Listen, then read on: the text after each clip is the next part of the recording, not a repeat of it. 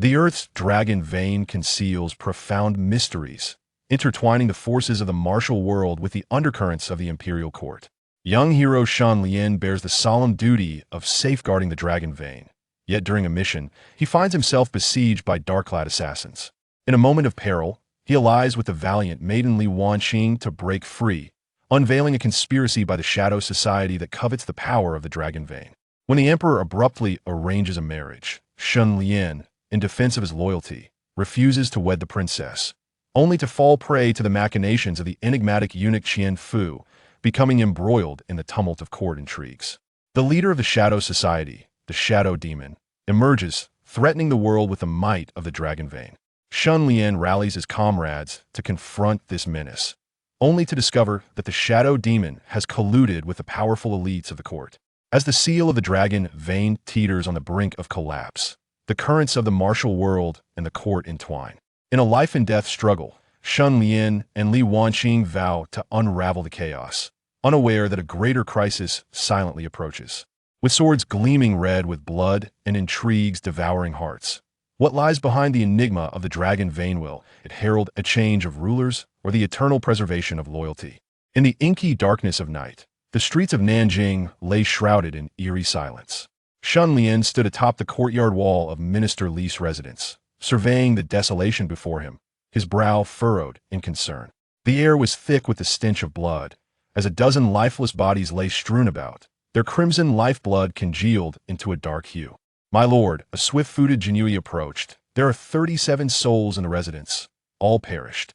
Shen Lian remained silent, his gaze fixated on a corpse at the entrance of the main hall. It belonged to Minister Li Wanqing, lying supine, eyes wide open, his face frozen in disbelief. A gaping wound marred his chest, a clear sign of a lethal strike. The wound is precise, a single blow to end his life. Shen Lian crouched down, examining the injury closely. The weapon must be a long sword, wielded by someone of remarkable skill. He rose and surveyed the surroundings. The walls of the Li residence towered 2 zhang high, devoid of any signs of climbing. The murderer had clearly entered through the front gate. Yet, given the residence's stringent defenses, how could anyone have infiltrated so easily? "Have you investigated the doorkeeper?" Shen Lian inquired. "Yes, my lord. The doorkeeper is also deceased, but his death is markedly different," replied the Jinui. "His neck was broken."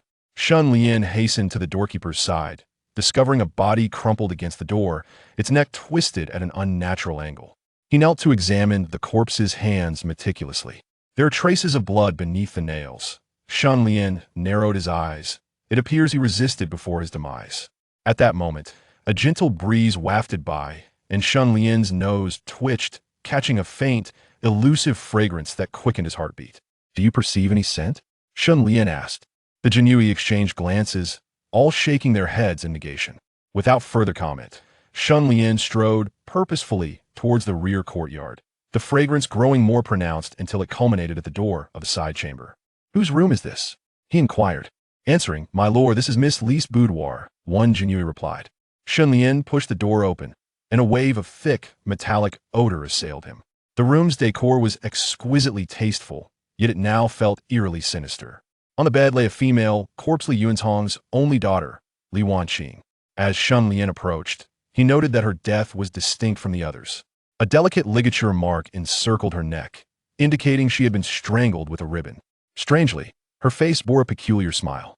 "My lord, a letter has been discovered here," a Jinui announced, retrieving an envelope from the vanity. Shen Lian took the letter, and upon reading it, his expression darkened. The note contained but a terse phrase: "Blood debts must be repaid. Heaven's justice is clear." "My lord," the Jinui hesitated, struggling for words. Without replying, Shen Lian's gaze fell upon a box of rouge on the vanity. It lay open, its contents entirely absent. He lifted the box, inhaling deeply, and indeed detected that faint fragrance. "Investigate the origin of this box of rouge," Shen Lian commanded. "Also, ascertain Li Wanqing's whereabouts over the past 3 months." "Understood, my lord." Stepping out of the chamber, Shen Lian looked up at the night sky. The moon was obscured by clouds, plunging Nanjing into a shroud of darkness. He sensed that a greater secret lay hidden behind this massacre. Just then, hurried footsteps echoed nearby. A Jinui rushed forward, his face etched with urgency. My lord, trouble brews. He gasped. Minister who has been attacked. Shen Lian's heart raced. Hu Weiyong? Indeed. Just moments ago. Minister who was ambushed on his way home. His fate uncertain. Shen Lian's expression turned grave. Hu Weiyong was the chancellor, a figure of immense power. His assassination would undoubtedly send shockwaves through the court. Let us proceed to the Hu residence, Shen Lian declared, striding toward the exit. However, as he neared the gate of the Li residence, an icy chill enveloped him. He spun around abruptly, spotting a shadow darting past the wall. Stop! Shen Lian bellowed, leaping onto the wall. Yet the shadow moved with astonishing speed, vanishing into the night in the blink of an eye. Standing atop the wall, Shen Lian gazed into the darkness where the figure had disappeared, his brow furrowed in deep contemplation. He felt as though he had been ensnared in a vast vortex of intrigue. Chapter 2. The assassination of the Chancellor before the Hu residence. Lights blazed brightly. When Shen Lian arrived, he found the mansion surrounded by the imperial guards that Hu Weiyong's sedan had toppled in the middle of the road.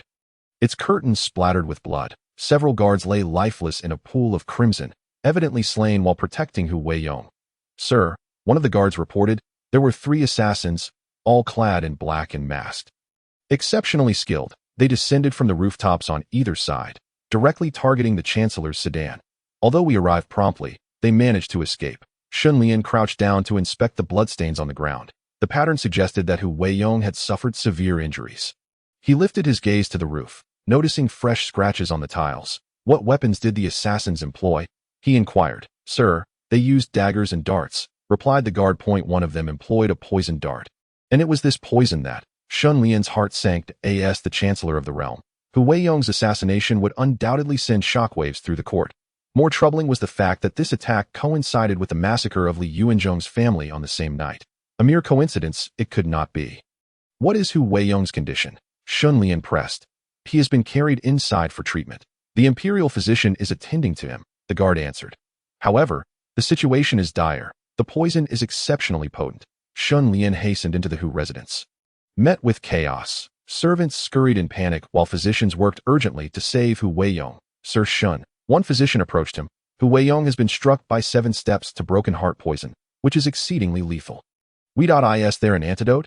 Shen Lian interrupted. The physician shook his head. This poison is incurable, unless what? Shen Lian demanded. Unless we can find the descendant of Bai Chao Xian, Sun Simiao. They may possess a solution. Shen Lian furrowed his brow. The whereabouts of Sun Simiao's descendants were elusive, making it a formidable challenge to locate them in a short span of time. Yet, Hu Weiyong's life was of paramount importance. He needed to devise a plan. Just then, a guard rushed in. Sir, we have discovered some clues in the direction the assassins fled. Shen Lian followed the guard to the back alley of the Hu residence. There, he spotted several drops of fresh blood on the ground, evidence of the wounded assassin's escape. Pursue, he commanded, leading several guards along the trail of blood, which led to an abandoned mansion in the southern part of the city. Shen Lian signaled for his men to surround the area while he stealthily infiltrated the estate. Inside, darkness enveloped the space, but Shen Lian's keen senses picked up faint breathing. Following the sound, he halted before a side room. Come out, Shen Lian spoke in a low voice. There's no escape for you. Silence reigned within the room, yet Shen Lian could sense the occupant's anxious breaths as he slowly pushed the door open, revealing a figure clad in black, leaning against the wall, a wound on their chest seeping blood. Who are you? Shen Lian inquired. The figure remained silent, suddenly raising their hand as a glimmering blade lunged towards Shen Lian's throat. Anticipating the move, Shen Lian evaded, striking the assailant's wrist. With a clatter, a dagger fell to the ground. Seizing the opportunity, Shen Lian yanked the mask from the assailant's face. Beneath it was a youthful visage, perhaps in their early 20s, handsome yet marked by a resolute defiance. Speak. Who sent you? Shen Lian demanded. The young man scoffed. Kill or maim. Do as you wish. But to extract information from me is futile. Just as Shen Lian was about to press further, a commotion erupted outside. His heart raced as he dashed from the room. He witnessed several guards engaged in fierce combat with 2 black-clad figures, evidently attempting to rescue their comrade.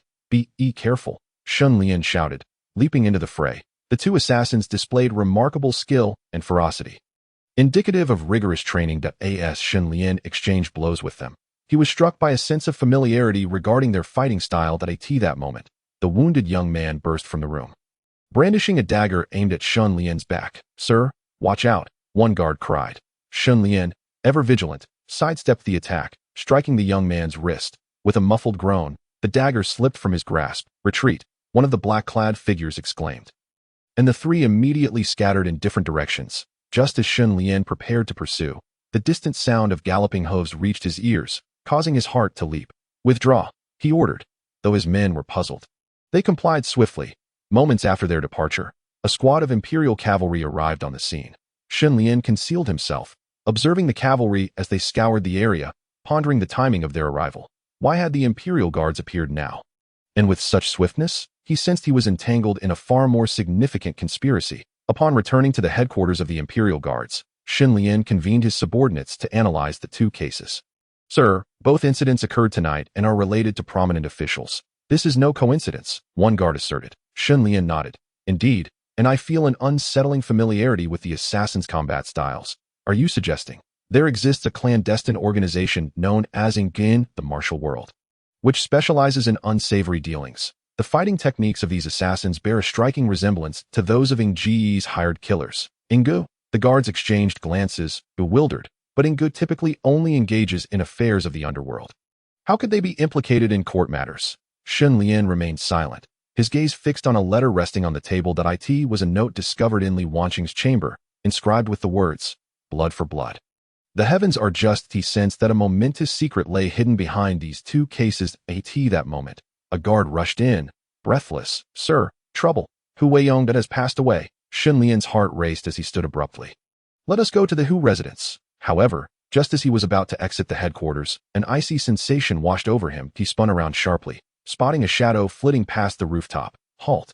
Shen Lian bellowed, leaping onto the roof. Yet, the shadow moved with remarkable speed, vanishing into the night. Standing atop the rooftop, Shen Lian gazed in the direction of the disappearing figure, his brow furrowed. He felt as if he had unwittingly been drawn into a vast vortex of intrigue.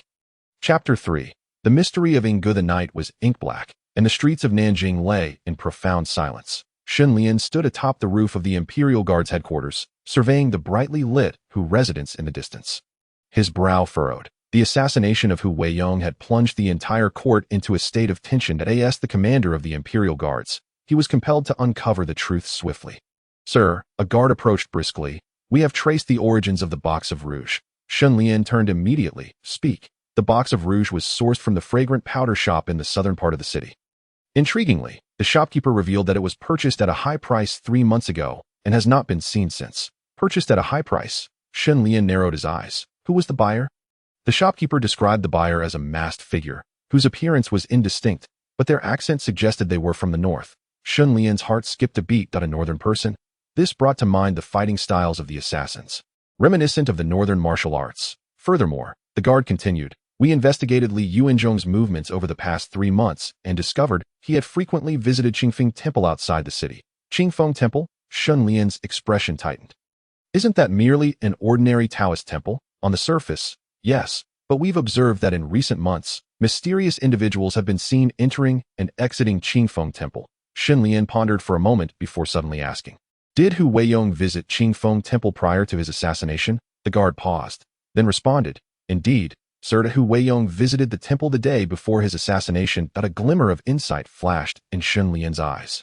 Qingfeng Temple, seemingly an ordinary place, appeared to harbor unknown secrets. Let us proceed to Qingfeng Temple, Shen Lian commanded, leading several guards towards the outskirts of the city. Qingfeng Temple rested at the foot of a mountain, 10 miles south of Nanjing, and was modest in scale. By the time Shen Lian and his companions arrived, it was deep into the night, the temple's doors tightly shut, enveloped in silence. Shall we enter directly?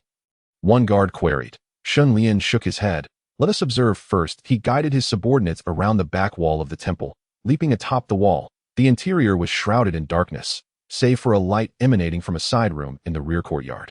Signaling for his men to remain vigilant, Shen Lian stealthily approached the illuminated room. Inside, a Taoist priest, appearing to be in his 40s, was poring over an ancient text beneath the lamplight. Shen Lian peered through the crack in the window, noting the priest's gaunt features and a hint of malice in his brow. Suddenly, the priest seemed to sense something, abruptly looking toward the window. Shen Lian's heart raced as he held his breath. Since you are here, why not step inside for a chat? The priest said coolly. Realizing his presence had been detected, Shen Lian decided to enter boldly. You possess keen hearing, Taoist. The priest smiled slightly. Sir Shen visits at this late hour. May I inquire about your purpose? Shen Lian was taken aback. This priest recognized him. Yet he maintained his composure. I have been dispatched to investigate a case, and happened to pass through this area. Seeking a cup of tea, the priest rose to pour tea for Shen Lian. Please, Sir Shen. Shen Lian accepted the cup, but did not drink. What is your name, Taoist? I am known as Xianqing Taoist. Shen Lian fixed his gaze upon the Taoist's eyes, inquiring if he had ever heard of the Shadow Pavilion. The Taoist's hand paused momentarily, yet swiftly regained its composure. Shadow Pavilion? What is that? Shen Lian scoffed coldly. Why must the Taoist feign ignorance? The Shadow Pavilion is a notorious assassin organization within the martial world. How could a person of the pugilistic realm be unaware of it? The Taoist set down the teapot and replied nonchalantly. Lord Shen jest, I am merely an ordinary Taoist, far removed from any knowledge of assassin organizations. Just as Shen Lian was about to press further, a commotion erupted outside. His heart raced, and he immediately turned to rush out of the room. There he beheld several members of the Jianui engaged in fierce combat with a group of cloaked figures. The martial prowess exhibited by these black-clad individuals mirrored that of the assassins who had attempted to eliminate Hu Weiyong.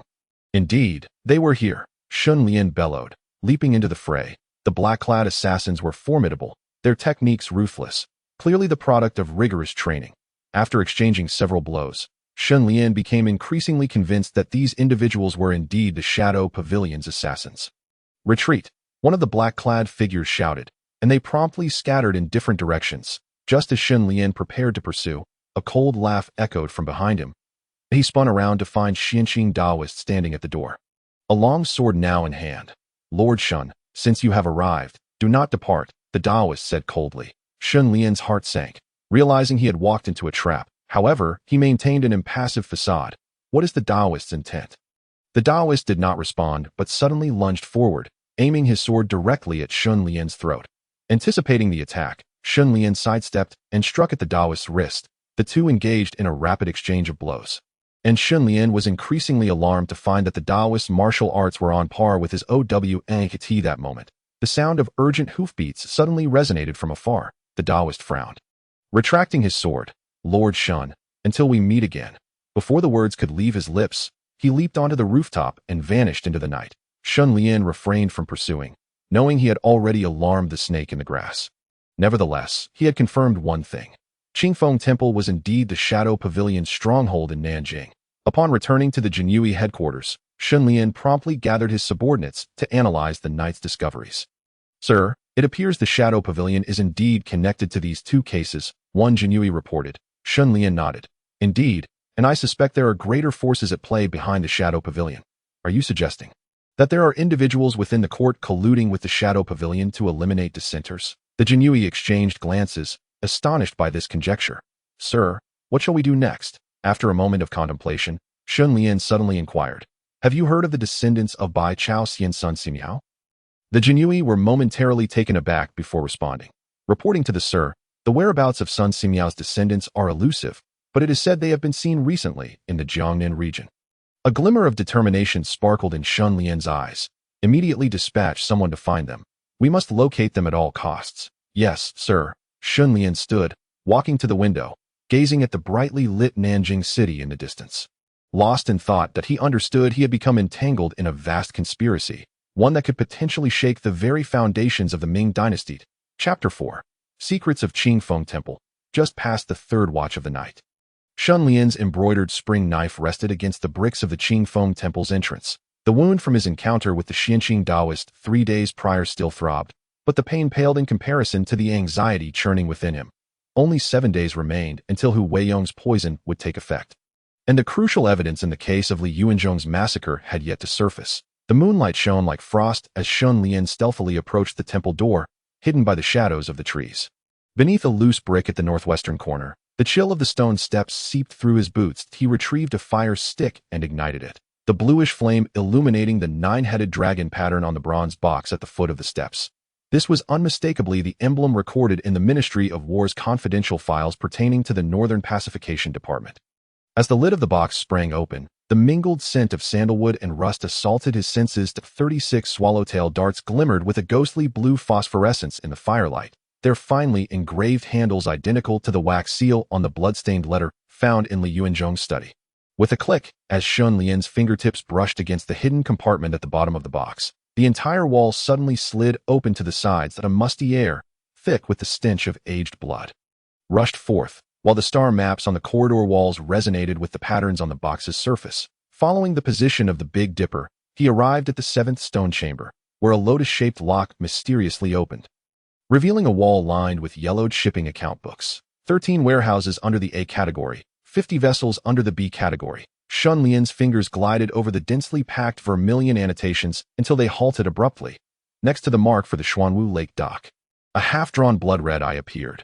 This reminded him of the incomplete rouge box in Li Wanqing's room, the lingering fragrance within echoing the sandalwood scent now wafting from the bronze box. Suddenly, the night was split by 3 sharp dove whistles.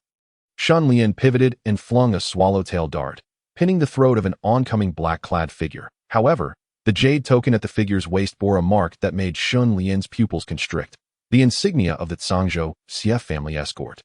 Alongside the unmistakable scorpion tattoo of Cui Jing, who had perished, Cui Gong, Shen Lian's embroidered spring knife was at his throat, only to see a face that bore a striking resemblance to his own slowly rise beneath the glow of the glazed lantern. Cui Jing's laughter drifted on the night breeze. Lord Shen is indeed clever, but it is a pity you have not discerned the true, deadly move in this game. Before the words could dissipate into the night, 29-star arrows, wreathed in crimson flames, soared through the air. Zhang Wuyo's crossbow net exploded amidst the rain of arrows. Yet 3 poisoned arrows still whizzed perilously close to Shen Lian's ears. The lightness of his agile movements flickered like silver among the tiles as Shen Lian leaped to pursue the assailant to the cliff at the rear mountain. Cui Jing's dying breath expelled blue blood that stained half the rock face, and Shen Lian suddenly noticed the gold dust between the fingers of his foe, matching the evidence left at the scene of Su Da's old residence theft 3 months prior. Even more bizarrely, Cui Jing's jade pendant bore the same tiger head pattern that Shen Lian had frequently worn during his military training in Beiping, the Qinglong flag. Cui Jing's final words were torn apart by the wind.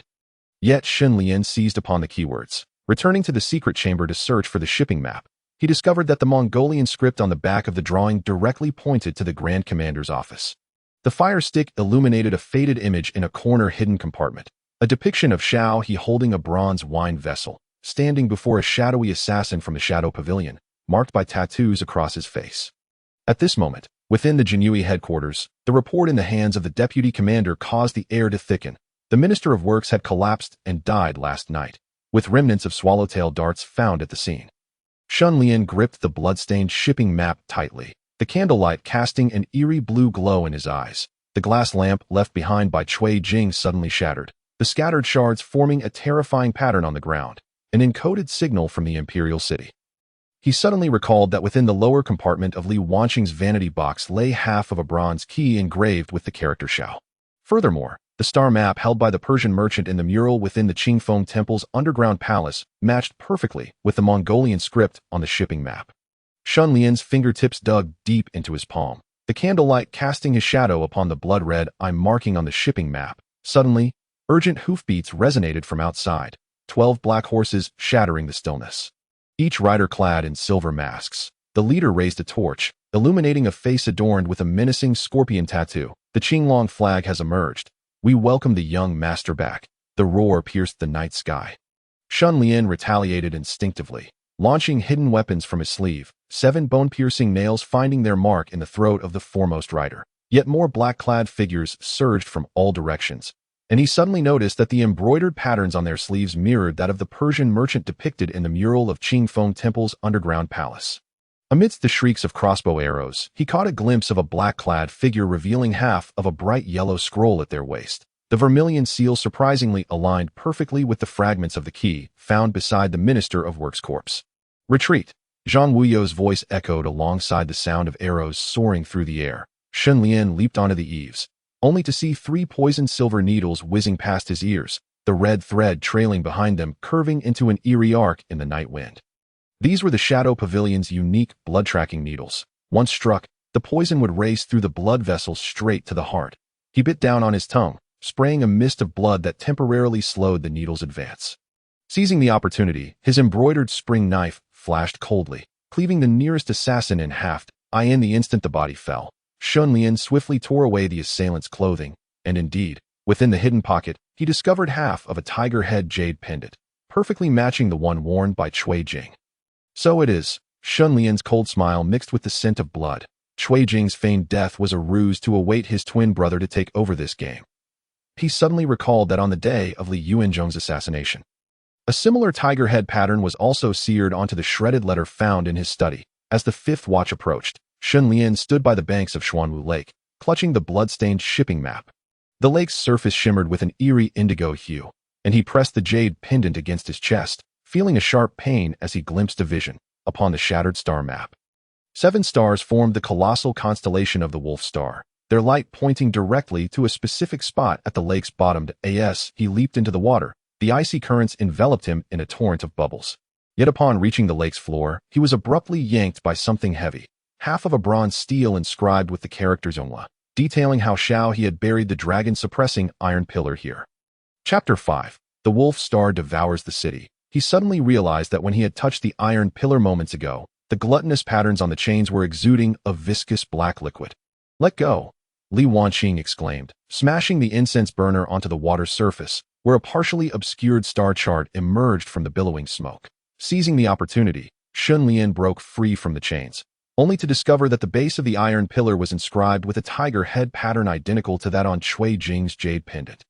As he struck the iron pillar with his embroidered spring knife, the blade emitted a resonant clang as if struck against metal. The violent tremors abruptly ceased, leaving the lake's surface as calm as a mirror. Looking down, Shen Lian noticed that the tiger head jade pendant on his wrist was radiating heat, and the cloud and thunder patterns on its surface perfectly matched the markings of the star chart at the lake's bottom. Suddenly, he recalled the blue blood that Cui Jing had sprayed onto the rock wall before his death. Those bloodstains glimmered with an eerie phosphorescence under the moonlight. Meanwhile, within the Jinhui headquarters, the vice commander held a top-secret report. Causing the air to thicken with tension, a second swallowtail dart had been found on the corpse of the Ministry of Works deputy minister, the toxin's composition matching the 7 steps to heartbreak powder from the Hu Weiyong vein case.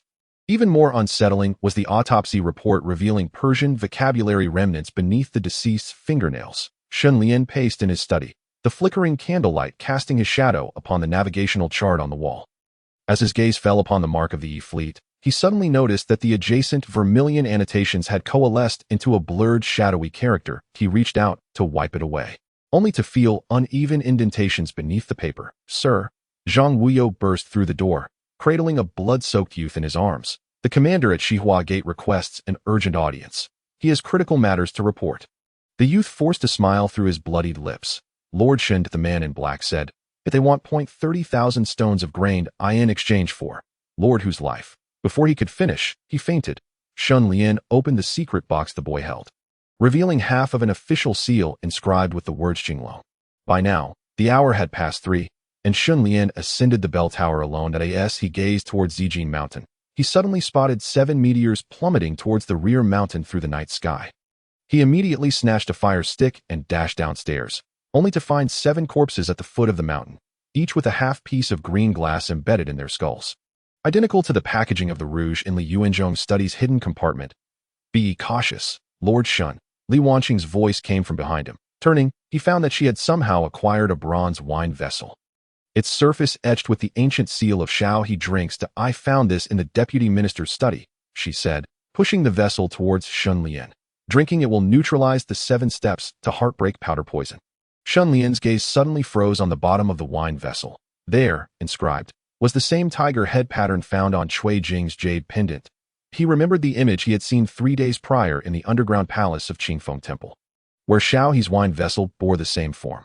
Before he could react, Li Wanqing raised the vessel to her lips and drank. As the liquid flowed down her throat, a scorpion tattoo identical to Cui Jing's materialized on her neck.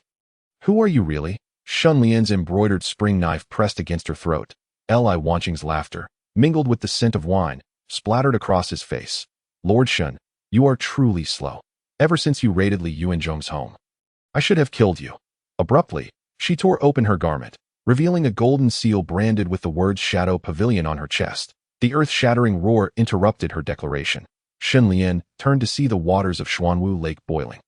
As dozens of bronze cauldrons rose from the depths, the vile dragon coiled upon the cauldrons opened its gaping maw. spewing forth not flames, but a viscous black sludge. This sludge coalesced in the air, forming a totem that pointed ominously towards the summit of Zijin Mountain. This was the final trump card. Li Wanqing ripped apart her robe, revealing black veins coursing across her body. The dragon-suppressing iron pillar used by Xiao He had not contained a dragon vein, but rather these man-eating gluttons. She suddenly grasped Shen Lian's hand, pressing it against her heart. In the midst of the agonizing pain, he beheld a liquid metal-like substance surging within her at that moment. 12 masked black horses burst through the morning fog, each rider adorned with bronze gluttonous masks. The leader raised a command insignia carved with a tiger's head, his voice grating like metal against metal, with the Qinglong flag raised. It is time to clear the ranks. Shen Lian suddenly realized that the carvings on the insignia perfectly matched the patterns on Cui Jing's jade pendant, while the golden seal around Li Wanqing's neck radiated a blinding red light. Chapter 6. Bloodstained Nanjing. The bronze cauldrons at the bottom of Xuanwu Lake emitted a deathly wail, as 7 broken gluttonous pillars struggled within the silt. Shen Lian leaped onto the water surface, stepping upon the collapsed dragon-suppressing iron pillar, with Li Wanqing's black blood still clinging to the blade of his embroidered spring knife. He abruptly noticed that the copper patterns, which should have been scales, now shimmered with an eerie bluish hue in the moonlight. Shen Lian. Zhang Wuyo's call echoed from the shore. The youth held a lantern leaking oil, its flame flickering uncertainly in the wind and rain. The troops at Xihua Gate have all turned into stone statues. Shen Lian twisted the lantern's cap to add oil, and the flame surged 3 feet high. Illuminated by the dancing light, he witnessed the horrific transformation of the Jinui armor standing atop the city wall. The bronze chainmail gradually cracked, oozing a tar-like black substance that ultimately congealed into a grotesque, gluttonous face. It is the essence of the gluttonous wolf eroding their souls. Li Wanqing's voice reached him from behind. She stepped barefoot across the scattered shards of glass. The once vibrant green now tinged with a corpse-like gray. What Xiao He had trapped with the dragon-suppressing iron pillar was not merely an ancient beast. Before she could finish, the lake's surface suddenly erupted into towering waves. Shen Lian leaped onto the crest of the wave, but beheld hundreds of bronze chains bursting forth from the water, each adorned with wooden tags inscribed with birth dates. Closest to him was a tag bearing the name of the Ministry of Works Deputy Minister. Prepare for fire attack. Zhang Wuyo's crossbow bolt soared into the sky, the fiery arrow tracing a crimson arc through the torrential rain. Seizing the opportunity, Shen Lian charged towards the nearest statue, as his embroidered spring knife cleaved through the demon-faced armor. A viscous black substance gushed forth, releasing a pungent white smoke upon contact with the fire. The violent coughing interrupted Shen Lian's actions. He looked down to find his sleeve inexplicably stained with black blood, which corroded the fabric into a honeycomb of holes. Li Wanqing suddenly seized his wrist, her fingertips pressing against his pulse. The gluttonous wolf is seeking a host. Your wound is attracting it. In the distance, a rumble resonated, and a beam of light shot up from the direction of the Ming Shaoling on the summit of Zijin Mountain. Shen Lian turned to see 7 meteors plummeting towards the rear mountain, each trailing a 100-meter-long scarlet flame. That he suddenly recalled the star map from the murals in the underground palace of Qingfeng Temple. The positions of those 7 stars now perfectly aligned with the Big Dipper atop the Shaoling. It is the gluttonous wolf questioning the heavens. Li Wanqing's voice trembled with despair. They are about to break the seal. She tore open her garment, revealing a gluttonous wolf totem of liquid metal that spiraled chaotically on her chest. Shen Lian, quickly awaken the jade pendant with your blood. Shen Lian's tiger head jade pendant suddenly became scalding hot. He groaned as he pressed it against his chest. In an instant, countless golden threads burst forth from the pendant, weaving an enormous star map in the AIRDAS. The 7th meteor struck the ground. The radiant beam of light extinguished abruptly, as if encountering its nemesis. Within the mist-shrouded depths of Shaoling, a colossal bronze door slowly creaked open.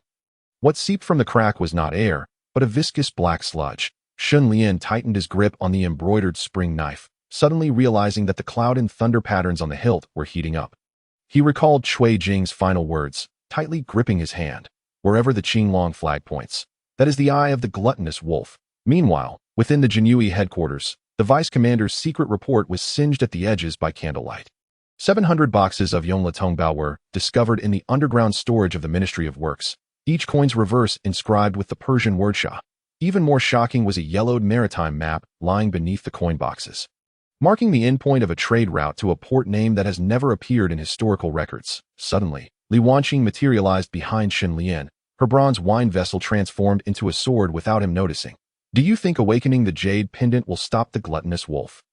The tip of her sword traced the ground, revealing a blood-red chasm filled with dense inscriptions, the very Persian incantations from the murals in the underground palace of Qian Fu Temple. Zhang Wuyo's torch illuminated the bronze cauldron beneath Li Wanqing's feet, where the previously closed gluttonous patterns now gaped wide open, exposing a pulsating liquid metal sphere within. Shen Lian suddenly realized that each time Li Wanqing used her powers, those black veins became more robust. As if nurturing some ancient creature, Shen Lian, the youth rushed into the rain with his lantern. There is something glowing in the secret chamber of Su Da's old residence. Before he could finish, the entire city of Nanjing was plunged into darkness that in the shadows. Shen Lian felt Li Wanqing's icy sword blade, but heard her whispering softly in his ear, "Remember, you are also half a gluttonous wolf." Chapter 6. Blood-soaked official robes at the third watch of the Tiger Hour. The reeds by Xuanwu Lake suddenly swayed violently, as dozens of bodies clad in official robes emerged from the mud. Shen Lian's embroidered spring knife sliced through the viscous black mist, reflecting the copper tags swaying at the waists of the deceased, all bearing the official seals of various departments of the Ministry of Works. "This is..." Zhang Wuyo's voice trembled. The youth pointed towards the center of the lake, where a rusty cargo boat was slowly rising to the surface, a half-charred tiger head jade pendant dangling from its anchor. Shen Lian's pupils constricted. This was the very object Cui Jing had worn on the day of his assassination. In the instant the cabin exploded, a torrent of liquid metal surged upwards, entwined with the bronze cauldron. Shen Lian grasped Zhang Wuyo's arm and leaped, only to see Li Wanqing standing against the wind atop the wave, her bronze wine vessel spilling forth a cascade of starlight. What should have been venomous liquid instead coalesced into the shapes of 7 beating hearts under the moonlight. "Look, Shen Lian," Li Wanqing's voice rang out with a mad delight. Her fingertips skimmed across the lake's surface, and the corroded fragments of an official robe seamlessly reassembled into a birth chart, precisely that of the Ministry of Works Vice Minister. Cui Jing, at the early hour of the rabbit, in the secret archives of the Jinhui headquarters, Shen Lian's tiger head jade pendant gleamed on the desk. He caressed the newly inscribed Persian incantation on the pendant. Discovered this morning within the compartment of Cui Jing's coffin. Suddenly, the window frame trembled violently, and 3 poisoned silver needles grazed his neck before embedding into the wall. Attached to the needle's red-threaded ends was a sealed letter, emblazoned with a star map of the Qian Fu Temple's underground palace. "Sir," the deputy commander burst through the door, exclaiming, "Strange occurrences at the Xihua Gate." As Shen Lian rushed to the city wall, he collided with masked riders galloping forth.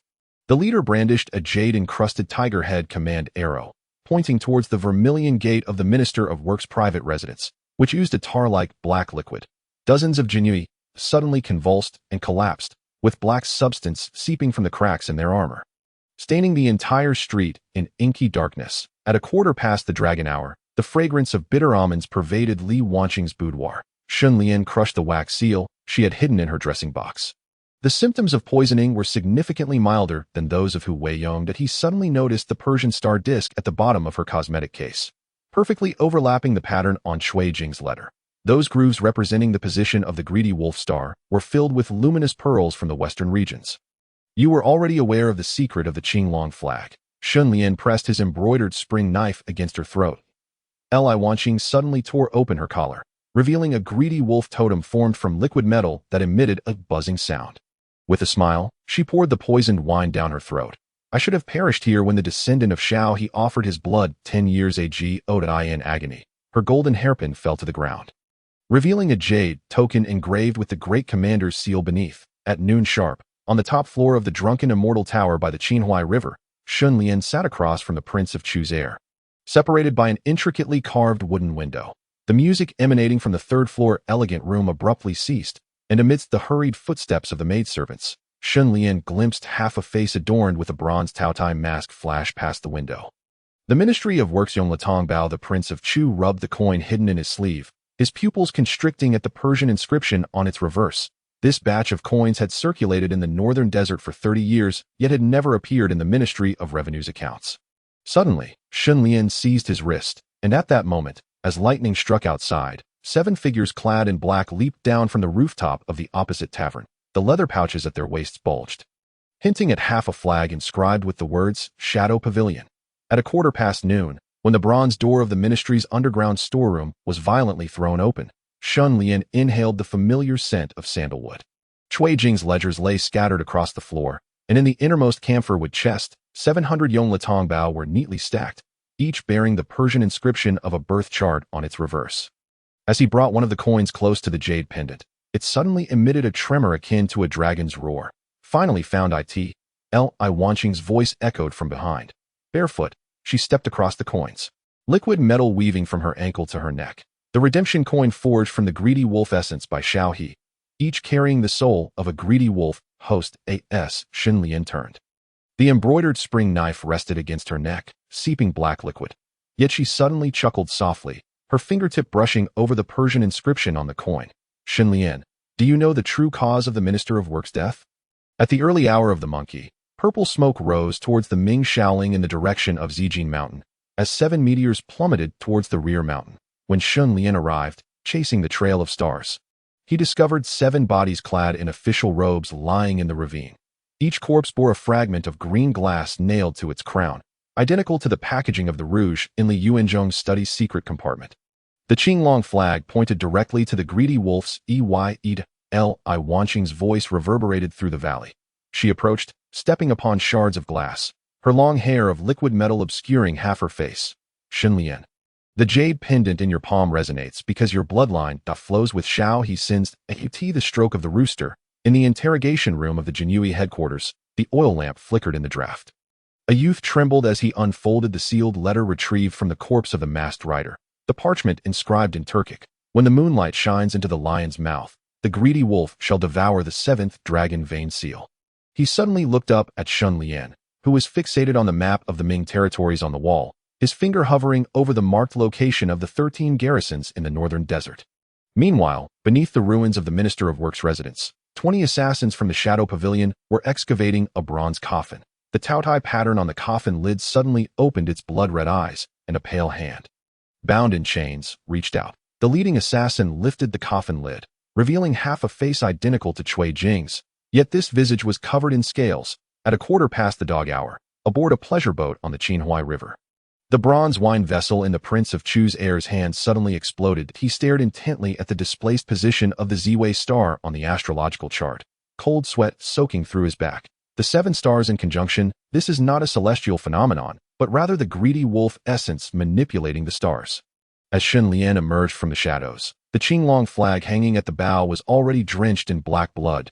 He raised the embroidered spring knife, slicing his palm, and with blood as ink. Inscribed on the ship's railing, to break the greedy wolf formation, first destroy the 7-star disk, at the precise hour of the pig, deep within the stone chamber of the Qingfeng Temple's underground palace.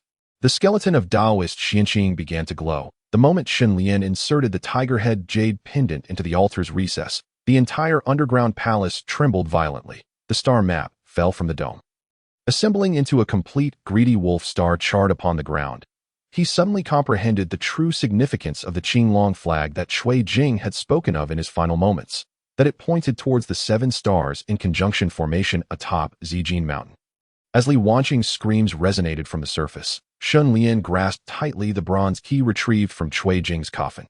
Ancient generals' phantoms emerged across the walls of the underground palace, their weapons all pointing in the same direction, towards the dragon-suppressing iron pillar at Ming Shaoling. Chapter 7. Confrontation in desperation. Night enveloped Nanjing, and in the darkness, it seemed as though invisible hands were orchestrating everything, the mists of conspiracy growing thicker as various factions stirred in the shadows. Shen Lian sat alone in the study of the Jinhui headquarters. Spread before him were various secret letters and documents, all fragments of clues in the recent investigation into the greedy wolf mystery. His gaze, illuminated by candlelight, appeared particularly profound, yet his thoughts traversed the intricate web of information. Recently, the horrific scene at the ruins of the Minister of Work's residence lingered in his mind. Those 7 bodies, clad in official robes, crawling from the mire, and the transformation of the Vice Minister of Works was particularly chilling. In retrospect, those corpses seemed to exude an eerie aura of scales, and the mysterious power contained within the bronze cauldron hinted at the extraordinary nature of the events transpiring behind the scenes. The Prince of Chu's heir's transformation also filled him with concern. The greedy wolf's eye, formed by the displacement of the Ziwei star, and the explosion of the bronze wine vessel in the prince's hand indicated that he had indeed been corrupted by the greedy wolf essence.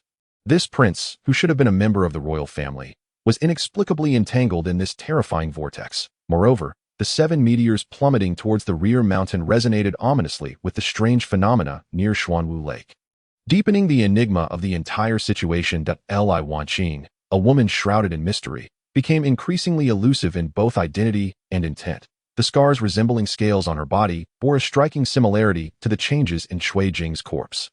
Her long hair of liquid metal and her amber eyes, shimmering with an otherworldly glow, seemed to conceal boundless secrets. She possessed knowledge of too many truths, yet always revealed just enough at critical moments to keep her true intentions shrouded in mystery. At that moment, Zhang Wuyo rushed in, interrupting Shen Lian's reverie. "Sir, we have received news that the Turks in the northern frontier have suddenly mobilized their troops on a large scale, seemingly preparing to invade our borders. Moreover, among their belongings, we discovered a tome inscribed in secret script, its content obscure and currently indecipherable, yet some of the symbols bear a resemblance to the Persian markings on Cui Jing's letter." Upon hearing this, Shen Lian's heart tightened. The unrest in the northern frontier. Could it be related to the death of the Minister of Works, the prince's transformation, and the entire greedy wolf mystery? Was this a meticulously orchestrated grand conspiracy involving an external invasion and clandestine collusion within the court? As Shen Lian pondered these thoughts, Li Wanqing quietly approached the study's entrance. Her gaze fell upon the tiger head jade pendant adorning Shen Lian, her expression revealing a hint of complexity. "Shen Lian, do you know that the truth you seek is far more intricate than you imagine? This greedy wolf disaster is not something that mere human effort can easily control." Li Wanqing stepped into the study, her presence exuding an eerie aura amidst the heavy atmosphere. "Li Wanqing, what else are you concealing? The aftermath of Cui Jing's death and the 7 stars in conjunction formation must involve your participation." Shen Lian fixed his gaze on her, the embroidered spring knife subtly glimmering with cold light. Li Wanqing gently caressed a luminous pearl at her collar, a remnant from the Persian star disk that radiated a soft glow. "Shen Lian, Cui Jing's death is merely the prologue to this calamity. Those who have perished are but pawns of fate. Now, external enemies have sensed our internal turmoil and are poised to strike." Shen Lian's heart raced. He realized that this struggle extended beyond the overt and covert conflicts of the court and the Jianghu, entwining itself with the threat of external forces. That he took a deep breath and asked, "Then who are you truly? What is your connection to these events?" Li Wanqing sighed softly and replied, "I share a lineage with the Shaohui family. Years ago, when Shaohui sacrificed the greedy wolf bloodline, he believed it would protect the lands of the Ming dynasty, yet he unwittingly sowed the seeds of this disaster. I have been seeking a solution in the shadows. But now the situation has spiraled out of control." Shen Lian tightened his grip on the embroidered spring knife, his resolve unyielding. "No matter the dangers that lie ahead, I shall unveil the truth and safeguard the Ming dynasty." Li Wanqing nodded thoughtfully to AT present. "We must first unravel these 2 enigmas. The secrets concealed behind the Yongla Tongbao in the ruins of the Minister of Works' private residence, and the movements of the Turkic forces in the northern frontier. There must be a connection between the two. As they were deliberating their strategy, a sudden commotion erupted from the Jin Yiwei headquarters. The group of masked assassins had stealthily infiltrated under the cover of night, engaging in a fierce firefight with the guards. Shen Lian and Li Wanqing exchanged a glance and immediately rushed outside. In the grand hall of the Jin Yiwei, the assassins, clad in black attire and masked, were locked in a fierce battle with the guards. The assailants displayed remarkable agility and skill, clearly honed through extensive training. Shen Lian joined the fray, brandishing his embroidered spring blade with formidable force, while Li Wanqing adeptly maneuvered among the assassins, seeking opportunities to counterattack. At a critical moment, one assassin stealthily approached Li Wanqing from behind, while Shen Lian was engaged with another. Sensing the danger, Shen Lian turned without hesitation, deflecting the assassin's blade and swiftly teaming up with Li Wanqing to eliminate the threat. After an intense struggle, the assassins began to falter and retreated in disarray. Shen Lian and Li Wanqing exchanged a knowing smile, fully aware that this battle was merely the beginning, with greater peril yet to come. Meanwhile, chaos had enveloped the capital from the direction of the purple gold mountain. The ominous purple mist thickened, seemingly heralding an impending catastrophe. At that moment, the bronze cauldron in the underground storehouse of the Ministry of Works emitted a strange rumble, as if urging them to unveil the truths hidden within the annals of history. Shen Lian and Li Wanqing realized they were ensnared in a tempest that could determine the fate of the Ming dynasty. They must hasten to untangle all mysteries, unmask the shadowy puppet master lurking in the dark, and avert the impending disaster. Yet the path ahead was fraught with uncertainty and peril. Whether they could navigate this crisis and safeguard the Ming Empire remained an open question. Chapter 1. The Reunion of Shadows, the underworld's turmoil in the bustling capital of the Ming dynasty. Sunlight graced the crowded streets, yet it could not dissipate the heavy fog of confusion enveloping Shen Lian's mind. Born from the multitude of clues, Li Wanqing quietly emerged from her residence, her steps light but tinged with an imperceptible worry.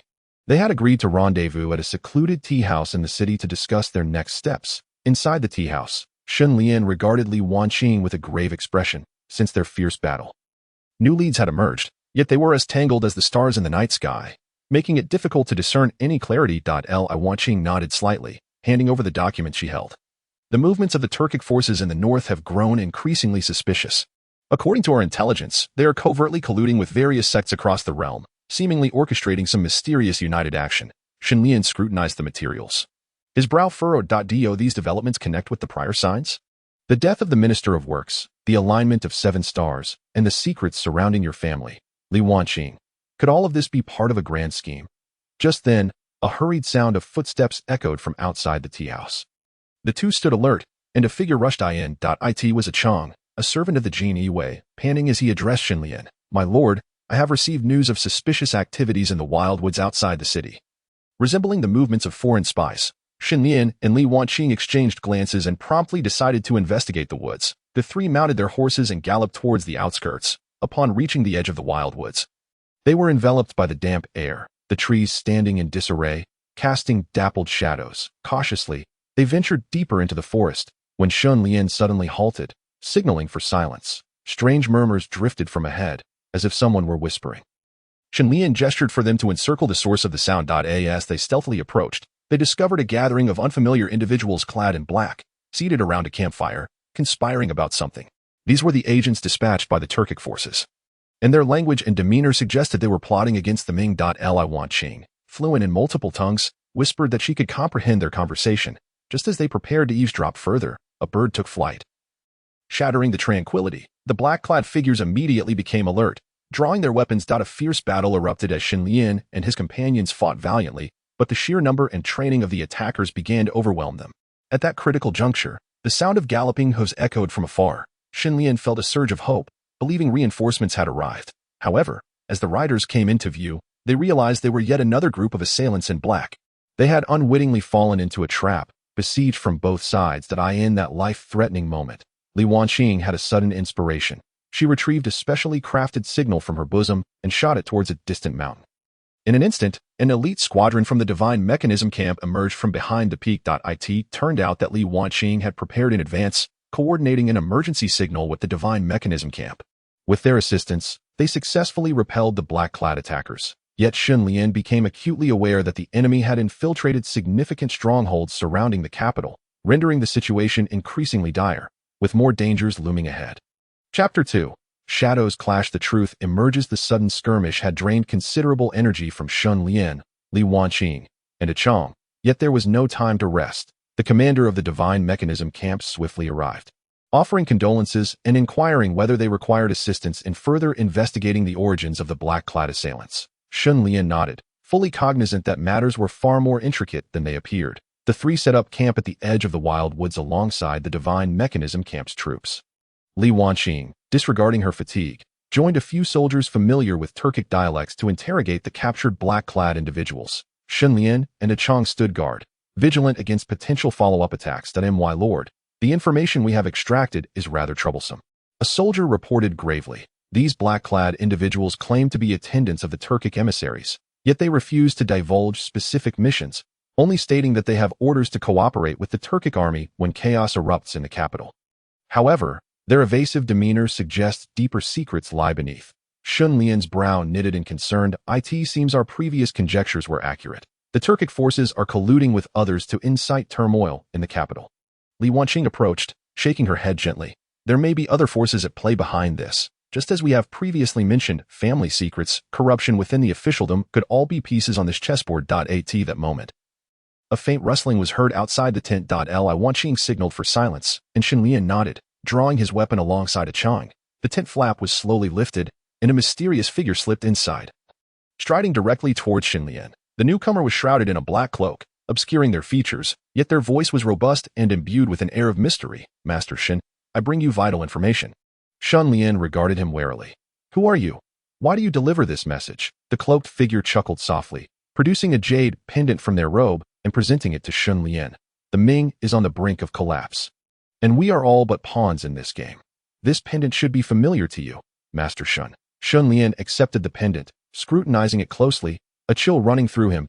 He had encountered this pendant during a family crisis years ago, when its owner claimed to know the shocking truths behind his family. Could this individual be connected to those events, or perhaps intertwined with the sudden Turkic conspiracy?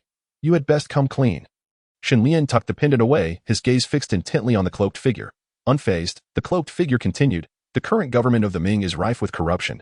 Some officials are colluding with the Turkic forces, leaking military intelligence. You may perceive this merely as an assassination of a minister, but in reality, it is just the tip of the iceberg. What you face is a dark force intent on overthrowing our Ming. Shen Lian and Li Wanqing exchanged knowing glances, both understanding that this could be a crucial lead. Li Wanqing whispered, Who exactly are you? What is the full extent of this dark force? The cloaked figure sighed, speaking slowly. I was a witness to the upheaval in your family.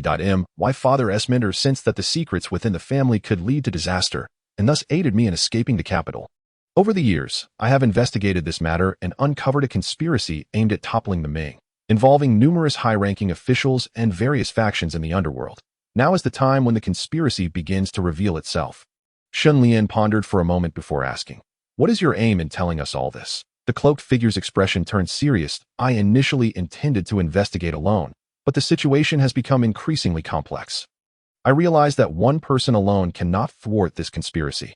Master Shen, I admire your courage and sense of justice that I hope you can use this pendant to uncover clues from the past and unravel your family's secrets, thus finding the key to countering this dark force. As soon as the words left his lips, the cloaked figure suddenly became indistinct, vanishing in the blink of an eye, leaving Shen Lian, Li Wanqing, and a Chang standing in stunned silence. At this moment, soldiers approached with urgent news, revealing that the divine mechanism camp had discovered suspicious footprints and traces nearby, indicating that a group of black-clad figures had departed in the direction of the capital. Without hesitation, Shen Lian declared, It seems we must return to the capital and delve deeper into the connection between this dark force and the court officials. Li Wanqing, please return and prepare the family's documents. Upon our return to the capital, we shall piece together the clues. A Chang, reach out to trustworthy individuals in the capital to gather the latest news from the court. A Chang promptly set off, while Shen Lian and Li Wanqing, filled with both curiosity and determination, hastened towards the capital. Along the way, Li Wanqing found herself lost in thought. The patterns on her jade pendant seemed to surface in her mind, and she vaguely recalled a long-buried family secret that appeared to be linked to this pendant. Shen Lian silently observed her, noting the complexity in her gaze, filled with both worry and a glimmer of hope. Wanqing, you are the key to this entire plan. If the family's secret is closely tied to this dark force, then uncovering it may expose us to great danger. Li Wanqing lifted her head, her gaze firm, and no matter the peril, I shall not retreat.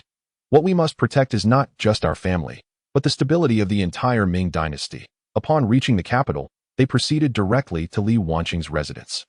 She laid out the treasured family documents on the table, and together with Shen Lian, they meticulously examined the materials. From the documents, they discovered that the family had once maintained a close relationship with a eunuch named Lu Gonggong.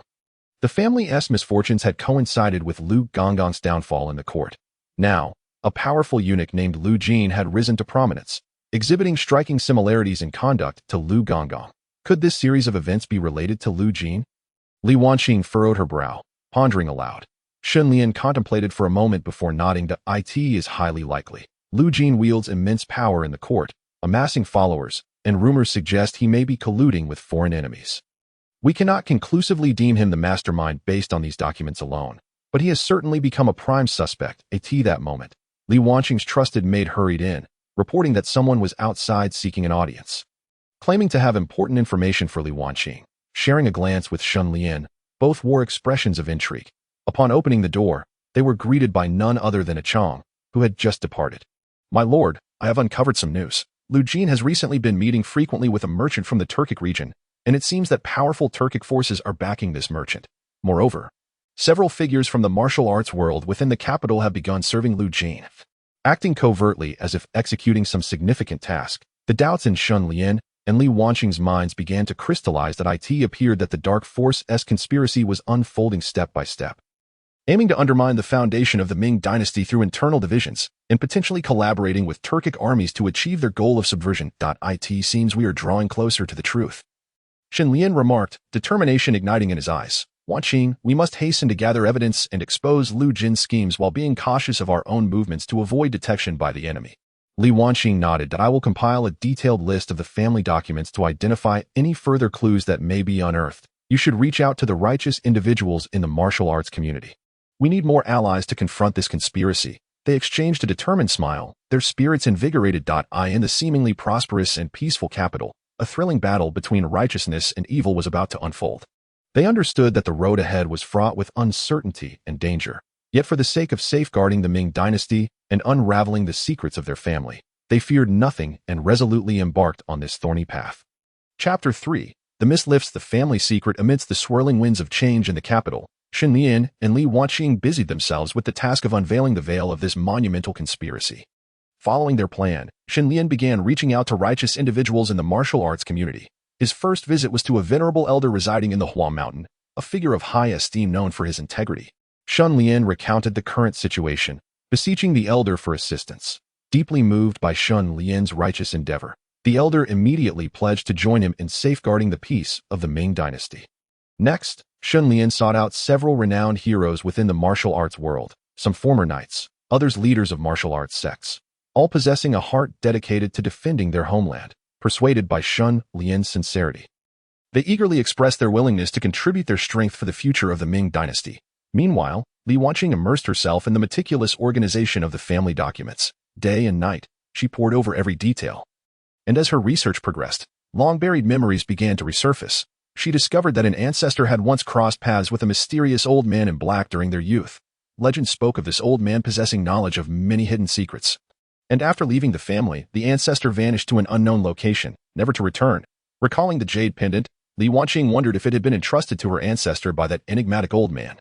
Could this mysterious figure be the key to unlocking both the family secret and the unfolding conspiracy? To search for clues, Li Wanqing resolved to venture once more to the desolate woods outside the city, a former enemy stronghold where she might uncover new information. Upon her arrival at the woods, she found Shen Lian had already arrived ahead of her. They exchanged knowing smiles, an unspoken understanding passing between them. Wanqing, you've arrived and I've managed to connect with several righteous individuals in the martial world that we are preparing to establish a secret organization dedicated to combating this dark force, Shen Lian announced. Li Wanqing nodded in agreement that I believe we are drawing closer to the truth. In my recent examination of the family documents, I've discovered new leads we ought to explore outside the city. Together, they and their companions cautiously scoured the desolate woods. Suddenly, Li Wanqing spotted a concealed cave hidden amidst the underbrush. The entrance was partially obscured by a large stone, easily overlooked without her keen observation. With effort, she pushed the stone aside and entered the cave alongside Shen Lian. An ancient atmosphere enveloped them, and the walls were etched with strange symbols and patterns that Li Wanqing closely examined these designs. She noticed that some appeared to correspond with entries from the family documents. These patterns seemed to narrate a story, she remarked, excitement illuminating her features. Shen Lian scrutinized the symbols, a thought flickering in his mind. Could these designs hold the clues to the family secret? Just as they delved deeper into the analysis of the cave's inscriptions, they suddenly heard the sound of approaching footsteps. Alerted, they tightened their grips on their weapons. That moment, a group of black-clad Turkic figures surged from the depths of the cave. Surrounding them completely, it seems our every move has been under their watch, Shen Lian murmured, determination gleaming in his eyes. No matter. If escape is impossible, we shall confront them, Li Wanqing declared defiantly. A fierce battle ensued. Shen Lian and Li Wanqing led their companions in a valiant resistance, quickly realizing that these black-clad assailants fought with remarkable coordination and ferocity, just as they found themselves in dire straits. The elite forces of the Divine Mechanism camp arrived in the nick of time. Shen Lian had anticipated a potential ambush and had notified the camp for reinforcements. With their support, the tide of the battle began to turn, ultimately driving the assailants away. Afterward, Shen Lian and Li Wanqing returned to the area where they had previously studied the patterns. Eager to continue their investigation, through diligent effort, they managed to decode part of the family secret. It turned out that the ancestor, guided by the mysterious old man, had been taken to a secret location where he learned of a monumental secret hidden within the family. The family once possessed a mysterious power capable of altering the fate of the realm. This power had drawn the covetous eyes of various forces to safeguard the family. In this power, the ancestor had led the remaining family members into obscurity, scattering them far and wide. This secret was likely the crux of the conspiracy they faced. We must uncover the location of this mysterious power to prevent it from falling into enemy hands, Li Wanqing asserted. Just then, the distant sound of galloping hooves reached their ears. The sound grew closer, and they caught sight of a carriage approaching. When it came to a halt, an old man clad in a black robe descended from the carriage. He approached slowly, his gaze falling upon Shen Lian and Li Wanqing. A slight smile gracing his lips. Indeed, it is you. I am a descendant of the mysterious old man from long ago. Aware of their mission, I have been watching as you contend with the enemy and commend your efforts. If you wish to unveil the truth behind it all, you must follow me to a certain place. Shen Lian and Li Wanqing exchanged a glance, and without hesitation, they climbed aboard the carriage. As it sped away, the mist began to lift, gradually revealing the secrets of the family. An even more exhilarating adventure was about to commence, and whether they can successfully thwart the conspiracy, safeguarding the integrity of the Ming dynasty, remains shrouded in uncertainty. Chapter 4. A perilous journey. The truth unfolds. The carriage raced along the rugged mountain path, with Shen Lian, Li Wanqing, and the old man in black robes pressing onward. The surrounding peaks appeared increasingly ominous in the night. The atmosphere inside the carriage was somewhat oppressive, each face betraying a hint of tension and anticipation. How much longer until we reach our destination? Shen Lian broke the silence, gazing through the carriage curtains at the enveloping darkness outside. The old man nodded slightly, replying slowly, "We are close. Just ahead lies the realm of that mysterious force, Lingshu Valley. However, this place is fraught with peril. The valley is riddled with various dangers and traps, concealing many unknown threats. You must be prepared for what lies ahead." Li Wanqing furrowed her brow. Lingshu Valley. I have never heard of such a place. Could this be the mysterious land referred to by our family in the past? Indeed, the elder said. Lingshu Valley is an ancient sanctuary, guardians of a mysterious power capable of altering the fate of the world. For years, various factions have coveted this power, yet none have succeeded due to the valley's treacherous obstacles. Now, this enigmatic force has become entwined in a sinister plot. A profound silence settled within the carriage as Shen Lian and Li Wanqing grasped the gravity of the unprecedented life and death trial they were about to face. At last, the horizon began to glow faintly with the dawn. The carriage slowed to a stop, and the old man announced, "We have arrived. The entrance to Lingshu Valley lies just ahead." Before them, amidst swirling mists, stood two towering peaks, creating a narrow path as if nature itself had erected a barrier. At the path's entrance stood a massive stone tablet inscribed with the three characters Lingshu Valley. Emanating an aura of ancient mystery, the trio cautiously ventured into the valley. Upon entering, they were met with a powerful gust of air that felt as though it aimed to draw them in. Shen Lian and Li Wanqing quickly harnessed their inner strength to maintain their footing, closely following the old man. As they advanced along the narrow trail, they were intermittently greeted by rumbling sounds ahead. Soon, they arrived before a colossal stone door, adorned with peculiar runes that faintly glimmered. The old man halted, retrieving an ancient jade pendant from his robe and inserting it into a small hole beside the door. With a resounding click, the stone door creaked open, releasing an aura of ancient mystique. Be cautious, the elder warned as they stepped through the doorway. A flurry of arrows suddenly shot forth from hidden crevices in the walls. Shen Lian drew his sword, its energy slicing through the air to deflect the incoming projectiles. Li Wanqing, agile and swift, maneuvered through the hail of arrows, seeking the source of the hidden attacks. The elder waved his hands, chanting incantations, sending beams of light to repel the remaining arrows. Once the barrage subsided, they pressed onward. Before them loomed a new trap, a corridor engulfed in flames. The searing heat was almost unbearable. The old man produced a special powder from his robe, casting it into the flames, which extinguished instantly, revealing a transparent energy shield beneath. With the shield breached, the flames subsided. Guided by the elder, they cautiously traversed the corridor, eventually entering a grand hall. In the center of the chamber rested a crystal orb radiating a strange light. As they approached, a swarm of mysterious shadows surged forth from the surroundings. These phantoms moved with an elusive grace, their speed rendering them nearly impossible to capture. Shen Lian and Li Wanqing fought valiantly, but the shadows seemed to evade their strikes, targeting their vulnerable spots. You must strike at their essence to defeat them, the elders shouted. Focusing intently, Shen Lian and Li Wanqing observed the shadows' movements, under the elders' guidance. They discovered the shadows' core and united their efforts to vanquish them. As the shadows dissipated, the crystal orb's glow intensified. Illuminated by its light, visions emerged within the orb, detailed records of family secrets and accounts of how the Turks sought to exploit certain powers to overthrow the Ming dynasty.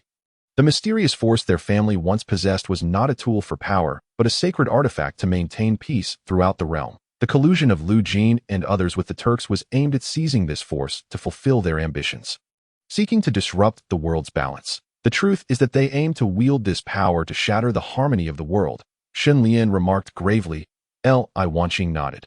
Now that we have uncovered the truth, we must devise a way to thwart their conspiracy. At that moment, the crystal orb began to tremble violently, its light dimming. The elder's expression turned grave. This is dire. Lu Jin and his cohorts seem to have sensed our actions. They are hastening towards us. We cannot afford to delay. We must seal this mysterious power at once. Unfazed by the imminent crisis, the trio swiftly devised a strategy, preparing themselves for a life-and-death confrontation with Lu Jin and his associates to protect their family's secrets and the integrity of the Ming dynasty. Yet, whether they would succeed remained an enigma. Chapter 5. A life-and-death struggle. The conspiracy unraveled. The urgency of the crisis within Lingshu Valley escalated, with Lu Jin's footsteps drawing ever closer with each passing moment. The tension in the air intensified. Shen Lian, Li Wanqing, and the old man recognized that time was of the essence. They needed to seal the mysterious power and thwart Lu Jin's scheme. The elder surveyed their surroundings, his gaze landing upon an unassuming stone wall. After murmuring a few incantations, he retrieved several unique jade stones from his robe and placed them in a specific sequence into the wall's recesses. As the stones settled, the wall shifted, revealing a concealed chamber. This chamber is the key to sealing the mysterious power. We must hasten to place the crystal orb within to prevent their plot. The elder urged, urgency etched on his face. Shen Lian and Li Wanqing sprang into action, carefully cradling the crystal orb as they ventured deeper into the chamber. Just as they were about to place the orb in the seal, a fierce blade of energy surged from the chamber's entrance. Shen Lian swiftly dodged, drawing his sword to counter the attack. Who dares to obstruct our sealing of the mysterious power? Li Wanqing demanded fiercely. From the doorway emerged a figure. It was the bloodthirsty assassin, Shuemo, Lu Jin's right-hand man. With a malevolent grin, he declared, "You think you can succeed so easily?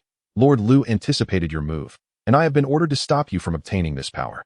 With that, Shuemo brandished his long knife, charging at Shen Lian and Li Wanqing like a tempest. The two fought back with all their might, engaging in a breathtaking duel. Shuemo's blade was fierce and precise, each strike aimed at their vital points, while Shen Lian and Li Wanqing relied on their seamless teamwork and martial prowess to hold their ground. Amidst the fierce combat, Shen Lian noticed that while Shuemo's attacks were relentless, his stance was unstable, and his defenses revealed vulnerabilities under sustained assault. Seizing the moment, Li Wanqing deftly evaded Shuemo's blade and struck his right foot with a powerful palm. Shuemo stumbled, and Shen Lian capitalized on the opportunity, aiming his sword at Shuemo's arm. The assassin was caught off guard, and a chunk of flesh was severed from his arm, causing his long knife to fly from his grasp.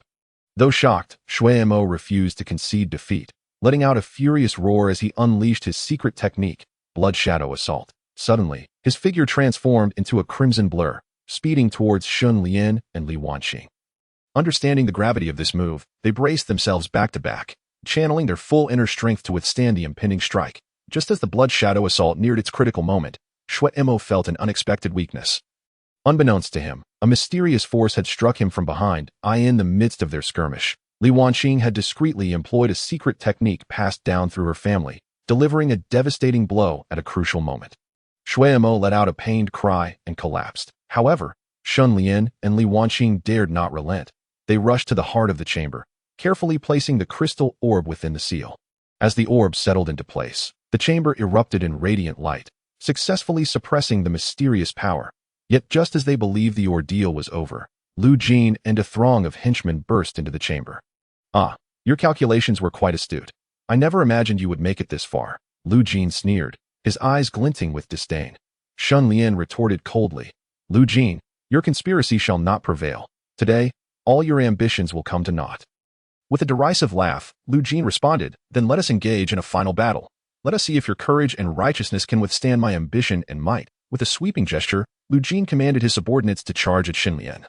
Li Wanqing and the old man in black robes that a fierce melee ensued. The elder invoked ancient and arcane spells, momentarily halting the enemy's advance. Shen Lian and Li Wanqing fought fiercely, akin to tigers among sheep.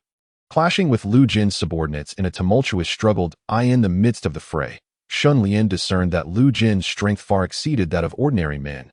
He was acutely aware that to vanquish Lu Jin, he must identify his vulnerabilities. After a period of careful observation, Shen Lian discerned that Lu Jin, in his every move, inadvertently exposed the defensive line beneath his left rib. Shen Lian resolved to seize this flaw and deliver a decisive blow to Lu Jin. As Lu Jin launched another assault, Shen Lian skillfully evaded his fierce strikes and swiftly advanced, thrusting his sword towards the exposed area beneath Lu Jin's left rib. Sensing imminent danger, Lu Jin attempted to evade. But it was too late. Shen Lian's sword found its mark. With a cry of anguish, Lu Jin faltered. Seizing the opportunity, Li Wanqing struck Lu Jin's back with a powerful palm, sending him crashing to the ground. Lu Jin struggled to rise, yet his strength had deserted him. The remaining subordinates, witnessing Lu Jin's downfall, were thrown into disarray and swiftly defeated by Shen Lian and his allies. With the defeat of Lu Jin and his cohorts, the nefarious plot unraveled. Shen Lian, Li Wanqing, and the elder in the black robe successfully thwarted Lu Jin's sinister attempt to utilize mysterious forces to subvert the Ming dynasty, safeguarding their family's secrets and the sovereignty of the realm. This exhilarating struggle finally concluded, leaving the three weary yet gratified beneath the setting sun of Lingshu Valley. They understood that this victory was but one of many trials, yet the experience fortified their resolve to protect justice and peace. With the unveiling of family secrets, numerous lingering questions from the past found resolution, and the martial world momentarily returned to tranquility, though the future remained uncertain, shrouded in the potential for new crises.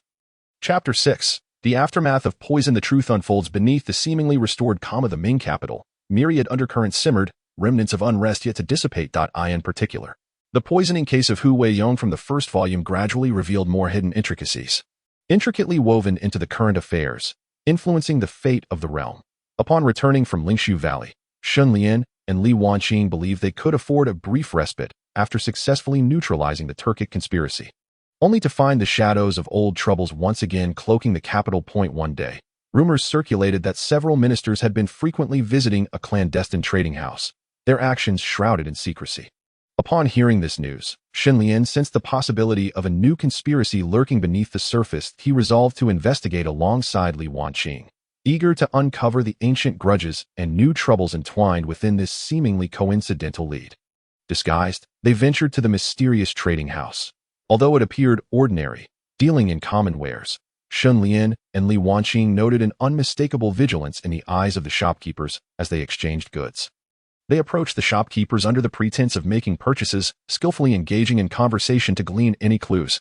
After a careful dialogue, Shen Lian ultimately discovered that this trading house served as a secret contact point, with the ministers frequenting it conspiring to exploit the remnants of the Hu Weiyong poisoning case to once again disrupt the court. It seemed that the aftershocks of Hu Weiyong's poisoning had yet to settle.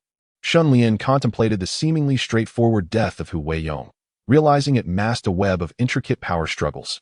Now, those involved sought to capitalize on the situation, aiming to sow discord within the court.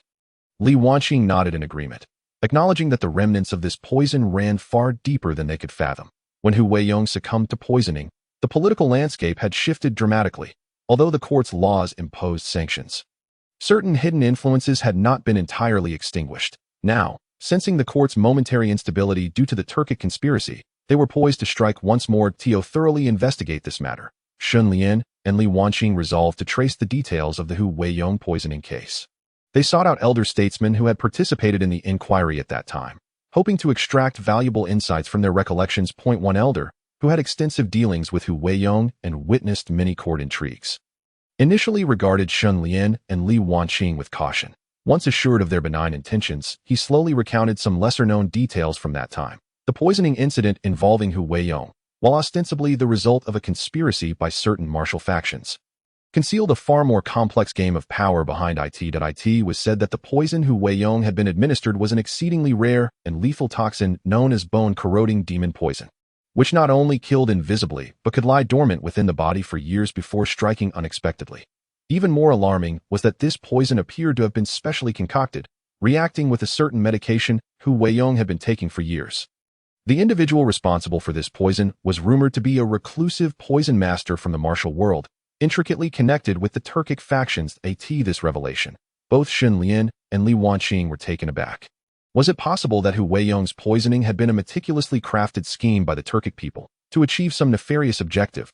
They had exploited Hu Weiyong's position within the court to sow discord and incite turmoil. And perhaps the subsequent Turkic conspiracy was merely an extension of this plan. Shen Lian pressed on, inquiring about the whereabouts of this elusive poison master. The elder shook his head, revealing that since Hu Weiyong's death, the poison master had vanished without a trace. However, it seemed he might still possess a contingency plan, and the current unrest within the court could very well be part of his machinations. As their investigation deepened, Shen Lian and Li Wanqing uncovered that after Hu Weiyong's demise, those driven by self-interest had not entirely relinquished their pursuit of power and wealth. They had colluded with the Turkic factions, secretly orchestrating a series of actions aimed at toppling the Ming dynasty. Now, seeing the court embroiled in chaos due to the Turkic conspiracy, they sought to leverage the influence of the Hu Weiyong poisoning case to instigate further strife within the court. Fulfilling their own ambitions, it appeared that their task was not only to expose these conspiracies but to eradicate the malignant forces lurking in the shadows. Shen Lian clenched his fists, his gaze resolute. Li Wanqing nodded slightly, yet cautioned that these forces were intricately woven, necessitating careful maneuvering to avoid alarming them. After deliberating, they resolved to continue their covert investigation, gathering further evidence while collaborating closely with righteous figures from the martial world and the Shinji camp. Preparing to confront the reactionary forces intent on undermining the realm in a life-or-death struggle, ultimately unraveling the enigma of the Hu Weiyong poisoning case and safeguarding the Ming dynasty. Under the cover of night, Shen Lian and Li Wanqing began to orchestrate their next course of action, fully aware that this battle would be exceptionally arduous, yet undeterred by any challenge for the sake of the people's tranquility and the stability of the Ming dynasty. Chapter 7. Tracing the poison. The eve of the final battle. Beneath the facade of tranquility in the capital, turbulent undercurrents surged with increasing intensity. Having discerned the collusion between the reactionary forces hidden behind the Hu Weiyong poisoning case and the Turkic factions, Shen Lian and Li Wanqing understood that the crux of this decisive battle lay in thoroughly dismantling the enemy's conspiratorial foundation. All signs pointed to the mysterious and deeply concealed poison master of the martial world, Poison Phantom. Utilizing his extensive network and intelligence amassed over years in the martial realm, Shen Lian began to seek out the whereabouts of Poison Phantom. However, the Poison Phantom operated with extreme secrecy, leaving no substantial clues over the years. Every seemingly useful lead vanished without a trace upon further investigation. Meanwhile, Li Wanqing devoted her efforts to organizing all relevant materials concerning the Hu Weiyong poisoning case. She meticulously analyzed Hu Weiyong's daily records, correspondence, and the official investigation files, word by word, in hopes of discovering a new breakthrough. At last, in a correspondence between Hu Weiyong and an eccentric figure from the martial world, Li Wanqing stumbled upon a veiled location. Shadowy Valley. Shen Lian, look here. It mentions Shadowy Valley, she exclaimed, her eyes alight with excitement. Though uncertain, the description seemed to align with the rumored hideout of Poison Phantom. Shen Lian carefully scrutinized the contents of the letter. His brow furrowed. Given the various signs, it is highly probable that Shadowy Valley is Poison Phantom's lair. We must proceed post-haste. Otherwise, if the enemy completes their final preparations, the consequences will be dire. After a brief discussion, they swiftly summoned righteous figures from the martial world and the elite forces of the Shinji camp, setting forth towards Shadowy Valley. Their journey was relentless, day and night. Along the way, they engaged in skirmishes with scouts dispatched by the enemy, leveraging their exceptional martial skills and seamless coordination to emerge unscathed time and again. Eventually, they arrived at the outskirts of Shadowy Valley, which was enveloped by towering mountains and shrouded in mist, imparting an aura of mystique. At a first glance, the valley appeared tranquil, yet concealed numerous traps and defensive formations. Shen Lian dispatched a small team of soldiers to probe, only to quickly receive word that the area was fraught with dangers. Any rash advance would result in casualties. Furrowing his brow, Shen Lian recognized that a forceful breach would inevitably lead to losses. Thus, he devised a strategy. He decided to split their forces.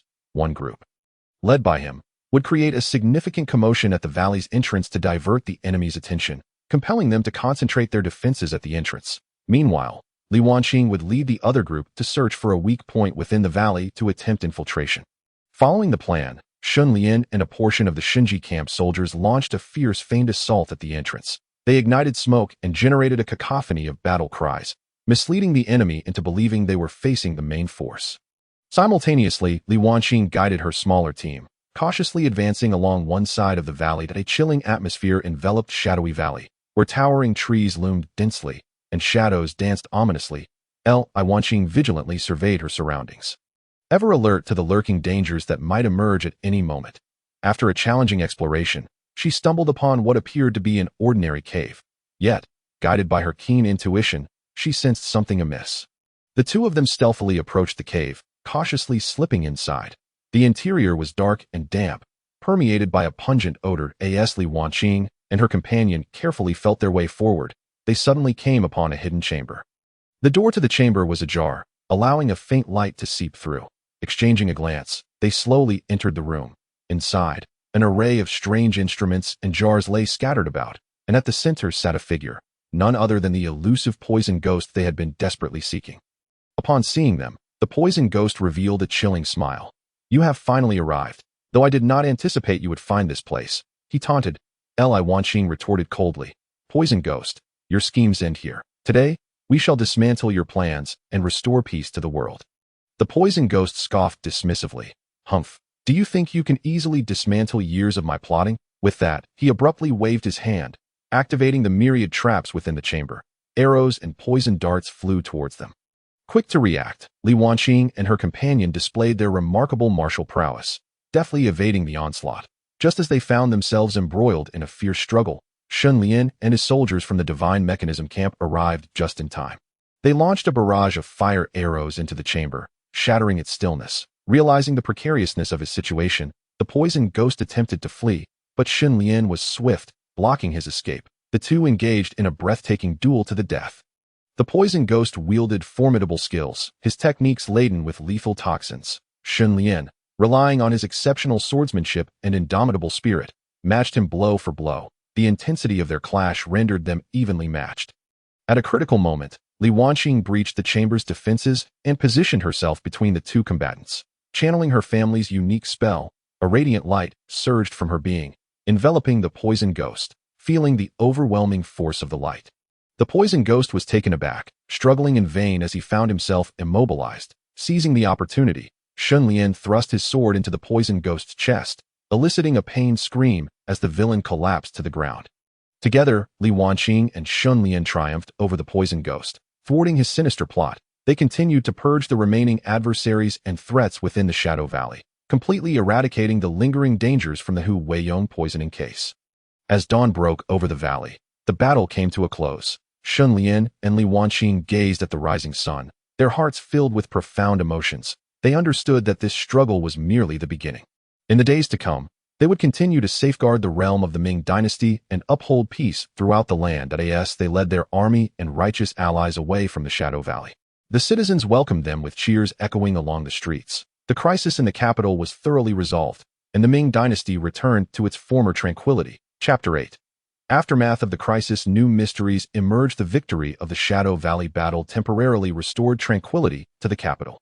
The populace rejoiced, and the court breathed a sigh of relief, beginning to rectify the disorder caused by the Turkic conspiracy and the Hu Weiyong poisoning case. Shen Lian, Li Wanqing, and their companions were summoned by the emperor, who commended their extraordinary contributions to the defense of the Ming dynasty. The emperor showered them with praise, bestowing numerous rewards and appointing them to more significant positions within the court to continue their service.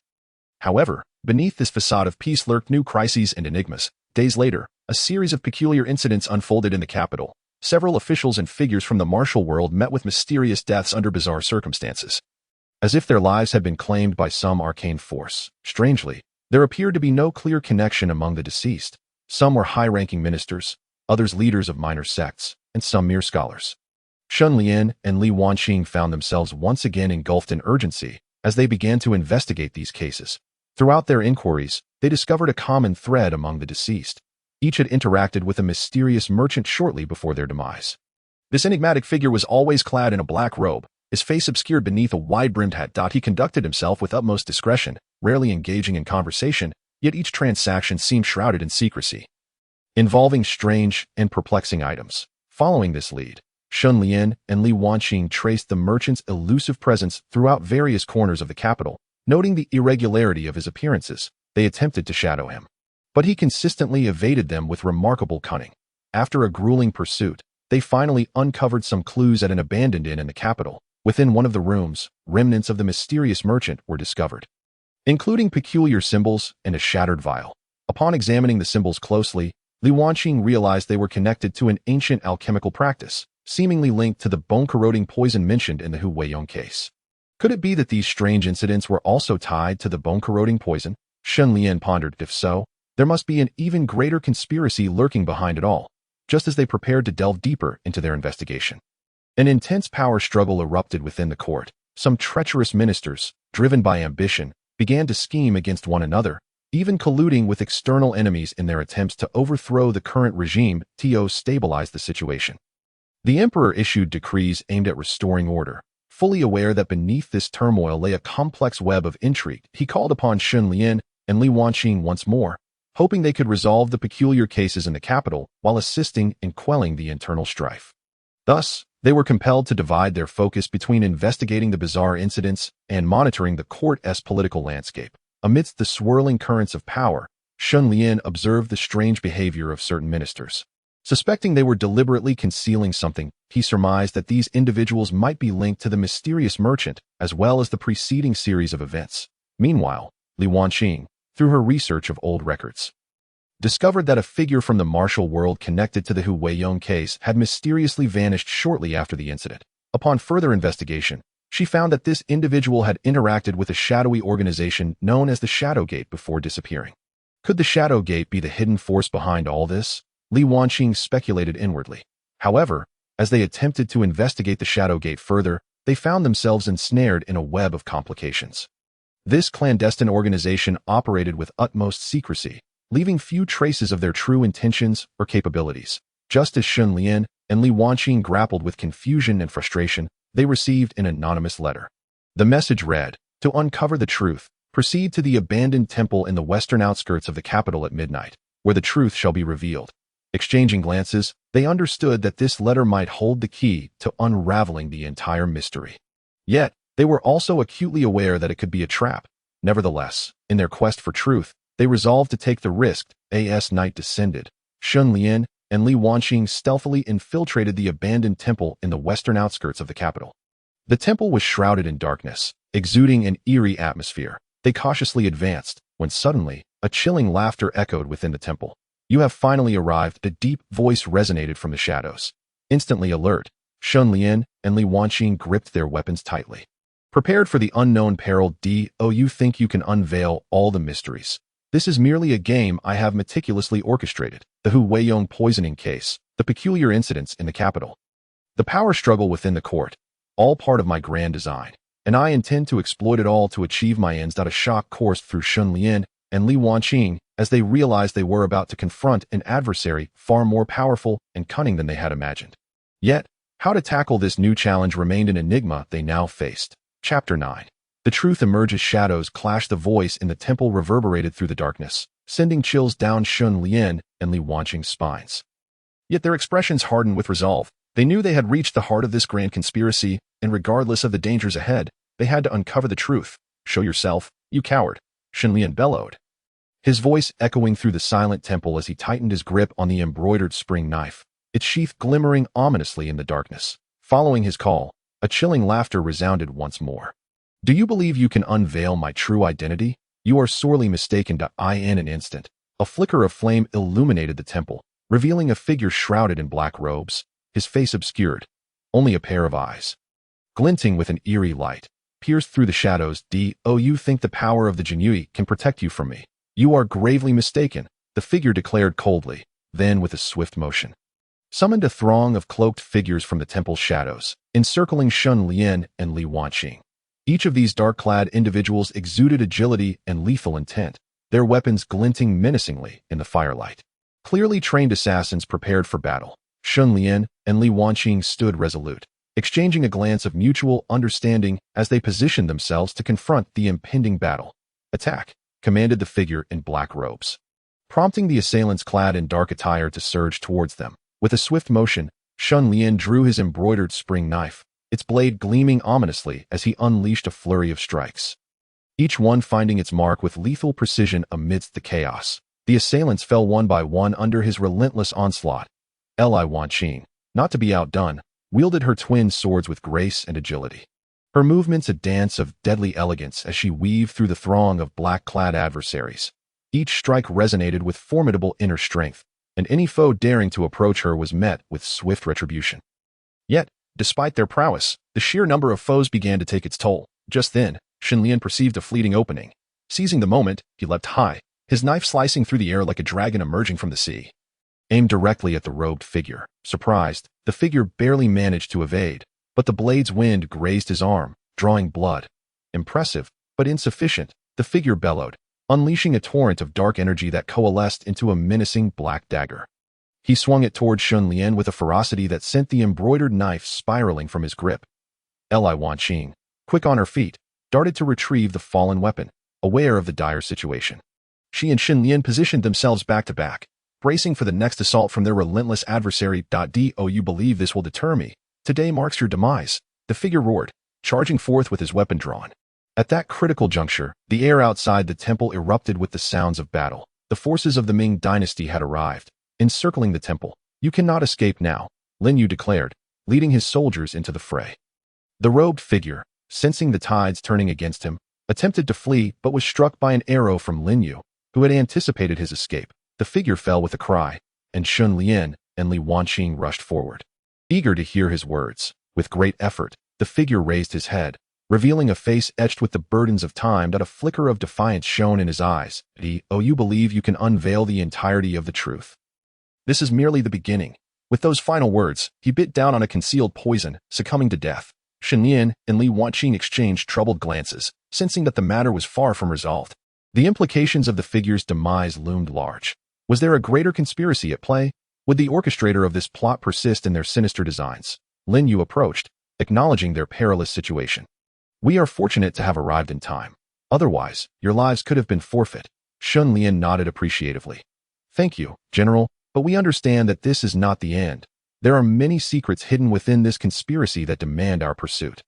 Lin Yu concurred. Indeed, I shall lend my full support. We must uncover who is truly pulling the strings. As they prepared to strategize their next move, Shen Lian stumbled upon a shocking revelation. In a corner of the temple, he discovered a tattered piece of paper inscribed with strange symbols and text, igniting a profound contemplation. This is the emblem of the Shadow Gate, he murmured. Could it be that the Shadow Gate is intricately linked to this conspiracy? Li Wanqing and Lin Yu stared in astonishment at the paper in Shen Lian's grasp. It appears that the Shadow Gate is indeed central to this plot, Li Wanqing mused. Suddenly, the temple's atmosphere shifted as hurried footsteps echoed from outside. A group of enigmatic masked figures surged into the temple, brandishing weapons and exuding a palpable aura of menace. Did you think you could escape? The leader of the masked figures said coldly. Shen Lian, Li Wanqing, and Lin Yu instantly readied themselves for combat, fully aware that a new threat had emerged. One far more formidable than before. The paper bearing the emblem of the Shadow Gate might very well be the key to unraveling the mystery that lay beneath the surface. Yet the outcome remained shrouded in uncertainty. Chapter 10. Peril lurked. Shadows of deception. Tension enveloped the temple as Shen Lian, Li Wanqing, and Lin Yu braced themselves, their eyes fixed on the intruding masked figures. These assailants moved with remarkable speed, their assault relentless, crashing upon them like a tidal wave. Soldiers, heed my command. Form ranks and prepare for battle, Lin Yu bellowed, as the Ming soldiers swiftly adjusted their formations. Weapons and arrows poised for action. Yet the masked figure's ferocity was overwhelming, swiftly penetrating the soldiers' defenses and plunging Shen Lian and his companions into a chaotic melee. Once more, Shen Lian unleashed his embroidered knife, its blade reflecting a cold, menacing light as he navigated through the throng. Each strike aimed with lethal precision. The knife seemed to come alive in his hands, a guardian against the encroaching foes. Li Wanqing matched his resolve, her movements as graceful as a swan, her twin swords a flurry of deadly blooms, each slash painting the air with crimson. Together, they executed a seamless dance of offense and defense, momentarily staving off the initial wave of masked attackers. Lin Yu wielded his spear with deadly accuracy, each thrust sending adversaries tumbling to the ground, the weapon gleaming like a silver dragon in the firelight. However, the sheer number of masked figures proved overwhelming. Despite their valiant efforts, they found themselves gradually submerged in a desperate struggle, the air thick with the acrid scent of blood and smoke as the casualties mounted.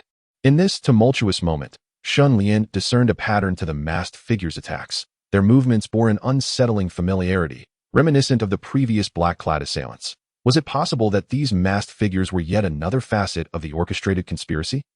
Before he could ponder further, one of the masked figures seized an opportunity, lunging at Shen Lian with a blade. Shen Lian evaded, but not without receiving a wound to his arm, blood seeping through his garments. Li Wanqing's heart raced at the sight of his injury. Without hesitation, she charged at the assailant, her twin swords thrusting forward, forcing the foe to retreat. "Are you all right?" she asked urgently, steadying Shen Lian. "It's but a scratch." "We must press on," he replied, determination etched on his face. Just as they sought refuge from the onslaught, the leader of the masked figures shouted, "How long do you think you can endure? The Shadow Gate's power extends far beyond what you can comprehend. Today, you shall all perish here." "The Shadow Gate? What treachery is this?" Shen Lian shouted, his expression a mixture of fury and confusion. The masked leader merely sneered, not deigning to respond, and ordered his cohorts to intensify their assault. Amidst the fray, Lin Yu observed the battlefield, noting the varied skills among the masked figures, suggesting a hierarchy among them. An audacious plan began to form in his mind. "Shen Wanqing, let us alter our strategy. I will draw a portion of the enemy away. You take this opportunity to locate their commander or any clues," he suggested. Understanding Lin Yu's intent, Shen Lian and Li Wanqing nodded in agreement. Armed with his spear, Lin Yu charged toward one side of the temple, leaving a trail of fallen foes in his wake. He deliberately attracted the attention of the majority of the masked figures, creating an opening for Shen Lian and Li Wanqing to search for the elusive leader. In the rear chamber of the temple, Li Wanqing uncovered a concealed door. Pushing it open, she discovered a hidden chamber filled with peculiar instruments and tomes. "Shen, come quick," she called out. Shen Lian rushed to her side, and together they began to examine the items within. Suddenly, Li Wanqing's eyes fell upon a journal containing accounts of the Shadow Gate's conspiracy. As she read, her expression grew grave. "Look at this. It reveals that someone is manipulating the power of the Shadow Gate to usurp the throne. They even plan to seize control of the entire capital," she exclaimed. Shen Lian's brow furrowed with concern. He realized the dire consequences if this plot were not thwarted in time. Just then, a noise at the chamber door alerted them. Instinctively, they drew their weapons, ready for confrontation. The door creaked open, revealing a figure cloaked in black, face obscured. "You have finally uncovered this secret," the figure said coldly. Shen Lian glared at him. "You are the mastermind behind this." The figure slowly raised his head, revealing a countenance marked by coldness. He surveyed Shen Lian and Li Wanqing before speaking. "You have truly disappointed me. That I had expected the imperial guards of the Ming dynasty to thwart this scheme. But now it seems you are woefully inadequate." Hearing the commotion from the hidden chamber, Lin Yu rushed in. "Who are you? Show yourselves." The figure let out a chilling laugh, fully revealing himself. "Today marks the day you shall all meet your end." A more intense battle is about to unfold within this secret chamber, while the entire capital of the Ming dynasty remains shrouded in shadows, facing an unprecedented crisis. Chapter 11. Clash of Shadows. Desperate breakout. The atmosphere in the chamber instantly turned tense. As if one could squeeze water from the air, the figure in the black robe slowly raised both hands, causing the surrounding air to tremble slightly with his movements, exuding a strange and powerful force. Lin Yu let out a bellow akin to a roaring tiger, his spear darting forth like a dragon emerging from the sea, thrusting towards the figure with a force that could shatter bamboo. The tip of the spear glinted coldly, accompanied by a whistling wind that threatened to fill the confined space. Yet, the black-robed figure merely evaded with a graceful flick, his movements fluid and composed. Evading the fierce assault as if a specter. A hint of derision curled at the corners of his mouth, as if to say, "This is merely childish play." Shen Lian and Li Wanqing dared not underestimate the threat.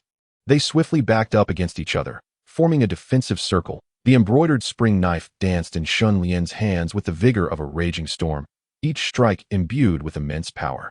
Attempting to repel the advancing steps of the black-robed figure, Li Wanqing, with her twin swords, flitted like a nimble butterfly, weaving through the enemy's onslaught in search of vulnerabilities.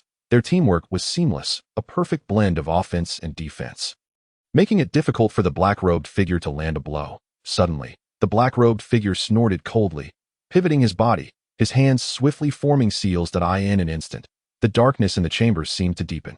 A surge of black mist billowing from his feet, creeping toward Shen Lian and Li Wanqing. The mist carried a pungent odor that sent shivers down their spines. "Be careful," Li Wanqing shouted. Shen Lian and Li Wanqing hurriedly dodged to the side. Seizing the opportunity, the black-robed figure launched another attack, his hands waving lightly, sending several black blades of light flying from the mist, like arrows aimed at Shen Lian. Shen Lian's gaze sharpened, his footsteps quickening. His form becoming ethereal, the blades of light grazed past him, leaving behind only dark shadows. Lin Yu, witnessing this, felt a surge of urgency that he knew he could no longer remain passively on the defensive. He must find a way to break the deadlock. Taking a deep breath, he summoned his inner strength to its peak and charged at the black-robed figure once more. This time, his spear glimmered with a golden light, igniting the surrounding air and forming a blazing spear shadow, akin to the sun descending upon the earth. "Taste this," Lin Yu bellowed, swinging his spear as the golden shadow smashed toward the black-robed figure. The black-robed figure's expression shifted slightly, clearly taken aback by Lin Yu's sudden change of strategy. He dared not underestimate the attack, swiftly changing his hand seals and murmuring incantations in the blink of an eye. The black mist coalesced, forming a massive black shield that stood before him. Boom! The spear shadow collided violently with the black shield, producing a thunderous sound that shook the entire chamber. Light and darkness intertwined, emitting blinding brilliance and deafening roars. Seizing this moment, Shen Lian and Li Wanqing launched their attacks at the black-robed figure's exposed weakness. Shen Lian dashed towards the figure like a cheetah, his embroidered spring knife aimed at the figure's vital points with unstoppable momentum. Li Wanqing swept to the side of the black-robed figure, her twin swords crossing like a blooming flower of blades, attacking fiercely. The black-robed figure, caught off guard, felt the sting of Shen Lian's knife as it grazed his arm. Blood seeping from the wound, a flicker of surprise crossed his eyes. He had not anticipated the ferocity of their assault. "You possess some skill, but this is merely the beginning," he roared in anger. Forcefully waving his hands, the black mist surged forth once again, like a raging tide, engulfing Shen Lian and Li Wanqing. They suddenly felt a powerful force tugging at them, struggling against the suffocating mist.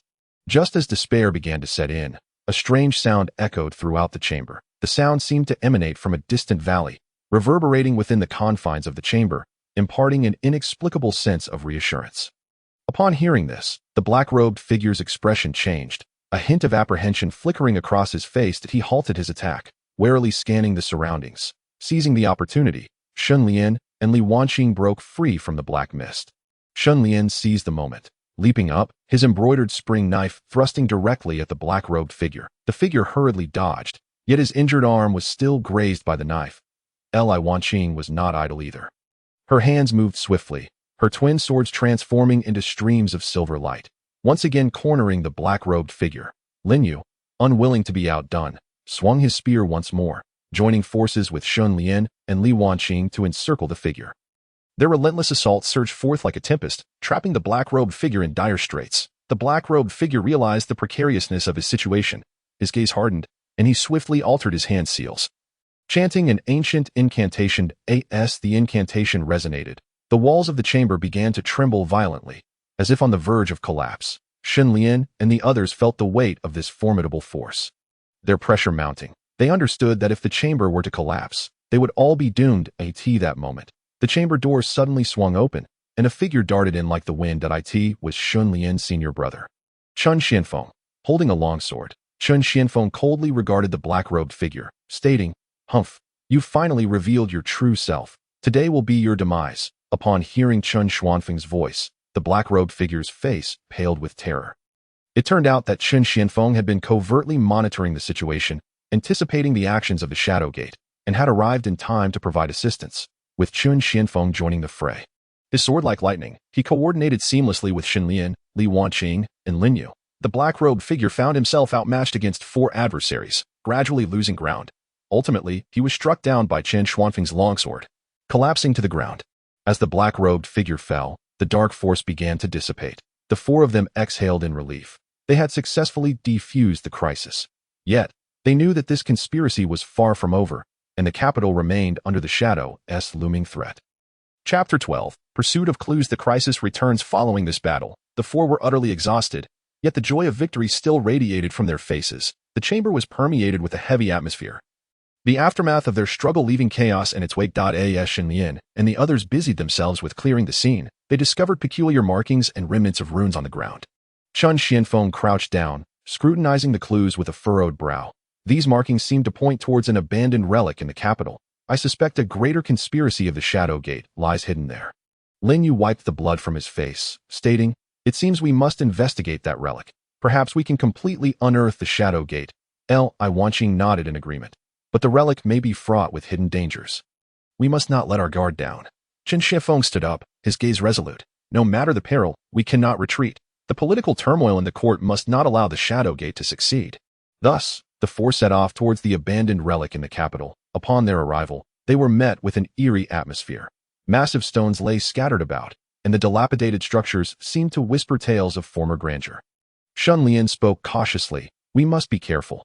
This place may be laden with various traps and mechanisms." The group proceeded cautiously into the relic. Suddenly, a strange radiance appeared on the ground, followed by a deluge of sharp spikes erupting from the path ahead, shooting toward them like rain. "Quick, use your inner strength to shield," Chen Xianfeng shouted. The four quickly summoned their inner energies, forming a protective barrier to deflect the spikes. After narrowly escaping this peril, they encountered a colossal stone door, intricately carved with complex runes and designs. Lin Yu stepped forward to examine it closely, discovering that while the runes appeared chaotic, they concealed a certain order. "Let me try to decipher these runes," he said. Closing his eyes, he concentrated on the essence of the runes. After some exploration, he finally uncovered the method to unlock them, causing the stone door to creak open. Beyond the door lay a chamber, at the center of which sat a box emanating an otherworldly glow. Just as the four prepared to approach, a chilling laughter echoed around them. "You have finally come, but alas, nothing can be changed now." A figure slowly emerged from the darkness. It was the leader of the Shadow Gate, the black-robed elder. To their astonishment, the black-robed elder had not perished. His aura now radiated a deeper and more dangerous energy. "Humph, do you think you can thwart our plans?" the black-robed elder continued. "This is the culmination of our years of effort. You will never dismantle it so easily." Shen Lian roared in defiance. "The schemes of the Shadow Gate remain hidden from the world. Today shall mark your end," the black-robed elder sneered.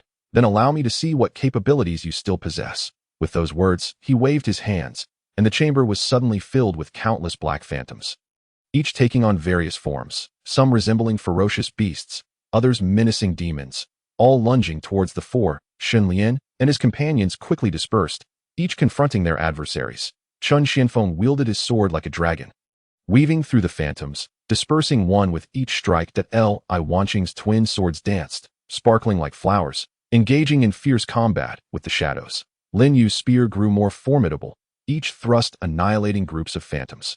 Meanwhile, the black-robed elder observed with cold indifference, occasionally empowering the phantoms with dark energy. As the battle intensified, the four began to feel their stamina waning. Just then, the black-robed elder unleashed a wave of black energy directed at Shen Lian. Shen Lian had no time to evade, as an energy wave struck him, sending him crashing against the wall. "Shen Lian!" Li Wanqing cried out anxiously. Without regard for her own safety, she charged towards the old man in the black robe. Her twin swords aimed directly at him. However, the old man merely waved his sleeve lightly, brushing Li Wanqing aside effortlessly. "Humph, don't waste your energy," he mocked at in that critical moment. Lin Yu suddenly had a flash of inspiration. He recalled an ancient manual he had discovered in the ruins, which detailed a unique method of harnessing inner strength. He swiftly channeled that energy, forming a golden shield around himself, and charged once more at the old man. The black-robed elder was taken aback by Lin Yu's fierce assault following Shen Lian's injury, and his expression shifted slightly. Lin Yu's shield absorbed the old man's attack, resulting in a standoff between the two. Chen Xianfeng and Li Wanqing seized the opportunity to approach Shen Lian and assess his injuries. Shen Lian slowly opened his eyes and weakly urged, "Don't mind me.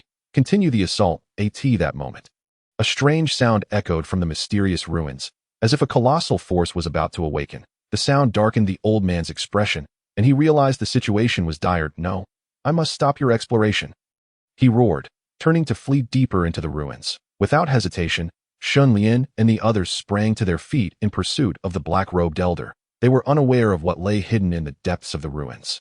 But to thoroughly thwart the Shadow Gate's conspiracy, they had to follow him. Upon reaching the end of the ruins, they were astounded by the sight before them that a massive golden statue loomed in front of them. Surrounded by a circle of strange radiance, the black-robed elder stood before the statue, muttering incantations, seemingly initiating a grand scheme. Without hesitation, Shen Lian and the others charged towards the old man, and a new life-or-death struggle commenced. Chapter 13. A desperate reversal, the truth begins to emerge. Shen Lian and his companions lunged at the black-robed elder like fierce tigers. A cold smirk crept across the elder's lips as he swiftly altered his hand seals, causing the golden statue to radiate an even more blinding light. Within the brilliance, mysterious runes began to materialize, as if to envelop the entire ruins. This is the ultimate forbidden technique of the Shadow Gate. You shall not leave here alive, the old man bellowed, his voice resonating through the ruins, imbued with a chilling power. Qian Fu, undeterred, shouted as he thrust his sword, infused with fierce inner strength, directly at the old man.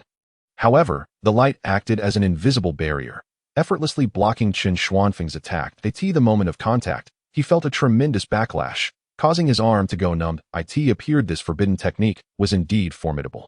A direct confrontation would not suffice. Qian Xuanfeng's heart sank as he quickly withdrew his sword, joining Li Wanqing and Lin Yu. Their expressions grave as they studied the black-robed elder.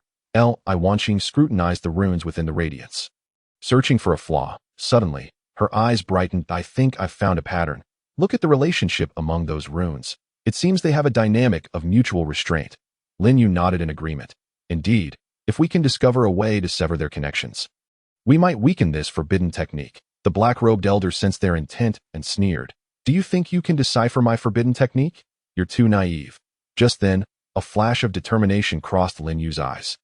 He took a deep breath and began to wield his spear with finesse. His figure danced like a phantom, skillfully weaving through the light, each thrust striking the critical points of the runes. With each of Lin Yu's assaults, some of the runes dimmed. The old man's expression shifted. He had not anticipated Lin Yu could unravel his forbidden technique. Don't tire yourselves. This is far from over. The old man increased his output of inner strength, causing the radiance to intensify. Lin Yu immediately felt an overwhelming pressure and retreated back to Qian Fu and the others, gazing at the statue. Qian Fu suddenly had an idea. Perhaps we can destroy the statue. If we sever the energy source of this forbidden technique, we might have a chance. The others nodded in agreement, just as they prepared to charge at the statue. The black-robed elders seemed to foresee their intentions and unleashed a shadowy force that swiftly blocked their path. Destroying the statue will not be so easy, the old man declared that moment. The ruins began to tremble violently, debris falling from the walls as if they were on the brink of collapse. Shen Lian gasped for breath. We must act quickly. If not, we will all perish here. With that, the four of them united their efforts for a new wave of assault. Qian Fu and Zhang Yi sought to distract the black-robed elder, while Li Wanqing and Lin Yu seized the opportunity to approach the statue. The old man, enraged by their attacks, decided to confront Qian Fu and Shen Lian personally. In a flash, he appeared before Qian Fu, unleashing a black energy blade towards him. Qian Fu hurriedly defended, but the blade's immense power sent him hurtling away. Just as the black-robed elder prepared to strike Qian Fu again, Li Wanqing and Lin Yu finally reached the statue. Now, Lin Yu shouted.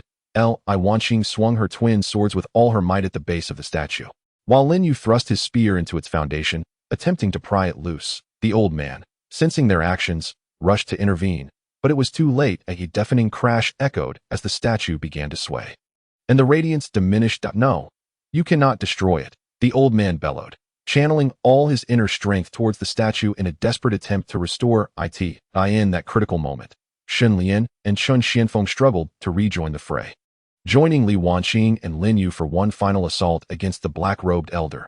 After an intense struggle, the four of them succeeded in shattering the statue. The radiance vanished instantly, and the black-robed elder collapsed to the ground from exhaustion. Shen Lian and his companions had successfully unraveled the ultimate forbidden technique of the Shadow Gate. However, the ordeal was far from over. Where the black-robed elder had fallen, a mysterious scroll began to materialize. The scroll emanated an enigmatic aura, and as Shen Lian and the others approached, it unfurled on its own, revealing unfamiliar characters and symbols. Qian Fu furrowed his brow and remarked, "These contents seem to conceal a greater secret. It appears we must delve deeper to uncover this conspiracy." Just as they prepared to study the scroll, a powerful presence emanated from outside the ruins. Not good. Others are coming, Lin Yu warned, alert. At that moment, shadowy figures appeared at the entrance of the ruins, their faces obscured, but their formidable strength was palpable. It seems we are not only entangled in the Shadow Gate's conspiracy, but have also attracted other unknown dangers. Shen Lian sighed. We absolutely cannot let this scroll fall into their hands. The consequences would be unimaginable. The four exchanged glances, fully aware that they must unite to face the new challenge ahead. They quickly took refuge in a secure corner, ready to confront the impending crisis. Chapter 14. A perilous crisis. The truth becomes clearer outside the ruins. The powerful aura drew nearer, intensifying the atmosphere. Shen Lian and his companions concealed themselves in the shadows, gripping their weapons tightly as they peered through the gaps to observe the unfolding situation. As the distance diminished, they could discern several figures clad in peculiar black robes approaching slowly. Their presence exuded a profound, restrained aura, and their strides were steady and powerful, as if carrying an air of inexorable authority. It seems the newcomers bear ill intentions, Shen Lian whispered. Everyone, remain vigilant. Chen Xianfeng furrowed his brow. This aura does not resemble that of ordinary martial factions. Could it be connected to the Shadow Gate, or is there another force at play? Just as they pondered this, the figures in black robes halted at the entrance of the ruins. One of the black-robed individuals raised a hand and waved gently, as if commanding the surrounding air with an invisible force, and the entrance to the ruins slowly opened, dust swirling. The leader of the black-robed figures stepped into the ruins. His sharp gaze scanning the surroundings, the hint of disdain flickered in his eyes. Humph, I didn't expect to encounter you here. Did you think you could find treasures within these ruins? This has all been part of our organization's plan. You merely stumbled into the crossfire. It became clear that these individuals belonged to the Shadow Gate, who had long been scheming a larger conspiracy. The activities of the Shadow Gate were merely a fade for their true ambitions. They had gleaned partial information regarding the secrets of the ruins and sought to exploit the powers contained within to fulfill their aspirations of dominance over the martial world. Shen Lian and the others were taken aback. Realizing that the situation was far more intricate than they had anticipated, the Shadow Gate is nothing without substance. You think you can dominate the martial world so easily? Chen Xianfeng retorted loudly. The leader of the Shadow Gate chuckled coldly. You overestimate yourselves. With your strength, you won't even have the chance to resist before you meet your end here. With that, he waved his hand, signaling the other black-robed figures to encircle Shen Lian and his companions. The four quickly formed a defensive formation, bracing themselves for the inevitable battle. The clash erupted instantly. The Shadow Gate members coordinated seamlessly, launching fierce assaults. Chen Xianfeng, Shen Lian, Li Wanqing, and Lin Yu fought valiantly, yet gradually. They began to feel overwhelmed. The strength of their adversaries exceeded their expectations, each attack proving difficult to counter. This won't do. We must identify their weaknesses, Lin Yu shouted. In the midst of a fierce battle, Li Wanqing keenly observed that the members of the Dark Surge sect exhibited a brief moment of stillness at a specific angle while executing their martial techniques. She swiftly communicated with her companions. I've discovered a fleeting vulnerability in their moves at a certain angle. Be vigilant and seize the opportunity. Acting upon Li Wanqing's insight, the four began to mount targeted assaults. Chen Xuanfeng's swordplay became increasingly fierce. Striking with precision at the enemy's weaknesses, Li Wanqing's twin swords danced like ethereal butterflies, deftly evading defenses to exploit their vulnerabilities. Shen Lian wielded a spear with formidable might, each thrust imbued with tremendous force. While Lin Yu agilely navigated through the enemy ranks, disrupting their formations, the members of the Dark Surge sect found themselves momentarily at a loss, revealing their own flaws. You possess some skill, but this is merely the beginning. The leader of the Dark Surge sect, witnessing the tide of battle shift, chose to intervene personally. He swiftly formed hand seals, and a surge of black light erupted from within him, transforming into a black dragon that lunged towards Shen Lian and his companions. This is a formidable forbidden technique, Shen Lian shouted, hastily channeling his internal energy, positioning his spear defensively to withstand the dragon's onslaught. The others likewise fortified their defenses, despite their combined efforts. The black dragon was momentarily halted. Yet the overwhelming force compelled them to retreat once more. It seems we have no choice but to resort to our final measure. Chen Xianfeng gritted his teeth. He plunged his sword into the ground, rapidly forming seals with his hands while murmuring incantations. Li Wanqing and Lin Yu joined him, collectively conjuring a mysterious formation. Meanwhile, Shen Lian stood guard outside the formation, using his spear to fend off the Dark Surge sect's attacks. As the formation was established, the air around them began to tremble violently, coalescing into a massive vortex of energy. This vortex contained the culmination of the four's years of cultivation and the potency of the mysterious formation. Its power escalating exponentially. Do you truly believe this will be sufficient to withstand me? Such naivety. The leader of the Dark Surge sect launched another assault, intent on dismantling their formation. At that moment, the mysterious scroll that had manifested within the ruins suddenly flickered with a strange luminescence, and a beam of light surged forth from the ruins, merging into their formation. Chen Xianfeng and the others felt an overwhelming force surge through them. instantly amplifying the formation's power. With the augmented strength of the formation and the scroll's assistance, they successfully repelled the leader's attack and began to gain the upper hand. The Dark Surge sect members, now filled with dread, had not anticipated such a turn of events. Retreat, the leader bellowed, leading his subordinates in a hasty escape from the ruins. Chen Xianfeng and his companions exhaled in relief, yet their expressions remained grave. They understood that the Dark Surge sect's machinations were far from over, and that a more formidable force might be orchestrating events from the shadows. Let us first unravel the mysteries surrounding this ruin before devising our next steps, Shen Lian proposed. They approached the scroll and the shattered golden statue, eager to uncover further clues. Suddenly, the ruins began to tremble violently, and the runes on the walls flickered incessantly. This is bad. The ruins are collapsing. We must leave at once, Qin Shifeng shouted. The four hastily fled towards the exit, narrowly escaping as the ruins crumbled behind them. Once safely outside, they surveyed their surroundings, their hearts laden with confusion and unease. They knew that the secrets entwined with the ruins and the martial world were only just beginning to unfold, and that they must tread carefully to unveil the truth amid the perils that awaited them. Chapter 15. Interwoven clues. A shift in the wind. After their escape from the ruins, Shen Lian and his companions did not rush to depart from the enigmatic locale. Instead, they gathered to meticulously examine the scroll and the fragment of the broken statue they had retrieved. The scroll emitted an aura of antiquity and mystery, its obscure inscriptions and peculiar designs seemingly whispering ancient secrets. Li Wanqing scrutinized the patterns, attempting to discern any meaningful information. Look, this design resembles certain ancient sects or family crests. Albeit not quite identical, perhaps it holds a clue. Lin Yu leaned in, his brow furrowed. These characters are utterly perplexing. I have never encountered such a script. Yet, I sense a connection between the text and the designs, akin to a riddle awaiting our. Qin Shifeng pondered aloud. Given that this is derived from the enigmatic ruins, it may indeed pertain to everything we've previously encountered, including the plots of the Shadow sect and the Dark Surge sect. Perhaps the answers lie within these clues. Shen Lian nodded in agreement. Precisely. We must not be deceived by the forces at play. Since they are vying for or exploiting something, we must discern the reason behind their fervor. Just as they immersed themselves in deciphering the clues, a sudden flurry of footsteps echoed, and a group of mysterious figures clad in black emerged. Cloaked in shadow, their faces obscured, they exuded an aura of formidable power that demanded respect. Surrender what you obtained from the ruins, or we shall show no mercy, the leader of the black-clad figures declared coldly. You overestimate yourselves. Chen Xianfeng grasped his sword, warily eyeing the intruders. You are unworthy to take anything from us.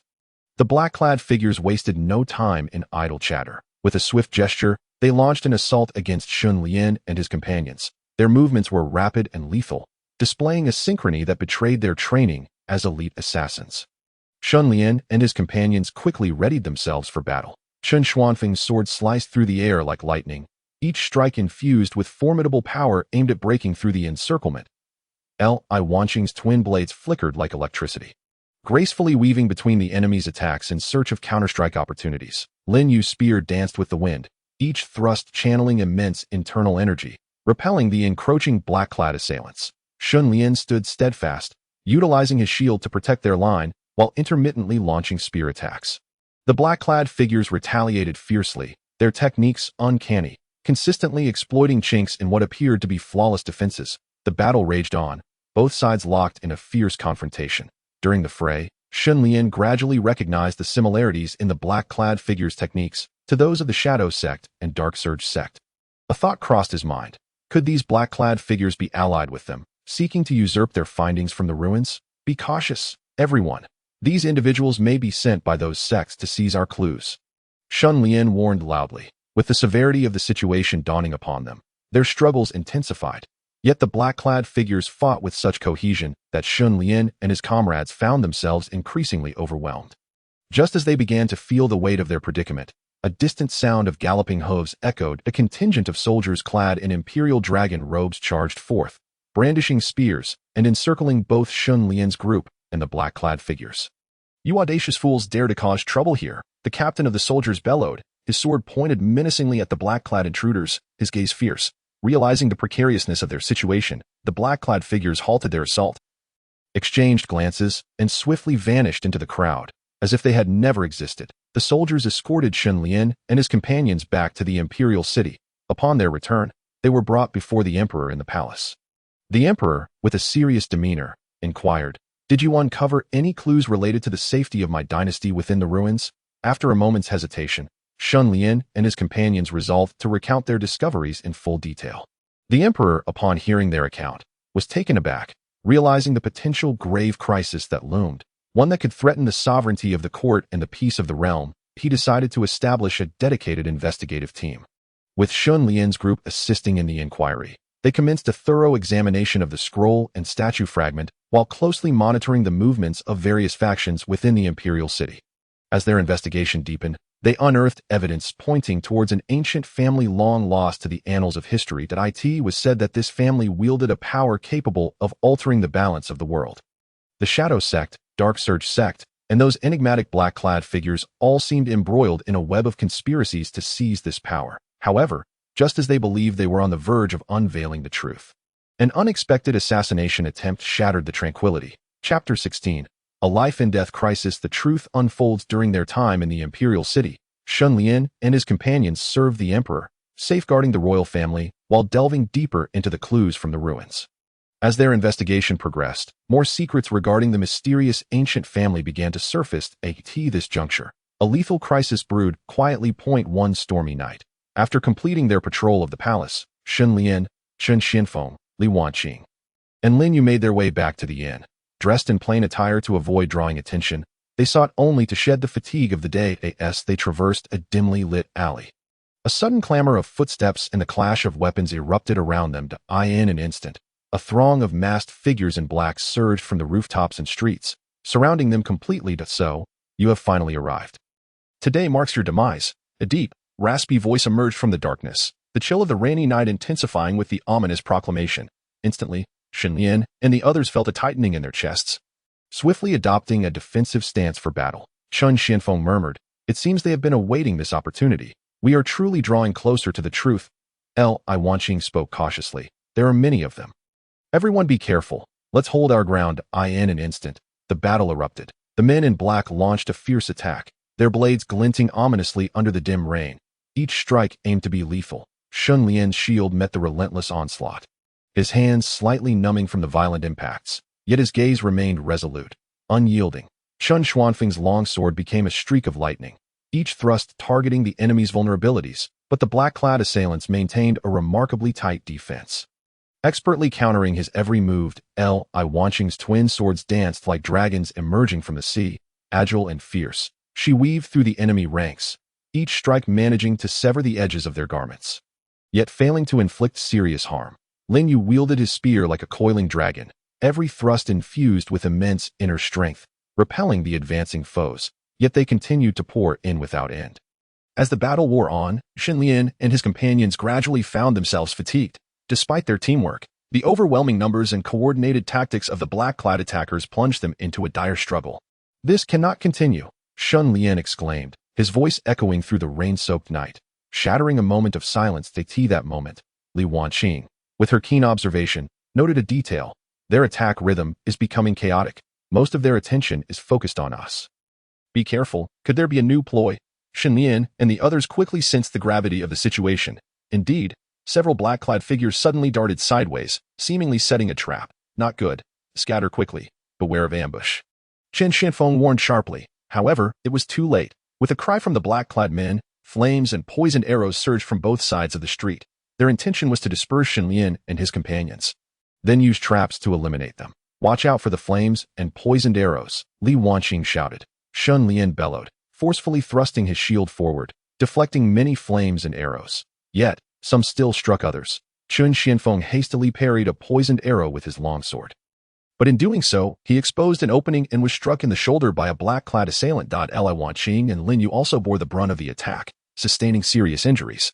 Yet they continued to fight fiercely. At a moment of life and death, a thought suddenly struck Shen Lian. He recalled a mysterious symbol from the scroll, seemingly linked to a powerful force. He closed his eyes, rapidly recalling the details of the symbol, attempting to decipher its meaning. Suddenly, he opened his eyes and declared, "I have a solution." He slammed his shield onto the ground, using the rebound to leap backward. Then, he swiftly drew a mysterious gesture in the air, muttering incantations. As he performed this, a peculiar light surged from his hands, rapidly enveloping his companions. The black-clad men, upon witnessing this, displayed expressions of terror. This light seemed capable of neutralizing the potency of the poisoned arrows and flames. The assailants began to panic, their attacks turning frantic and disorganized. Seizing the opportunity, Shen Lian led his comrades in a counterattack. Chen Xianfeng seized the moment, piercing the chest of the commanding black-clad leader with his sword. Seeing their leader wounded, the morale of the remaining black-clad men plummeted, and they began to retreat. Although Shen Lian and his companions were utterly exhausted, their eyes shimmered with determination. This assassination attempt had illuminated the fact that their investigation had touched upon the core of the truth, behind which lay immense danger and conspiracy. Once the black-clad figures vanished into the night, Shen Lian and the others collapsed onto the ground. Li Wanqing's wound continued to bleed, and Lin Yu gritted his teeth, stating, "We must quickly find new leads. These foes will not relent easily." Chapter 17. New clues. Aftermath of the crisis. After enduring the harrowing night of life and death, Shen Lian and his comrades lay in the inn's room. Though they had temporarily evaded the pursuit of the black-clad men, each bore numerous wounds and was utterly fatigued. However, they remained vigilant, fully aware that the true danger lay ahead, and the clues from this incident might be the key to uncovering the truth behind it all. After several days of recuperation, their injuries gradually healed. They began to re-examine the fragments of clues left by their recent ordeal. In the inn's room, the atmosphere was somewhat somber yet tinged with urgency. The leader of the black-clad men had seemingly mentioned a realm of the shadow moon at the last moment. Could this be a new key? Li Wanqing mused thoughtfully, stroking her chin. Shen Lian nodded. It is quite possible that we previously discovered some moon-related patterns in the ruins. Perhaps there is a connection between the two. Chen Xianfeng frowned. However, the term realm of the shadow moon is too vague. We still do not know what it specifically refers to. It could be a mysterious location, a special organization, or a ritual. Lin Yu gazed at the scroll in his hands, slowly saying, "Regardless, we must pursue this lead further. Perhaps the truth we have been seeking lies hidden there." Just then, a commotion erupted outside the inn. Shen Lian and his companions cautiously approached the window to peer outside, noticing a crowd gathering in the streets, seemingly in response to a significant event. Driven by curiosity and caution, they decided to descend and investigate. Upon reaching the street, they saw someone among the throng loudly proclaiming astonishing news. There have been frequent unusual occurrences in the palace recently. Some guards claim to have heard strange sounds emanating from the palace's secret chambers at night, as if some mysterious force were stirring. The palace's secret chambers? Could this be related to the clues we've been investigating?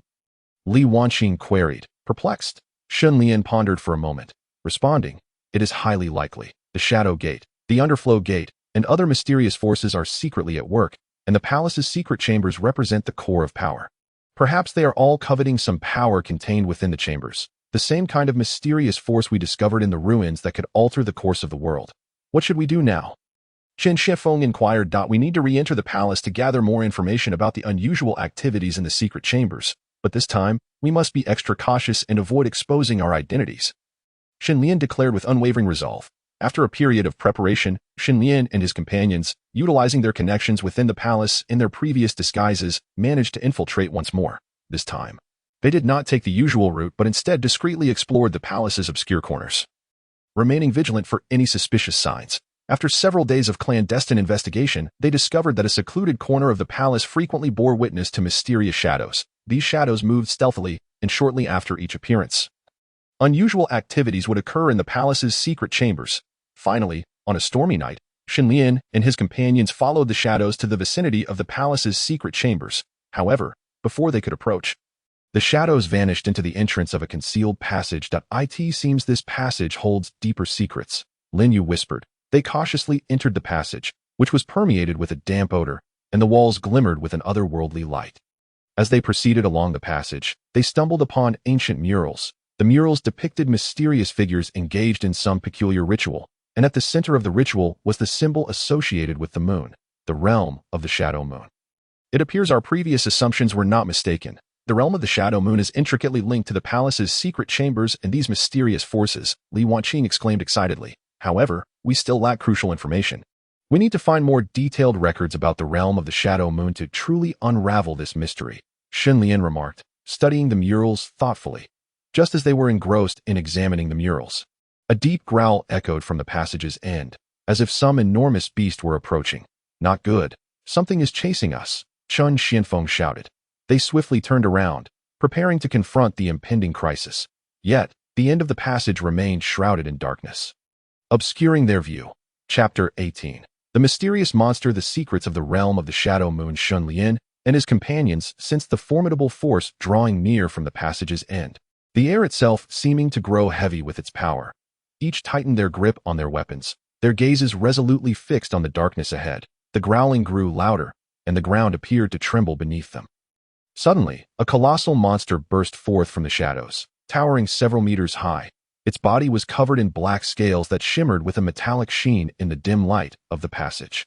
Its claws were razor-sharp, akin to curved blades of steel, leaving deep gouges in the ground with each step. The creature's head resembled that of a fearsome dragon, its massive maw agape, revealing sharp fangs. And the breath it exhaled carried a pungent, foul odor. "Everyone be cautious. It seems we are in for a tough battle," Shen Lian shouted, his voice tinged with gravity. Chen Xianfeng charged forward first, his sword flashing like lightning as he aimed for the monster's eye. The creature reacted with remarkable swiftness, sweeping its enormous tail, and Chen Xianfeng felt an immense force slam into him, sending him flying several yards to crash against the wall of the passage. "Chen Xianfeng," the others exclaimed in alarm. "I'm fine. Don't worry about me. Focus on the monster." Chen Xianfeng gritted his teeth, raising his long sword once more, ready to strike again. Li Wanqing twirled her twin swords like a tempest, her movements agile as she deftly evaded the monster's attacks, her blades darting toward its limbs like graceful butterflies. However, the monster's scales were too resilient, and Li Wanqing's attacks merely left shallow marks on the surface. Proving ineffective against the creature, Lin Yu wielded his spear like a dragon emerging from the sea, each thrust imbued with formidable internal energy. The spear tip struck the monster's scales, sparking a flurry of sparks. Yet it too failed to inflict any harm. Shen Lian recognized that conventional assaults yielded little effect. They needed to uncover the creature's vulnerabilities. He observed the monster's movements intently and discerned that its abdomen appeared relatively fragile, revealing a fleeting weakness during its attacks. "Aim for its abdomen," Shen Lian shouted. Upon hearing his call, the trio swiftly adjusted their strategy to Li Wanqing, and Lin Yu cleverly diverted the monster's attention, alternating between strikes to its head and limbs and creating feints that compelled the creature to pivot incessantly. Seizing an opportune moment as the monster attacked, Shen Lian darted forward like lightning, thrusting his spear directly at the monster's abdomen. With a resounding thud, the spear pierced the creature's flesh, eliciting a pained roar. It thrashed wildly, its massive claws flailing. The group struggled to maintain their footing amidst the chaos. After a fierce battle, the monster was now riddled with wounds, yet its immense vitality kept its fighting spirit unyielding. Its attacks grew more frenzied, stirring up clouds of dust and scattering debris throughout the passage. "We must devise a way to halt its rampage," Lin Yu urged, just as despair began to settle in. Li Wanqing recalled the enigmatic runes she had encountered in the ruins. "I saw similar runes in the ruins. They might be the key to controlling this monster," she declared. "What, you mean the runes depicted on the mural?" Shen Lian inquired. "Precisely. The mural we previously examined featured runes encircling the image of the realm of the phantom moon. Perhaps we can control it by finding runes related to this creature," Li Wanqing explained. The group immediately commenced a search within the passage for traces resembling the runes from the mural. At long last, on one wall of the passage, they discovered a stone inscribed with runes akin to those on the mural. "Could this be the controlling rune?" Chen Xianyun questioned. Shen Lian nodded. "It's possible. We need to activate these runes in a specific sequence. Li Wanqing meticulously recalled the arrangement of the runes from the mural and began to touch the stone's runes in the correct order. As the runes were activated, the monster abruptly ceased its struggle, slowly lowering its head, its ferocity extinguished from its eyes. It seems our guess was right," Shen Lian sighed in relief. They cautiously approached the creature and discovered that a black gas was emanating from the wound on its abdomen, seemingly reacting with the surrounding environment. "What is this black gas? Could it pose a danger?" Lin Yu questioned warily. "Let us not concern ourselves with danger just yet. We must first ascertain the source of this black gas," Shen Lian replied. After careful observation and study, they realized that the black gas was connected to the crystals within the passage. These crystals emitted a faint glow, intertwining with the black gas. Could this be the key to unraveling the secrets of the realm of the phantom moon? Li Wanqing speculated. After a moment of contemplation, Shen Lian responded, "It's quite likely. We cannot allow this gas to leak, nor can we let the crystals be destroyed." Just as they prepared to delve deeper into their investigation, an unusual disturbance echoed from the depths of the passage. This time, it seemed that more individuals were approaching. "Someone is coming. Everyone be cautious," Chen Xianyun warned. They hurriedly concealed themselves and quietly observed the situation unfolding deeper in the passage. Moments later, an elder cloaked in black emerged slowly. Chapter 19. The truth revealed breakthrough from despair. The elder's ominous words reverberated through the passage, casting a chilling pall over the hearts of Shen Lian and his companions. They knew their predicament was dire, and the mysterious aura surrounding the elder grew increasingly palpable. Other enigmatic figures soon arrived, encircling them, leaving no avenue for escape. These figures, clad in diverse attire, exuded an aura of malevolence. Their eyes glinting with greed and calculation, they fixated on Shen Lian and his companions, seemingly plotting how to seize a share of the chaos. Humph, you ragtag bunch wish to lay claim to the secrets of the realm of the Phantom Moon? What a fool's errand, the elder scoffed, scanning the crowd until his gaze settled on Shen Lian and his companions. Once I deal with you, the secret shall rightfully belong to me. The other mysterious figures, unwilling to yield, murmured restlessly. Who says the realm of the Phantom Moon belongs solely to you? Why should you be the only one to benefit from such an opportunity? Indeed, let us all engage. Whoever seizes it shall claim it. Humph, you rabble dare to covet such treasures? Do not blame me for my ruthless hand later. The elder barked, swiftly gesturing with his hands as black runes flickered at his fingertips, gathering a formidable dark energy before him.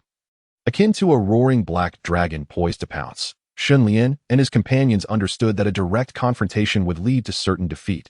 Thus, they quietly conferred on a strategy. Everyone, stay calm, that will flank them from the side and disrupt their formation. Shen Lian whispered, then, we must seek an opportunity to discover a way to open the stone door. We cannot remain trapped here indefinitely, Li Wanqing added. Lin Yu and Chen Xianyan nodded in agreement. With that, the four began to move stealthily. Lin Yu and Chen Xianyan intentionally attracted the attention of some mysterious figures, engaging them in fierce close-quarters combat. The clash of blades and the cries of battle reverberated through the air. Chen Xuanyan's sword danced like the wind, each strike precisely targeting the enemy's vital points. Lin Yu's spear moved with the grace of a dragon, each thrust carrying immense force, repelling any approaching foes. Meanwhile, Shen Lian and Li Wanqing seized the moment to maneuver around the elder and the other enigmatic figures. The elder sensed the shift and glared at Shen Lian and his companions, directing his subordinates to continue attacking Chen Xianyun and Lin Yu while he circled the fray to pursue Shen Lian and Li Wanqing. They navigated the passage with agility, skillfully evading the elder's strikes. The elder was relentless, his speed astonishing, closing the distance between them. Just as he was about to catch up, Li Wanqing, quick on her feet, tossed a piece of jade. The jade clinked against the walls of the passage, drawing the attention of the other mysterious figures. There's movement over there, an enemy attack. The mysterious figures turned their gazes toward the sound. The elder paused momentarily, and this instant of distraction afforded Shen Lian and Li Wanqing a much-needed respite. Meanwhile, the battle between Chen Xianyun and Lin Yu intensified, but they gradually began to identify weaknesses in the mysterious figures' formation, leading to a degree of chaos among them. Shen Lian and Li Wanqing took advantage of this turmoil to continue their search for the stone door's clues in a corner of the passage. They discovered peculiar carvings that bore a resemblance to the runes from the mural. Could this be the key to opening the stone door? Shen Lian thought with excitement. Li Wanqing scrutinized the carvings and, drawing from her memory of the previous runes, began to attempt a deciphering. I think I understand. These carvings record an ancient method of energy guidance, she said. Then let us see if we can use this method to open the stone door. Shen Lian replied. Following the guidance of the carvings, they began to channel their internal energy, trying to gather the surrounding energy at the stone door, but on the other side. Chen Xianyun and Lin Yu successfully disrupted the formation of the mysterious figures, plunging into a chaotic melee. The elder, witnessing the turmoil, seethed with rage and turned to return to aid his subordinates. That moment, Shen Lian and Li Wanqing, after much effort, saw the runes on the stone door gradually illuminate. Emanating a soft glow, accompanied by a deep rumble, the stone door began to open slowly, releasing a mysterious force that surged forth. This force affected the surrounding energy, causing the elder and the enigmatic figures to sense a threat, prompting them to halt their actions and gaze toward the stone door. Seizing this opportunity, Shen Lian and his companions swiftly slipped into the space behind the door. Quickly, we must stabilize this force. Once we deal with these nefarious individuals, we will explore the secrets of the realm of the Phantom Moon, Shen Lian urged. Just as they prepared to delve further, the elder and the mysterious figures would not easily relent. They fixed their gazes on the stone door that Shen Lian and his companions had entered, signaling the onset of an even greater crisis. Chapter 20. The Spirit Realm Unveiled Life and Death Choices Within the Spirit Realm. The overwhelming purifying force continually drew the elder and the other mysterious figures away, eliciting desperate cries until they vanished from this enigmatic space. Shen Lian and his companions breathed a sigh of relief. Yet they were acutely aware that they remained in peril. The purifying force was far too potent. Should they be swept into it, the consequences would be dire. But do we dare pursue this mysterious power? Lin Yu pondered, gazing at the source of the eerie blue glow. Shen Lian fell into contemplation, his expression reflecting inner turmoil. If they chose to abandon their quest, those with ulterior motives might later unearth clues, and the secret of the realm of the phantom moon would remain in jeopardy. Yet, if they pressed onward, they could not foresee the life and death trials that awaited them. Chen Xinyan tightened his grip on his sword and spoke slowly. Regardless of the outcome, we have come this far. We cannot abandon our journey now. This formidable force is intrinsically linked to the well-being of all beings. We must not allow it to fall into the hands of evil. I am willing to take the risk. Li Wanqing nodded in agreement, stating, I concur. Having come this far, we cannot falter. However, we must proceed with utmost caution and devise a strategy. As Shen Lian gazed into the unwavering eyes of his companions, a surge of valor welled within him. Gripping his spear tightly, he declared, Very well, let us advance, but with great care. Thus, the four of them cautiously approached the source of the mysterious power. The closer they drew, the more palpable the strength became, as if it sought to ensnare their very souls. At last, they arrived at the source of this power, a colossal crystal orb, within which a deep azure light flowed, seemingly harboring boundless secrets. Surrounding the orb were enigmatic runes, each pulsating with a peculiar luminescence. This is the source of the realm of the dark moon power. How shall we seize this force? Li Wanqing murmured. Qin Xianfeng attempted to reach out to the crystal orb, but upon contact, he was repelled by an overwhelming force. It seems we cannot touch it directly. We must first decipher these runes, he remarked. The four then began to meticulously examine the surrounding symbols. However, the complexity of these runes exceeded anything they had encountered before, rendering them momentarily unable to discover a solution, just as they were deep in contemplation. The crystal orb suddenly emitted a beam of light that enveloped Shen Lian. Instantly, he felt a torrent of information flooding his mind, methods of cultivation, profound truths of the universe, and ancient legends previously unheard. This is the realm of the dark moon testing me. Shen Lian was taken aback. Shen Lian, are you all right? Chen Xianfeng called out. I'm fine. I can endure this, Shen Lian asserted resolutely. As the light enveloped him, his body began to transform. His aura intensified, his gaze sharpened, as if he were forging a connection with this mysterious power. Yet, this force was not easily mastered. Within the radiant glow, Shen Lian sensed a sinister presence eroding his will. I cannot be consumed by evil. This is the path I have chosen, and I shall cultivate for the sake of all beings, he roared internally, battling against the malevolent force with unwavering resolve. Meanwhile, outside the crystal orb, Shen Lian's power surged dramatically as he was enveloped in light. The surrounding runes flickered more intensely, threatening to shatter under the strain. Chen Xianfeng, Li Wanqing, and Lin Yu, witnessing this, hastily combined their powers to form a protective barrier, striving to stabilize the surrounding energies. We must help him, Lin Yu shouted. As their powers converged, the malevolent force within the crystal orb erupted, unleashing a powerful pull toward Chen Xianfeng, Li Wanqing, and Lin Yu. This is bad. Shen Lian cannot hold on much longer, Chen Xianfeng shouted urgently. Realizing the gravity of the situation, the three charged into the light, determined to assist Shen Lian in resisting the dark force. At the critical moment, Shen Lian's body erupted with a dazzling radiance. With a mighty shout, his internal energy surged, dispelling the dark presence and reclaiming control over himself. Gradually, the mysterious power began to calm, and the orb's glow softened. We can finally master this power, but we must remain vigilant. It still possesses formidable strength, Shen Lian stated as he emerged from the light. We must wield this power to protect all beings and ensure it does not fall into the hands of evil, Chen Xianfeng added. Just then, a violent tremor reverberated from outside the realm, as if a powerful force sought to invade. Not good. The old man in the black robe has not been vanquished and seeks to enter again. Li Wanqing's expression shifted with alarm. The four exchanged glances, gripping their weapons tightly, prepared to confront the impending danger and safeguard the precious power they had just acquired. Chapter 21. Crisis in the Spirit Realm. The final confrontation as Shen Lian and his companions braced for the unknown peril outside the spirit realm. The tremors intensified, accompanied by a deep rumble. Eerie lights flared at the entrance, hinting at a formidable and familiar presence attempting to breach the seal. The old man in the black robe. He must have found a way in. Lin Yu tightened his grip on his spear, a look of grave concern crossing his features. Chen Xianfeng spoke solemnly. We cannot afford to be complacent. This spirit realm is the last line of defense for the secrets of the realm of the dark moon.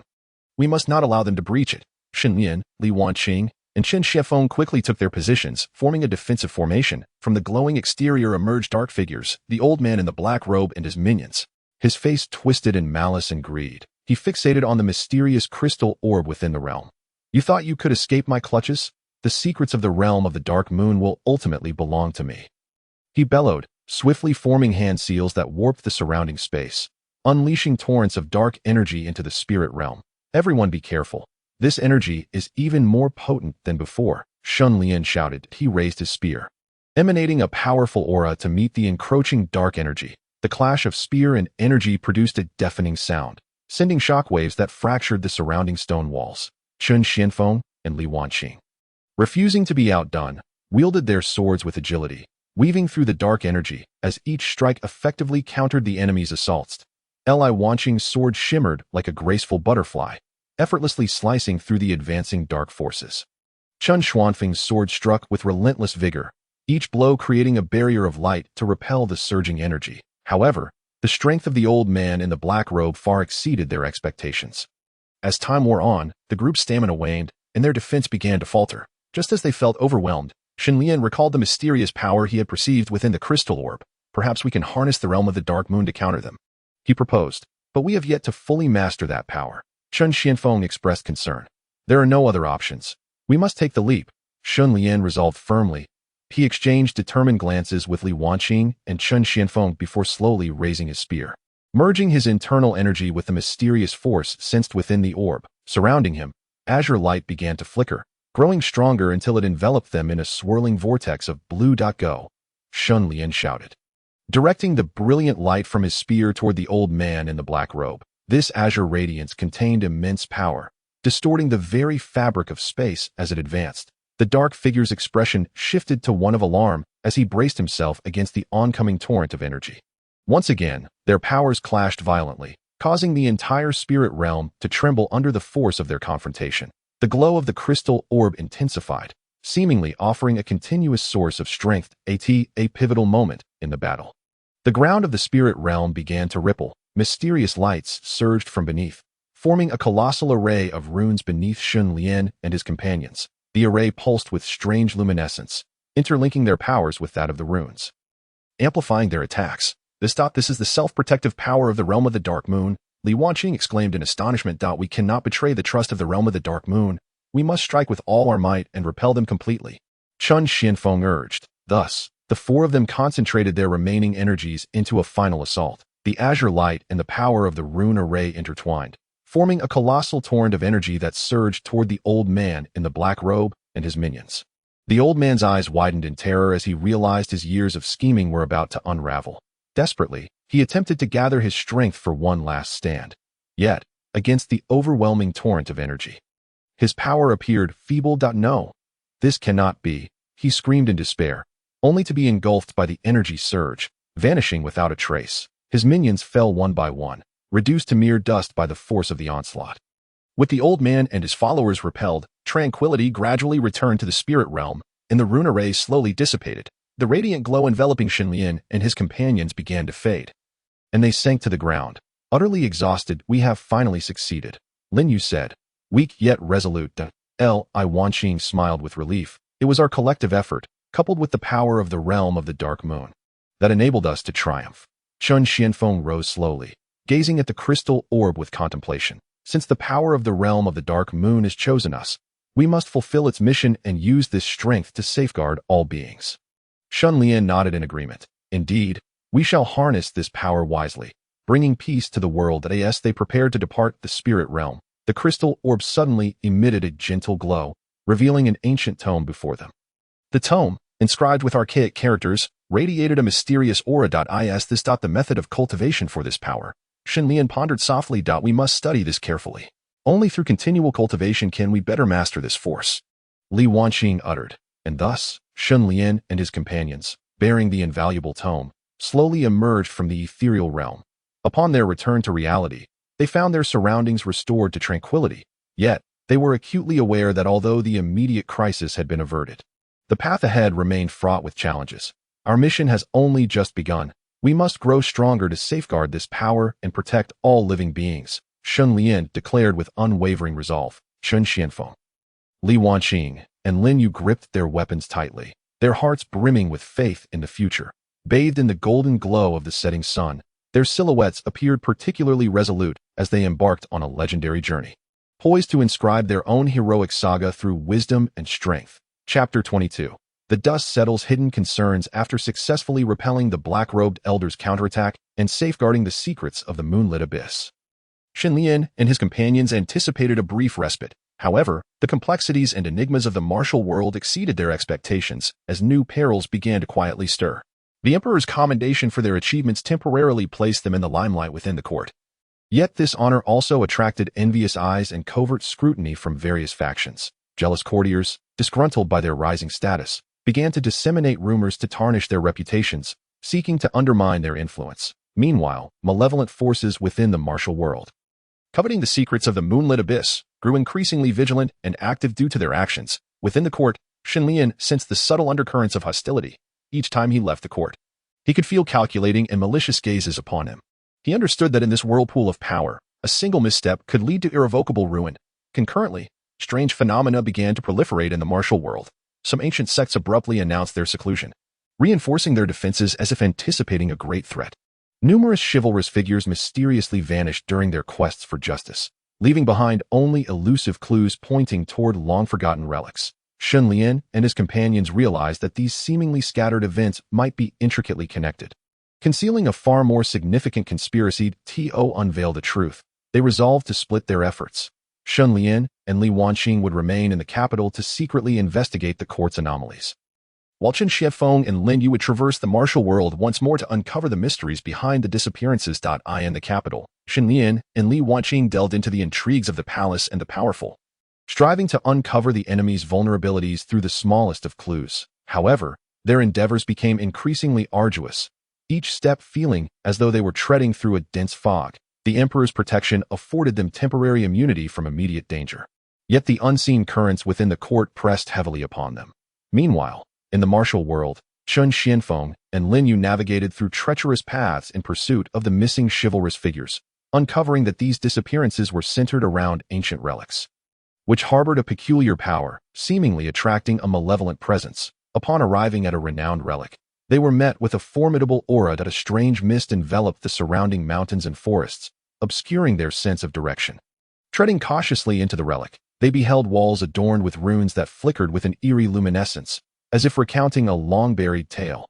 These relics conceal many secrets. We must proceed with caution, Chen Xianfeng cautioned. Lin Yu nodded in agreement. Pressing onward in their exploration, they ventured deeper into the relic. A low, haunting whisper echoed, as if ancient oaths were being recited. The pair scanned their surroundings warily, but found nothing amiss. It was then they noticed a radiant door ahead, encircled by runes forming a wondrous array. Exchanging glances, Chen Xianfeng and Lin Yu resolved to enter the door together, seeking the secrets within. Upon crossing the threshold, they discovered a hidden chamber filled with various ancient artifacts, the walls inscribed with records and interpretations of the moonlit abyss's secrets. Yet, as they meticulously examined the inscriptions, the chamber door abruptly slammed shut, and blinding light erupted around them, conjuring strange symbols that surged toward them. We've fallen into a trap, Chen Xianfeng exclaimed. They struggled against the onslaught of light, but its power proved overwhelming, and they soon felt their strength waning. In that critical moment, they recalled the mysterious power they had grasped within the moonlit abyss. Perhaps we can harness this power to confront the present crisis, Lin Yu shouted. The two swiftly summoned their inner strength, merging it with the previously understood mystical force, forming a black energy shield that temporarily deflected the light's assault. While defending against the radiant onslaught, they contemplated their next course of action. They realized that their endeavors had triggered the sensitive nerves of certain factions, and the road ahead would undoubtedly be more arduous. Yet, they remained undeterred, for they knew that only by unveiling the truth behind these machinations could true peace be restored to the world. Chapter 23. The ultimate showdown. The dust settles within the hidden chamber of the enigmatic relic. Chen Xianfeng and Lin Yu were locked in a fierce battle against the mysterious light. The luminescence morphed continuously, at times crashing upon them like a relentless tide, and at others, transforming into sharp blades, probing for weaknesses in their defenses, drawing upon their indomitable will and the mystical power gleaned from the moonlit abyss. They persevered against the onslaught. Hold strong, Lin Yu, Chen Xianfeng bellowed. his inner strength erupting like a volcanic force, colliding with the radiant energy to create dazzling sparks. Each clash sent tremors through their bodies. Yet their resolve remained unyielding. "Do not worry, Qian Fu. We shall not be easily defeated." Lin Yu reassured him that as they engaged in a fierce struggle against the light, the ancient artifacts within the chamber began to emit strange glimmers. Resonating with the power of the luminescence, the runes on the walls also came to life. As if infusing them with some arcane strength, it seems the relic itself is aiding us. We must not betray its trust. Lin Yu remarked, feeling the surge of power within him. Indeed, if we harness this energy to its fullest, we can surely repel this mysterious force. Chen Xianfeng concurred. They synchronized their breathing, allowing the amalgamated mystical energy within them to flow more smoothly. At that moment, their attacks grew increasingly incisive. The light began to recede under the relentless barrage of their strikes. Meanwhile, in the capital, Shen Lian and Li Wanqing sensed the unfolding anomaly. Their investigations finally unveiled the scheming factions within the court. It was revealed that an ambitious court official, lured by the moonlit abyss's power, plotted to seize the throne with the aid of sinister forces from the martial world, intending to act while Shen Lian and his companions were ensnared in the relic. Determined to thwart this conspiracy, Shen Lian and Li Wanqing sprang into action. They stormed the official's residence, engaging in a fierce confrontation with the hidden forces. Chaos erupted throughout the capital as they clashed. Utilizing their exceptional martial skills and keen intellect, Shen Lian and Li Wanqing gradually gained the upper hand, capturing all conspirators and successfully thwarting the official's nefarious plot. In the relic, Chen Xianfeng and Lin Yu finally traced the source of the luminous energy. They discovered that the light's formidable and enigmatic nature stemmed from a sealed malevolent force, intent on seizing the opportunity presented by the moonlit abyss to wreak havoc upon the world. "We must find a way to seal this evil power," Chen Xianfeng declared resolutely, gazing at the flickering light. Lin Yu stumbled upon a long-forgotten tome in a corner of the chamber, containing critical information regarding the sealing of the malevolent force. Following the book's guidance, they summoned their collective strength, weaving complex and mystifying runes. These runes intertwined with the mysterious power, forming a formidable sealing array. "Now," Chen Xianfeng shouted, propelling the sealing array toward the light. The luminescence clashed with the array in a resounding explosion, and after a fierce struggle, it was successfully sealed deep within the chamber. As the light dissipated, the environment of the relic gradually returned to serenity. Exhausted, Chen Xianfeng and Lin Yu collapsed to the ground, yet a hint of satisfaction graced their expressions that moment. In the capital, Shen Lian and Li Wanqing had successfully quelled the conspiracy, restoring peace to the city. They hurried to the relic to reunite with Chen Xianfeng and Lin Yu. The four of them gathered in the relic, overwhelmed with emotion. This thrilling adventure deepened their understanding of one another's trust and camaraderie. "We cannot allow this experience to be in vain. We must protect the world from similar conspiracies in the future," Shen Lian stated. "Indeed, we should establish a martial alliance, uniting all righteous individuals to strive for peace." Li Wanqing agreed. Chen Xianfeng and Lin Yu nodded in affirmation.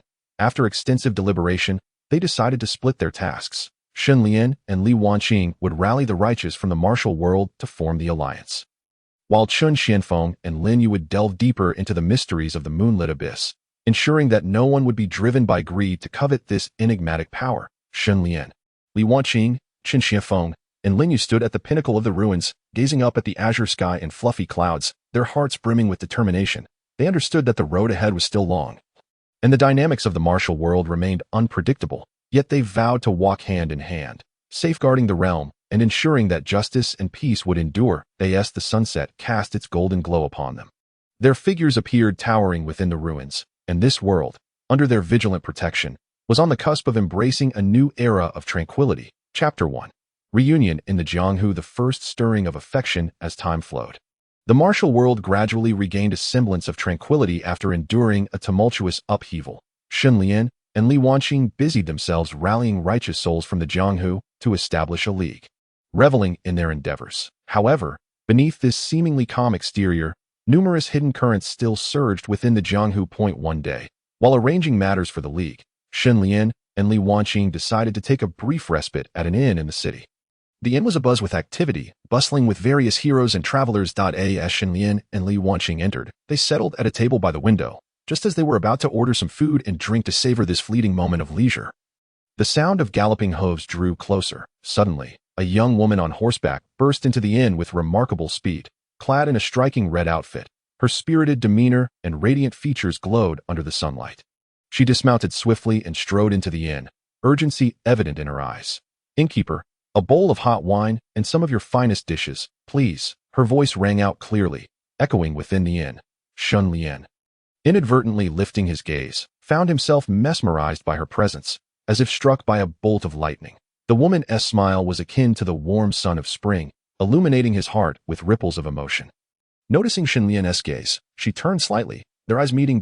In that instant, her cheeks flushed, yet her eyes held no hint of shyness. "What are you staring at? Never seen a woman ride and drink before?" She playfully chided, her tone devoid of reproach. Shen Lian felt his face warm, hastily lowering his head. Li Wanqing observed the exchange, a pang of bitterness stirring within her, though her expression remained composed. Soon, their food and drink arrived. The woman raised her wine jug, taking a hearty swig before setting it down and engaging Shen Lian and Li Wanqing in conversation. "I am Lin Shuang, a heroine of the Jianghu. Recently, the martial world has been tumultuous. I've heard of sinister forces stirring once again, so I intend to travel and see how I might assist." Shen Lian felt a spark of interest and replied, "We too are striving to safeguard peace in the Jianghu. If you happen upon any clues, would you be willing to share them with us?" Lin Shuang nodded, saying, "Of course. If the opportunity arises, I hope we can join forces to confront evil together." Thus, the acquaintance between Shen Lian, Li Wanqing, and Lin Shuang was forged. In the days that followed, Lin Shuang frequently visited the inn to meet with Shen Lian and Li Wanqing, where they discussed the state of the martial world and strategized their responses, gradually cultivating a profound friendship. On one fortuitous occasion, Shen Lian and Lin Shuang ventured outside the city to explore the scenic mountains and waters. Riding through the forest, they reveled in the beauty of nature. A gentle breeze tousled Lin Shuang's hair, her enchanting silhouette deeply etched in Shen Lian's heart. Unable to resist, he reached out to smooth her hair, causing her cheeks to redden instantly. "Shen Lian, isn't this a bit excessive?" she whispered. Shen Lian chuckled with a hint of embarrassment. "I merely thought the wind had disheveled your hair, fearing it might detract from your beauty." Lin Shuang shot him a playful glare. Yet her eyes sparkled with sweetness. Meanwhile, Li Wanqing observed their intimate interactions, a quiet ache blossoming in her heart. She recognized her feelings for Shen Lian, yet he seemed utterly captivated by Lin Shuang. She could only silently bury her emotions, striving to appear indifferent. They spent more time together. The bond between Shen Lian and Lin Shuang blossomed, the seeds of love quietly germinating in their hearts. Their romance deepened amidst the adventures and perils of the Jianghu, strengthened by their shared battles and mutual support. Unbeknownst to them, however, their blossoming relationship was being silently monitored by a dark force, intent on exploiting their connection to sow discord and undermine their alliance, threatening the peace of the entire Jianghu. The tranquility of the martial world was once again shattered, and a new crisis loomed ominously. How would Shen Lian, Li Wanqing, and Lin Shuang navigate this fresh challenge to protect their love and uphold the peace of the Jianghu? An enthralling journey of intertwined romance and conflict was about to unfold. Chapter 2. The Mysterious Letter. The emergence of crisis. During this period, the relationship between Shen Lian and Lin Shuang flourished like spring blossoms, and the camaraderie with Li Wanqing fortified their small group in the face of Jianghu strife. Yet, beneath the surface of tranquility, a significant crisis was brewing. One day, while Shen Lian organized the League's affairs in the NS study, Lin Shuang and Li Wanqing were out gathering intelligence. Suddenly, a mysterious figure in black stealthily infiltrated the inn, making his way directly to Shen Lian's study. The intruder moved with such grace that he seemed to merge with the night. Had it not been for Shen Lian's heightened vigilance, he might not have noticed the presence encroaching upon him. "Who are you? What brings you here at night?" Shen Lian sprang to his feet. Brandishing his spear defensively, his gaze fixed on the intruder, the cloaked figure did not respond directly, instead retrieving a black envelope from within his robes and placing it on the desk before turning to leave. His movements fluid as water, vanishing into the shadows. Shen Lian furrowed his brow, a wave of unease washing over him, but he approached the desk and picked up the black envelope, which exuded a faint, foul odor, hinting at concealed malevolence. Carefully, he unsealed it, revealing a piece of parchment that similarly emanated an eerie aura, the ancient script barely legible and cryptic. As he scrutinized the enigmatic text, confusion deepened in his heart. He attempted to decipher the words, yet progress was slow. Just then, Li Wanqing and Lin Shuang returned. Li Wanqing immediately noticed the letter in Shen Lian's hand and inquired, "What is that?" Shen Lian recounted the events briefly and handed the letter to them. They examined the parchment closely, their expressions turning grave. This letter appears ominous, and the script is unfamiliar to me. It likely holds significance, Li Wanqing mused. Indeed, I suspect this letter may be tied to the impending crisis. Shen Lian affirmed. Lin Shuang frowned. However, we currently lack sufficient clues to ascertain the meaning of this letter and the nature of the crisis it portends. The trio fell into contemplation at that moment. Commotion erupted outside the inn. They hurried out to find a number of hurriedly moving figures in black, their actions suspiciously coordinated, as if engaged in some clandestine operation. That it seems our movements have drawn the attention of certain forces. Chen Xianfeng remarked warily, we must swiftly unravel the mystery of this letter. We cannot allow the crisis to escalate. Shen Lian declared, just as they prepared to return to the inn to investigate the letter further. Shen Lian suddenly recognized a familiar figure among the black-clad individuals. Upon closer inspection, he realized it was an old man in a black robe whom he had encountered during a previous mysterious event. The old man in black. What is he doing here? How is he connected to this letter? Shen Lian's mind raced with questions to that moment. The old man also spotted Shen Lian and the others. A flicker of panic crossing his face before he quickly whispered to his companions, signaling them to disperse. Determined to uncover the truth, Shen Lian and his companions discreetly followed a few of the black-clad figures. Hoping to glean clues, they carefully trailed behind, weaving through narrow alleys, eventually arriving at an abandoned temple. The atmosphere within the temple was eerie, permeated with a musty, decaying odor. They stealthily entered, discovering the black-clad figures gathered in the main hall. Seemingly engaged in some ritual, let us quietly move to the back and observe their intentions, Shen Lian suggested softly. Upon reaching the rear, they were astonished to find a mysterious teleportation array glowing with an unsettling light. Its surrounding runes flickering erratically. The old man in black stood at the center of the array, murmuring incantations as he chanted. A dark light began to rise from the array, gradually forming a humanoid silhouette. Could it be that he intends to summon some malevolent entity? Shen Lian gasped inwardly. Just as they prepared to observe further, their movements inadvertently caught the attention of the black-clad figures, who swiftly pursued them. Shen Lian and his companions fled towards the temple's exit, and in the heat of the chase, Lin Shuang suddenly noticed peculiar traps surrounding the temple, hidden amidst the grass and stones. These traps posed a significant danger if triggered. Be cautious of the traps, Lin Shuang warned loudly. They navigated carefully, avoiding the mechanisms as they continued their escape as they were about to rush out of the temple. A massive stone door suddenly closed at the entrance, trapping them all inside. This was troublesome. We must quickly find a way to open the stone door, Shen Lian said anxiously, while they were desperately searching for a solution to break the stone door. The old man in the black robe emerged from the hall, laughing maniacally, his aura becoming even darker and more sinister. You have ultimately fallen into my hands. This is merely a part of my plan, he said with a triumphant smile directed at Shen Lian, his eyes gleaming with madness and malevolence. Outside the stone door, the men in black began to encircle them, forming a tight siege. Shen Lian and his companions found themselves in a dire predicament. While the conspiracy hidden behind the letter gradually came to light, a life-and-death struggle was about to unfold. Was there a greater plot awaiting them? Were their hidden masters observing all of this from the shadows? Everything was shrouded in uncertainty and suspense. Chapter 3. The Deadly Predicament. The truth emerges. Shen Lian and his companions were trapped in the abandoned temple, surrounded by the old man in the black robe and a throng of men in black. The situation was exceedingly precarious. However, they were not devoid of fighting spirit.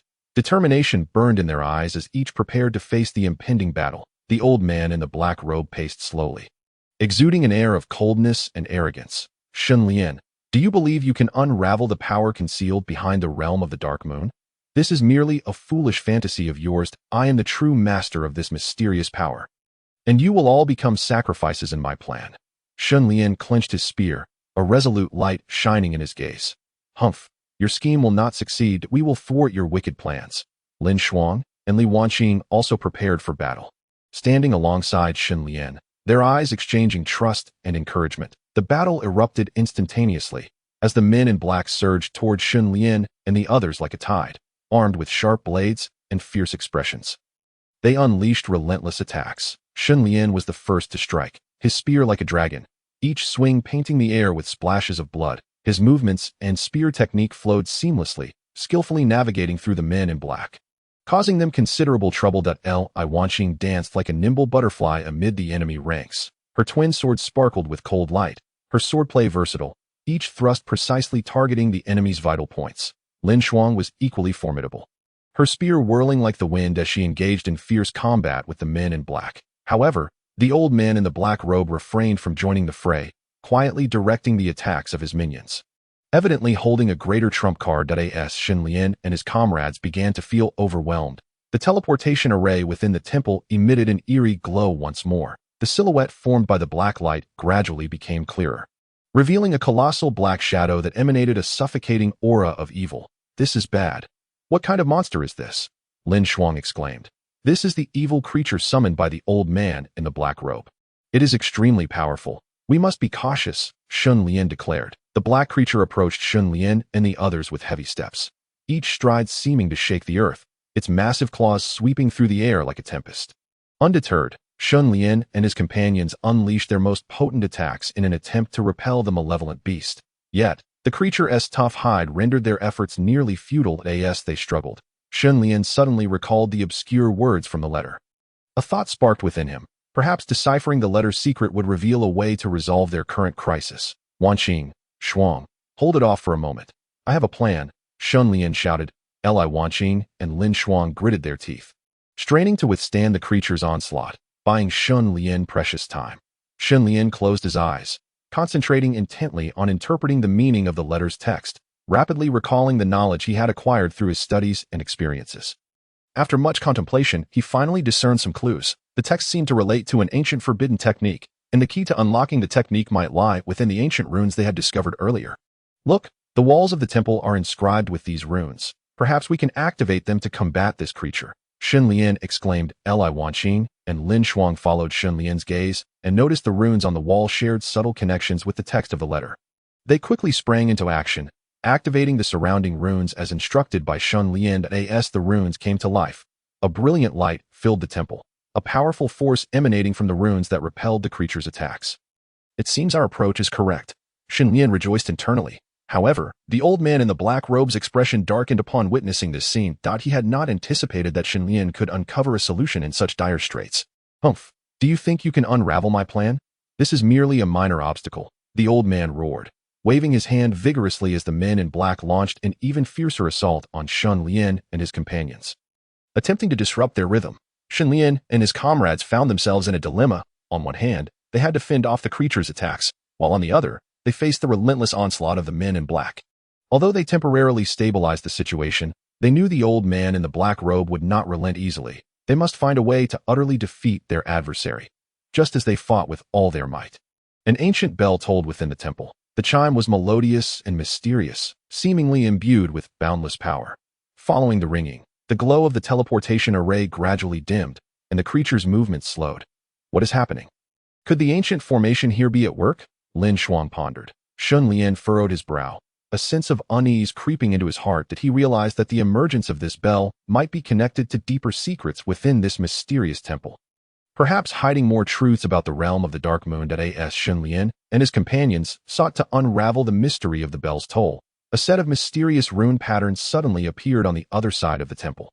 These runes, unlike the ones activated earlier, radiated an even more eerie glow. It seems we have triggered the hidden restrictions of this temple. Matters are becoming increasingly complicated, Shen Lian stated gravely that moment. The old man in the black robe, seeing the bell toll shift the situation against him, revealed a glimmer of madness in his eyes. "Humph, since I cannot have things my way, you shall all remain here." The old man cast a spell again, intertwining the surrounding runes with dark energy, forming a colossal black vortex that surged toward Shen Lian and his companions. They felt the threat of death looming. Yet they did not waver. Linking arms, they braced themselves for yet another life-and-death battle. Just as the black vortex was about to engulf them, a deep chant resonated from outside the temple. This chant carried a mysterious power, thickening the air around them. Could there be others observing all of this from the shadows? Lin Shuang wondered. The black vortex began to dissipate under the impact of the low, resonant chant, seizing the opportunity. Shen Lian and his companions escaped to the rear of the temple, temporarily evading the pursuit of the old man in the black robe and his minions. However, they knew this was merely a temporary reprieve. The old man would not easily let them go, and the conspiracy lurking behind the scenes grew ever more elusive. Their journey had once again reached a critical juncture filled with uncertainty and peril. The mysteries left in this enigmatic temple, the secrets hidden within the runes and the ancient bell, as well as the sudden emergence of the deep chant, all laid heavy foreshadowing for the unfolding story. Would Shen Lian and his companions be able to unravel these enigmas, thwart the old man's schemes, protect the secrets of the realm of the Dark Moon, and restore peace to the martial world? All remained uncertain as the fog of mystery enveloped them. New crises and turning points silently awaited their arrival, leaving their destinies hanging in the balance. Chapter 4. The Veil of Mystery, the enigma of the black-robed Taoist after escaping the perilous situation at the back of the temple. Shen Lian and his companions sought refuge in a nearby cave to catch their breath. It was only then they could reflect on the bizarre events that had transpired along their journey. Foremost among them being the mysterious black-robed old man. The night enveloped the cave, the flickering campfire casting shadows. Gathered around the fire, Shen Lian and his companions furrowed their brows, contemplating the secrets behind the black-robed old man. His strength was unfathomable, and the forbidden techniques he wielded, along with the creatures he summoned, were far from ordinary. Given his covetousness for the power of the realm of the Dark Moon and the meticulousness of his plots, it was clear he possessed an extraordinary identity and purpose. Li Wanqing spoke first, her eyes reflecting deep concern. Indeed, but based solely on the current clues, it is difficult to ascertain his specific identity. However, his familiarity with ancient forbidden techniques and mysterious runes may be linked to certain ancient sects or hidden masters. Lin Shuang analyzed further. After a moment of contemplation, Shen Lian remarked, I have heard in ancient texts that there were several mysterious sects in the martial world. Operating in secrecy, unknown to the public, they possess unique skills and forbidden techniques, carrying on distinctive traditions. Could the black-robed old man be a descendant of one of those sects? Upon hearing this, the others nodded in agreement, acknowledging the plausibility of Shen Lian's hypothesis. Perhaps, but even this is insufficient to determine his identity, since he is so fixated on the power of the realm of the Dark Moon. It stands to reason that he must have a deeper connection to this mysterious place. Could it be a fragment of the power once possessed by the realm of the ethereal moon, or perhaps a distorted obsession with that very force? Li Wanqing speculated further. And the summoned fiends, their malevolent aura reminiscent of an ancient era. Could he be linked to some sinister forces from that time? Lin Shuang added, her eyes glimmering with intrigue. Yet, amidst their fervent discussion, Shen Lian suddenly recalled an important detail. Indeed, we heard that deep chant within the temple. It seemed imbued with a certain mystical power that could temporarily dispel the darkness. What does this chant signify? Could it be an ancient incantation or remnants of some ritual? Shen Lian pondered, furrowing his brow. Upon hearing this, the group fell into contemplation. The somber chant was indeed perplexing. What role does it play in this enigmatic occurrence? Could a third force be covertly intervening, aiming to thwart the plans of the cloaked old Taoist? Li Wanqing boldly conjectured. This possibility cannot be dismissed. Given the current circumstances, it appears the martial world conceals many secrets and powers unbeknownst to us. Although the cloaked old Taoist is cunning and formidable, he may not be the sole mastermind behind the scenes, Chen Xianfeng observed. Just as they were engulfed in deep contemplation, a sudden sound of footsteps echoed from outside the cave. Shen Lian and the others immediately assumed a defensive stance, gripping their weapons tightly. The footsteps drew nearer, halting just outside the cave. Then, a mysterious voice resonated from beyond. Do you believe you can hide in this little cave? Your fates have long been sealed. The plans of the cloaked old Taoist shall not be thwarted by you. With that, a powerful aura surged into the cave. Shen Lian and the others braced themselves, preparing for the impending assault. However, as the aura dissipated, no one charged in. Who's there? Show yourself, Chen Xianfeng bellowed, his voice echoing through the cavern. Outside, however, there was an eerie silence, as if the previous utterance had been a mere illusion. What is happening? Lin Shuang furrowed her brow, her mind clouded with confusion. Shen Lian shook his head, stating, it seems the other party is deliberately provoking us, not wishing to engage in combat just yet. The existence of this mysterious figure complicates matters further. The group gathered, attempting to glean clues from this mysterious encounter. Yet, the enigma surrounding the cloaked old Taoist remained unsolved, while the hidden figure cast an even deeper shadow. At this moment, they realized that this martial confrontation was far more intricate than they had previously imagined. The true identity of the cloaked old Taoist, the intentions of the mysterious figure, and the conspiracies lurking in the shadows enveloped them like a dense fog. The impending revelation of the truth behind the realm of the ethereal moon seemed to play a game of hide and seek with them. Each new clue could lead them down a path, yet inadvertently draw them deeper into a labyrinth of mysteries. Shen Lian and his companions understood the necessity of a more cautious exploration to navigate this intricate maze of the martial world, to unravel all the enigmas. However, they remained unaware that greater mysteries and challenges awaited them ahead, each exploration bringing them closer to the truth, yet fraught with peril. Within that tranquil cave, their story did not conclude with a fleeting calm. Rather, the layers of mist rendered it all the more captivating. The force lurking in the darkness stirred restlessly, poised to ensnare them in another whirlpool at the opportune moment, as the entire martial world seemed to be on the brink of a colossal storm, ready to unleash astonishing power, leaving them filled with curiosity and trepidation for what lay ahead. Chapter 5. The True and False Trails. The conspiracy escalates after enduring the disturbance from the mysterious figure in the cave. Shen Lian and his companions intended to leave this place of turmoil swiftly. Yet, they understood that the cloaked old Taoist and the forces behind him would not easily relent, as long as they remained in the martial world. The endless peril would shadow them relentlessly. The morning sun filtered through the crevices of the cave, dispelling the shadows of the night. They readied their belongings, preparing to venture toward other regions of the martial world in search of further clues regarding the realm of the ethereal moon, hoping to evade the pursuit of the cloaked old Taoist. However, they were unprepared for a more formidable crisis that was silently approaching. Upon reaching a bustling market in a vibrant town, a sudden commotion erupted among the crowd. Following the sound, Shen Lian and the others beheld a black-cloaked elder approaching slowly. His demeanor and posture bore an uncanny resemblance to the cloaked old Taoist they had encountered in the temple. "That it seems we cannot shake him off at last," Chen Xianfeng murmured, instinctively tightening his grip on his sword. "Do not let your guard down. Something feels amiss," Shen Lian warned. Keenly observing the elder as the black-cloaked elder drew nearer, they discerned that the aura surrounding him lacked the overwhelming malevolence of the one from the temple, instead exuding a superficiality.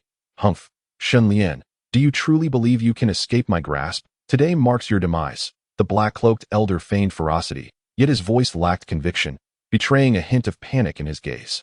Just as the group prepared to confront the situation, another black-cloaked figure suddenly emerged from the crowd. This new Taoist exuded a far more profound and reserved presence, his sinister aura palpable, instilling dread. "What are you doing? Who permitted you to impersonate me?" the false black-cloaked elder bellowed, his voice laced with fury and intimidation. The true black-cloaked elder paused momentarily, then scoffed. "Humph, you blind fool. I am the genuine black-cloaked Taoist. This impostor merely seeks to usurp the power of the realm of the ethereal moon. Do not be deceived by him." In an instant, the two black-cloaked elders vehemently contested one another, each asserting their authenticity, while the onlookers buzzed with speculation, unaware of who truly orchestrated the chaos. "This is quite the spectacle. Since you both claim to be the false one, why not demonstrate your true prowess and show who can genuinely command this mysterious power?" Shen Lian stepped forward, his gaze sharp as he scrutinized the two, hoping to uncover a flaw in their claims. The false black-cloaked elder appeared momentarily flustered, lowering his head slightly before quickly regaining his confident demeanor. "Very well, let us settle this." With that, he drew his sword, readying for combat. The true black-cloaked elder, unhesitating, assumed a battle stance, chanting incantations as a dark energy enveloped the surroundings. The two engaged in a fierce clash, their blades flashing and the black light colliding with the sinister aura. Astonishingly, their strengths seemed evenly matched, resulting in a stalemate. Shen Lian and the others observed closely, their curiosity deepening. They noted that the techniques and energies of both were somewhat similar, yet exhibited subtle differences. Could there be an undisclosed connection between them? Li Wanqing mused inwardly. Just as the two continued their intense battle, the false black-cloaked elder suddenly shouted, "Do not be deceived by his facade. He aims to monopolize the power of the realm of the ethereal moon and has fabricated these lies." The true black-cloaked elder, upon hearing this, momentarily faltered, then retorted with a sneer. "Humph, you are merely accusing me to cover your own treachery. You have colluded with dark forces, seeking their strength to oppose me, and seize the power of the realm of the ethereal moon. Do not think I am unaware of your schemes." As their quarrel escalated, the truth became increasingly elusive. Meanwhile, the crowd, captivated by this sudden spectacle, gathered around, creating a chaotic scene. Just as this battle of authenticity was about to reach its climax, another disturbance rippled through the crowd. A mysterious figure stealthily navigated through the throng, swiftly approaching Shen Lian and his companions. "Be cautious. Another development is unfolding," Shen Lian shouted. The enigmatic figure soon stood before them, cloaked in black, a hood obscuring their features, revealing only a pair of eyes shimmering with an unusual glow. You are all too naive, the mysterious figure coldly declared. This struggle between true and false is merely a segment of my grand design. The genuine black-cloaked Taoist does not exist. You are merely floundering within my chessboard. This declaration left everyone in shock. The expressions of Shen Lian and his companions turned grave as they realized the complexity of this conspiracy far exceeded their prior assumptions. Who are you? Why have you orchestrated such a scheme? Qin Shifeng demanded vehemently. The mysterious figure did not respond to Qin Xuanfen's inquiry, only emitting a series of eerie laughs. Your fates have long been under my control. To prevent the power of the realm of the ethereal moon from falling into my hands, you are not yet worthy. With that, the mysterious figure waved a hand, and a black energy orb shot towards Shen Lian and his companions. They quickly employed their respective agility to evade the lethal assault at this critical juncture. The true and false black-cloaked elders abruptly ceased their combat, their gazes revealing a peculiar gleam. It appears they wish to use us to resolve their conflict. The false black-cloaked elder said, a hint of madness flickering in his eyes. The true black-cloaked elder nodded slightly. Indeed, but now is not the time. We must first address the immediate crisis in the midst of the crowd's panic. Li Wanqing suddenly recalled the mysterious chime and runes from the temple that a spark of inspiration ignited within her as she exclaimed, perhaps we can once again harness the power of those runes to combat this unknown threat. Shen Lian nodded in agreement. You're absolutely right. We can no longer remain idle. Consequently, the group swiftly shifted their focus towards the temple in search of the potentially life-saving power of the runes. Meanwhile, the true and false black-robed Taoists, along with the enigmatic figure, relentlessly pursued them, closing the distance with each passing moment. The palpable tension of impending conflict enveloped the atmosphere, instilling an unprecedented sense of pressure. Shen Lian and his companions recognized their dire predicament.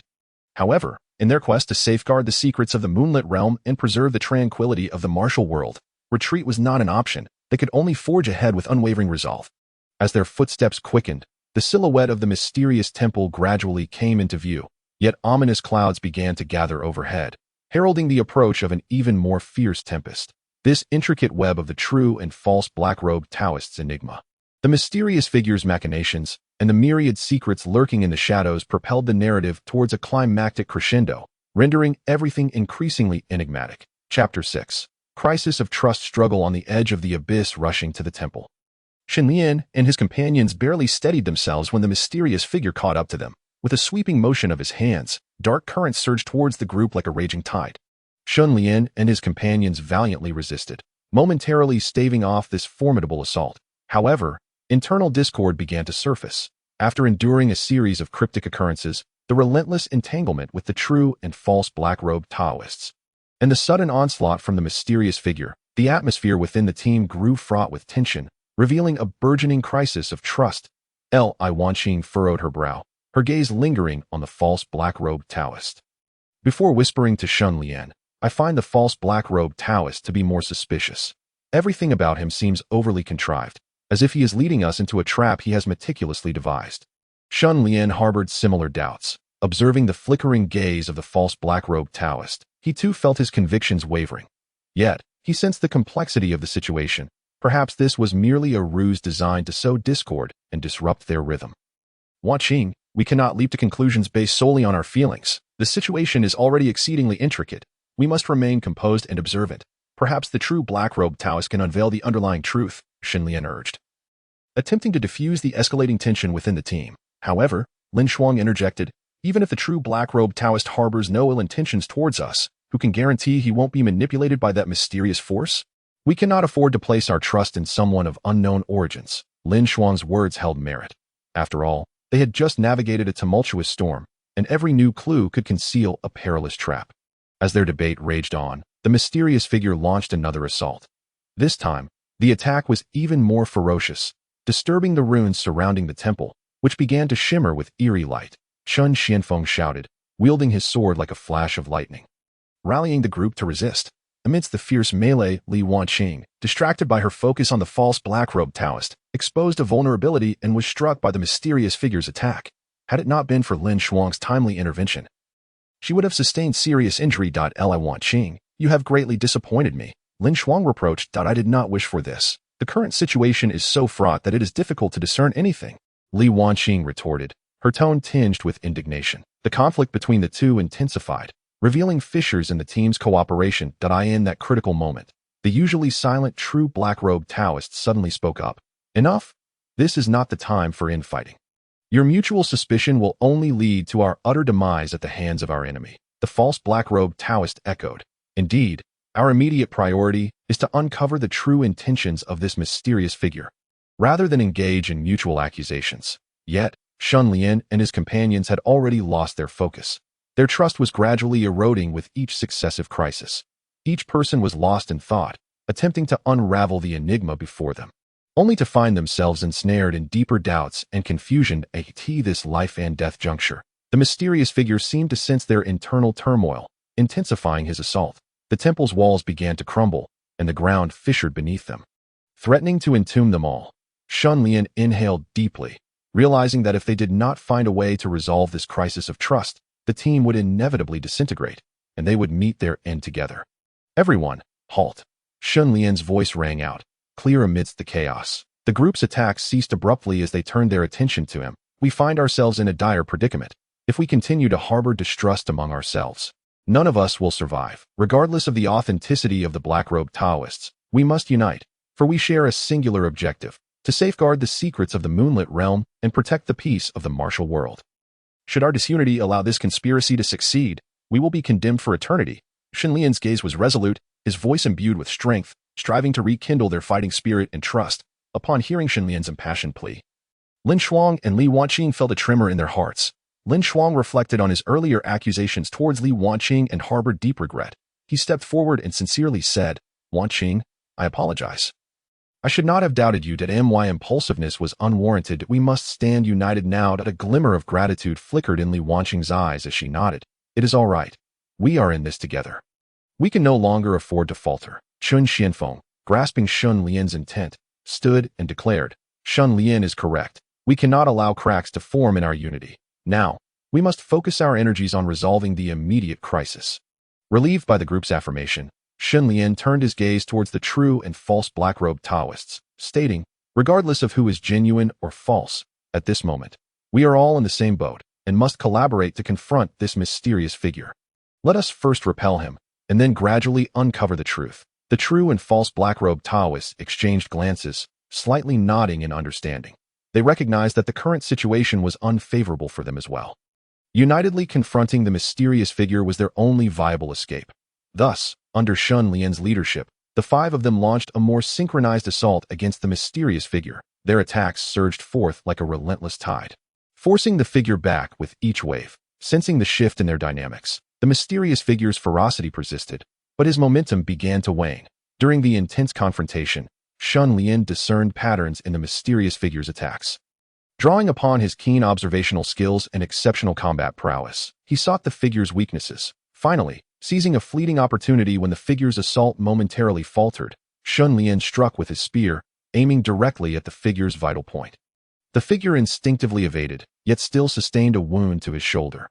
Observing this, the other four launched their strongest attacks, coordinating a final onslaught against the mysterious figure. Under their combined efforts, the figure ultimately succumbed, dissolving into a cascade of black light that vanished into the depths of the temple. As the battle subsided, the temple gradually returned to tranquility. Shen Lian and his companions, exhausted, collapsed onto the ground. Yet a faint smile of relief graced their faces. They had successfully averted this crisis and restored their trust in one another. However, they were acutely aware that this victory was but temporary. The enigma surrounding the black-robed Taoist's identity, the ultimate intentions of the mysterious figure, and the secrets concealed within the moonlit realm awaited their unraveling. Ahead lay further challenges and perils as nightfall descended. A chilling wind swept through the temple's exterior. Shen Lian and his companions understood that a new journey was about to commence, fortified by unwavering conviction as they prepared to face the uncertainties of the future. What astonishing truths lay hidden behind the moonlit realm? How would they safeguard all that they cherished in this treacherous world filled with fog and intrigue? All remained uncertain, yet their tale would persist in this enigmatic martial realm. Chapter 7. Interwoven Mysteries. Pursuit of Truth in Darkness. After an intense battle, Shen Lian and his companions successfully repelled the mysterious figure, weary as they sat amidst the remnants of the temple, attempting to recover from the tension of the crisis. Yet, even in this brief respite, the enigma enveloping them thickened like a shroud of mist, making relaxation impossible. Li Wanqing gazed at the runes still pulsating with an eerie glow. Her eyes filled with bewilderment. What secrets do these temple runes conceal? The mysterious figure seemed intimately familiar with them. Does his appearance and assault bear any connection to these runes? Shen Lian furrowed his brow.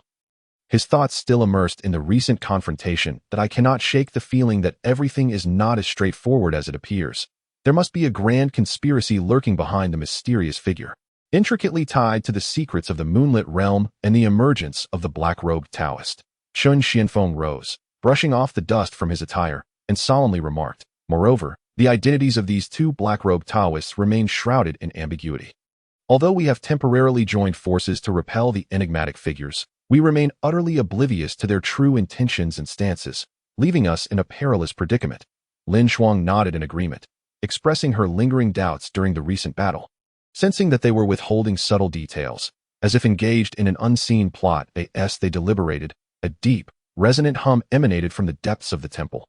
This sound seemed to echo from ancient times, imbued with a mysterious and eerie rhythm, causing everyone's nerves to tighten instantly.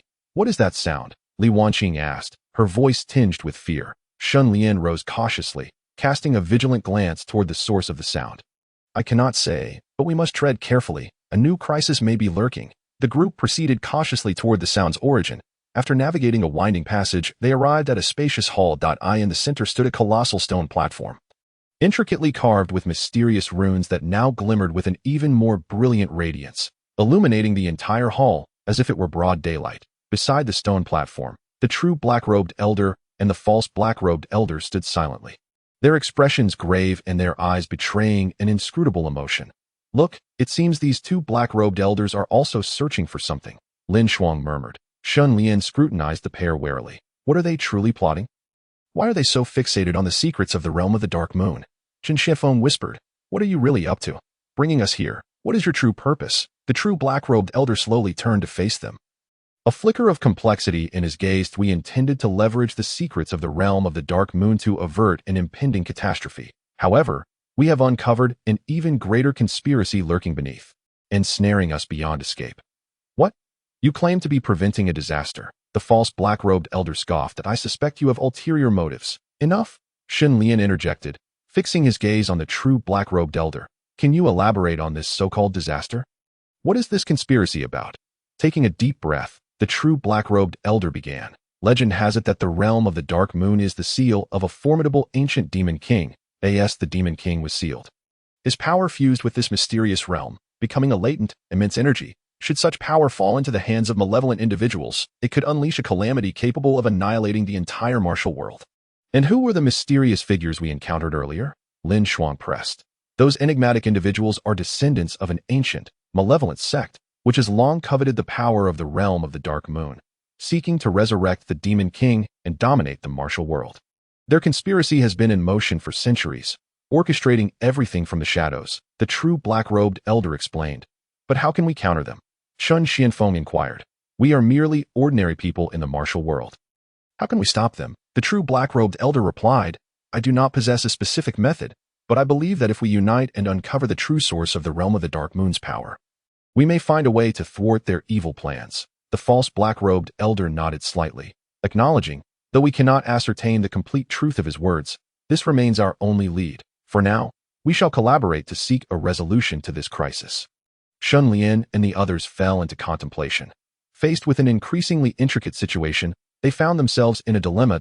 If they believed the black-robed elders, doubts about their mysterious identities lingered. Yet, if they did not, how could they confront the impending disaster? We cannot trust them blindly.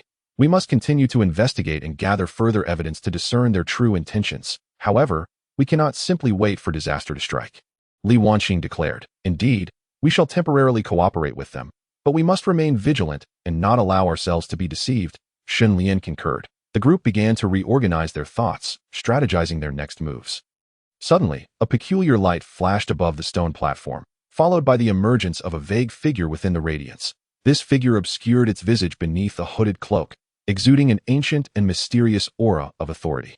"You ignorant youths, attempting to thwart the course of fate, such endeavors are destined to be futile." The figure's voice reverberated throughout the hall, sending chills down their spines. The group was taken aback. Who was this being? How was it aware of their actions? What did its words signify? With the appearance of this enigmatic figure, new enigmas and crises loomed on the horizon. The truth of the realm of the dark moon grew ever more elusive, and the true identities of the black-robed elders remained shrouded in mystery. Shen Lian and his companions understood that they were on the brink of facing even more formidable challenges, and this martial world was poised to be engulfed in a tempest of turmoil. Birthed from the hidden unknowns, how would they navigate the dense fog to uncover the truth and safeguard the peace of the martial realm? All answers awaited their exploration in the journey ahead. Chapter 8. Crisis approaches. Shen Lian's heroic rescue. The emergence of the mysterious figure intensified the predicament faced by Shen Lian and his companions. The ominous and authoritative voice echoed through the hall, akin to a heavy shackle weighing down upon each of their hearts. The mysterious individual gradually materialized from the light, clad in a black robe, with a hood obscuring its features, revealing only a pair of eyes gleaming with an uncanny light. With measured strides, each step seemed to carry boundless power, instilling a profound sense of reverence. Your struggles are in vain. The power of the realm of the dark moon shall ultimately belong to me. All you can do is witness the arrangement of fate. The mysterious figure stated coldly. Shen Lian gripped his spear tightly, his gaze resolute as he faced the figure. And no matter how arduous the path ahead, we shall not allow you to prevail. The secrets of the realm of the dark moon do not belong to wicked beings like you. The mysterious figure scoffed. Ignorant fools, since you are so resolute, I shall make you pay the price. With that, it waved its hands, unleashing a wave of black energy that surged toward Shen Lian and his companions. Quickly, they deployed their respective skills to evade the lethal assault. The true black-robed elder and the false black-robed elder also sprang into action, joining forces with Shen Lian and the others to combat the mysterious figure. However, the figure's power was overwhelming, rendering their resistance laborious. During the fierce battle, Li Wanqing, in a bid to protect Shen Lian, was inadvertently struck by the mysterious figure's energy, sending her crashing against a stone pillar. Wanqing, Shen Lian gasped.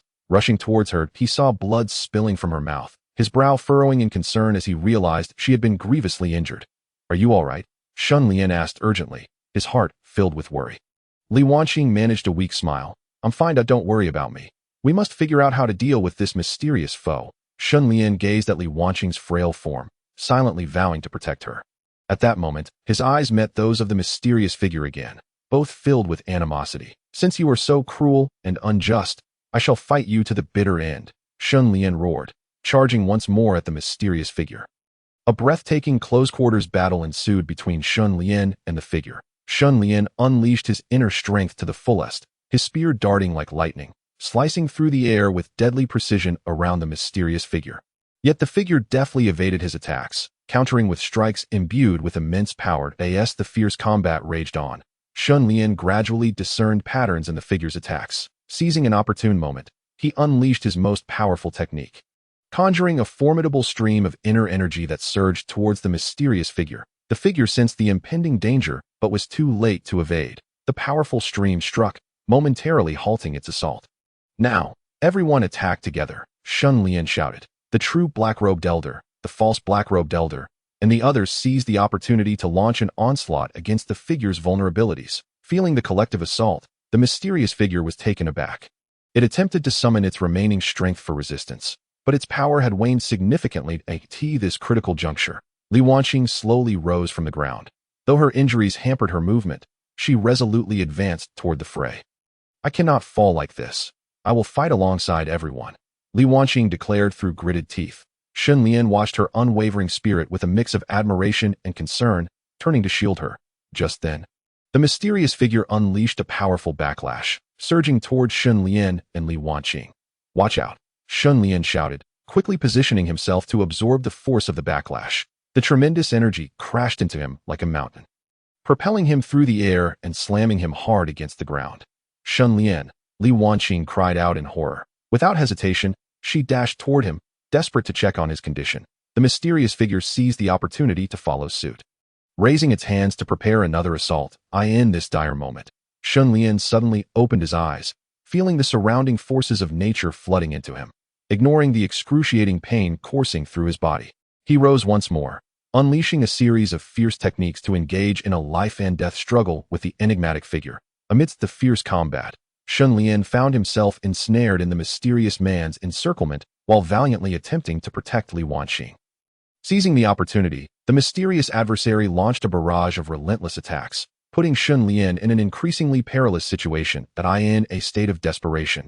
Li Wanqing disregarded her own safety and fought fiercely to shield Shen Lian from the onslaught.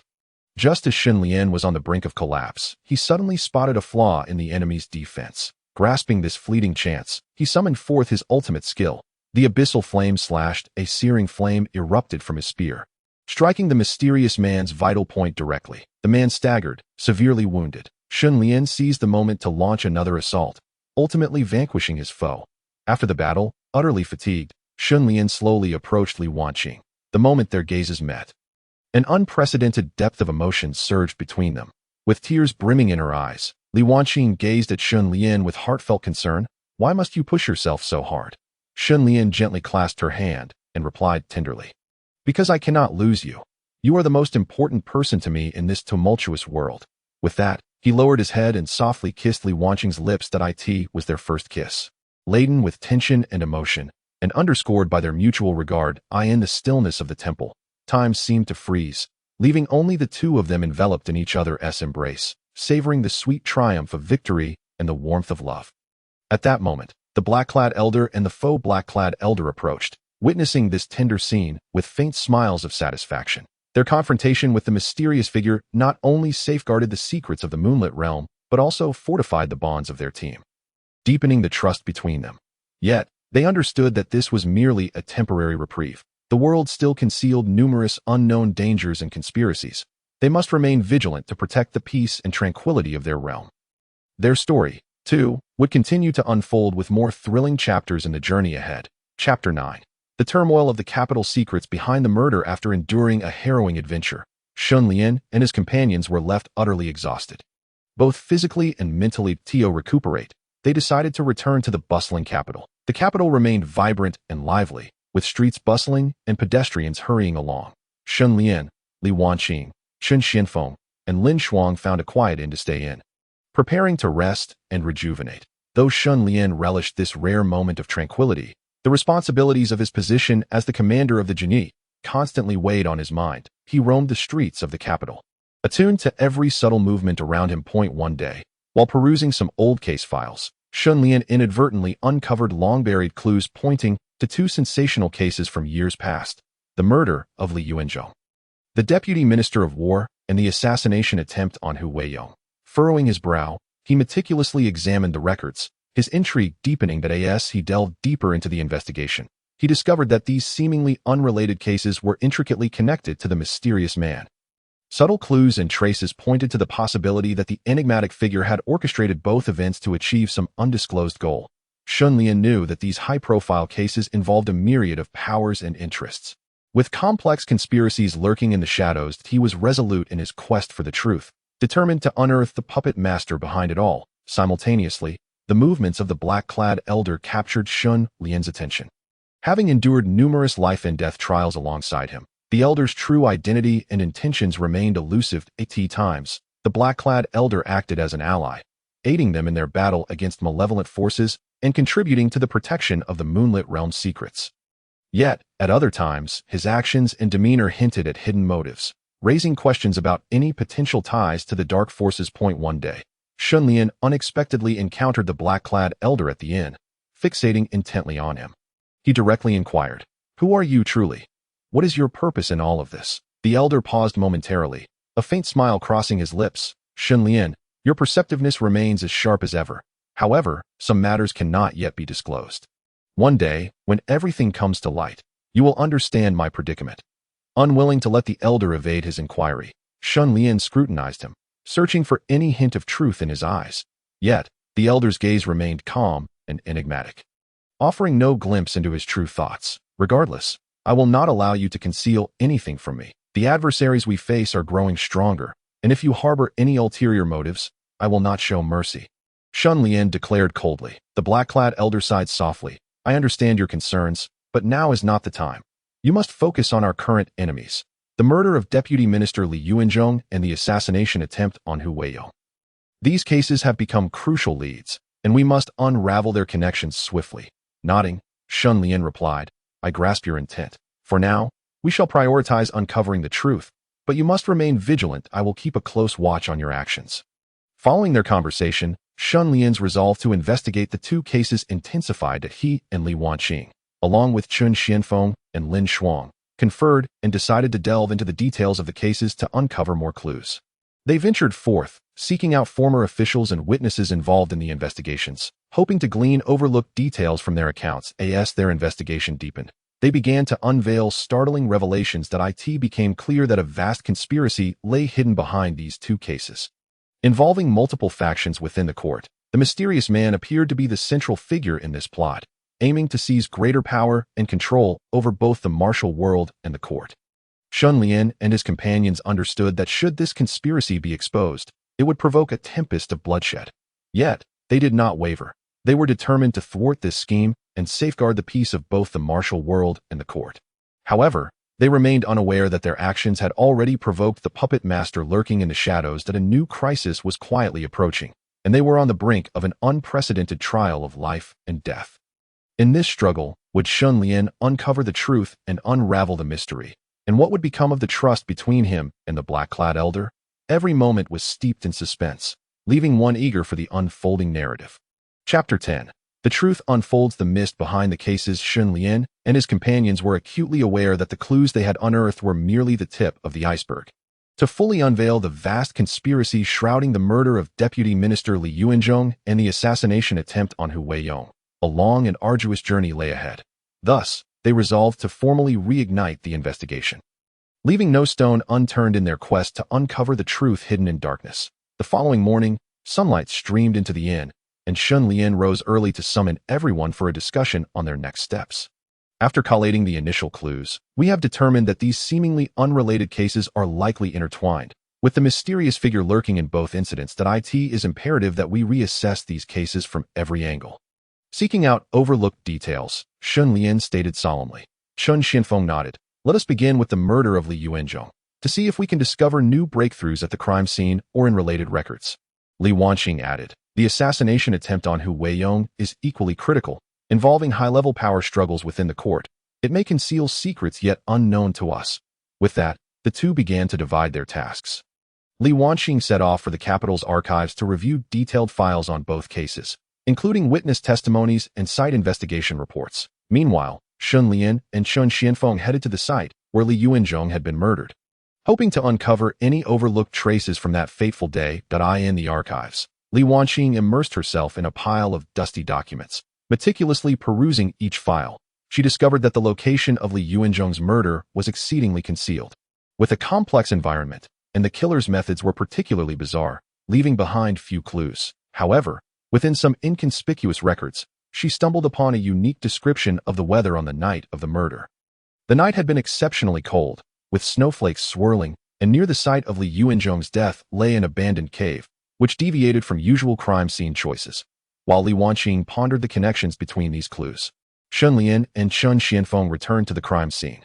They examined their surroundings, seeking to identify any overlooked details from the original investigation. Shen Lian noticed peculiar scratches on the cave's rocky surface, appearing as if someone had intentionally left them, yet concealed their presence. These scratches are suspicious. They could very well be a mark left by the perpetrator, Shen Lian speculated. Chun Xianfeng observed the scratches as well, gently tracing the traces with his fingers, attempting to discern a pattern. "Look, the direction and arrangement of these scratches seem to follow a certain order. Perhaps they signify a specific meaning," he remarked, just as they were engrossed in their examination of the markings. Li Wanqing hurriedly arrived. She shared her discoveries regarding the weather on the night of the incident and the abandoned cave with Shen Lian and Chun Xianfeng. "What you have mentioned is crucial. Perhaps this forsaken cave has a unique connection to the case, and the scratches along with the weather factors also bear some relation." Shen Lian pondered after a moment of reflection. The trio resolved to linger at the crime scene longer, meticulously examining the interconnections among these clues. After considerable effort, they finally uncovered a startling lead. It turned out that on the night of the incident, the perpetrator had exploited the frigid weather and the abandoned cave, employing a peculiar formation to channel a stream of air capable of confounding human perception into the cave. This airflow induced a sense of temporal and spatial disorientation, thus misleading individuals regarding the time and location of the crime. The strange scratches were, in fact, deliberate marks left by the murderer, intended for subsequent communication with a mysterious figure, signifying that the task had been accomplished. With this revelation, Shen Lian and his companions deepened their understanding of the case. However, they also recognized that this was merely the tip of the iceberg. The underlying mysterious force was far more intricate and formidable. As their investigation progressed, they unexpectedly discovered that both cases were intricately linked to a clandestine organization.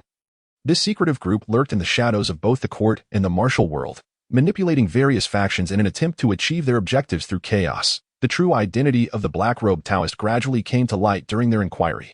He had once been a member of the secret organization but had stumbled upon its nefarious schemes by chance, prompting him to sever ties and join Shen Lian and the others in their quest for truth. Striving to thwart the spread of the conspiracy, Shen Lian and his companions understood that they were confronting not merely two seemingly straightforward cases, but a grand conspiracy entwining the martial world, the court, and the entire realm. The transformation of the black-robed Taoist engendered a measure of trust in him, yet they remained acutely aware that his past was still shrouded in uncertainty. Whether he remained influenced by the secret organization was a lingering question. As their investigation delved deeper, the fog of truth seemed to gradually lift, yet new crises loomed on the horizon. The mysterious forces became aware of their probing actions, initiating more covert attacks and persecutions to disrupt their rhythm. During a midnight operation, Shen Lian and his companions unfortunately fell into a trap set by these enigmatic forces. They found themselves ensnared in an abandoned manor, surrounded by intricate mechanisms and perilous traps. The mysterious force employed various tactics to assault them, intent on capturing them all in this life-threatening moment. Shen Lian exhibited his leadership skills and unwavering spirit. He urged his companions to hold their ground and engage in a fierce battle against the mysterious forces. Everyone, remain calm. We must stay composed and seek the enemy's weaknesses, Shen Lian shouted. Li Wanqing, Chen Xianfeng, and the black-robed Taoist responded in unison, coordinating their efforts and leveraging their unique strengths in a desperate struggle against the adversary. After a grueling battle, Shen Lian and his companions finally broke free from their dire predicament, successfully escaping the trap. However, they realized that their actions had aroused the intense vigilance of the mysterious forces, and subsequent investigations would prove even more arduous. Nevertheless, Shen Lian and his allies had no intention of retreating. They understood that only by delving deeper into the investigation and unearthing the conspiracy of the mysterious force could they truly safeguard the peace of the martial world and the court. As they pressed forward, they would encounter more challenges and dangers, yet their faith remained unshaken. Together, they would continue their pursuit of truth, battling for the tranquility of the martial world and the court. As the hidden mysterious force prepared to counter Shen Lian and his companions' investigation, the ultimate truth remained an enigma, laying the groundwork for subsequent developments in the narrative. Chapter 11. Multiple obstacles: the emergence of the capital's greatest villain after successfully escaping the abandoned manor. Shen Lian and his companions realized their investigation had encroached upon the sensitive nerves of an immensely powerful force. This force resembled an invisible web, quietly enveloping them and presenting unprecedented obstacles. While returning to the inn, they distinctly sensed an unusual atmosphere around them. The once bustling and lively streets now seemed eerily desolate, as if suppressed by an unseen power. Shen Lian remained vigilant, aware that danger could strike anew at any moment. Yet, before they could catch their breath, fresh troubles emerged. Shortly after returning to the inn, Shen Lian unexpectedly received a mysterious letter. The contents were brief and ominous. Shen Lian, your investigation has crossed the line that if you continue to pursue this matter, do not blame me for being merciless. The letter bore no signature, but the handwriting and tone indicated that it was not the work of an ordinary individual. It seems we have caught the attention of certain parties, Shen Lian remarked, furrowing his brow. Chen Xianfeng tightened his grip on his sword, stating, whoever they are, we will not retreat easily. Now that we have uncovered this information, we must see it through to the end. However, they understood that to continue their investigation, they needed to proceed with caution, avoiding any actions that might alert the enemy. Thus, Shen Lian and his companions devised a new strategy. Conducting their inquiries discreetly, leveraging her intelligence and finesse, Li Wanqing quietly gathered information throughout the capital, seeking to identify the source of the threat. Chen Xianfeng infiltrated various factions and martial forces within the city to discern any unusual activities. Meanwhile, Shen Lian and the black-robed Taoist kept a close watch on the court's movements, as both the murder of Li Wanqing and the assassination attempt on Hu Weiyong involved high-ranking officials. leading them to suspect that the force obstructing their investigation could be linked to certain factions within the court. Days later, Chen Xianfeng brought forth new intelligence. He discovered that various gangs in the capital had recently become unusually active. Seemingly executing the same directive, numerous individuals had gone missing under mysterious circumstances, with many of the missing linked to the two major cases. Chen Xianfeng suspected that this mysterious force was purging clues to impede their investigation. They are mobilizing the gangs. It appears they intend to launch a comprehensive siege against us, Shen Lian remarked gravely as they analyzed the situation. An eerie glow suddenly illuminated the night sky of the capital, followed by a chilling laughter. The eyes of Shen Lian and his companions instinctively turned toward the source of the light, where a shadow leaped high from a rooftop, momentarily hovering in midair before slowly descending onto a tall building. As the shadow unveiled its face, a figure gradually became discernible. He was tall and imposing, draped in a black robe, adorned with a black mask that revealed only a pair of cold, glimmering eyes. An aura of formidable and malevolent power emanated from him, sending shivers down their spines. Who is this person? Why has he appeared at such a time? Lin Shuang inquired nervously. He is the most notorious villain in the capital. The Shadow Monarch that is said that he possesses formidable powers and a ruthless nature, having long manipulated various forces in the capital for nefarious ends. That seems our investigation has encroached upon his interests. Shen Lian's expression darkened. He had heard tales of the Shadow Monarch's malevolence. Now that a connection to this case had emerged, it was evident that their investigation would grow increasingly arduous. The Shadow Monarch spoke slowly, his voice low and gravelly. Shen Lian, do you believe you can unveil the truths of these old cases? You are embarking on a path of self-destruction. That I am the Shadow Monarch. Everything in this capital is under my control. If you wish to avoid death, cease your investigation at once. Otherwise, when I strike, you shall find no place to rest in death. Upon finishing, the Shadow Monarch waved his hand, and the surrounding air seemed to solidify instantaneously, unleashing a powerful force directed toward Shen Lian and his companions. They hastily employed their skills in defense, yet they soon realized that this force far exceeded their expectations. Shen Lian understood that their current strength was insufficient to confront the Shadow Monarch directly. He scanned his surroundings, searching for an opportunity to break free, while loudly instructing, "Everyone, be cautious. We must find a way to disperse his power and seek weaknesses." Under Shen Lian's command, they began to move nimbly, attempting to attack the Shadow Monarch from various angles. However, the Shadow Monarch was exceedingly powerful, and each of his assaults placed immense pressure on them. As despair began to creep in, Li Wanqing suddenly spotted a flaw behind the Shadow Monarch. Seizing the opportunity, she swiftly darted forward, her twin swords flying like lightning toward the Shadow Monarch's back. The Shadow Monarch seemed to sense danger, but was already too late to evade. The twin swords struck his back, causing him to lean slightly forward. Not without skill, but your little tricks are inconsequential to me, the Shadow Monarch roared, pivoting to launch an even fiercer assault against Shen Lian and his allies. Faced with the overwhelming onslaught of the Shadow Monarch, Shen Lian and his companions found themselves in a desperate battle. They understood that, with their current strength, it would be difficult to gain the upper hand against him. If they could not devise a countermeasure soon, not only would they fail to resolve the case, but they might also lose their lives. Just as they were enveloped in despair, Shen Lian suddenly conceived a daring plan. He turned to the black-robed Taoist and exclaimed, "Do you have any connection with the Shadow Monarch? We are in a dire situation. If you can divulge any information about him to help us identify his weaknesses, we might have a glimmer of hope." The black-robed Taoist surveyed Shen Lian and the others, seemingly contemplating something. Ultimately, he sighed and slowly spoke. "Shen Lian, I cannot guarantee that my information will enable you to defeat him, but I am willing to take the risk. Although the Shadow Sovereign possesses formidable powers, he harbors a fatal weakness, his mask. Beneath its surface lies the most vulnerable part of his being. If we can shatter his mask, we might diminish his strength." Upon hearing this, a flicker of hope ignited within Shen Lian's heart. He understood that this was their only opportunity. He proclaimed loudly, "Then let us direct our assault towards his mask. Everyone, concentrate your strength." Following his command, Shen Lian and the others adjusted their attack trajectories, channeling all their might toward the Shadow Sovereign's mask. The Shadow Sovereign sensed their intentions and began to defend frantically. However, Shen Lian and his companions had no retreat. They poured every ounce of their energy into assaulting the Shadow Sovereign's mask. After a fierce battle, one spear finally grazed the edge of the Shadow Sovereign's mask. He let out a piercing scream of agony, and his power began to wane. Seizing this opportunity, Shen Lian shouted, thrusting the spear once more at the Shadow Sovereign's mask. This strike struck the center of the mask, shattering it instantly and revealing a pair of eyes filled with terror and rage. With the destruction of his mask, the Shadow Sovereign's power diminished significantly. Taking advantage of this moment, Shen Lian and his companions launched a more ferocious attack, ultimately driving the Shadow Sovereign back.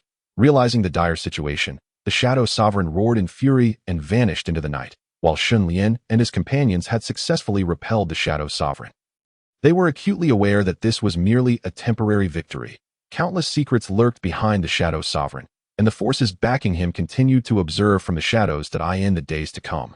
Shen Lian and the others would delve deeper into their investigation, determined to uncover more truths and identify the mastermind behind the scenes. The martial world of the capital, shaken by this thrilling confrontation, became increasingly tumultuous. They were unaware of the many challenges that lay ahead, yet they firmly believed that as long as they stood united, they could conquer any adversity and uncover the truth. Chapter 12. The puppet behind the scenes. The shadow of the true villain. Though Shen Lian and his companions had successfully repelled the Shadow Sovereign, they did not allow themselves to relax their vigilance. Instead, they came to a profound realization. The struggle surrounding the mysterious case concealed an unfathomable depth of power. The Shadow Sovereign was likely merely the first pawn to surface in this conspiracy. Upon returning to the inn, the group gathered to discuss their encounter with the Shadow Sovereign. Shen Lian's brow remained furrowed. He understood that what seemed like an ending was, in fact, merely the beginning of an elaborate plot. The Shadow Sovereign's sudden appearance felt orchestrated, as though he were a carefully arranged piece on a chessboard, specifically intended to obstruct their investigation. Moreover, his strength far exceeded that of ordinary beings, had they not exerted their utmost efforts. The consequences could have been dire. Chun Xianfeng pondered for a moment before speaking. Indeed, although he outwardly presents himself as the capital's foremost villain, I suspect he is more akin to a puppet, with a far larger and more mysterious organization orchestrating everything behind the scenes, Li Wanqing added, her eyes betraying a hint of concern. This organization hides in the shadows, ensuring we remain unaware of their existence. Their motives likely extend beyond simply thwarting our investigation. They harbor a more profound conspiracy. Shen Lian nodded in agreement, affirming, we must delve deeper into this hidden force and uncover the true mastermind. However, as it stands, every step of our investigation seems to be monitored and obstructed from the shadows that we must tread carefully and avoid any potential vulnerabilities. Just then, Lin Shuang hurried into the inn, a look of urgency on her face. Everyone, while gathering information, I discovered some peculiar occurrences. The wealthy merchants and officials in the capital have suddenly become exceedingly secretive, engaging in unusually frequent exchanges, appearing somewhat distracted. A glimmer of realization flashed in the eyes of the group. Lin Shuang's discovery indicated that this mysterious force might wield influence far beyond their previous assumptions. This power was not only manipulating the martial order, but had also infiltrated the court and the realm of commerce. It seemed their investigation had begun to encroach upon their core interests, prompting them to deploy such a puppet against them while closely monitoring their every move to identify any weaknesses. Shen Lian clenched his fists, declaring, we cannot remain passive. We must take the initiative and seek out clues regarding this force to avoid alarming the snake. Shen Lian and his companions decided to split up. Shen Lian and Li Wanqing would continue their investigation into the interactions among merchants and officials, seeking clues from their assets and transactions. Chen Xianfeng would seek out individuals in the martial world who had encountered this mysterious force, hoping to glean valuable information, while Lin Shuang would remain at the inn, keeping an eye on the Shadow Sovereign's movements, ready to thwart any further attacks. During their assignments, Shen Lian and Li Wanqing uncovered some intriguing leads. Several merchants and officials, after engaging in clandestine transactions, would send substantial amounts of wealth to an abandoned estate on the outskirts of the capital. This estate appeared unremarkable at first glance, yet Shen Lian sensed it concealed some significant meaning. As night fell, Shen Lian and Li Wanqing stealthily infiltrated the abandoned estate. That a strange atmosphere pervaded the grounds, and an unsettling silence hung in the air. They searched every corner of the estate for clues, ultimately discovering shocking evidence within a hidden chamber. The chamber's walls bore a massive map, marking locations of two major cases they had previously investigated, alongside significant forces within the court and the martial world. Beneath the map were strange symbols and writings, which appeared to be an ancient incantation emanating an aura of malevolence. What does this signify? Li Wanqing exclaimed, astonished. After a moment of contemplation, Shen Lian replied, perhaps this represents a ritual intended to manipulate the entire martial world and court. This mysterious force undoubtedly harbors grander ambitions, seeking to incite chaos through these two major cases and subsequently seize control over the realm, just as they prepared to further analyze this evidence. The chamber door suddenly slammed shut. Chen Xianfeng and Lin Shuang, alerted by the noise, rushed over only to find the pair trapped inside. "How did you end up locked in here?" Chen Xianfeng asked. Anxious. "This must be a trap set by that mysterious force. They aim to ensnare us all." Shen Lian responded calmly, "We must find a way out and swiftly relay these clues." However, as they sought an escape, a chilling laughter echoed through the chamber. A mysterious voice reverberated. "Do you believe you can escape? You are already ensnared in my web. Everything has been meticulously planned. None of you can thwart me." Shen Lian and the others were taken aback. They realized that the true villain had finally revealed a glimpse of its presence, yet the identity of this enigmatic being remained unclear, confronted by this unknown foe. They felt an unprecedented weight of pressure. Just as despair began to creep in, Shen Lian noticed a section of the chamber wall that appeared slightly loose. He signaled for the others to join him in exerting force. And indeed, a section of the wall slowly opened, revealing a secret passage. The group swiftly fled through the passage. Upon emerging from the abandoned estate, they found the entire capital shrouded in a mysterious force. In the streets, many whispered about strange occurrences, as if some grand event were imminent. Shen Lian and his companions understood that they had plunged into an exceedingly perilous situation. The hidden force lurking in the shadows was gradually surfacing, and they would face even greater challenges ahead. Back at the inn, they meticulously organized and analyzed the discoveries and clues from the chamber, seeking to unmask the identity of this mysterious villain and the core of the conspiracy. Yet they knew this was merely the beginning. The true battle lay ahead. Every action they took was under the watchful eyes of their enemies, each step taken with utmost caution. Meanwhile, in a lavish mansion within the capital, a figure cloaked in black sat quietly in a chair, a cold smile playing at the corners of his lips. His gaze reflected boundless ambition and a thirst for power, akin to a serpent hiding in the darkness.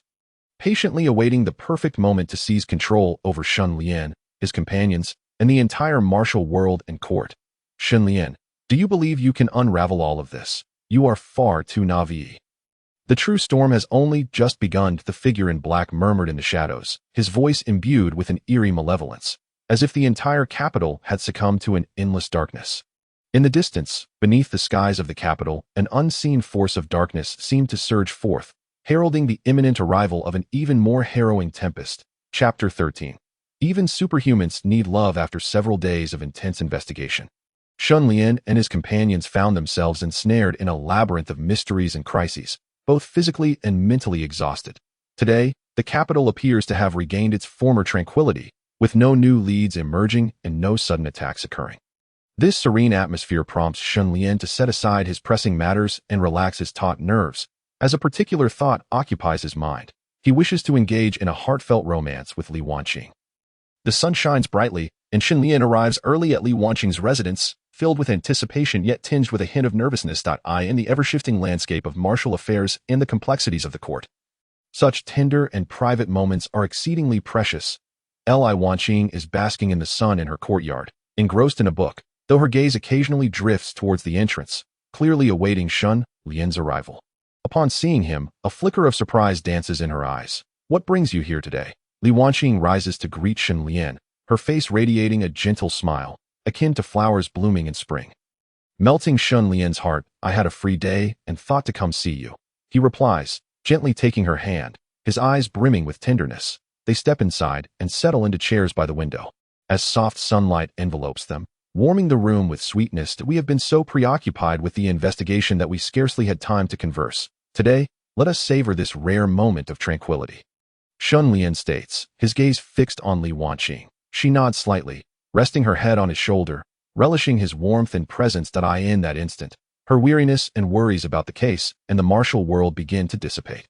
"You know, every moment spent with you grants me immense peace," she whispers softly. Shen Lian tenderly strokes her hair and replies, "I too long for a respite from this tension and chaos. I simply wish to share joyous moments with you." However, the conflicts of the martial world and the court continually bind us. Li Wanqing clasps Shen Lian's hand and asserts, "I understand. Though dangers and difficulties may arise, as long as we are together, nothing can bring us down." They quietly lean against one another, cherishing this warm moment devoid of martial grievances and courtly disputes. only the rhythm of their hearts and the gentle sunlight surrounding them. Yet, this tranquility proves fleeting. Suddenly, Lin Shuang rushes in, panic etched across her face. This is bad. I overheard that the Shadow Lord has mysteriously returned, and he is allied with other forces, heading our way. The expressions of Shen Lian and Li Wanqing turn grave. Just as they had begun to relax, danger looms once more. Shen Lian rises, his gaze resolute. It seems they will not spare us. We must prepare to confront them. Li Wanqing swiftly stands, ready to fight. At that moment, Shen Lian looks at her, filled with concern. Wanqing, if danger arises, you must be cautious. Once I deal with them, we can once again indulge in this serene time together. Li Wanqing frowns slightly. Grasping Shen Lian's hand, do not worry about me. We will face this together. They exchange a determined smile, their eyes reflecting trust and resolve. They understand that regardless of the challenges and perils ahead, they will not waver. Shen Lian and Lin Shuang stand resolutely beside Li Wanqing, prepared to face the impending battle. Despite knowing their foes are stronger than ever, they feel no fear as the footsteps of the Shadow Lord's entourage draw nearer. An atmosphere of tension envelopes them. This crisis, arising after a moment of calm, binds the fates of Shen Lian and his companions ever closer. Their love, tested amidst the martial and courtly strife, faces yet another trial. Will they navigate through this perilous situation once more and continue their quest for truth? All remains uncertain. Chapter 14. Undercurrents. The conspiracy of the royal kin Shen Lian and his companions stand ready, bracing themselves for an encounter with the martial forces led by the Shadow Lord. However, an unexpected turn of events unfolds. The first to burst into the inn is a group of regal guards, adorned in resplendent attire that exudes an air of nobility. Their movements are synchronized, commanding an imposing presence. Yet, the most striking figure is the young man in a black brocade robe who follows behind. His countenance austere, a jade pendant signifying royal kinship hanging at his waist, his gaze emanating a chilling authority. Ha! Shen Lian, today marks your demise. The young man laughs maniacally, his voice echoing throughout the inn.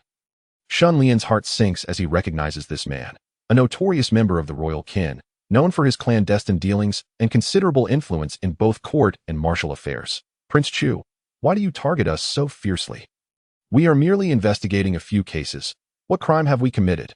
Shen Lian suppresses his anger, striving to maintain composure. Prince Chu sneers. Do you think these cases are mere local incidents? You have struck at the very foundation of the court, especially those two major cases that threaten the interests of the royal kin that I am compelled to act for the sake of the realm and the stability of the royal family.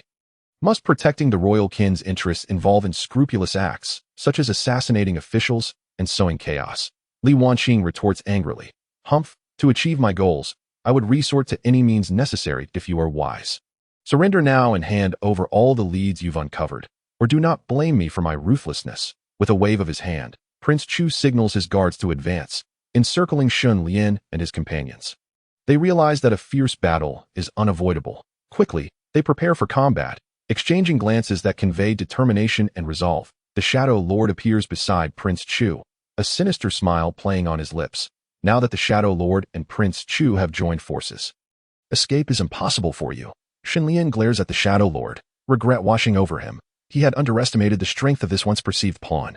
Prince Chu, our pursuit is for truth and justice. If you truly care for the realm, you should not indulge your ambitions and plunge the martial world and court into chaos. Shen Lian attempts to appeal to Prince Chu's reason. Truth, justice, in the face of my interests, these are trivial matters. As long as I can solidify the position of the royal kin and ensure the court's stability, I fear not the opinions of others, Prince Chu declares arrogantly. The battle erupts instantly, as the Shadow Lord and Prince Chu's guards surge towards Shen Lian and his companions. Shen Lian, Li Wanqing, Chen Xianfeng, and Lin Shuang coordinate seamlessly, fighting back with all their might. Shen Lian wields his spear with lightning speed, each strike infused with formidable inner strength directed at Prince Chu's guards.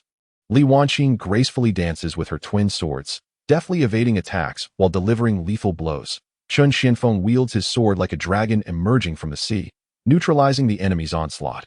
Lin Shuang's spear strikes like a tempest, each thrust packed with tremendous power. However, the guards, well-trained and numerous, begin to overwhelm Shen Lian and his companions. The Shadow Lord intermittently lends his support, adding to their pressure in the midst of the fierce struggle. Li Wanqing, in her effort to shield Shen Lian, is struck by the Shadow Lord, her attire stained with blood. Wanqing, Shen Lian exclaims in distress, his heart racing as he charges at the Shadow Lord. Unleashing his full power in a desperate fight, their fists clash, inner strength colliding, shaking the very foundations of the inn. Humph, Shen Lian, do you think you can defeat me? You should focus on saving yourself.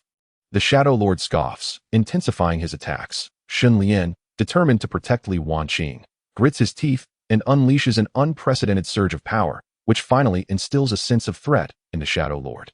At that moment, as their fierce confrontation escalates, Chun Xianfeng and Lin Shuang seize the opportunity to engage the guards with fervor. Their exceptional combat skills and unwavering will lead them into a stalemate with the guards.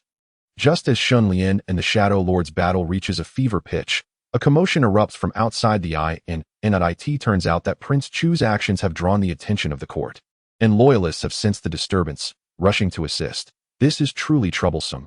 Prince Chu frowns, displeased. The Shadow Lord, wary of the court's intervention, exchanges glances with Prince Chu and remarks, "Your Highness, these loyalists from the court are formidable. We should first resolve this immediate issue before departing with our prize." Prince Chu nods, his expression revealing a flicker of hesitation, but he quickly regains his indifference. "Humph, if it comes to that, I shall sever ties with the court entirely. I, Prince Chu, fear them not." Under the orders of Prince Chu and the Shadow Lord, their forces begin to recalibrate their tactics, focusing their might against Shen Lian and his companions. The battlefield erupts with shouts of battle, swords clashing amidst the chaos. With the support of the court's loyalists, Shen Lian and his companions gradually stabilize their position. Yet, they are acutely aware that the outcome of this battle remains uncertain.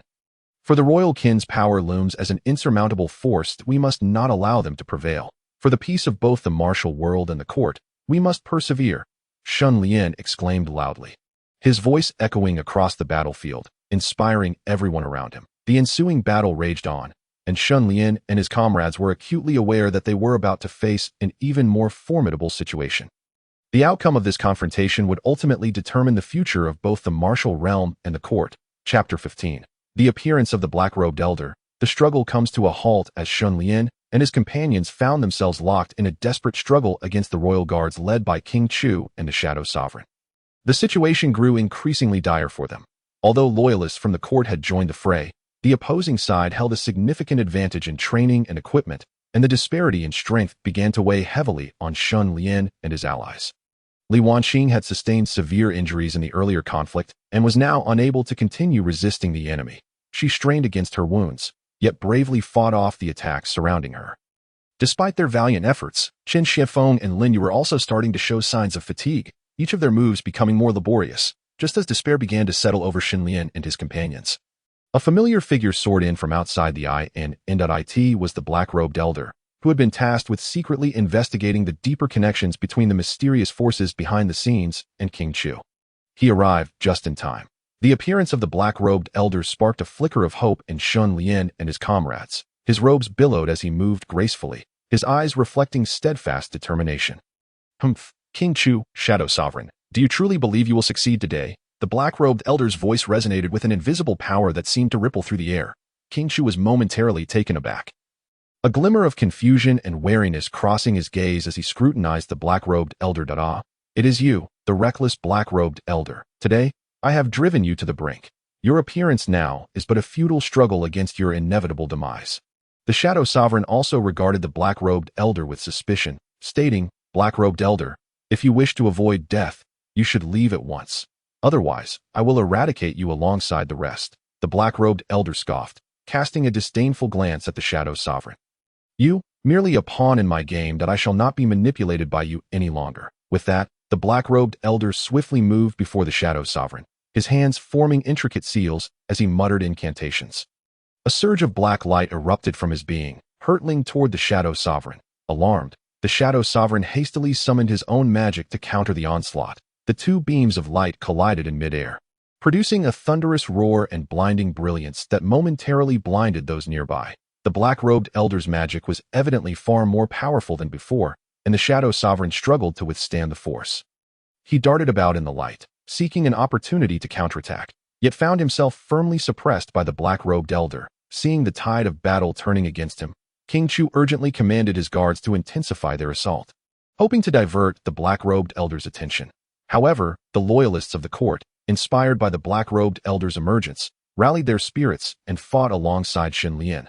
The dynamics of the battle shifted dramatically, and those who had once been at a disadvantage began to gain the upper hand.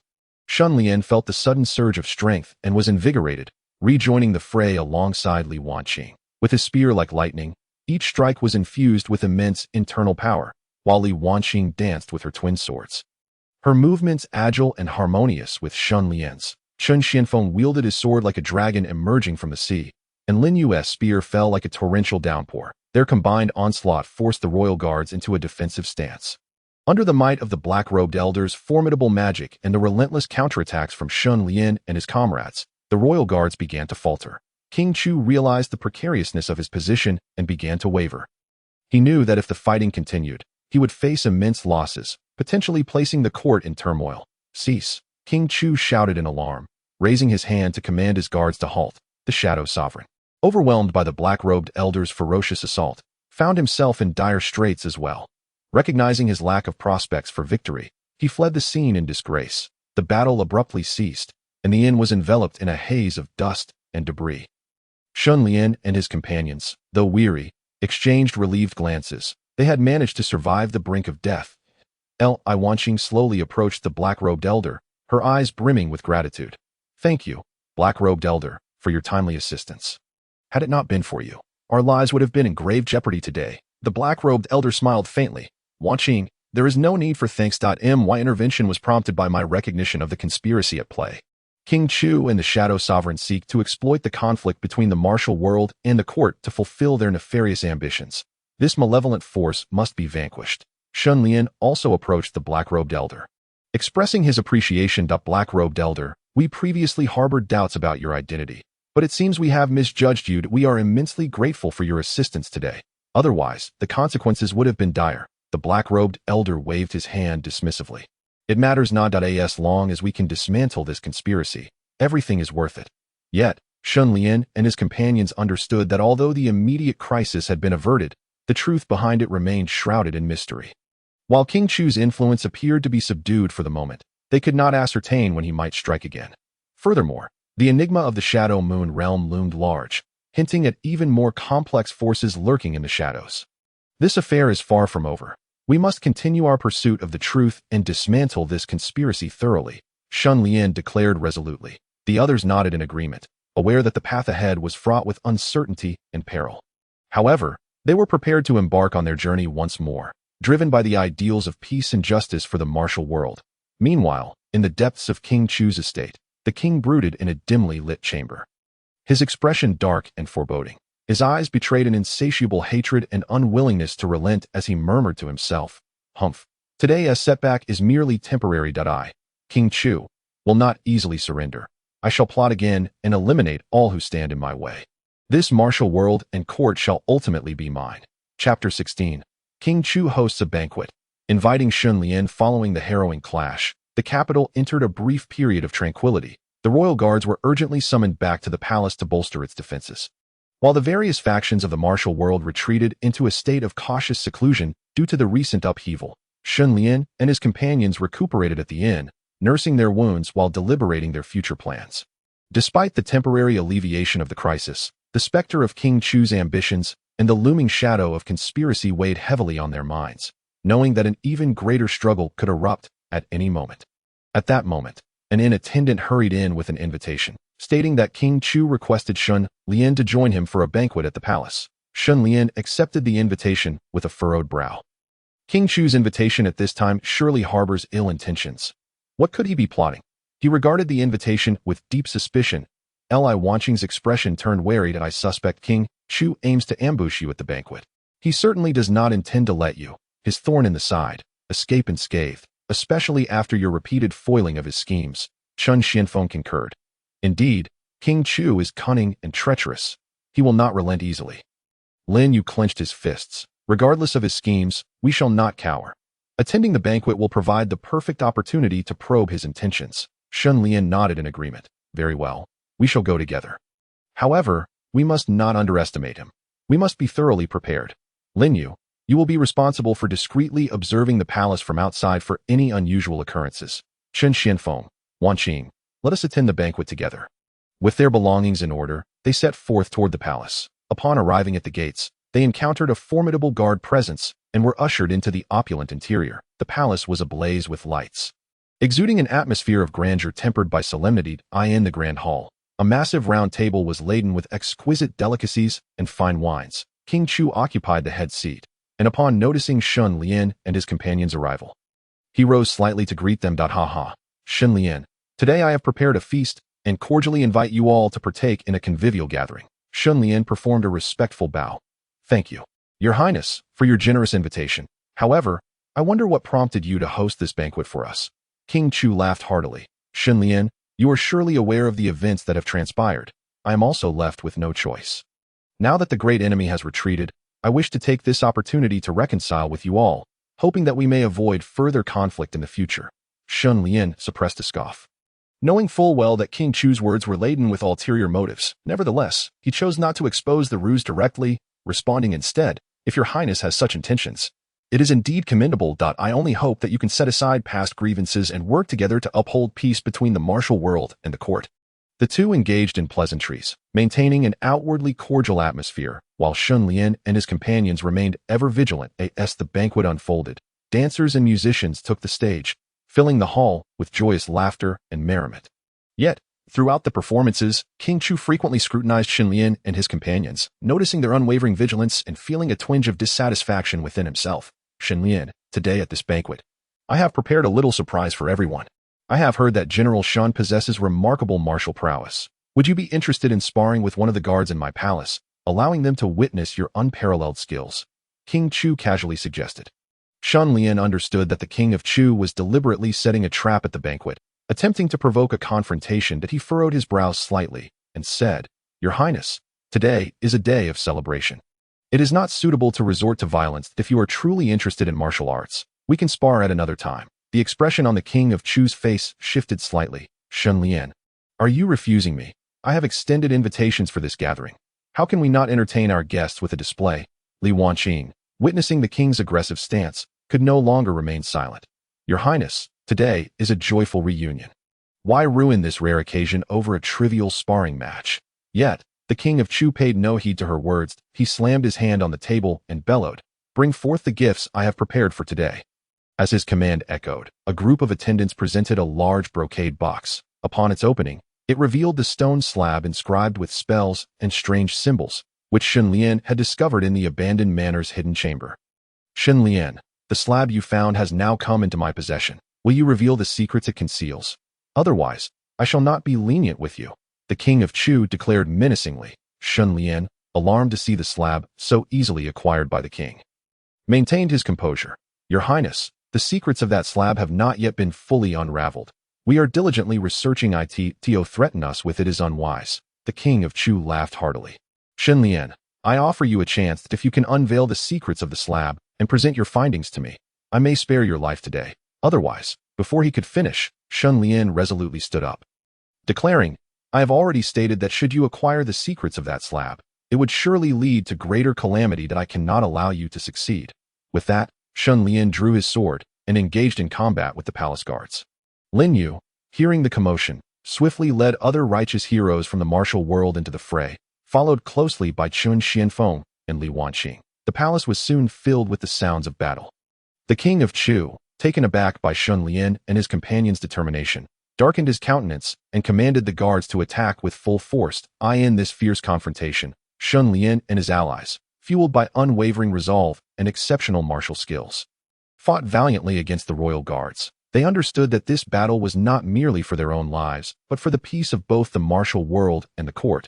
They had to thwart the King of Chu's ambitions and safeguard the stability of the realm. As the battle intensified, the palace descended into chaos.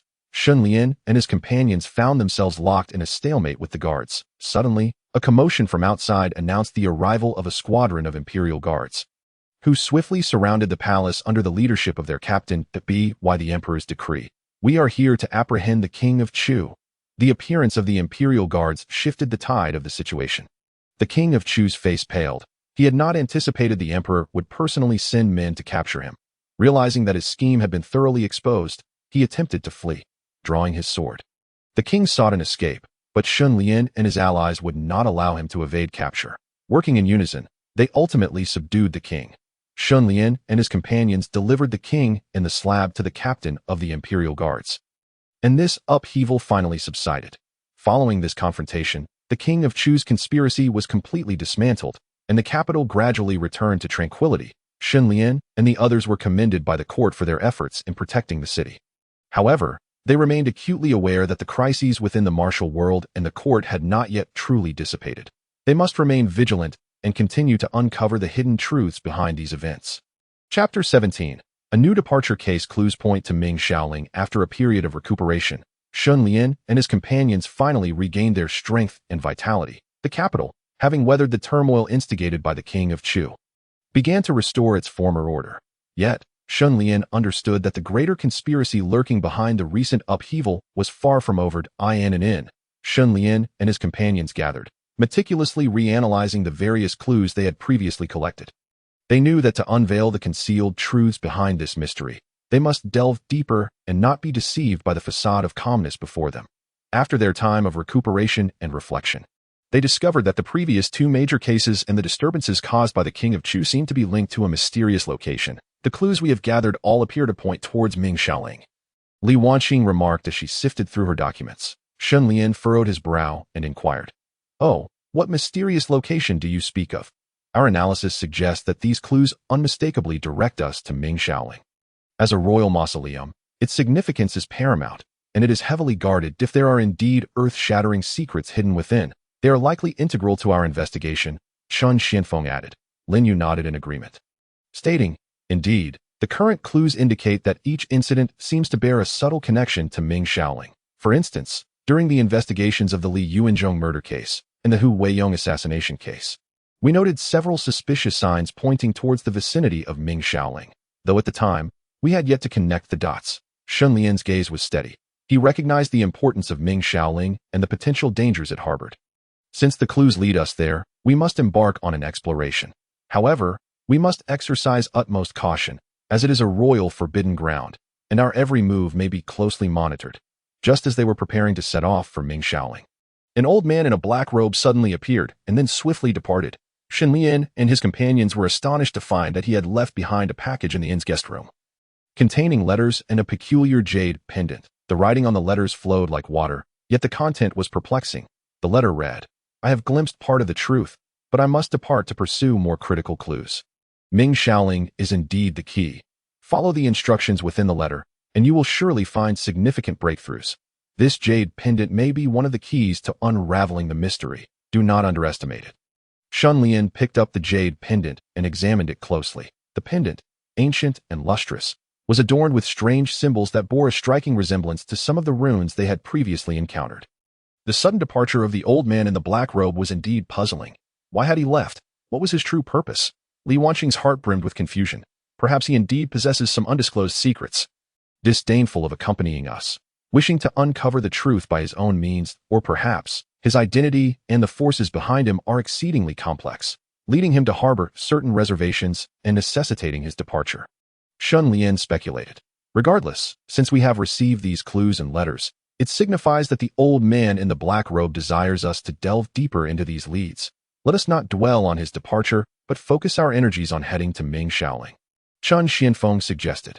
After deliberation, the group resolved to follow the instructions in the letter and stealthily infiltrate Ming Xiaoling for their investigation. They prepared their packs, bringing along essential weapons and equipment, and under the cover of night, set forth towards Ming Xiaoling.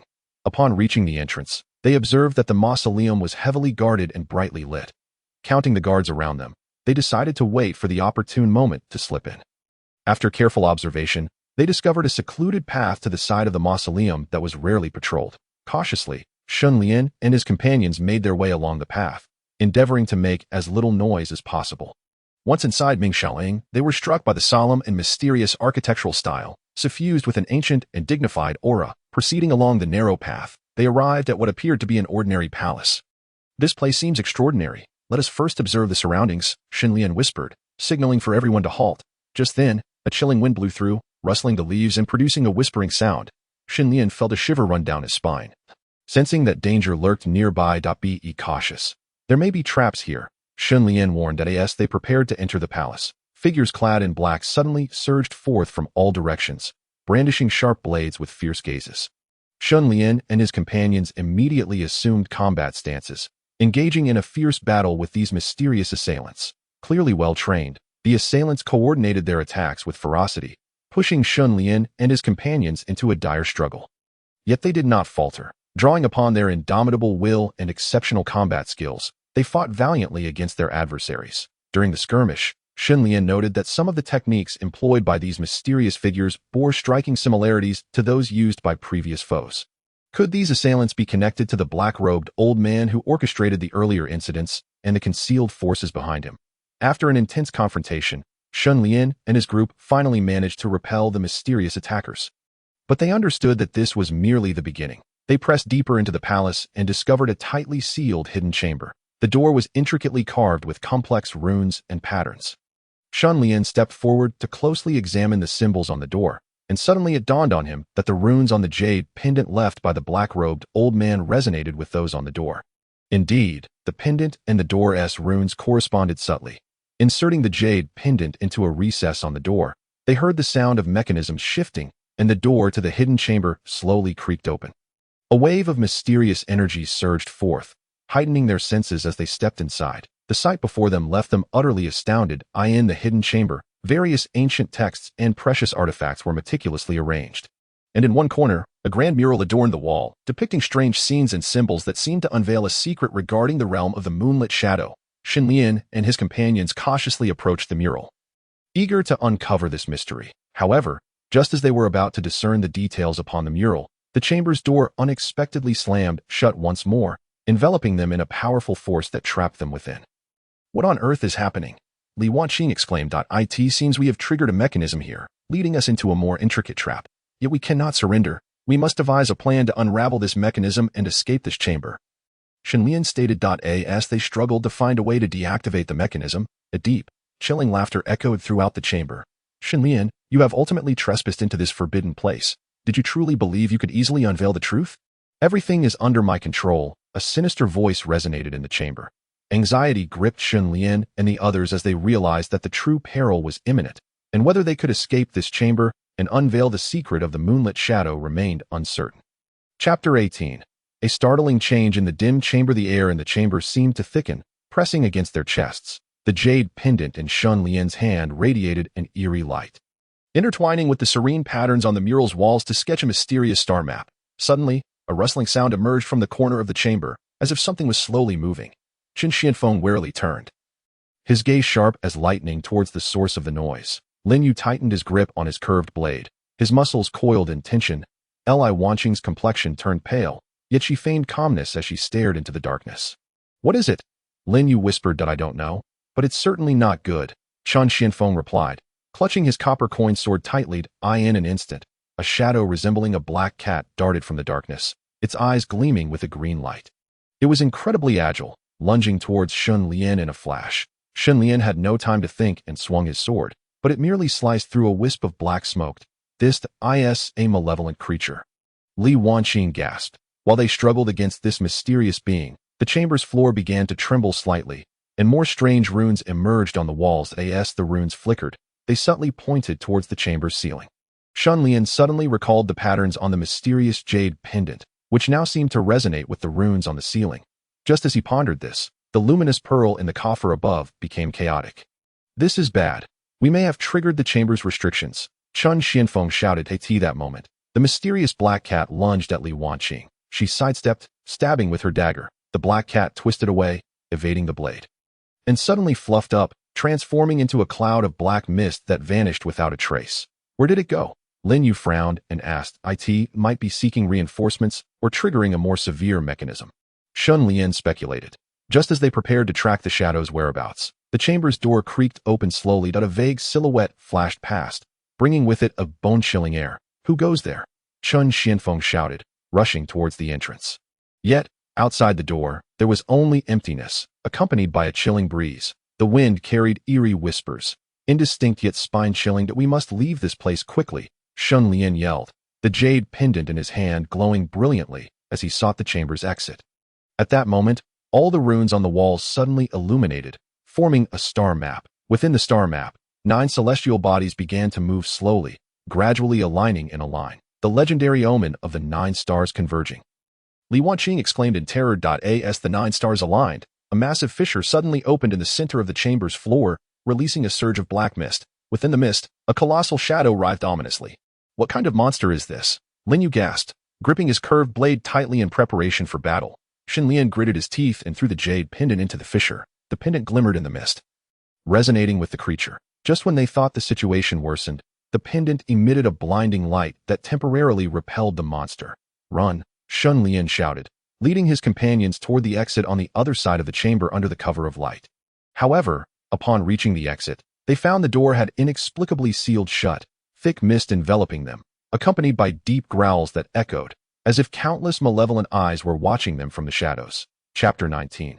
Seeking opportunity in the dim chamber. The chamber was suffused with a dense, eerie atmosphere. The thick mist seemed alive, coiling around them, penetrating to their very bones with cold. The shockwave from the 9 stars converging continued to reverberate, causing the chamber to tremble, while dark red patterns crept along the walls, seemingly narrating an ancient secret. Shen Lian and his companions trudged through the mist, faint whispers filling their ears, the sounds appearing to emanate from distant times, yet also felt as if they resided in every corner of the chamber, blurring the lines between reality and illusion. Suddenly, Lin Yu felt his foot sink, as if he had stepped on a mechanism, but he halted abruptly, scanning his surroundings with caution.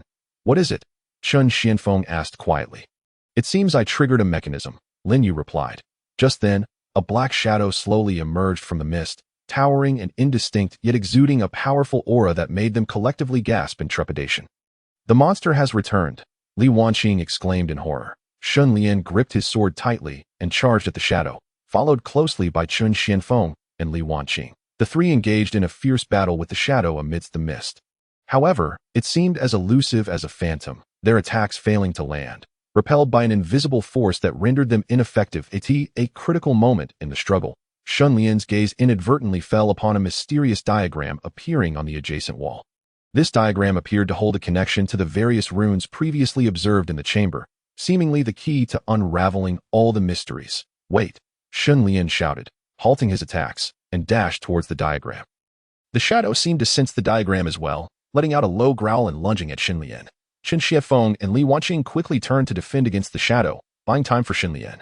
Upon reaching the diagram, Shen Lian examined it closely. The lines depicted were intricate and enigmatic, some runes flickering faintly, as if conveying information to him. This diagram appears to narrate the chamber's history and the secret of a certain power, Shen Lian murmured. While Shen Lian was engrossed in studying the diagram, Li Wanqing suddenly cried out, Shen Lian, be careful. Shen Lian turned abruptly to see the shadow, seizing the opportunity of their distraction to launch a fierce attack. This time, the shadow moved faster and struck harder. Shen Lian had no time to evade and was struck, blood splattering forth. Are you all right? Li Wanqing asked anxiously. Shen Lian wiped the blood from his mouth, gritting his teeth as he replied, I'm fine. Continue studying the diagram. Chen Xianfeng, witnessing this, unleashed a tremendous force, wielding his copper-coined sword with great speed, temporarily alleviating the shadow's onslaught. Lin Yu also swung his curved blade with precision, coordinating with Chen Xianfeng to fend off the shadow. Seizing this opportunity, Shen Lian hastened his examination of the diagram. As he delved deeper, he gradually unraveled some crucial clues. It turned out that this chamber was constructed by an ancient, mysterious sorcerer to seal away a certain malevolent force. The mysterious jade pendant was the key to unlocking the seal. However, it seemed they had inadvertently triggered a mechanism that loosened the seal, allowing the malevolent force to begin to awaken. I've got it, Shen Lian suddenly shouted, having discovered the pivotal point on the diagram, seemingly instructing them on how to reinforce the seal and prevent the awakening of the malevolent force. What clue? Chen Xianfeng and Li Wanqing asked in unison. Shen Lian shared his discovery, and a glimmer of hope shone in their eyes. But what must we do? Lin Yu inquired. Shen Lian pointed to a rune on the diagram, saying, we need to locate the real markers corresponding to these runes and activate them in a specific sequence to reinforce the seal. However, the markings on the diagram were rather obscure, and they needed to continue searching for clues within this dim chamber to unravel the true meaning behind the runes. At this moment, the luminous 9 stars converging continued to shine outside the dim chamber, and the malevolent force gradually spread. Chapter 20. the appearance of the black-robed figure the secrets behind the mysterious rescue, just as Shen Lian and his companions endeavored to decipher the seal runes within the dim chamber. The swirling mist suddenly began to roil, as if stirred by an invisible force. The group remained vigilant, gripping their weapons tightly. At that moment, a shadow flickered within the mist, slowly approaching. When the mist cleared slightly, they finally recognized the figure of an enigmatic old Taoist clad in black robes. "There is no need for fear. I am here to lend you assistance." The old Taoist's voice was deep and raspy, echoing as if from a distant valley, imbued with an irresistible authority. Chun Xianfeng, Lin Yu, and Li Wanqing exchanged glances, each revealing a hint of suspicion and caution. They were uncertain whether this black-robed figure was trustworthy, considering the myriad signs indicating that the chamber's crisis might be intricately linked to him. "Who exactly are you? Why do you wish to assist us?" Shen Lian questioned the old man in black, his sword firmly in hand and his gaze fixed intently upon him. The old man slightly lifted his head, revealing a face obscured by the shadows of his hood, with only a pair of eyes glimmering with an eerie light visible. "I am the one in black. I witness all affairs of this world. That my intervention at this moment is not without purpose." This vague response did little to alleviate the concerns of the crowd. Yet the urgency of the situation loomed large as the seal threatened to collapse, and the presence of malevolent forces grew increasingly potent. "If you can assist us in reinforcing the seal, we will trust you.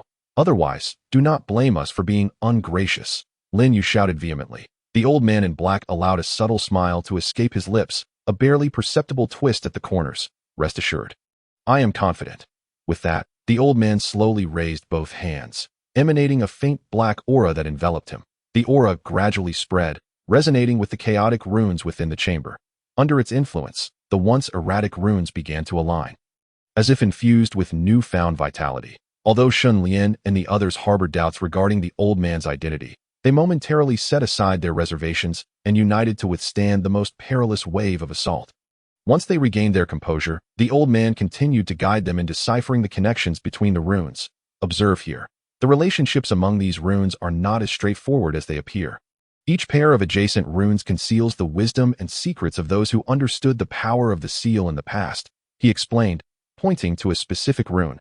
The group listened attentively, gradually uncovering the patterns among the runes as per the old man's guidance. However, just as they were nearing the resolution of the seal, a violent tremor suddenly shook the chamber. "This is bad. The structure of the chamber seems on the brink of collapse. We must reinforce it within the limited time we have," Chun Xianfeng shouted. The old man in black's expression hardened, and he swiftly retrieved a small porcelain vial from his robe, from which a drop of luminescent liquid flowed. He let the liquid fall onto a rune node, causing it to burst forth with dazzling light, stabilizing the foundation of the chamber. "What is this?" Shen Lian exclaimed in astonishment. The old man in black offered no reply, remaining focused on directing the others. Just as they were on the verge of successfully fortifying the seal, a faint whisper echoed through the mist, emanating from an unfathomable abyss, sending chills down their spines. "Hold on," Li Wanqing urged, gripping her dagger tightly as beads of sweat formed on her brow, just as the seal was about to be completed. Shen Lian suddenly noticed the old man in black subtly manipulating something at the side. His actions seemed to aid the seal, yet exuded an indescribable strangeness. "What are you doing?"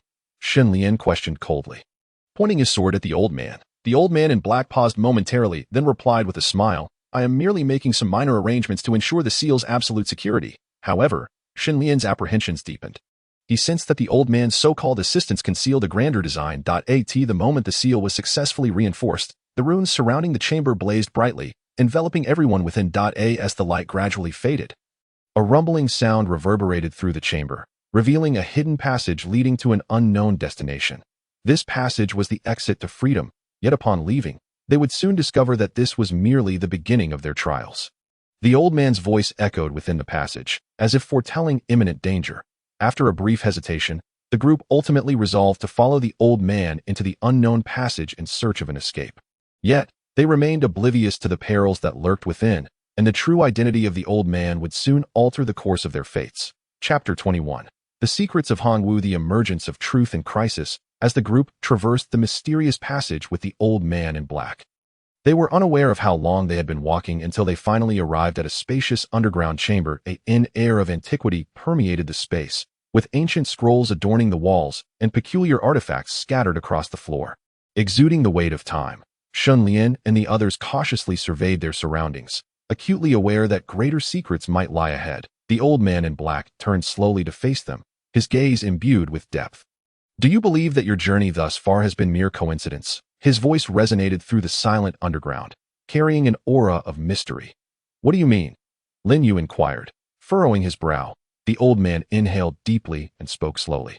Do you not realize that we are presently in the Yongle era, and all this is connected to the Hongwu Emperor, Zhu Yuanzhang? The revelation stunned the group, that by the Yongle era, the Hongwu Emperor had long since passed.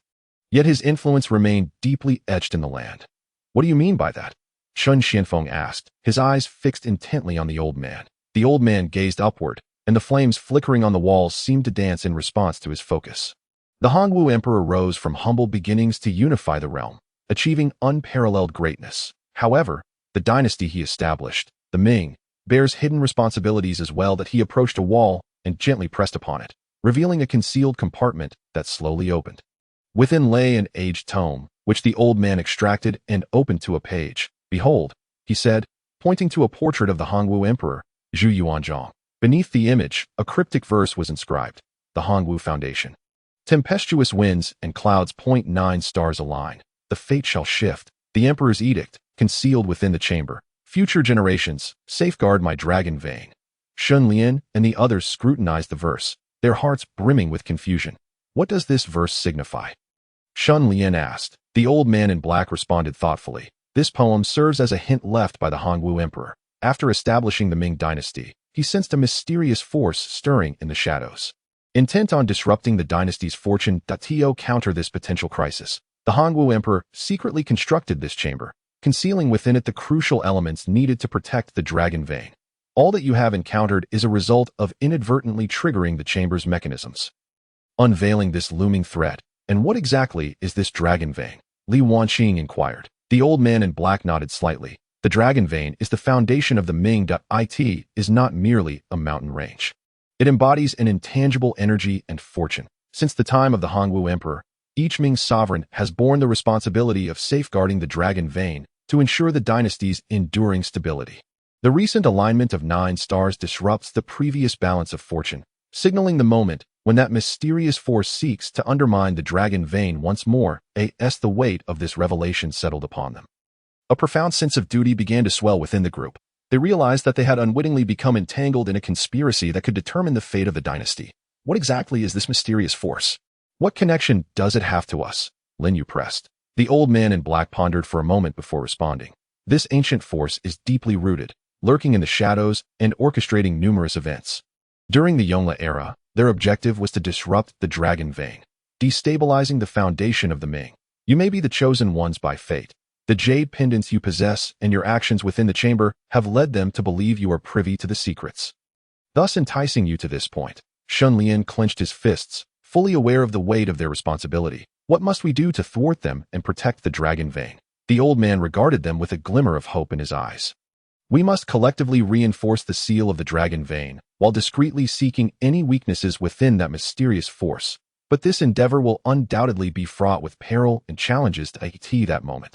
A deep rumble echoed through the underground chamber, as if something was awakening from slumber. The flickering flames on the walls quivered violently, shrouding the entire space in a tense atmosphere. It seems they have detected our presence and are preparing to act. The old man in black said gravely. Shen Lian and the others raised their weapons, bracing themselves for the impending confrontation. They understood that their true trial was imminent, and beneath the secrets of the Hongwu era lay immense danger and unknown challenges, marking the moment when their destinies would irrevocably change. Chapter 22. The rising conflict. The battle for the dragon vein commences. The echoing rumble persisted, sounding like a roar from the depths of the earth, causing the entire underground chamber to tremble slightly. The group tightened their grips on their weapons, their eyes sharp and vigilant, scanning their surroundings. Suddenly, from the shadows of the wall, a swarm of figures emerged, agile and swift, resembling phantoms in the night, clad in tight black garments and veiled by sheer fabric. Their faces remained obscured, yet they brandished glinting daggers that shimmered ominously. Shadow assassins, the old man in black exclaimed, his expression turning serious. Shen Lian let out a fierce shout, charging forward with his sword drawn, unleashing a flurry of cold light as his blades sliced through the air. His swordsmanship was fierce, each thrust aimed precisely at the shadowy assassins. The others, unwilling to lag behind, joined the fray. Li Wanqing moved with grace, evading enemy attacks like a delicate butterfly, her dagger darting toward the shadows with precision. Meanwhile, Lin Yu harnessed his inner power, channeling energy into his palms. Each burst of force repelled a group of shadow assassins. Chen Xianfeng wielded his long knife, the blade slicing through the air with a fierce whistle. Each strike infused with formidable internal energy, decimating the encroaching shadow assassins. Yet, the old priest in black furrowed his brow, acutely aware that this was merely the onset of battle. The forces lurking behind were far from being merely these. In the midst of combat, Shen Lian gradually discerned certain patterns among these shadow assassins. Their movements, though seemingly chaotic, demonstrated a remarkable synergy, evidently the product of rigorous training. Be cautious. They are organized. Do not fall for their traps, Shen Lian warned. The others nodded, their vigilance heightened. However, the shadow assassins multiplied, their encirclement tightening, instilling an overwhelming pressure upon the group. At that moment, the old priest in black suddenly moved. Casting a peculiar spell. A brilliant blue light erupted from his hand, illuminating the entire subterranean space. Where the blue light radiated, the shadow assassins shrieked in agony, dissolving into dark smoke. Taking advantage of this respite, the group caught their breath, knowing that the old priest's spell had temporarily alleviated their plight. But the enemy would not relent easily. It seems they will stop at nothing to thwart our protection of the dragon vein, Li Wanqing observed. The old priest's expression grew grave as he pointed ahead, saying, "Look there, the sealing sight of the dragon vein lies just ahead. We must hasten." Following his direction, the group beheld a faint golden glow emerging in the distance, signifying the seal of the dragon vein. "Let us go," Shen Lian bellowed, leading the charge toward the radiant light. As they approached the sealing site, the surrounding space grew increasingly distorted, imbued with mysterious power. Suddenly, a formidable aura surged from the sealing site, enveloping the group and causing their bodies to tremble involuntarily. "This is the power of the dragon vein," the old priest exclaimed. They gritted their teeth, striving to resist the overwhelming energy. Just then, a figure slowly emerged from the sealing site, shrouded in black robes, obscuring its visage. "You have finally arrived. To protect the dragon vein, you must first overcome me," the figure in black declared coldly, its voice laced with an omnipotent authority. Shen Lian roared. Launching his sword at the dark figure, the blade struck, yet it felt as if it had collided with iron, producing a dull thud. "With such meager skill, you dare to challenge me?" the figure in black scoffed. A fierce confrontation ensued, as Shen Lian and his companions unleashed a torrential onslaught upon the robed figure, which stood resolute as a mountain, effortlessly countering their attacks. The mysterious power surrounding the sealing site intensified, seemingly poised to consume them. Just as despair began to take hold, Shen Lian felt an extraordinary force emanating from his sword. This energy invigorated him, and with a mighty shout, the sword blazed with an unprecedented brilliance. Unleashing its formidable might, under Shen Lian's leadership, the group summoned their utmost potential, engaging in a life-and-death struggle against the figure in black, propelling the fate of the Yongla era toward an uncertain horizon. At that moment, the shadow assassins resumed their offensive, intent on annihilating the group. The old priest in black, witnessing this, cast another spell, collaborating with Shen Lian to fend off the dual threat, in this pivotal moment of survival. Whether Shen Lian and his companions could breach the defenses of the black figure and safeguard the dragon vein became the crux of this conspiracy. None dared to let their guard down. The fierce battle raged on, and the suspense heightened. Chapter 23. The Secret of the Dragon Vein, a counterattack. In desperation, the conflict intensified, as the figure in black displayed extraordinary prowess. Each strike it delivered bore unparalleled force, capable of rending the very fabric of space. Though Shen Lian and his comrades fought valiantly, their efforts resembled mere ants attempting to shake a tree, barely managing to hold their ground. The old priest's forehead gleamed with sweat, his spells waning against the formidable defenses of the black figure. Yet, he gritted his teeth, persistently casting powerful spells, striving for every fleeting opportunity. Shen Lian felt the immense pressure, although his sword shone brightly.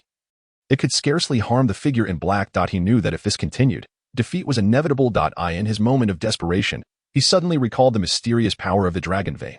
Perhaps the dragon vein itself concealed a unique force that could empower them to vanquish their foe.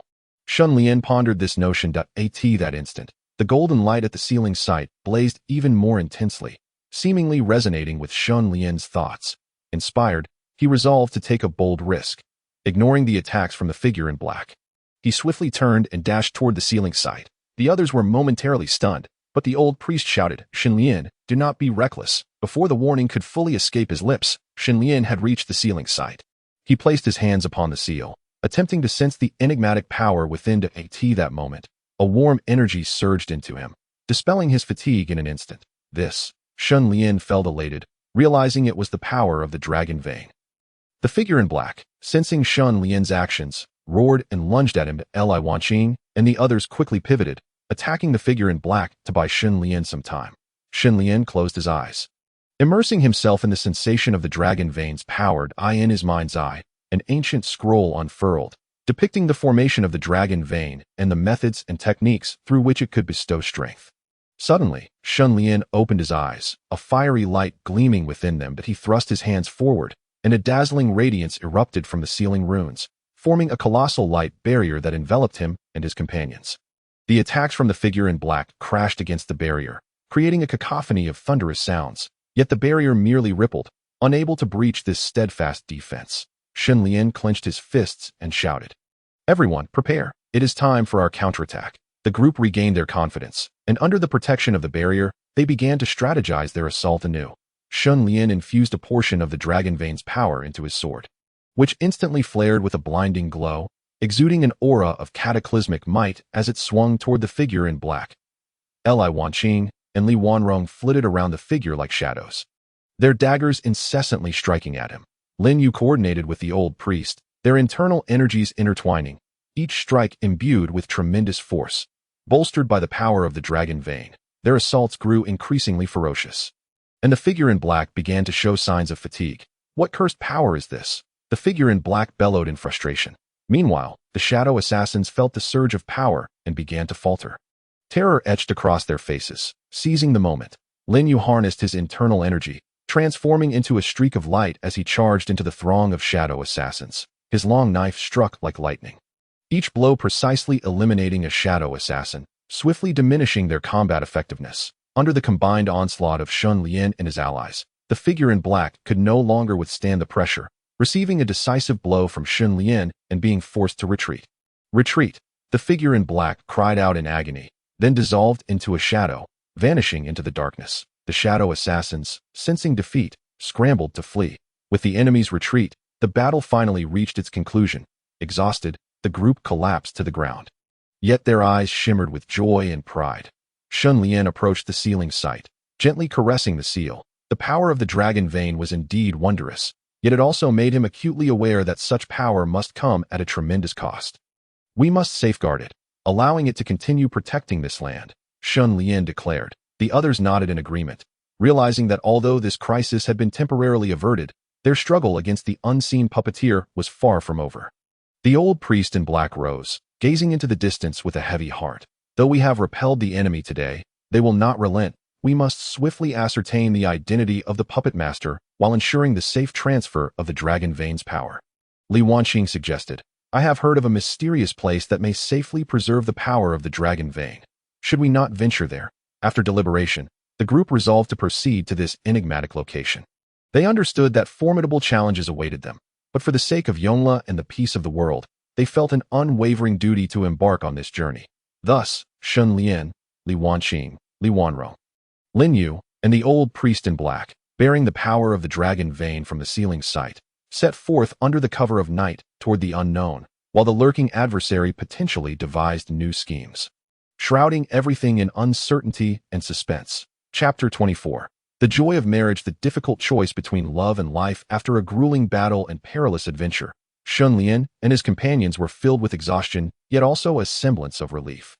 They understood that the matter of the dragon vein had reached a temporary conclusion, and new challenges awaited them in their upcoming lives. One day, Shen Lian received a decree from the palace, summoning him to the imperial court. The group was perplexed, unsure why the emperor would personally issue such a summons. Upon entering the grand hall, Shen Lian found the atmosphere solemn and austere. The emperor sat high upon the dragon throne, his gaze betraying an elusive expression. "My beloved minister, I have summoned you today to discuss a momentous occasion," the emperor began, his voice echoing through the hall. Shen Lian immediately knelt, respectfully replying, "Your servant is unaware of the nature of your majesty's gracious summons.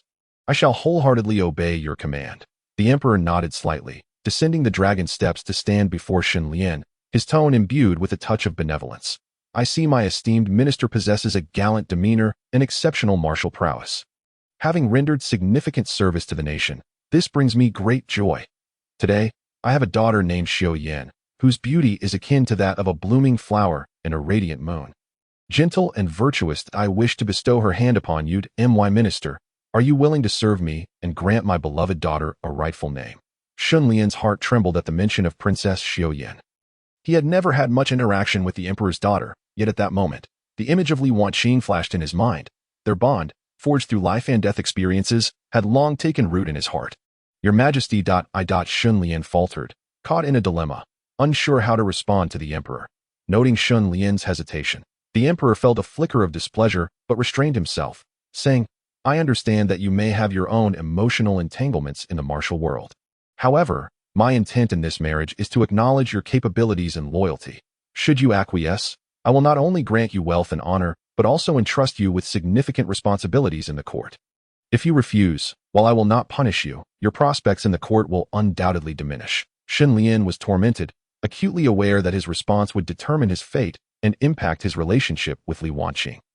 Just as he was about to speak, a seemingly ordinary eunuch quietly stepped forward, his gaze fixed upon Shen Lian, as if probing his innermost thoughts. This eunuch, named Qian Fu, had acted discreetly within the palace for many years. Largely unnoticed, his eyes glinted with a sinister edge, a slight smile playing at the corners of his mouth, as if anticipating something. Yet, Shen Lian and the others were too ensnared in the current predicament to perceive the eunuch's oddity. Taking a deep breath, Shen Lian slowly replied, Your Majesty, I hold the princess in high regard, yet my heart belongs to another, a bond forged in deep affection that cannot be forsaken, that I find it exceedingly difficult to accept this marriage decree. As he spoke, he knelt on one knee, bowing his head in silence, fully aware that his response would likely displease the emperor. The emperor's expression darkened, fury flashing across his countenance. Shen Lian, do you comprehend the gravity of your words? You reject my goodwill. Is my daughter not worthy of your attention? Undeterred, Shen Lian remained kneeling, resolutely stating, Your Majesty, as you have said, the princess's beauty and virtue are rare in this world. However, my feelings for Wanqing are ingrained in my very being. She has stood by me through life and death, facing countless trials together. My affection for her cannot be encapsulated in mere words. To betray her would render me unable to find peace in this lifetime. A profound silence enveloped the hall, as the ministers pondered the emperor's thoughts, none daring to voice their opinions. The emperor, though furious at Shen Lian's steadfastness, found himself unable to unleash his wrath. The shadow passed through his gaze as he coldly remarked, Since you are so resolute, I will not force the matter. However, remember this. While today's marriage contract may be annulled, do not entertain any ulterior motives before me. Grateful yet burdened, Shen Lian thanked the emperor, fully aware that this marriage debacle might only be the beginning. With further challenges looming ahead, upon exiting the court, the eunuch Qian Fu, who had been silently observing, stepped forward, his eyes glinting with a cryptic meaning. Lord Shen, your response today may have stirred unnecessary troubles. Qian Fu's voice was low and hoarse, tinged with an imperceptible threat. Shen Lian felt a shiver run down his spine, sensing an ominous aura surrounding the eunuch. Maintaining his composure, he replied, What do you mean? Eunuch, I hope you can clarify. With a sly smile, Qian Fu responded, I am but a humble servant. How could I presume to advise Lord Shen? However, the capital is rife with powerful figures. If word spreads that you have rejected this marriage, what might others think of you? I merely wish to look out for your best interests. After engaging in casual conversation with the eunuch, Shen Lian found an excuse to part ways to eye in the carriage. He reflected on the day's events, the temperament of Li Wanqing, her unwavering spirit, and the steadfastness in her eyes as they faced peril together played vividly in his mind. Upon returning home, he learned that Li Wanqing was also aware of the emperor's marriage decree. She hurried to his chamber, her face a blend of worry, emotion, and anticipation. Brother Shen, I am merely concerned for your safety, she murmured, her gaze evasive. Taking her hand gently, Shen Lian asserted with conviction, Wanqing, I have made my intentions clear. I shall never betray you. Regardless of the trials ahead, I will stand by your side through thick and thin. My feelings shall remain unchanged. That night, as moonlight streamed through the window, illuminating the two, they sat in silence for a long while. So, Brother Shen, what shall we do next? Li Wanqing inquired softly. After a moment of contemplation, Shen Lian replied, Now that the emperor has decreed a marriage and is aware of my reasons for refusal, It is unlikely that he will act against us in the immediate future. Yet, eunuch Qian Fu's demeanor conceals ulterior motives. I sense there lies a deeper conspiracy behind this matter, and we must remain vigilant in the coming days. What shall we do? Li Wanqing asked, her worry evident. Shen Lian pondered briefly before saying, our course of action must be one of discretion. We should refrain from making any sudden moves while simultaneously keeping a watchful eye on the palace and court for any anomalies. Particularly Qian Fu. I intend to investigate further to unearth his connections to this affair. Li Wanqing nodded, her gaze resolute. I trust you, Brother Shen, and no matter what transpires, I shall remain by your side. Chapter 25. Shadows re-emerge. The mysterious appearance of the enigmatic figure. Though Shen Lian and Li Wanqing maintained a low profile in the days that followed, they remained acutely aware of the undercurrents within the palace and court. While simultaneously searching for traces of the shadowy figure in black and the potential conspiracies lurking behind eunuch Qian Fu. One morning, as sunlight bathed the courtyard, Shen Lian and Li Wanqing engaged in casual conversation, attempting to ease their taut nerves. Today, there seems to be an unsettling atmosphere in the capital, Li Wanqing noted with a slight frown. Shen Lian nodded in agreement. I too sense something amiss. Reports from our informants indicate that mysterious figures have been frequently appearing in the city, behaving suspiciously, as though plotting something significant. As they spoke, a gentle breeze rustled the leaves around them, and suddenly, a familiar voice echoed through the air. Shen Lian, Li Wanqing, it has been a while. Both turned, their expression shifting to one of alarm as they scanned their surroundings. A shadowy figure in black re-emerged at the corner of the courtyard, exuding a more sinister aura than before, his dark robe billowing gently in the wind, as if poised to meld into the depths of darkness. Yuda, why have you returned? Shen Lian gripped his sword tightly and rose. Alert and on guard, the figure slowly stepped from the shadows, a peculiar smile playing on his lips. I had thought to end you both at the dragon vein, yet you managed to escape. Now, I have returned to Li Wanqing advanced, standing resolutely beside Shen Lian. Regardless of your intentions, if you seek to depart unscathed today, it will not be so simple. The figure in black chuckled lightly. You think you can stop me? I fear you are sorely mistaken. With a swift motion, he unleashed a wave of dark energy from his palms, surging towards Shen Lian and Li Wanqing. This malevolent force carried an overwhelming chill, rendering the air around them frigid. Shen Lian and Li Wanqing, fully aware of the danger, coordinated their efforts. Shen Lian executed his sword techniques, each strike infused with fierce energy, attempting to counter the encroaching darkness, while Li Wanqing adeptly evaded the dark force, seeking an opportunity to retaliate. However, the strength of the figure in black surpassed their expectations. The dark energy intensified, gradually enveloping them, making it increasingly difficult to maneuver within the shadows. Be careful, Shen Lian shouted. Just as they found themselves ensnared, a brilliant golden light suddenly pierced the darkness from afar, illuminating their surroundings. The figure in black's expression shifted, and he quickly retreated into the shadows. Seizing the moment, Shen Lian and Li Wanqing discerned that the source of the golden light emanated from a mysterious elder. The elder, with snow-white hair and piercing eyes, wielded a staff that radiated golden brilliance. Thank you for your timely assistance, esteemed elder, Shen Lian expressed with gratitude. The elder nodded slightly. I have been observing your recent endeavors. The figure in black is undoubtedly backed by formidable forces. You must remain vigilant, for their schemes are more intricate than you realize. Elder, could you enlighten us as to who sent the figure in black? Li Wanqing inquired. The elder sighed. While I have my suspicions, the truth necessitates further investigation. The current turmoil in the capital is rife with hidden agendas. In this complex environment, you must tread carefully and not let your guard down. With that, the elder vanished into the shadows, leaving Shen Lian and Li Wanqing exchanging glances. It seems the conspiracy runs deeper than we anticipated. We must expedite our quest for the truth, Shen Lian declared, clenching his fists. Indeed, but how shall we proceed? Li Wanqing questioned, a note of concern in her voice. That moment, a deep voice echoed down from the rooftop. Perhaps there exists a way to uncover the truth. They looked up to see the enigmatic figure standing atop the roof. The envoy spoke with a grave expression. Recently, I have discovered an abandoned mansion in the southern part of the city, where mysterious figures frequently enter and exit at night, their behavior most suspicious. I believe this may be connected to the dark forces behind the shadowy figure in black. Shen Lian and Li Wanqing exchanged glances, a flicker of determination in their eyes. Very well, let us immediately proceed to the abandoned mansion in the south, and see if we can uncover any clues. Shen Lian declared. The three of them stealthily made their way toward the abandoned mansion. That moment, The capital seemed shrouded in a veil of gloom. Sunlight illuminated the streets, but failed to dispel the undercurrents of unease and mystery. Upon arriving at the mansion, they found its exterior deceptively calm, yet there was an unmistakable aura of mysterious energy pulsating from within.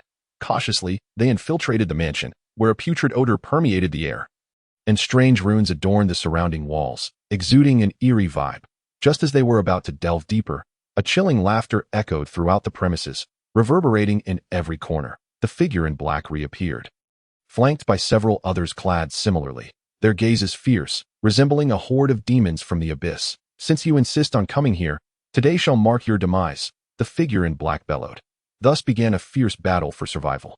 Chapter 26. The identity of the black-clad figure exposed. A flight into darkness, the sinister laughter echoed in the emptiness, akin to a demon's roar, tightening the hearts of Shen Lian, Li Wanqing, and the mysterious envoy. The surrounding darkness seemed to pulse as if alive, revealing the twisted faces of the hidden figures, inexorably closing in on them. Shen Lian gripped his sword tightly, his eyes radiating resolve and defiance.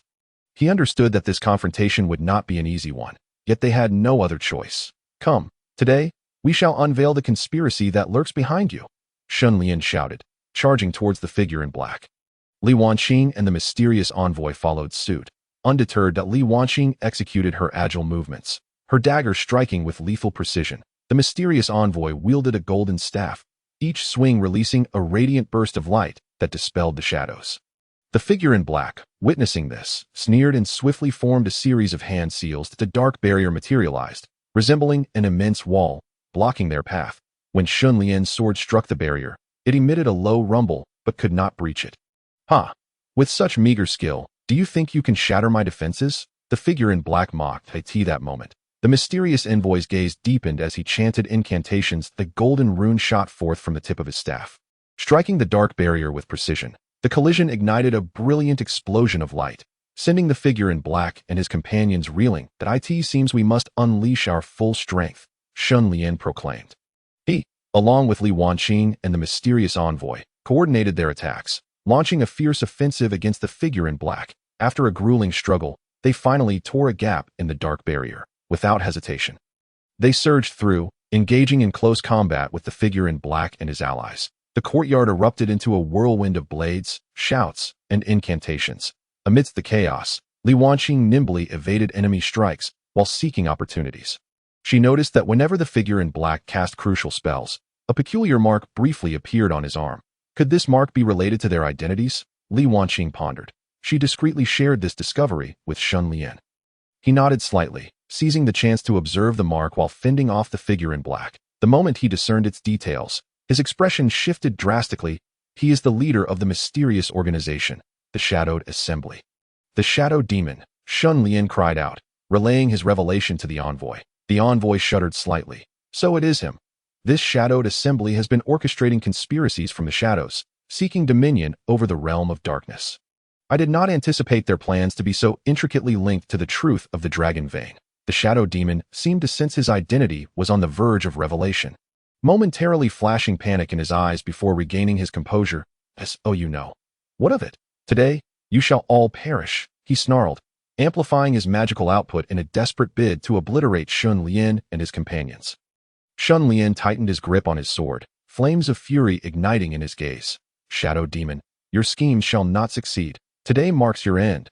With that, he unleashed his full power, joining forces with Li Wanqing and the mysterious envoy for a final assault on the Shadow Demon. Despite the Shadow Demon's relentless defense, he ultimately faltered against their combined onslaught. At a critical moment, a flaw in his spellwork was exploited, and Shen Lian's sword struck true. The Shadow Demon let out a wretched scream, his form beginning to waver, clearly attempting to flee. The other black-clad figures, seeing their leader wounded, ceased their resistance and hastily cast spells to facilitate the Shadow Demon's escape. Trying to flee, not so easily. Shen Lian bellowed, intent on pursuing. Li Wanqing urgently grasped his arm. "Brother Shen, they surely have contingencies. It is unwise to pursue now that we must first unravel their conspiracy before seeking an opportunity." Shen Lian nodded, watching as the Shadow Demon and his cohorts vanished into the darkness, his resolve intensifying that we must quickly unveil the Shadowed Assembly's conspiracy and safeguard the power of the dragon vein, Shen Lian affirmed. Moreover, We need to locate that mysterious envoy. He appears to possess substantial knowledge of all this, Li Wanqing added. The mysterious envoy stepped forward, gazing into the distance. I have had prior dealings with the Shadowed Assembly. After this incident, I shall continue my investigation into them. You too must exercise caution. Their schemes extend far beyond this, lurking behind even greater forces and conspiracies. Shen Lian grasped Li Wanqing's hand firmly, his gaze unwavering. Wanqing, regardless of what challenges lie ahead, I shall stand by your side, safeguarding all that we must protect. Just then, the distant sound of hooves and shouts interrupted their thoughts. The three quickly concealed themselves. Overhearing a constable's cry, "You lot, listen closely. The Emperor has sensed disturbances in the capital and will soon issue orders for a thorough investigation." The constable's shouts grew nearer, and grave expressions etched themselves on Shen Lian and the others' faces. They realized that turmoil was about to engulf the capital, and they would find themselves ensnared in a deeper vortex. As the gears of fate began to turn more swiftly, they needed to find opportunities for survival and counterattack amidst the Emperor's pursuit and the Shadowed Assembly's assassination attempts. While the truth loomed ever closer, Shen Lian, Li Wanqing, and the mysterious envoy would continue to inscribe their legend amid this perilous and uncertain landscape. Chapter 27. The pursuit of imperial power standing firm amidst imminent crisis as the sound of hooves and shouts drew nearer. Shen Lian, Li Wanqing, and the mysterious envoy understood that the Emperor's investigation was imminent. They had to devise a strategy to confront this sudden crisis while continuing their pursuit of the Shadowed Assembly's conspiracy to avoid being caught between two threats. The mysterious envoy spoke softly. "It seems we must temporarily relocate. The Emperor's inquiry will not cease easily, and the Shadow Demon will not remain idle. We must find a secure place to regroup and reassess our leads." Shen Lian and Li Wanqing nodded in agreement. They swiftly emerged from their hiding spot, evading the constable's sight, and made their way to an abandoned inn within the capital. This inn was seldom frequented, offering a degree of seclusion, making it a suitable refuge for the time being. Upon their arrival, they sensed an enigmatic atmosphere within the inn.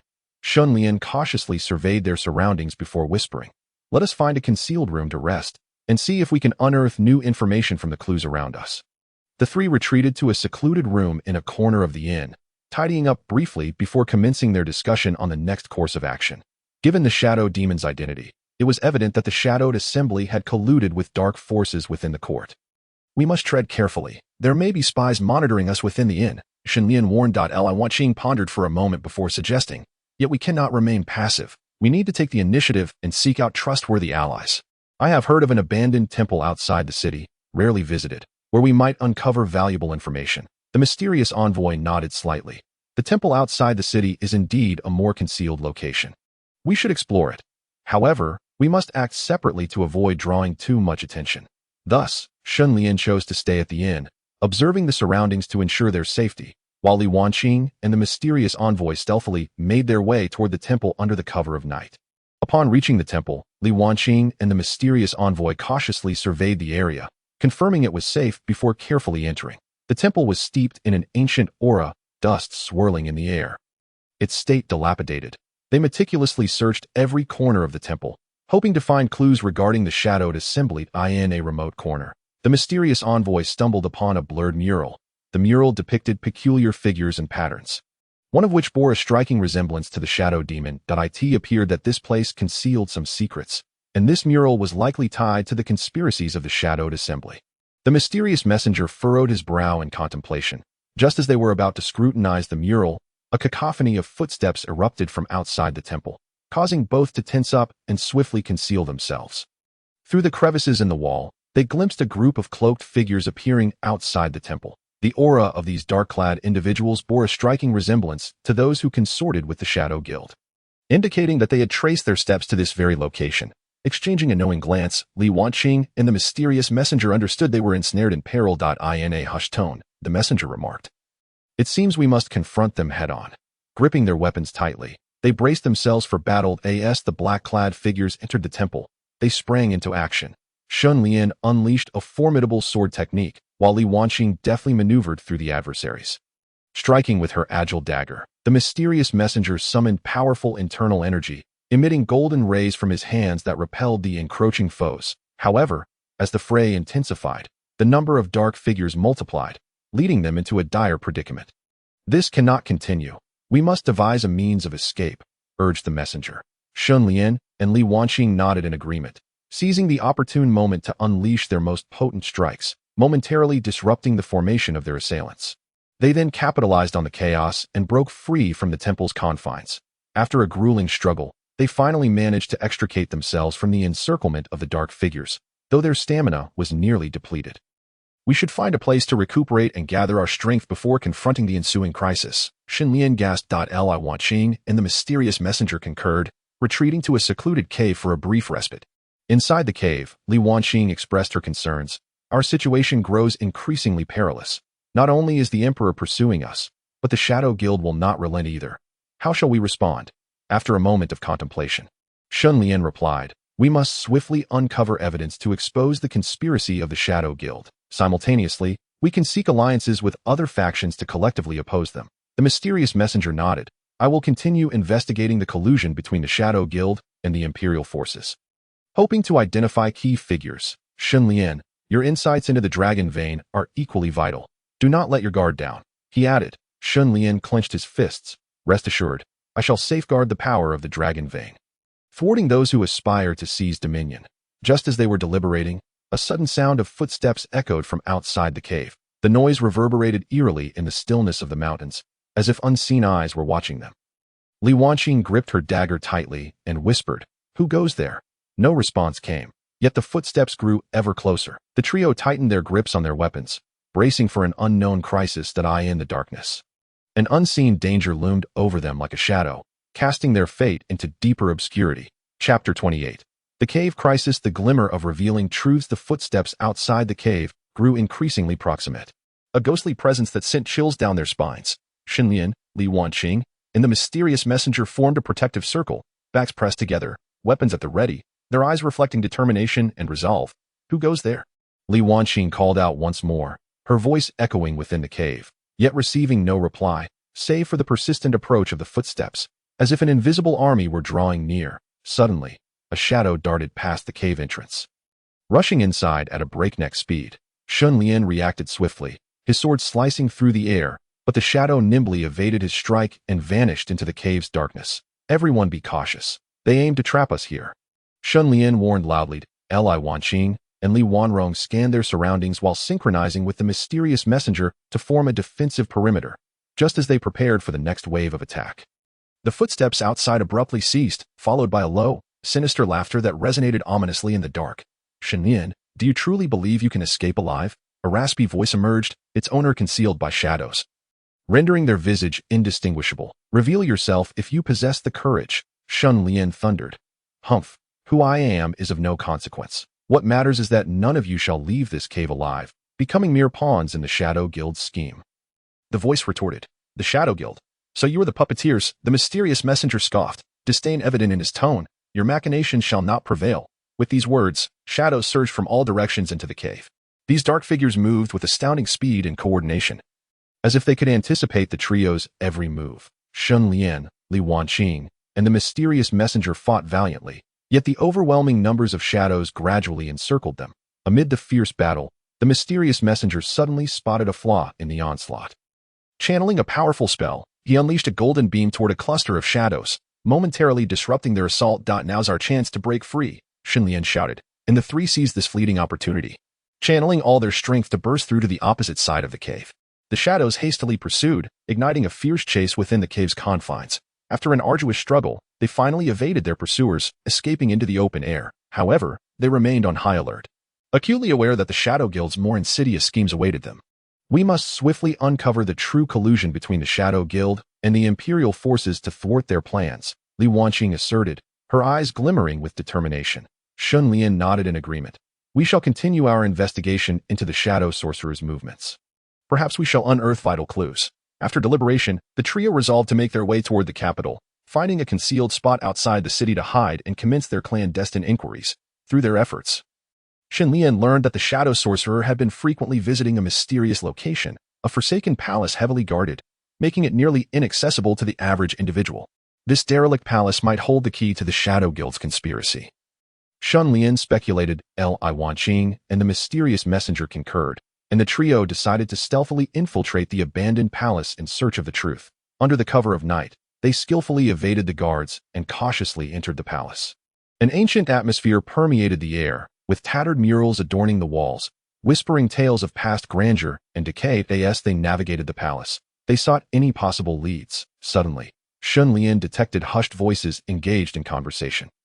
Following the sound, they arrived at the threshold of a secret chamber. The door was tightly shut, but a faint light seeped through the cracks, accompanied by muffled dialogue. Li Wanqing and the mysterious messenger drew near. Straining to listen, the plan must not falter. Once the power of the dragon vein is activated, the entire Yongla will fall under our dominion. Indeed, but those individuals consistently obstruct us, particularly that Shen Lian. Truly a headache. Humph, do not fret. They will inevitably become sacrifices in our grand scheme. The trio, upon hearing this, felt a surge of fury ignite within them. They had finally uncovered a crucial aspect of the Shadow Guild's conspiracy. We cannot allow them to succeed, Shen Lian whispered, preparing to charge into the secret chamber when, suddenly, a chilling laughter echoed behind them. Do you think you can eavesdrop on these secrets and leave unscathed? A figure slowly emerged from the shadows. It was none other than the Shadow Sorcerer himself. Shadow Sorcerer, you treacherous scoundrel, today marks the demise of your conspiracy, Shen Lian bellowed, raising his sword toward the sorcerer. Humph, you think you stand a chance? Utterly delusional, the Shadow Sorcerer sneered, and a new battle was poised to erupt. Meanwhile, within the capital, the Emperor's pursuit intensified, a vast, invisible net silently tightening around the city, ensnaring Shen Lian, Li Wanqing, and the mysterious messenger in an unprecedented crisis. Would they be able to unearth a glimmer of hope amidst the looming threats, unveil the truth, and save Yongla? The suspense lingers. Chapter 29. The shocking transformation at Longyuan. Shen Lian and Li Wanqing, along with their companions, raced toward the foot of the Longyuan secret realm. The mountains loomed majestically and perilously before them, shrouded in mist, as if concealing boundless mysteries. This Longyuan secret realm is notoriously enigmatic. We must tread carefully, Shen Lian warned, gripping his sword with vigilance. Li Wanqing nodded slightly, her gaze resting on Shen Lian's resolute profile, a wave of reassurance washing over her. Let us first find a concealed spot to establish our camp. Then proceed with caution. The group discovered a hidden cave, where they hastily set up defensive formations. Just as they prepared to rest, a sudden commotion erupted outside. This is bad. We are ambushed. Shen Lian sprang to his feet. Drawing his sword, the group quickly formed a defensive circle, steeling themselves for the confrontation. The entrance creaked open, revealing a throng of masked figures swarming in, encircling them. Humph, Shen Lian, do you believe you can escape our grasp? A low, gravelly voice emerged from among the cloaked assailants. Shen Lian's gaze sharpened. Who are you? Are you sent by the Shadow Guild? The leader of the dark figures chuckled darkly. Ah, Shen the hero, you are indeed astute. The Shadow Guild is merely our puppet. Today, you shall all perish here. No sooner had he finished speaking than the masked figures lunged at Shen Lian and his companions like ravenous wolves. Li Wanqing swiftly dodged, her whip dancing like a serpent, repelling several advancing attackers. Everyone, be cautious. Shen Lian bellowed fiercely as he leapt into the air, his sword swirling with grace, a surge of sword energy slicing through the throng of black-clad figures. Yet, these assailants appeared to be highly trained and coordinated, resulting in a stalemate. Just as Shen Lian and his companions began to feel the strain, a deep, resonant sound of war drums and battle cries erupted from outside the cave. Could it be the Imperial army? Someone wondered, uncertainty etched upon their face. Shen Lian furrowed his brow, contemplating the increasingly intricate situation. As the shouts grew nearer, a group of bizarrely shaped figures clad in black robes surged from the forest. Engaging the black-clad assailants. What force is this? Li Wanqing questioned, perplexed. Among the robed figures, one silhouette began to emerge, revealing a middle-aged man draped in a purple robe, his countenance stern. Which demon dares to stir trouble here? The leader of the black-clad figures shouted angrily. Humph, the Shadow Council wreaks havoc in this realm. I have come to cleanse this evil today. The purple-robed man replied coldly. A shadow of foreboding crossed Shen Lian's heart. It seemed the situation had taken a new turn. He pondered whether this purple-robed man was friend or foe. As the standoff continued, a thunderous sound resonated from the depths of the Longyuan secret realm. As if something ancient was awakening, the expressions of the crowd shifted, all eyes turning towards the heart of the secret realm. This is bad. It seems the Longyuan is undergoing some anomaly, threatening to plunge the entire martial world into crisis. Li Wanqing's complexion turned pale. Shen Lian tightened his grip on his sword, his gaze resolute. Regardless of these unforeseen changes, we must protect this dragon vein and prevent it from falling into the hands of treachery. At that moment, the purple-robed man also directed his gaze towards the depths of the secret realm. A flicker of solemnity crossing his features, it appears that today's conflict will be settled amidst the upheaval of the Long Yuan. He declared, leading the black-robed figures deeper into the secret realm. Shen Lian and his companions exchanged glances, resolute in their decision to follow. As a life-and-death battle concerning the fate of the Dragon Vein and the safety of the martial world loomed quietly within the Long Yuan secret realm. Chapter 30. The transformation of Long Yuan. Shen Lian and his companions followed the purple-robed man into the depths of the Long Yuan secret realm, where the light grew increasingly dim and a mysterious fog enveloped the surroundings, concealing countless unknown secrets. The stone pathway beneath their feet exuded an ancient aura, punctuated by intermittent low rumblings, as if an ancient beast was stirring within the depths of the realm. As they ventured further, a massive stone door radiating an unusual glow came into view. Intricate runes adorned the door, flickering with an eerie light, as if recounting ancient tales. This stone door must hold secrets, likely connected to the strange phenomena we encountered earlier, the purple-robed man remarked, halting his steps and fixating on the door. Shen Lian approached, scrutinizing the runes with keen interest. These runes appear to be incomplete. Perhaps the key to unlocking the door lies within them. He whispered to Li Wanqing. She nodded in agreement. We must first discern the pattern of the missing runes. At that moment, the black-robed and black-clad figures surrounded them, their expressions betraying a mix of vigilance and anticipation. Just as they delved into contemplation, the stone door suddenly trembled violently, accompanied by the ground's quaking. A massive fissure split the door, from which a powerful vortex surged forth. This cannot be. Has the magic of Long Yuan gone awry? Li Wanqing exclaimed in alarm. Shen Lian's brow furrowed, his gaze fixed on the vortex. It seems this is a trial set forth by Long Yuan. We must stabilize this magic, or the entire secret realm will face annihilation. The purple-robed man also sensed the immense pressure. He shouted, swiftly forming seals with his hands, muttering incantations. A powerful spiritual energy surged from him, attempting to subdue the vortex. Meanwhile, the black-robed and black-clad figures set aside their conflicts, showcasing their respective skills to collectively combat this terrifying magic. Shen Lian, Li Wanqing, Lin Yu, and others gathered together, releasing their spiritual energies to join the fray. However, the vortex's power was overwhelming, rendering their efforts seemingly futile. This cannot continue, the purple-robed man declared grimly. A spark of inspiration ignited within Shen Lian. I recall a method for deciphering similar runes from an ancient tome. Perhaps we can try it.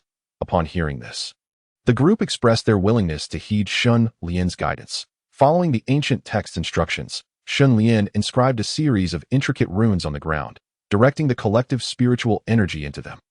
As the spell took effect, a glow began to rise, resonating with the runes on the stone door. The vortex's turbulence gradually subsided, and the magic began to retract. Excellent, the purple-robed man exclaimed, amplifying his output of spiritual energy. Ultimately, through their combined efforts, the stone door began to creak open. A golden light burst forth from within, illuminating the depths of the secret realm. It was then that the group beheld an ancient hall. At its center, a crystal exuding a mysterious glow, seemingly containing boundless magical energy. Could this crystal be the source of Long Yuan? The purple-robed man marveled. That moment, the crystal erupted with a brilliant radiance, revealing a series of mysterious scrolls illustrating the history and secrets of Long Yuan. Just as the group became entranced by these scrolls, a shadow darted from a corner, lunging towards the crystal. Who goes there? The group shouted in unison, their attention drawn to the shadow, as a new crisis began to unfold. Chapter 31. The mysterious shadow. Who goes there? The group called out in unison, their gazes sharp as arrows directed towards the shadow. Tension thickening the atmosphere as a new crisis loomed. The shadow moved with incredible speed, partially illuminated by the light, revealing a fleeting figure, yet its form remained indistinct. Like a wraith, the shadow swiftly reached the crystal, raising a hand to touch the radiant gem. The purple-robed man was the first to react, shouting as he channeled his magic and launched towards the shadow like a shooting star, with a swift motion of his sword. A fierce blade of energy surged forth, aimed at the shadow. Shen Lian, refusing to be outdone, unleashed his unique swordsmanship, the blade slicing through the air like a dragon emerging from the sea, roaring with the wind as it arced toward the shadow from another angle. Meanwhile, Li Wanqing wielded her dual whips, cracking them through the air, distorting the space around her as she enveloped the shadow in her assault. Yet, the shadow evaded their attacks with uncanny agility, its form flickering as it turned to reveal a pair of chilling green eyes that sent shivers down their spines. Humph, a mere few of you think to stop me. The shadow sneered ominously. Are you the mastermind behind all of this? Shen Lian shouted defiantly. The shadow smirked, its voice dripping with malice. This source of Lan Yuan was always meant for me. Today, I shall seize it. With that, the shadow swept its hands, unleashing a torrent of black magic that transformed into arrows, hurtling towards the group. They quickly summoned their magical shields to defend against the assault. However, the power of these arrows was immense, causing their shields to flicker dangerously, threatening to shatter under the strain. Everyone, be cautious. This magic is formidable. We must respond wisely and seek its weakness, the purple-robed man urged loudly. Shen Lian's eyes gleamed with intensity as he meticulously observed the shadow's maneuvers and the flow of its magic. Suddenly, he noticed a brief lapse in the magic surrounding the shadow during its attacks. I see it. Its weakness lies in the instability of its magical flow, Shen Lian shouted triumphantly. Upon hearing this, the group swiftly adjusted their tactics. Shen Lian, Li Wanqing, and the others coordinated closely, evading the shadow's primary magical assaults while seeking opportunities to strike at the points of magical vulnerability. After a fierce exchange, the shadow began to show signs of fatigue. Useless. Do you think you can defeat me? It roared, unleashing an even more potent surge of magic. Just at that critical moment, the mysterious scrolls within the crystal flickered to life. Emitting a beam of golden light that struck the shadow with force, the shadow widened its eyes in terror, attempting to evade, but it was too late. The golden light struck true, rendering its form ethereal. Now, together, let us vanquish this shadow once and for all, Shen Lian shouted, rallying the group as they combined their strength for a final assault. The shadow emitted a cry of despair, ultimately dissipating into a wisp of black smoke under their united force. The group exhaled in relief, turning their gaze toward the crystal. Yet, at that moment, the crystal began to tremble violently, its light growing increasingly blinding, heralding an unexpected transformation. From within the crystal, a vague figure began to materialize, exuding a powerful aura that threatened to engulf the entire secret realm. Chapter 32. The might of the crystal. The indistinct figure within the crystal gradually became clearer. It was a mysterious figure clad in an ancient black robe, a hood obscuring its face, emanating an aura of formidable malevolence that instilled fear in those who beheld it.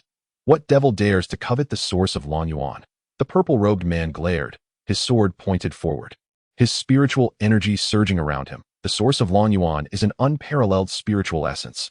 I am an ancient evil spirit, and today this essence shall be mine. No one shall obstruct me. The mysterious figure's laughter echoed, low and sinister, capable of penetrating the hearts of those present, chilling them to the core. As the words left its lips, the surrounding space began to warp, and countless black runes surged from all directions, coalescing around the figure.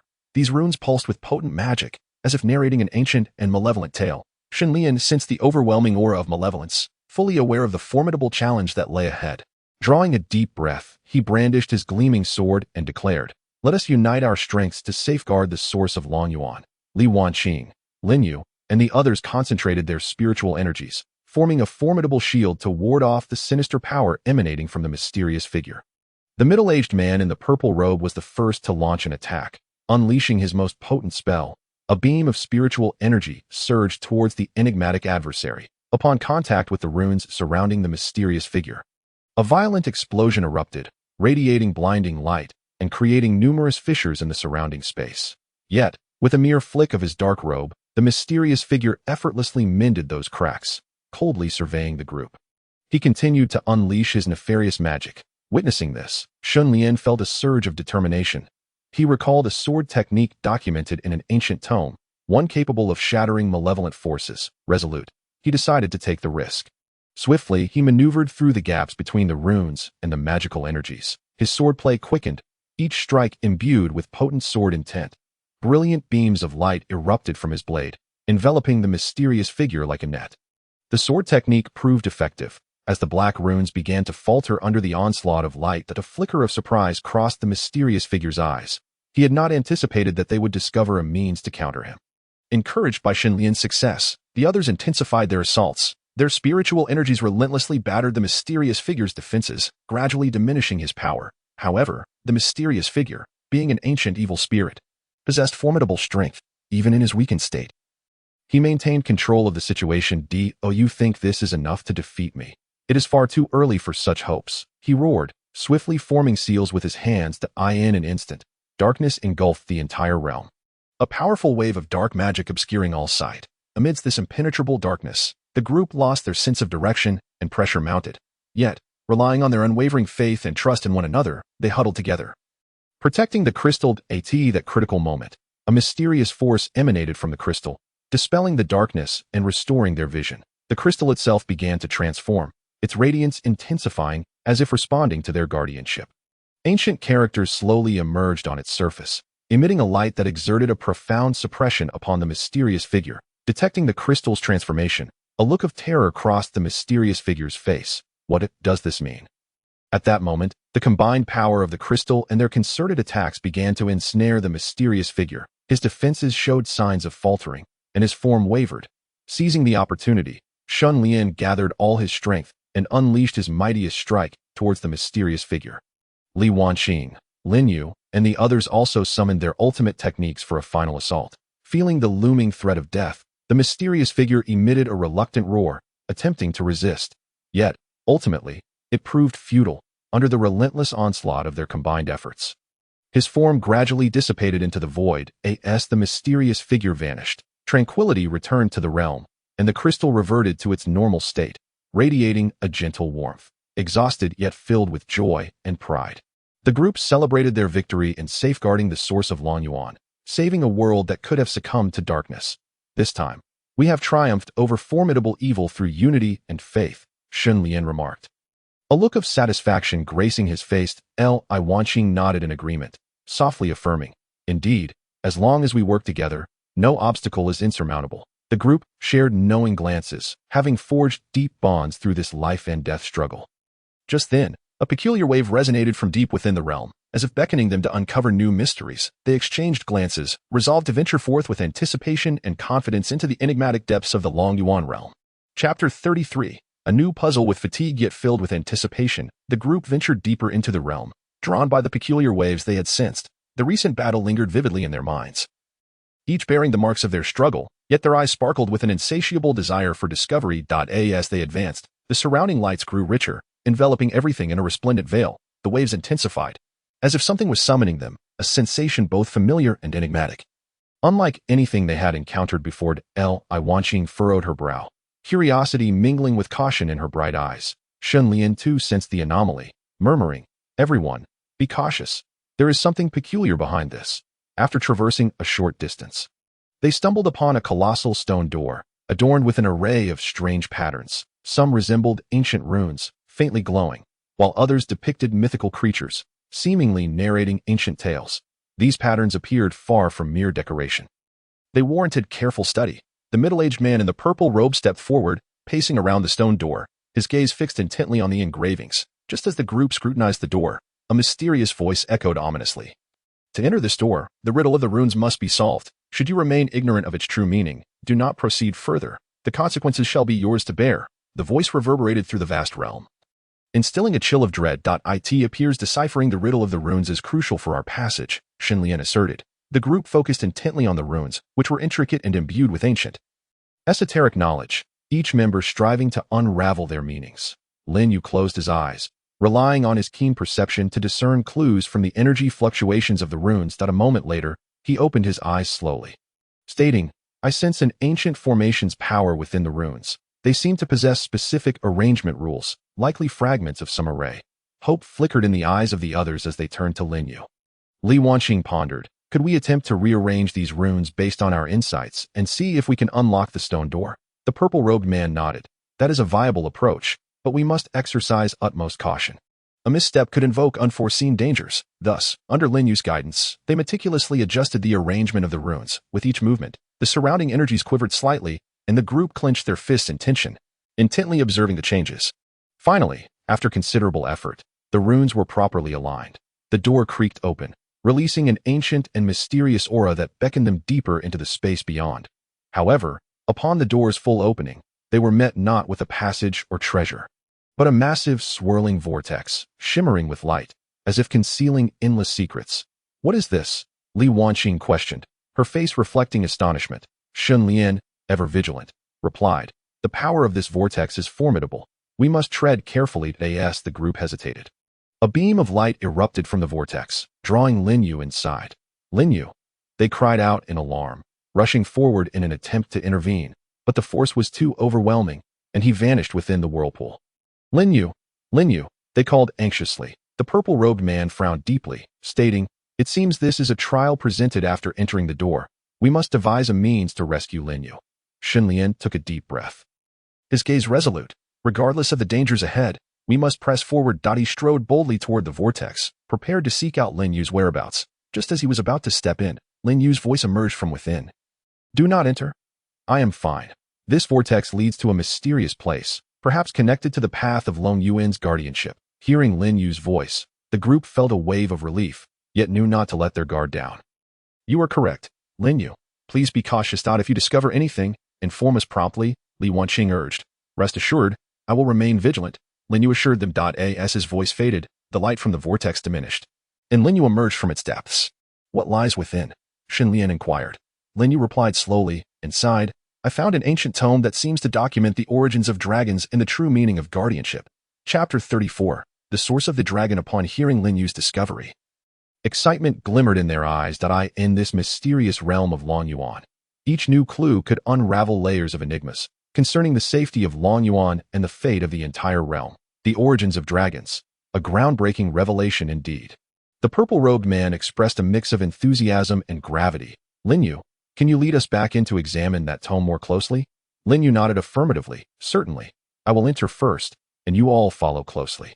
With that, he stepped back into the vortex, and the others followed suit. In an instant, a blinding light enveloped them, transporting the group into a peculiar new dimension. The surrounding radiance flowed like a mesmerizing tapestry, depicting ancient and grand scenes. At the center of this ethereal space stood a stone table, upon which rested an ancient tome that emanated a gentle glow, its surface marked by mysterious patterns that seemed to narrate tales of a distant past.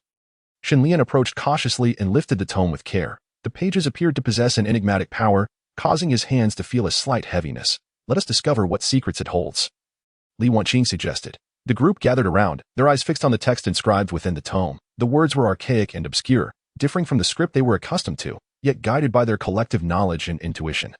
They began to unravel its meaning. It was revealed that Long Yuan was born from the blood of ancient dragons, serving as a vital nexus for the spiritual energies of heaven and earth. Protecting Long Yuan meant safeguarding not only this precious spiritual essence, but also maintaining the equilibrium of the cosmos. Now it makes sense why so many covet Long Yuan if it were to spiral out of control. The balance of spiritual energy would be compromised, with unimaginable consequences. The middle-aged man in the purple robe remarked, "But how do we protect the source of Long Yuan?" Li Wanqing pondered, her brow furrowed. Shen Lian continued to decipher the tome, seeking clues for their guardianship. Suddenly, his eyes sparkled. The text indicated that deep within Long Yuan lay a mysterious sealing site, where the power of dragons was confined. If someone coveted Long Yuan, they could awaken a portion of this draconic power to combat evil. However, awakening the dragon's strength required solving a series of riddles tied to the history of dragons, the fluctuations of spiritual energy, and the steadfastness of justice and belief. It appears we must unravel these riddles to awaken the dragon's might and safeguard Long Yuan. The man in the purple robe stated. Shen Lian nodded and continued to explore the riddles within the tome. As they delved deeper, the surroundings began to shift, beams of light emanating from all directions, forming a labyrinthine structure. "This must be the trial of the first riddle," Shen Lian announced. The group cautiously entered the maze. Enveloped in mist, it was challenging to discern their path. Moreover, at intervals, various mechanisms and puzzles emerged, some requiring the resolution of ancient riddles, while others necessitated the activation of hidden devices through spiritual energy to advance. Through their combined efforts, they gradually unraveled some of the riddles, inching closer to the depths of Long Yuan. However, as they progressed, the puzzles grew increasingly intricate and formidable. Do not lose heart. We have come this far, and we will surely decipher these riddles and discover the means to awaken the dragon's power. Li Wanqing encouraged the group. Just as they began to feel fatigued and bewildered, a deep dragon's roar resonated around them. This roar seemed to possess an intangible power, revitalizing their spirits and sharpening their minds. "The dragon's roar seems to be guiding us," Shen Lian observed. Following the sound, they eventually reached the end of the maze. There, a grand golden door stood closed, inscribed with ancient text, "With heart as the guide and belief as the key. This door shall open to awaken the dragon's might." It seems we must unite our efforts and harness the power of belief to unlock this door, Shen Lian declared. The group exchanged determined glances, each gathering their conviction. They were like-minded companions, fighting side by side to protect Long Yuan and the balance of the world. Their hearts brimmed with unwavering resolve. Together, they pushed against the door, which began to creak open. A dazzling light surged forth from within, followed by a powerful force beginning to stir in Long Yuan, that we have successfully unraveled the first riddle, and the dragon's power begins to awaken, Shen Lian exclaimed with joy. However, at that moment, a malevolent dark force surged forth from the depths of Long Yuan, clashing violently with the awakening draconic energy. This dark force must have been prepared. It seeks to thwart our efforts to awaken the dragon's might. The man in the purple robe warned, his demeanor alert. The group quickly readied themselves to confront this sudden crisis. The clash between the dragon's power and the dark force raged within Long Yuan, illuminating the skies and producing deafening roars that end this struggle between light and darkness. What fate awaited them? Would they successfully harness the dragon's might to combat evil and protect the source of Long Yuan? All answers lay within this chaos and conflict. Chapter 35. The clash of light and darkness. The dragon's power and the dark force clashed fiercely within Long Yuan, brilliant light illuminating everything, while the dark energy attempted to devour all radiance. Shen Lian and his companions gripped their weapons, long swords, whips, and talismans, allowing their spiritual energy to surge, forming protective shields around them. They closely observed the duel between light and darkness, seeking opportunities to counterattack. We cannot merely defend. We must take the initiative, or Long Yuan will inevitably be shrouded in darkness, Li Wanqing shouted, her whip poised to strike at the heart of the dark force. Indeed, but this dark energy is exceedingly potent. We must proceed with caution and coordinate our efforts, the man in the purple robe agreed. Just as they prepared to act, the source of the dark energy unleashed a surge of black flames, within which grotesque demonic figures flickered. These demons exuded a repulsive aura, spitting black venom toward the group. Shen Lian shouted, his figure darting like lightning as he slashed at the flames, with a thunderous crash. The flames were struck, scattering black remnants, yet new flames surged to take their place. Li Wanqing danced through the air, her whip striking like raindrops against the demons, each movement infused with potent spiritual power. Forcing the demons to evade, the others joined in, unleashing their unique skills against the demons in a fierce battle. Yet, the demons appeared endless, emerging relentlessly from the flames, their assaults growing increasingly ferocious. This cannot continue. We must locate the control nexus of these demons and eliminate them all, Lin Yu urged, but the flames are too treacherous for us to approach, the man in the purple robe lamented. Shen Lian's gaze sharpened as he recalled certain characteristics of the dragon's power mentioned in the tome. He attempted to harness his spiritual energy, resonating with the dragon's might as described in the text. Gradually, his energy began to shift, and the surrounding light grew even more brilliant. With a powerful shout, he charged toward the flames, feeling the barrier weaken considerably. I found it, Shen Lian cried, ignoring the searing flames. He pressed forward, discovering a black crystal-like object within the inferno. This object radiated dark energy, serving as the source controlling the demons. Upon seeing this, Li Wanqing and the others focused their strength and rushed toward Shen Lian's indicated location. Together, they unleashed a concerted attack on the black crystal, each strike imbued with immense spiritual energy and resolute belief. Boom, boom, boom. As their assaults intensified, cracks began to form on the surface of the black crystal, and the flames gradually waned. The demons, losing their control, began to turn on each other in chaos. With their collective might, they finally shattered the black crystal, extinguishing the flames and causing the demons to dissipate. Finally, we have temporarily subdued the dark force, but we must seize this opportunity to uncover the key to awakening the dragon's power and thoroughly dispel this evil, Shen Lian panted, catching his breath. The group exhaled in relief and continued toward the core of the light. There, they discovered a colossal dragon scale, radiating a gentle yet powerful glow, as if summoning them. This must be the key to awakening the dragon's heart, Lin Yu stated. However, just as they prepared to approach the dragon scale, the source of the dark force erupted with an even more potent surge of darkness, revealing a massive dark demon emerging from the shadows. This demon towered ominously, surrounded by black flames, exuding a terrifying aura that seems we have thoroughly provoked it. Brace yourselves for the ultimate trial. Shen Lian gripped his sword tightly, his eyes filled with determination and resolve. The group tightened their grips on their weapons, ready to engage in a life-and-death confrontation with this final dark demon. Chapter 36. The final battle against the dark demon. The towering figure of the dark demon loomed over Long Yuan, threatening to consume all.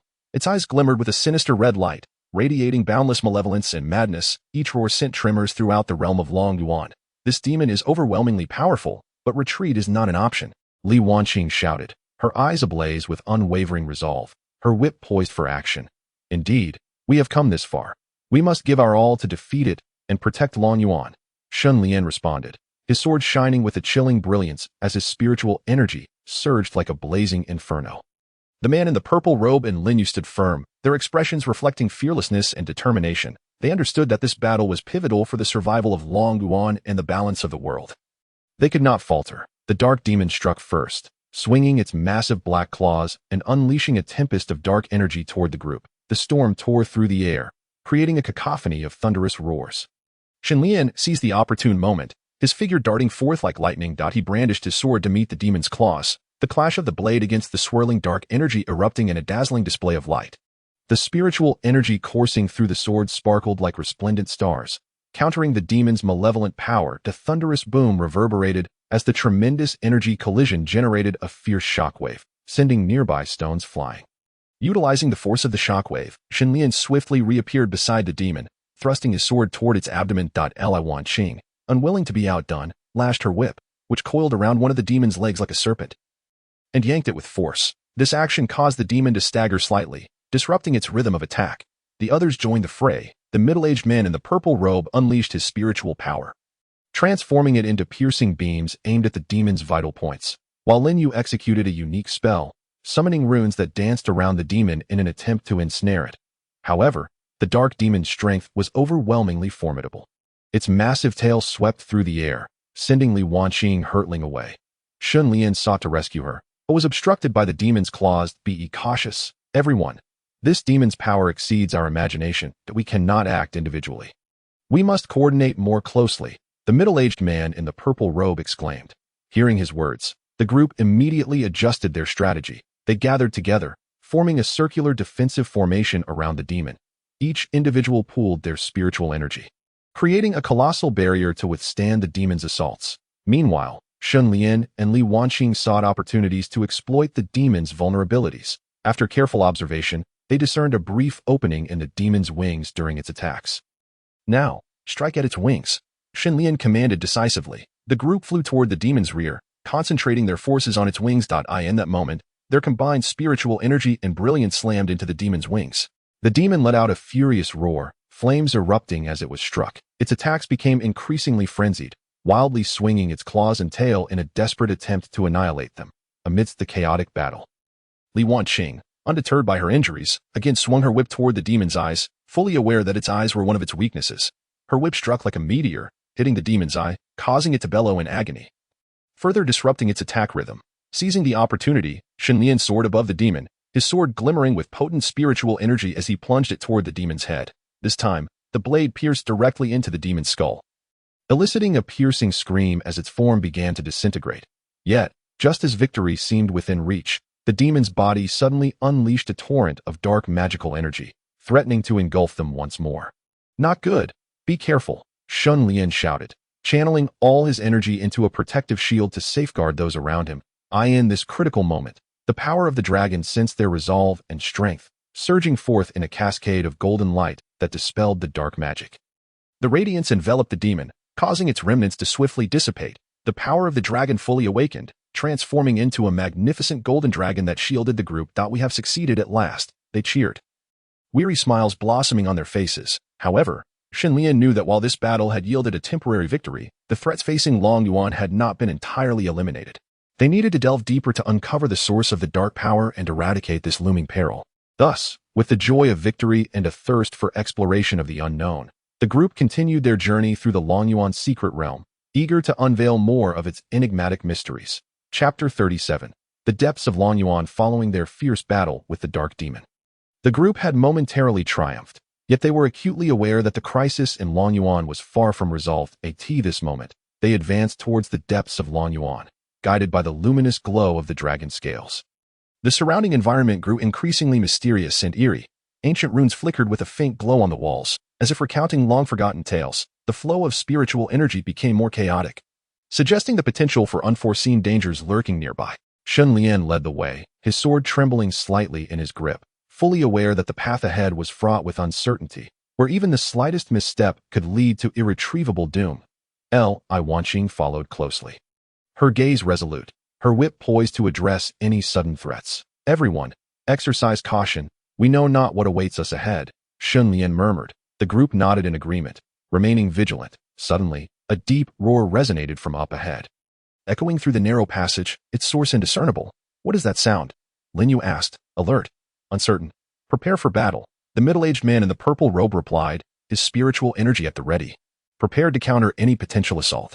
Just as they readied themselves, a colossal silhouette emerged from the end of the passage. The figure gradually became clearer, revealing a creature resembling a Qian, radiating a shimmering blue-green light that emanated a powerful and ancient aura. Instilling a sense of intangible pressure, this the guardian spirit of Lan Yuan. The Qingling Qian, Shen Lian thought, astonished that he recalled the legends of the Qingling Qian from ancient texts, recognizing it as the protector of Lan Yuan. Capable of sensing the intentions of intruders, the Qingling Qian approached slowly, its gaze fixed upon the group, exuding a sense of scrutiny and vigilance. "Why have you trespassed into this sacred place of Lan Yuan?" It intoned in a low growl, its voice reverberating in the ears of the gathered. Shen Lian stepped forward, clasping his fists in reverence, and earnestly replied, "Qian Elder, we have come to investigate the recent disturbances in Lan Yuan. Discovering that there are those who seek to disrupt this realm and threaten the balance of the universe, that we vow to protect Lan Yuan with all our strength. We implore you to place your trust in us." The Qingling Qian surveyed the group, seemingly sensing their determination and sincerity. "The balance of the universe concerns the safety of countless beings. If you truly possess such intent, you must undergo my trials.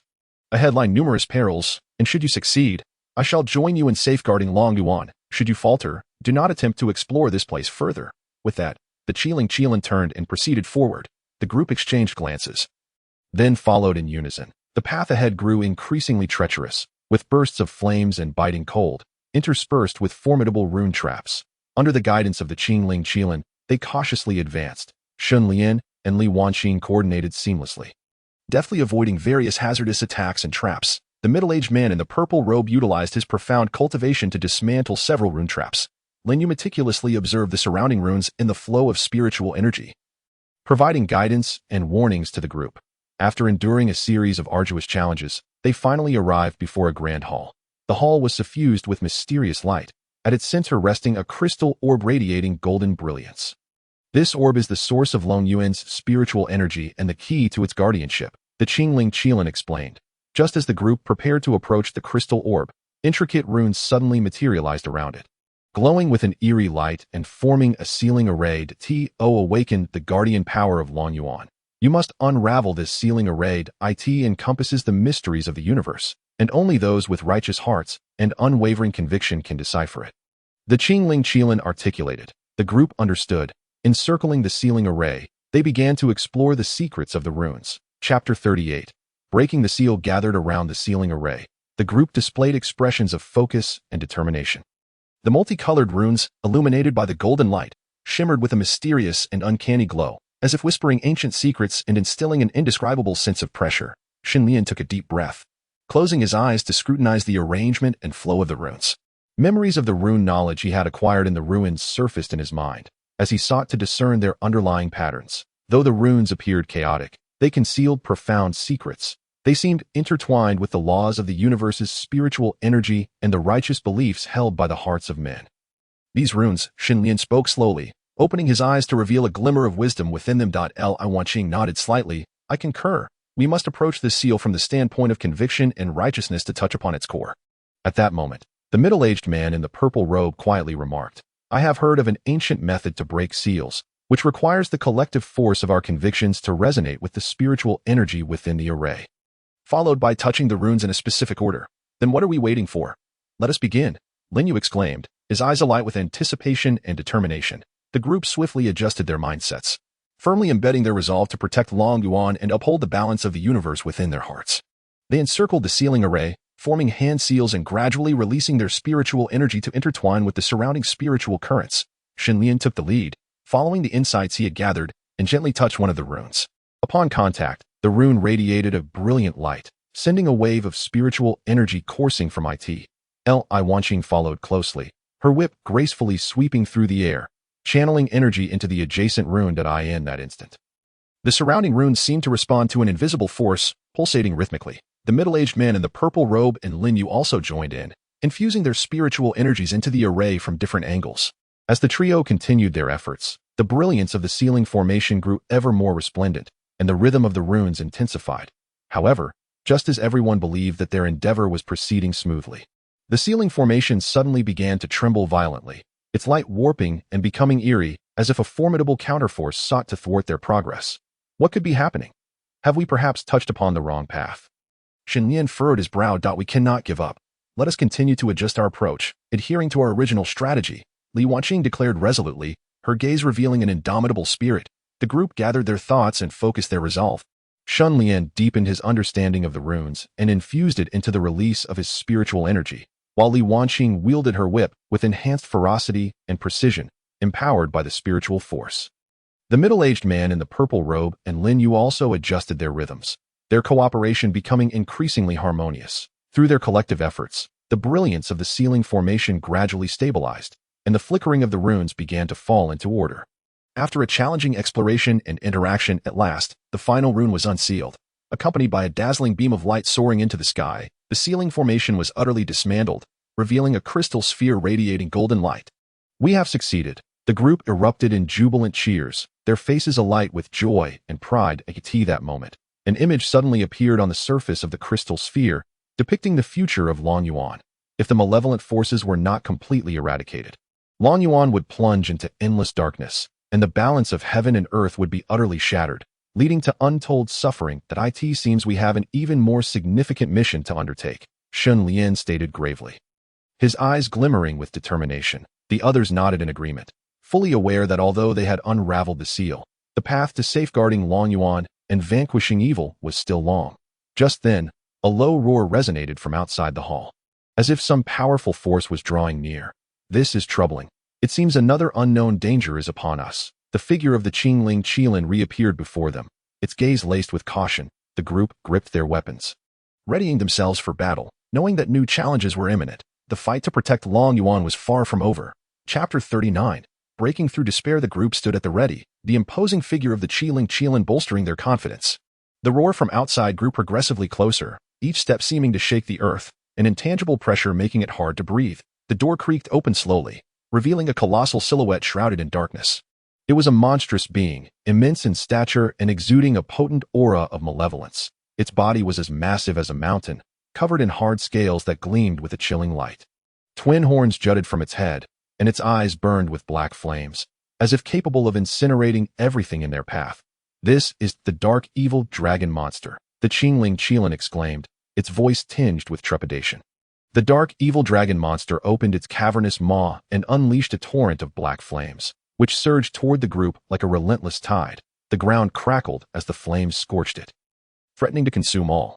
Shen Lian shouted, his sword gleaming with fierce light, as he charged toward the dark evil dragon monster, seeking to exploit any weakness before the flames closed. Li Wanqing swung her whip with tremendous vigor, releasing arcs of light in an attempt to counter the rampaging flames. The middle-aged man in the purple robe and Lin Yu also unleashed their powerful techniques. The former's spiritual energy manifested as formidable blades of light, shooting toward the dark evil dragon monster from all directions, while Lin Yu summoned numerous runes that danced around the monster, striving to disrupt its focus. However, the dark evil dragon monster's strength was overwhelming.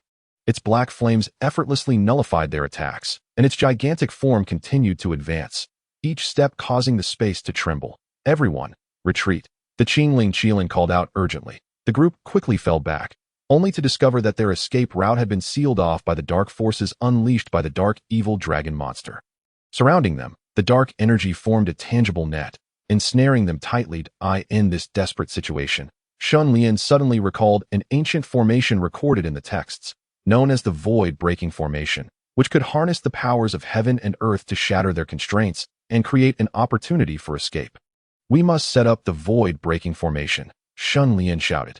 The others immediately understood his intent and quickly repositioned themselves, with the assistance of the Qian, to begin arranging the formation as the guide of the formation. Shen Lian poured all his energy into harmonizing his spiritual force with the surrounding natural energies, reciting an ancient incantation. Li Wanqing, the middle-aged man in the purple robe, and Lin Yu took their places as instructed, releasing their spiritual energies to assist Shen Lian in completing the formation. As the formation began to take shape, spiritual energy surged around them, the light becoming increasingly radiant. The dark evil dragon monster seemed to sense the impending danger. It roared mightily, swinging its enormous claws in a futile attempt to disrupt the formation. Boom! At the moment the formation was completed, a blinding light shot into the heavens, illuminating the depths of Longyuan. This light contained boundless power, directly breaking through the dark force's blockade. Now, break through, Shen Lian shouted. Seizing the opportunity, the group propelled themselves toward the direction of the light. The dark evil dragon monster, witnessing their escape, launched another assault, its dark flames raining down upon them like a tempest. In that critical moment, the Qian unleashed a surge of powerful energy, forming a colossal shield that protected the group from the deadly onslaught. Taking advantage of this shield, they hastened their retreat, finally breaking free from the dark energy's confinement. We have temporarily escaped, but this is only a fleeting reprieve, Shen Lian gasped. Indeed, we must swiftly seek out greater power or discover a way to completely eliminate this monster. Otherwise, we will face even more peril, Li Wanqing added. At that moment, a majestic door emanating a mysterious glow appeared before them. The door was adorned with ancient runes that radiated a gentle light, seemingly guiding them toward an unknown fate. This door. Perhaps it holds the key to our continued journey, the middle-aged man in the purple robe speculated. The group exchanged glances and nodded in agreement. With unwavering conviction, they approached the enigmatic door, preparing to face the new challenges that awaited them. Chapter 40. The unknown beyond the door. The group cautiously approached the door that radiated a mysterious light. Feeling the ethereal power emanating from it gently urging them forward, as if beckoning them to enter, Shen Lian extended his hand and lightly touched the door. In an instant, a warm and distant spiritual energy flowed through his arm and into his entire being. Revitalizing his spirit, he pushed against the door with all his might, and it creaked open with a deep groan. Beyond the door lay a vast expanse, starkly contrasting with the environment of the depths of Longyuan they had just traversed. Here, mist swirled, and celestial music floated upon the air, creating a dreamlike beauty. Yet, the group dared not let their guard down, for they understood that within this seemingly serene realm, there could lurk even more dreadful perils. Treading carefully into this mystical domain, the path beneath their feet glimmered with a soft light, resonating with their very essence with each step. Amidst the swirling mist, strange lights flickered intermittently, as if countless sprites danced within. Suddenly, a melodious sound of a zither wafted through the air, the notes ethereal and cleansing, capable of purifying the soul. Yet, beneath this enchanting melody, an inexplicable sense of danger began to creep into their hearts. This zither music. Li Wanqing frowned. Although it was delightful, it still felt oddly unsettling. Be cautious. There may be traps, Shen Lian whispered, just as they were about to investigate the source of the zither music. A figure clad in white emerged slowly from the mist. She was breathtakingly beautiful, her presence ethereal, and her gaze exuded a transcendent calm. At last, you have arrived, the white-clad woman spoke, her voice as clear and melodious as flowing water, as if echoing from a distant horizon. Who are you? What is this zither music? The middle-aged man in the purple robe asked warily. The white-clad woman smiled gently and replied, I am the spirit melody fairy, the guardian of this realm. This zither music is merely my personal amusement. You have come here seeking a way to resolve the crisis of Longyuan, have you not? The group exchanged glances, recognizing that they had indeed come in search of Longyuan's fate. Yet unsure of the trustworthiness of this self-proclaimed fairy. How can we trust your words? Shen Lian inquired, his gaze revealing his caution. The white-clad woman nodded slightly, raising her hand to reveal a crystal emanating powerful spiritual energy. Behold this crystal. It contains a portion of Longyuan's secrets, and it will only reveal its power when I genuinely assist you. The group hesitantly accepted the crystal, and upon their hands touching it, a warm and familiar energy surged within them, reminiscent of the spiritual force they had sensed in Longyuan. It appears you are trustworthy. However, before rescuing Longyuan, we need to know more about this mysterious realm. The middle-aged man in the purple robe stated. A hint of worry crossed the white-clad woman's face. This mystical realm is known as the Spirit Melody Immortal Realm. Once, it was a sanctified land amidst heaven and earth. Yet now, an insidious force gradually erodes the life within this realm, its intentions mirroring the malevolent power that threatens Longyuan. If not curbed in time, the entire world shall succumb to endless darkness. How shall we confront this wicked force? Lin Yu inquired. The white-clad fairy sighed softly. Deep within the Spirit Melody realm lies a mysterious treasure tower, harboring an artifact capable of suppressing this evil force. However, the path to the tower is fraught with perilous trials. You must endure countless adversities to uncover the location of this artifact. Moreover, the dark force is already aware of your approach and will undoubtedly set numerous traps to hinder your progress. Regardless of the challenges that lie ahead, we are willing to try, Shen Lian declared resolutely, with others nodding in agreement, affirming their determination. The white-clad fairy nodded slightly, a glimmer of appreciation reflected in her eyes. With such resolve, I shall offer my utmost assistance. Ahead lies the path to the Spirit Melody Tower. Follow it, and I will guide you when necessary, but the journey is long and fraught with danger.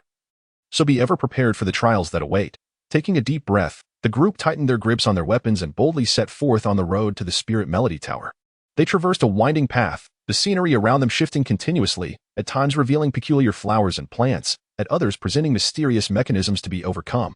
Yet, their hearts were steadfast, unwavering in their resolve. As they ventured deeper, eerie sounds began to echo around them, as if countless eyes were observing from the shadows. Suddenly, a massive shadow wolf sprang forth from the mist, its predatory gaze locked onto them, its sharp claws glimmering ominously in the light.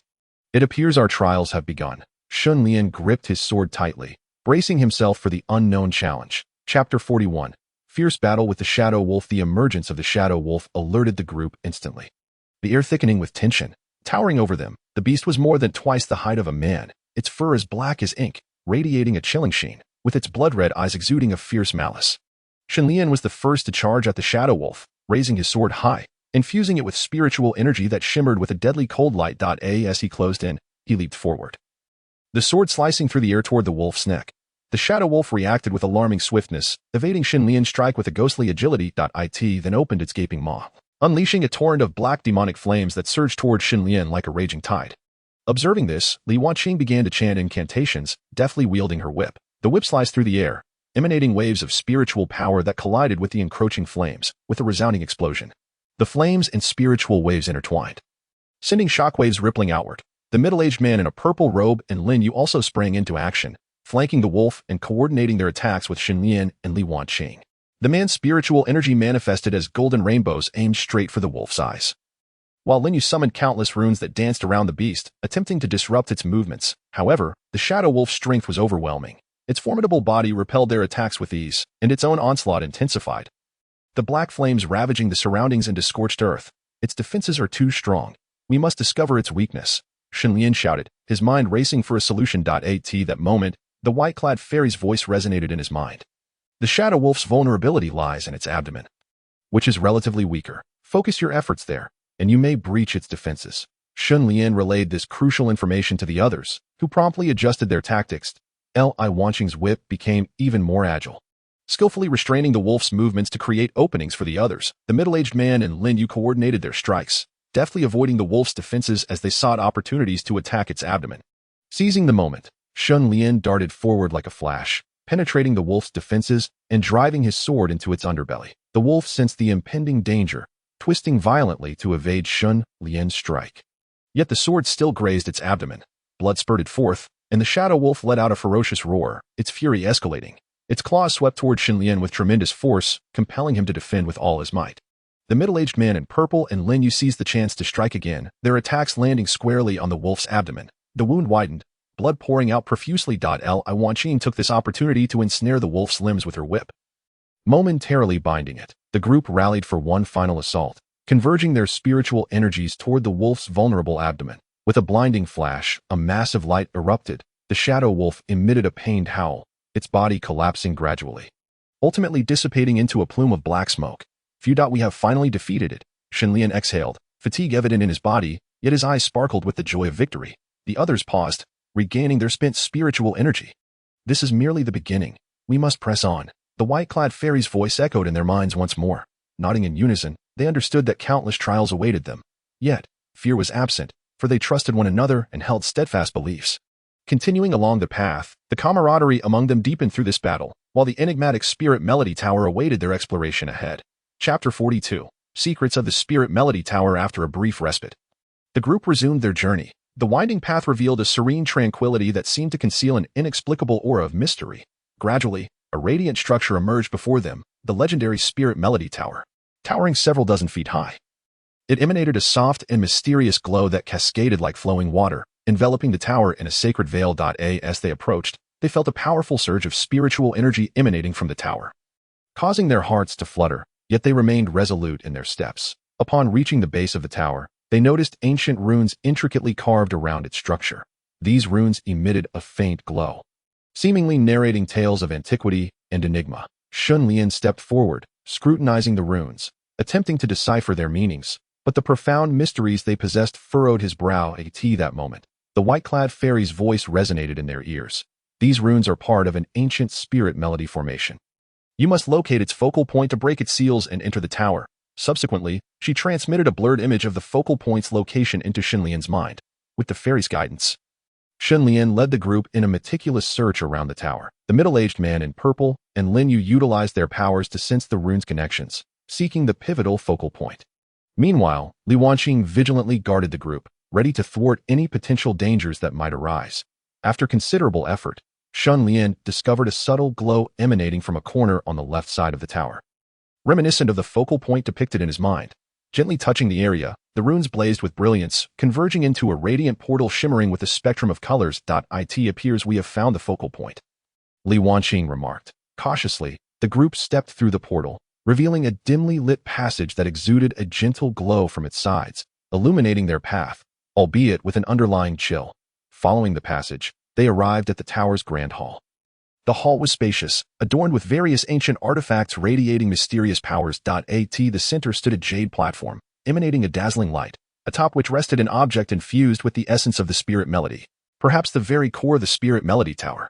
Shen Lian approached to examine the artifact closely. However, as he neared the jade platform, the surrounding artifacts suddenly quivered. Waves of spiritual energy surged from all directions, manifesting as attacks. The group scattered, evading the onslaught while retaliating with formidable powers. Lin Yu conjured barriers of runes to deflect the assaults. The middle-aged man in purple wielded golden swords of light, slicing through the incoming energy. Li Wanqing's whip danced in the air, redirecting the attacks. Meanwhile, Shen Lian concentrated, observing the runes and artifacts within the hall, seeking a method to neutralize the attacks. He discerned that these assaults seemed linked to the arrangement of the artifacts and the runes' positioning. Everyone, listen to my commands. Let us attempt to rearrange these artifacts and runes according to their patterns, Shen Lian called out. Immediately, the group followed his lead, carefully repositioning the ancient artifacts and realigning the runes. As they worked, the surrounding spiritual energy began to stabilize, and the attacks gradually ceased. It appears we have successfully unraveled this trial, Li Wanqing concluded. As the crowd collectively exhaled in relief, they returned to the central jade platform, gazing at the artifact radiating an ethereal energy. However, just as they reached out to touch it, an invisible force obstructed them.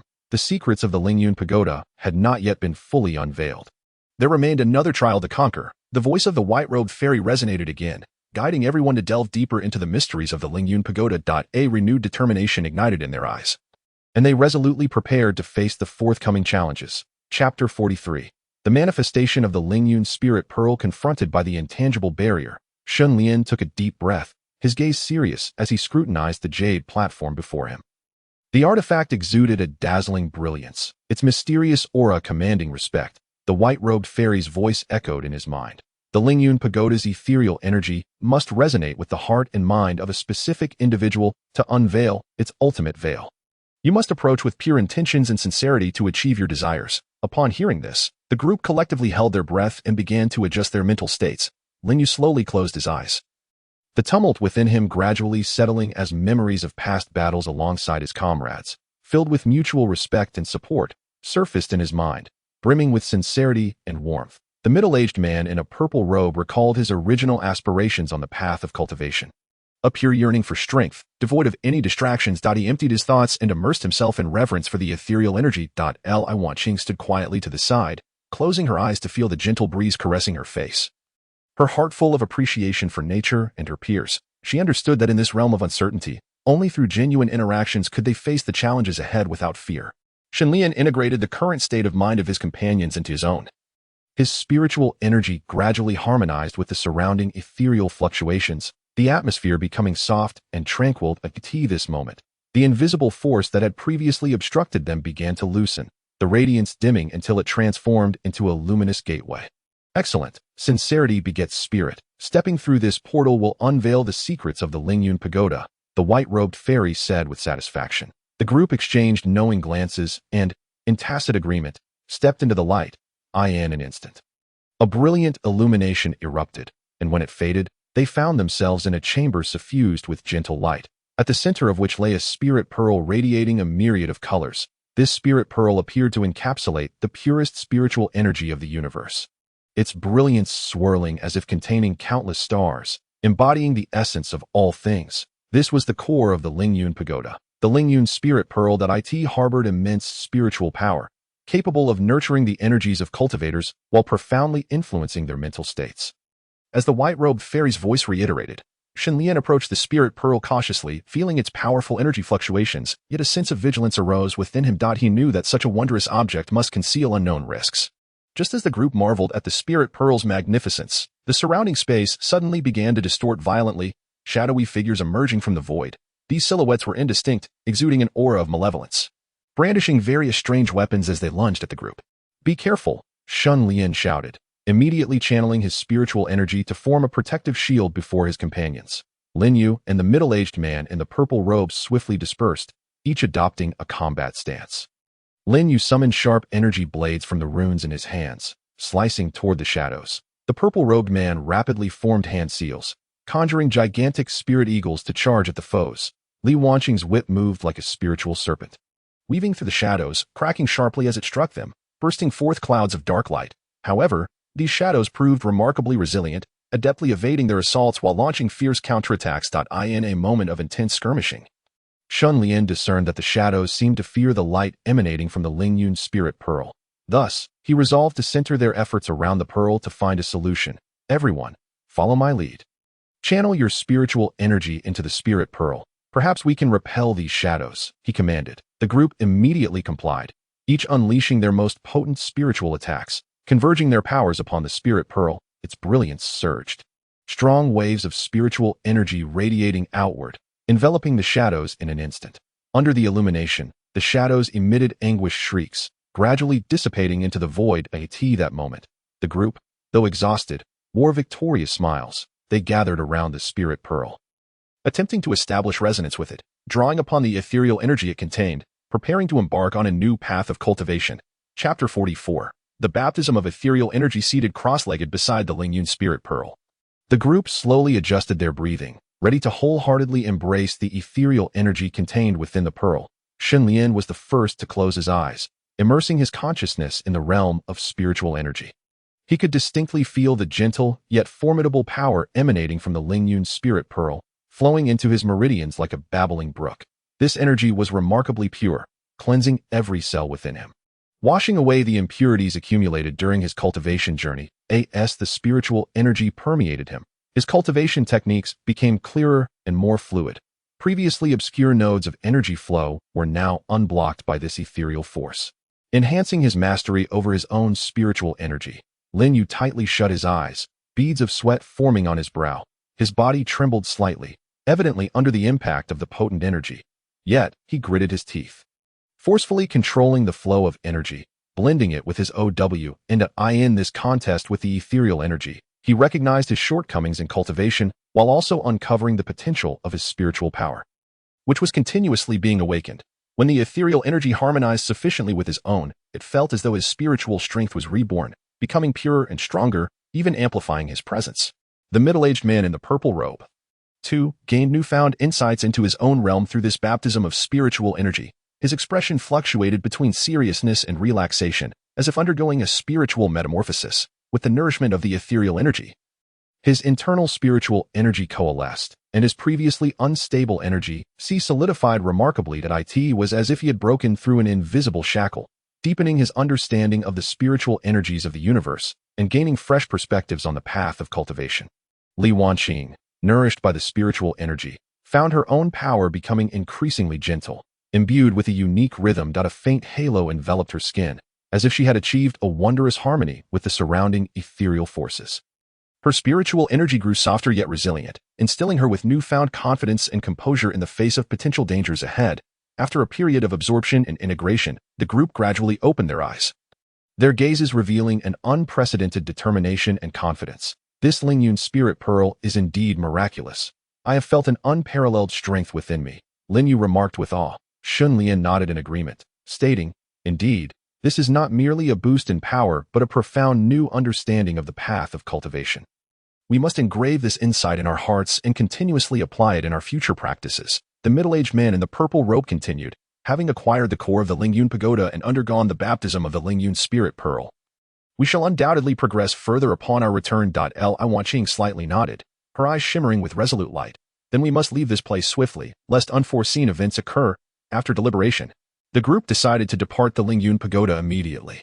They carefully placed the spirit pearl in a specially crafted container, ensuring it remained unharmed as they embarked on their journey home. The ethereal energy's glow continued to envelop them, as if the Lingyun Pagoda bestowed its blessings upon them. Along the way, the group shared laughter and joy, exchanging insights gained from the Lingyun spirit pearl. But as they distanced themselves from the Lingyun Pagoda, the surrounding environment gradually blurred. Suddenly, Shen Lian halted, his expression changing drastically. "Not good. We have pursuers," he shouted. Upon hearing this, the others immediately fell into a defensive stance, protecting the Lingyun spirit pearl at their center, their eyes scanning the surroundings warily. Ahead, several shadowy figures appeared, swiftly approaching and ultimately halting before them. These silhouettes were obscured, their features indistinguishable, yet they exuded a palpable aura of malevolence. It seems our acquisition of the Lingyun spirit pearl has attracted the covetous attention of those with ill intentions. Today marks our battle for survival, Shen Lian declared resolutely. Chapter 45, The Fierce Battle with Shadows. The shadows loomed before the group, their malevolent aura thickening, reminiscent of an endless gloom birthed from darkness. Suffocating in its intensity, these phantoms flickered, occasionally revealing pairs of eyes shining with a strange light, betraying insatiable greed and murderous intent. A mere handful of shadows shall not wrest the Lingyun spirit pearl from our grasp. Lingyu bellowed, swiftly forming hand seals as spiritual energy rapidly coalesced in his palms, transforming into sharp runic beams that shot toward the shadows. The beams streaked through the air, leaving bright trails and emitting sharp, whistling sounds.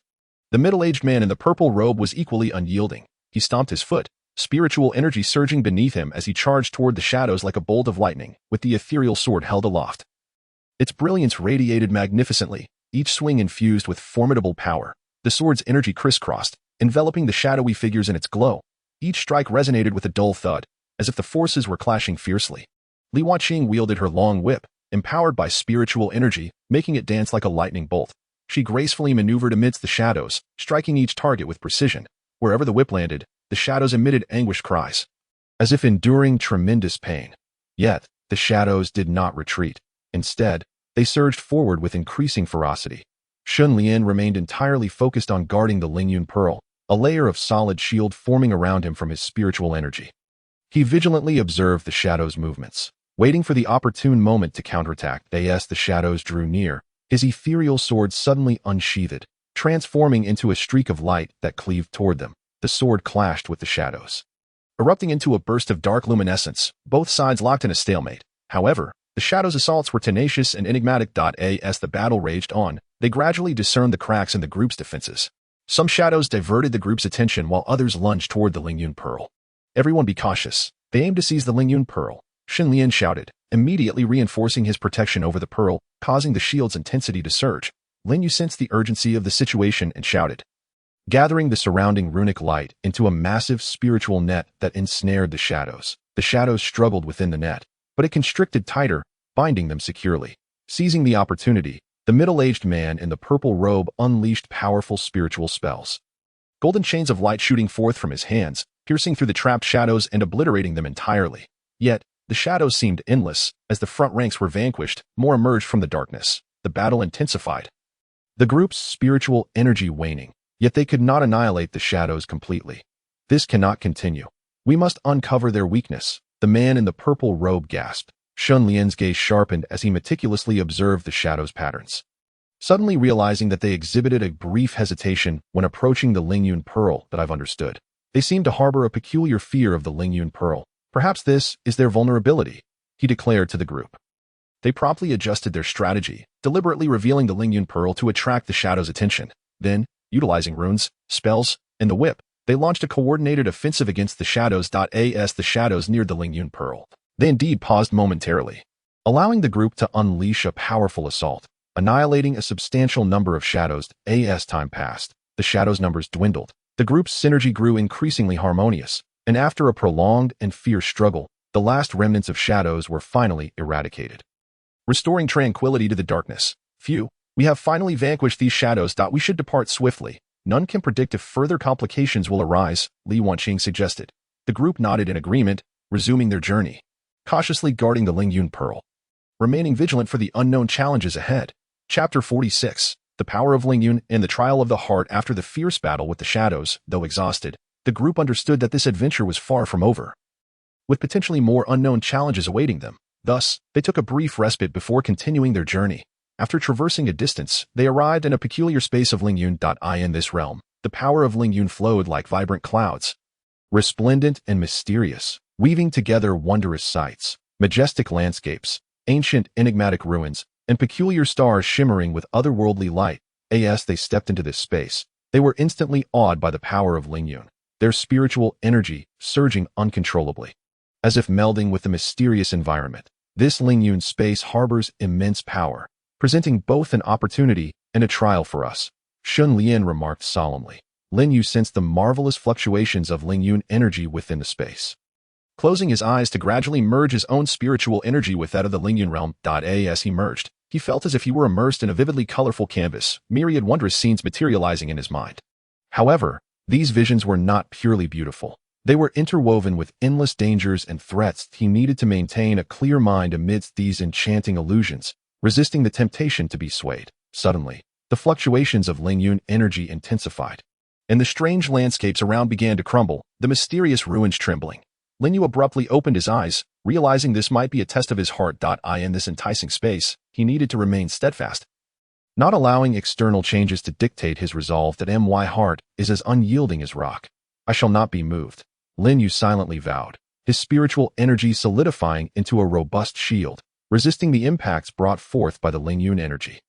Simultaneously, the man in the purple robe and Li Wanqing faced similar trials. The surroundings of the purple-robed man transformed into a sea of flames, the inferno raging, attempting to engulf him. He tightly closed his eyes, standing resolutely amidst the flames, relying on his unwavering spirit and pursuit of the DAO. Li Wanqing found herself in an icy expanse, the biting wind piercing through her, ice shards continuously falling around her. She gritted her teeth, channeling her energy to fend off the cold's assault. Meanwhile, Shen Lian was confronted with familiar figures, either former foes or manifestations of his guilt and fear. Taking a deep breath, he recalled his journey along the path of cultivation and his vows, his gaze growing ever more resolute. He swung his ethereal sword, striking at these illusory figures, continuously overcoming the demons within. Through their collective efforts, the fluctuations of Ling Yun energy within the space gradually subsided. When tranquility returned, they discovered that not only had their spiritual energy advanced, but their hearts had also become more steadfast and pure. In the pursuit of power, the cultivation of one's heart is equally paramount. Only by maintaining a firm resolve can we tread steadily on the path of future cultivation, Shen Lian reflected. The group nodded in agreement, fully aware of the invaluable lessons learned from this trial of Ling Yun energy. After a brief rest, they continued their exploration of the Ling Yun space, hoping to uncover more secrets regarding the Ling Yun pagoda and the Ling Yun pearl. Suddenly, a portal radiating mysterious light appeared ahead. As it slowly opened, waves of potent Ling Yun energy emanated from within, invoking a sense of reverence. Is this the ultimate secret of Ling Yun we have been searching for? Lin Yu asked, filled with anticipation. Without hesitation, the group advanced towards the portal, ready to embrace the unknown challenges that awaited them. Chapter 47. The Truth of Ling Yun. The group stepped slowly into the portal emanating mysterious light, and upon entering, they were swept into a dreamlike realm of Ling Yun. Surrounding them was an endless expanse of light, flowing as if containing the most profound mysteries of the universe. In this Ling Yun realm, time seemed to lose its significance, and they felt themselves immersed in a wonderful state, their bodies and minds perfectly harmonizing with the surrounding radiance. Calming his mind, Shen Lian sought to uncover the truth hidden behind this light. Gradually, images began to materialize before him. These images depicted the construction of the Ling Yun pagoda, built by a powerful spirit cultivator in ancient times, dedicated to safeguarding the Ling Yun energy of heaven and earth. This pagoda had endured countless vicissitudes, witnessing the rise and fall of innumerable cultivators. As the images flowed, the true origin of the Ling Yun pearl was revealed. It was a confluence of the purest Ling Yun energy from heaven and earth, possessing the miraculous power to balance the spiritual forces of the universe and nourish all living beings. It served as the core of the Ling Yun pagoda, symbolizing the essence of the entire Ling Yun energy. However, the subsequent scenes sent shivers down their spines. Over the long ages, some malevolent forces coveted the immense power of the Ling Yun pearl, attempting to seize it for themselves. Their greed and desire led to an imbalance in the Ling Yun energy of heaven and earth, resulting in a catastrophic disaster. Countless lives perished, and the land was left ravaged. Can we not restore the balance of the Ling Yun pearl's power to prevent a repeat of that calamity? Lin Yu felt a surge of profound purpose within him. The middle-aged man in the purple robe and Li Wanqing nodded in agreement, their eyes shining with determination. At that moment, a deep voice resonated within the Lingyun realm. You fortunate ones have passed numerous trials and grasped the essence of Lingyun energy. Now, the balance of this energy faces a challenge. Only by stabilizing the power of the Lingyun pearl in the appropriate place can tranquility return to heaven and earth. Hearing this, a sense of responsibility and mission surged within the group. They were no longer merely seekers of power. They had become guardians tasked with the mission of saving the world. What must we do? Shen Lian inquired of the mysterious voice. The voice responded slowly. You must carry the Lingyun pearl to the nexus of Lingyun energy, Lingyun abyss. There, only by utilizing the Lingyun energy you acquired within the Lingyun pagoda can you perfectly merge the power of the Lingyun pearl with the Lingyun energy of heaven and earth, restoring balance. With that, the light within the Lingyun realm began to fluctuate violently, and the portal slowly closed. The group emerged from the illusion, finding themselves still in the previous space. That it seems our journey continues. They realized, Lingyun abyss is our next objective. Shen Lian clenched his fists, his gaze unwavering as he looked into the distance. The Lingyun spirit pearl emitted a radiant glow from the vessel beside them. Seemingly responding to their resolve, Lin Yu exchanged a knowing glance with the middle-aged man in purple robes and Li Wanqing, fully aware of the unknown dangers and challenges that awaited them ahead. Yet they were undeterred. Let us set forth towards Lingyun abyss, Shen Lian shouted, leading the group on their journey. Their figures, enveloped by the power of Lingyun, resolutely vanished into the horizon. Chapter 48. The crisis of Lingyun abyss. The group pressed onward. Advancing towards the legendary Lingyun abyss, they traversed dense forests and crossed surging rivers, overcoming numerous hardships until they finally reached the edge of the Lingyun abyss. This place was a mysterious and vast expanse. Shrouded in mist, as if concealing infinite secrets, the air was thick with the potent essence of Lingyun, flowing like a viscous liquid. At the center of this energy stood an ancient and enigmatic altar, upon which rested a crystal orb radiating a gentle light. This was the heart of Lingyun abyss, the very key to maintaining the balance of the world's spiritual energy. However, as they approached, chaos seemed to engulf the area. The Lingyun energy had lost its equilibrium, becoming tumultuous and erratic, akin to a raging flood. Thunderous roars emanated from the abyss, as if some malevolent force was assaulting the ancient altar. What is happening?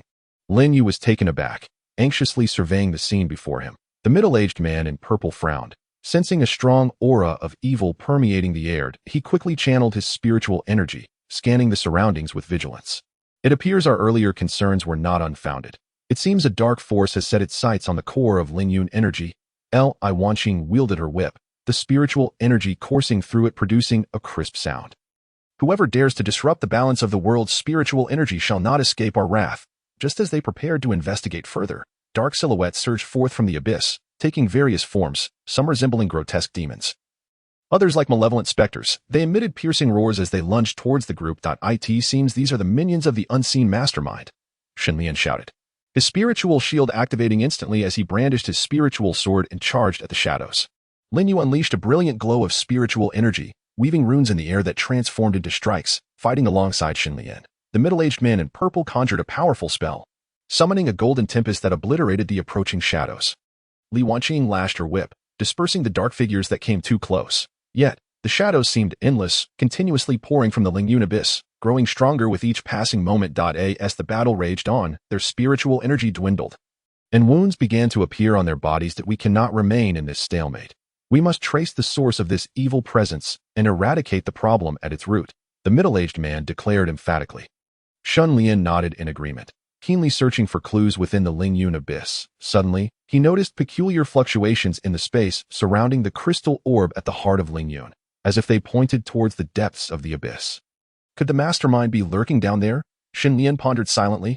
After a brief discussion, the group decided to delve into the depths of the Lingyun abyss. Cautiously, they navigated through the turbulent currents of Lingyun energy, gradually advancing towards the abyss's depths. As they ventured further, the dangers multiplied, yet they were prepared to face death, united by a singular conviction: to restore the balance of the world's spiritual energy. At last, they arrived at the bottom of the abyss. There, a colossal dark vortex swirled ominously, emanating a chilling aura. At its center, a black demonic pillar was faintly visible, entwined with dark Lingyun energy, seemingly the source of this malevolent force. Indeed, the mastermind is concealed here. Shen Lian tightened his grip on the spiritual sword, determination gleaming in his eyes. At that moment, a deep, sinister laughter resonated from within the dark vortex. "You foolish mortals. You have actually found your way here. Ha. You think you can stop me? That is impossible." As the laughter echoed, a massive dark figure slowly emerged from the vortex, a powerful entity shrouded in darkness, radiating an aura of evil. Chapter 49. The ultimate showdown. The dark figure emerged from the vortex, a formidable presence enveloped in shadows, exuding a malignant energy that seemed to consume the surrounding Lingyun essence. Distorting and chaotic, the group gazed at this terrifying entity, their hearts filled with trepidation, yet their eyes sparkled with courage and resolve. Shen Lian stepped forward, his voice booming. "Who dares to disrupt the balance of the world's Lingyun energy? Today, I shall vanquish you." The dark presence emitted a low growl, a cold voice emanating from the depths of darkness. "Do you truly believe your meager strength can thwart me? This world has no hope for redemption. I shall be the new sovereign." With that, the dark entity waved its hands, unleashing torrents of black Lingyun energy that transformed into countless dark blades, hurtling toward the group. "Watch out," the middle-aged man in purple shouted, conjuring a powerful shield of golden energy to deflect the oncoming blades. Lin Yu and Li Wanqing quickly dispersed, each casting spells to counter the attack. Lin Yu's runes blazed forth, forming barriers that halted some of the blades, while Li Wanqing lashed her whip, sending the approaching blades flying. Seizing the opportunity, Shen Lian unleashed a burst of spiritual energy, transforming into a brilliant beam as he charged toward the dark entity. As he neared, he swung his sword, a powerful gust of sword energy rushing forth, intending to inflict damage. However, the dark entity effortlessly evaded Shen Lian's strike, extending its dark tendrils towards him. Shen Lian swiftly dodged, but the tendrils grazed his shoulder, leaving behind dark marks. "We cannot afford to underestimate it. We must collaborate to exploit its weaknesses," Shen Lian said, wiping the wound with a serious expression. The others nodded in agreement, swiftly recalibrating their strategy. Li Wanqing harnessed the power of her whip to weave a massive net of Lingyun energy, aiming to ensnare the dark entity. Meanwhile, Lin Yu unleashed formidable rune spells, bombarding the dark presence with attacks to weaken its power. The middle-aged man in purple infused his energy into the ground, summoning golden rune formations that restricted the dark entity's movements. Taking advantage of the momentary binding, Shen Lian rapidly channeled his energy, concentrating all his might into the spiritual sword. The sword gleamed with blinding light, brimming with boundless power. "Now," Shen Lian cried, his sword transforming into a resplendent streak of light, striking towards the core of the dark presence with cataclysmic force. Simultaneously, the others unleashed their strongest attacks, powerful waves of spiritual energy erupting around the dark entity, illuminating the entire Lingyun abyss like falling stars. The dark presence roared in fury as it sensed their formidable onslaught. It retaliated with a frenzied eruption of dark power. The collision of black Lingyun energy and their combined forces produced a deafening roar, causing the entire Lingyun abyss to tremble violently. Under this tremendous force, the dark presence began to retreat, yet it fiercely resisted, unwilling to concede easily. The dark vortex twisted further, attempting to dissipate their attacks. As the battle reached its zenith, Shen Lian felt a surge of urgency within him. He understood that if they could not obliterate the dark presence here, the balance of the world's Lingyun energy could not be restored, plunging the entire realm into eternal disaster. Desperate, Shen Lian gritted his teeth, channeling every remaining ounce of energy into his spiritual sword, its radiance reaching its zenith. In this critical moment, the others also pushed their powers to the limit, joining Shen Lian for one final assault. Their combined might clashed together, shaking the very fabric of the universe. In this life and death moment, their wills were as unyielding as steel, unwavering in their resolve to protect the world and restore the balance of Lingyun energy. Chapter 50. The rebirth of Lingyun. At that pivotal moment, as the fate of the world hung in the balance, their combined powers collided like a surging tide, erupting in a brilliant yet lethal radiance. The dark presence unleashed its final frenzy, the black Lingyun energy rolling violently, attempting to withstand their desperate strike. Yet, the strength of the group was no mere illusion. Shen Lian's spiritual sword, driven by unwavering determination, cleaved through the layers of darkness. Lin Yu's rune spells, like a cascade of radiant stars, mercilessly bombarded the dark entity. The middle-aged man's energy formations, akin to an iron cage, tightly bound the darkness, and Li Wanqing's whip danced through the air, tearing apart the dark entity's resistance. In an instant, light and darkness engaged in a fierce struggle, the entire Lingyun abyss trembling under the weight of their clash. The power of spiritual resonance intertwined and collided, producing a deafening roar, with brilliance so radiant that it was nearly blinding. At last, under the united assault of the gathered forces, the colossal dark figure of the malevolent entity began to dissipate. The black spiritual resonance was gradually suppressed, and the chaotic vortex of darkness lost its previous frenzy and tumult. As the final remnants of darkness were shattered, the dark entity emitted a reluctant roar before vanishing entirely from the realm of spiritual resonance. as if it had never existed. The once tense nerves of the onlookers finally relaxed, fatigue washing over them like a tide. Shen Lian was the first to kneel, sweat beading on his forehead as he gasped for breath. Lin Yu, the middle-aged man in purple robes, and Li Wanqing also settled down to recuperate their exhausted spiritual energy. Finally, we have succeeded. Shen Lian spoke slowly, his voice weak yet imbued with profound relief. The spiritual resonance of the realm seemed to sense the alleviation of this crisis, beginning to restore its balance. The once turbulent spiritual energy gradually transformed into a gentle and orderly flow, circling around the core of the spiritual resonance. The core, previously assailed by darkness, the crystal orb, regained its bright and pure glow, with warm spiritual energy radiating throughout the realm. With the restoration of spiritual resonance, the landscape of the realm began to mend as well. The fragmented space healed gradually, and the swirling mist reclaimed their former mystery and tranquility. The creatures within the realm awoke from their fear, sensing the revival of spiritual energy, and they erupted into joyous celebration. Our efforts have not been in vain. The balance of the spiritual energy of heaven and earth has been preserved. The middle-aged man in purple robes stood, surveying the tranquil realm with a satisfied smile. Li Wanqing gently set down her whip, approaching Shen Lian with concern in her gaze. We have all worked hard. We need to find a safe place to rest and recover our spiritual energy. Shen Lian nodded, and the group rose to gather their belongings. Nourished by the spiritual energy of the realm, their strength began to slowly return, and their fatigue and injuries gradually eased after a brief rest. They departed from the realm of spiritual resonance. Exiting this mysterious location, they gazed upon the rejuvenated world, their hearts filled with emotion. This adventure has made us stronger and restored peace to the world. Lin Yu remarked, his eyes reflecting determination for the future. Shen Lian looked into the distance, silently vowing, no matter how many challenges lie ahead, we shall forge ahead together to safeguard this hard-won peace. Subsequently, the group flew towards a safe haven, preparing to continue their training and write their legendary tale in this world rich with spiritual resonance. Chapter 51. The legacy of the path of spiritual resonance. The group arrived at a tranquil valley encircled by mountains, saturated with spiritual resonance. After the life and death battle in the realm of spiritual resonance, they needed to recuperate and restore their waning energy. In a serene cave within the valley, Shen Lian, Lin Yu, the middle-aged man in purple robes, and Li Wanqing each found a stable spot to begin their recovery. Li Wanqing utilized her spiritual energy to heal her wounds, gently closing her eyes as she focused on the flow of energy within her, gradually mending the injuries sustained in battle. Shen Lian sat cross-legged, meditating and guiding the pure spiritual energy of the valley into his body, repairing his damaged meridians and breath. Lin Yu and the middle-aged man in purple robes also practiced their respective methods of recuperation, and a gentle glow of spiritual energy enveloped the valley, imbuing the atmosphere with tranquility and peace. Days passed, and the wounds of the group healed, their spiritual energy largely restored. At this moment, they began to reflect on their struggle against the forces of darkness and the true significance of spiritual resonance. This experience has deepened our understanding that spiritual resonance is not merely a means of gaining strength. It is the force that maintains balance in the world, a responsibility that we must uphold. Shen Lian spoke slowly, his gaze resolute as he addressed the group. Lin Yu nodded in agreement. Indeed, the maintenance of spiritual resonance is the foundation of the world. We must not only protect ourselves, but also pass on this belief in guardianship. The middle-aged man in purple robes concurred.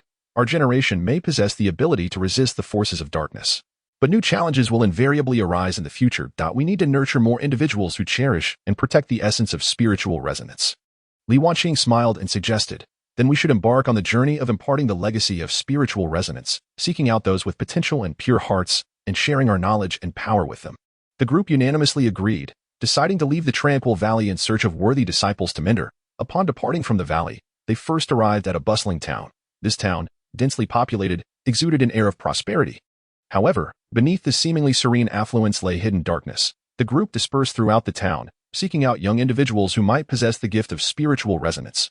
Shen Lian entered a scholarly institution, observing a group of young people engrossed in their studies.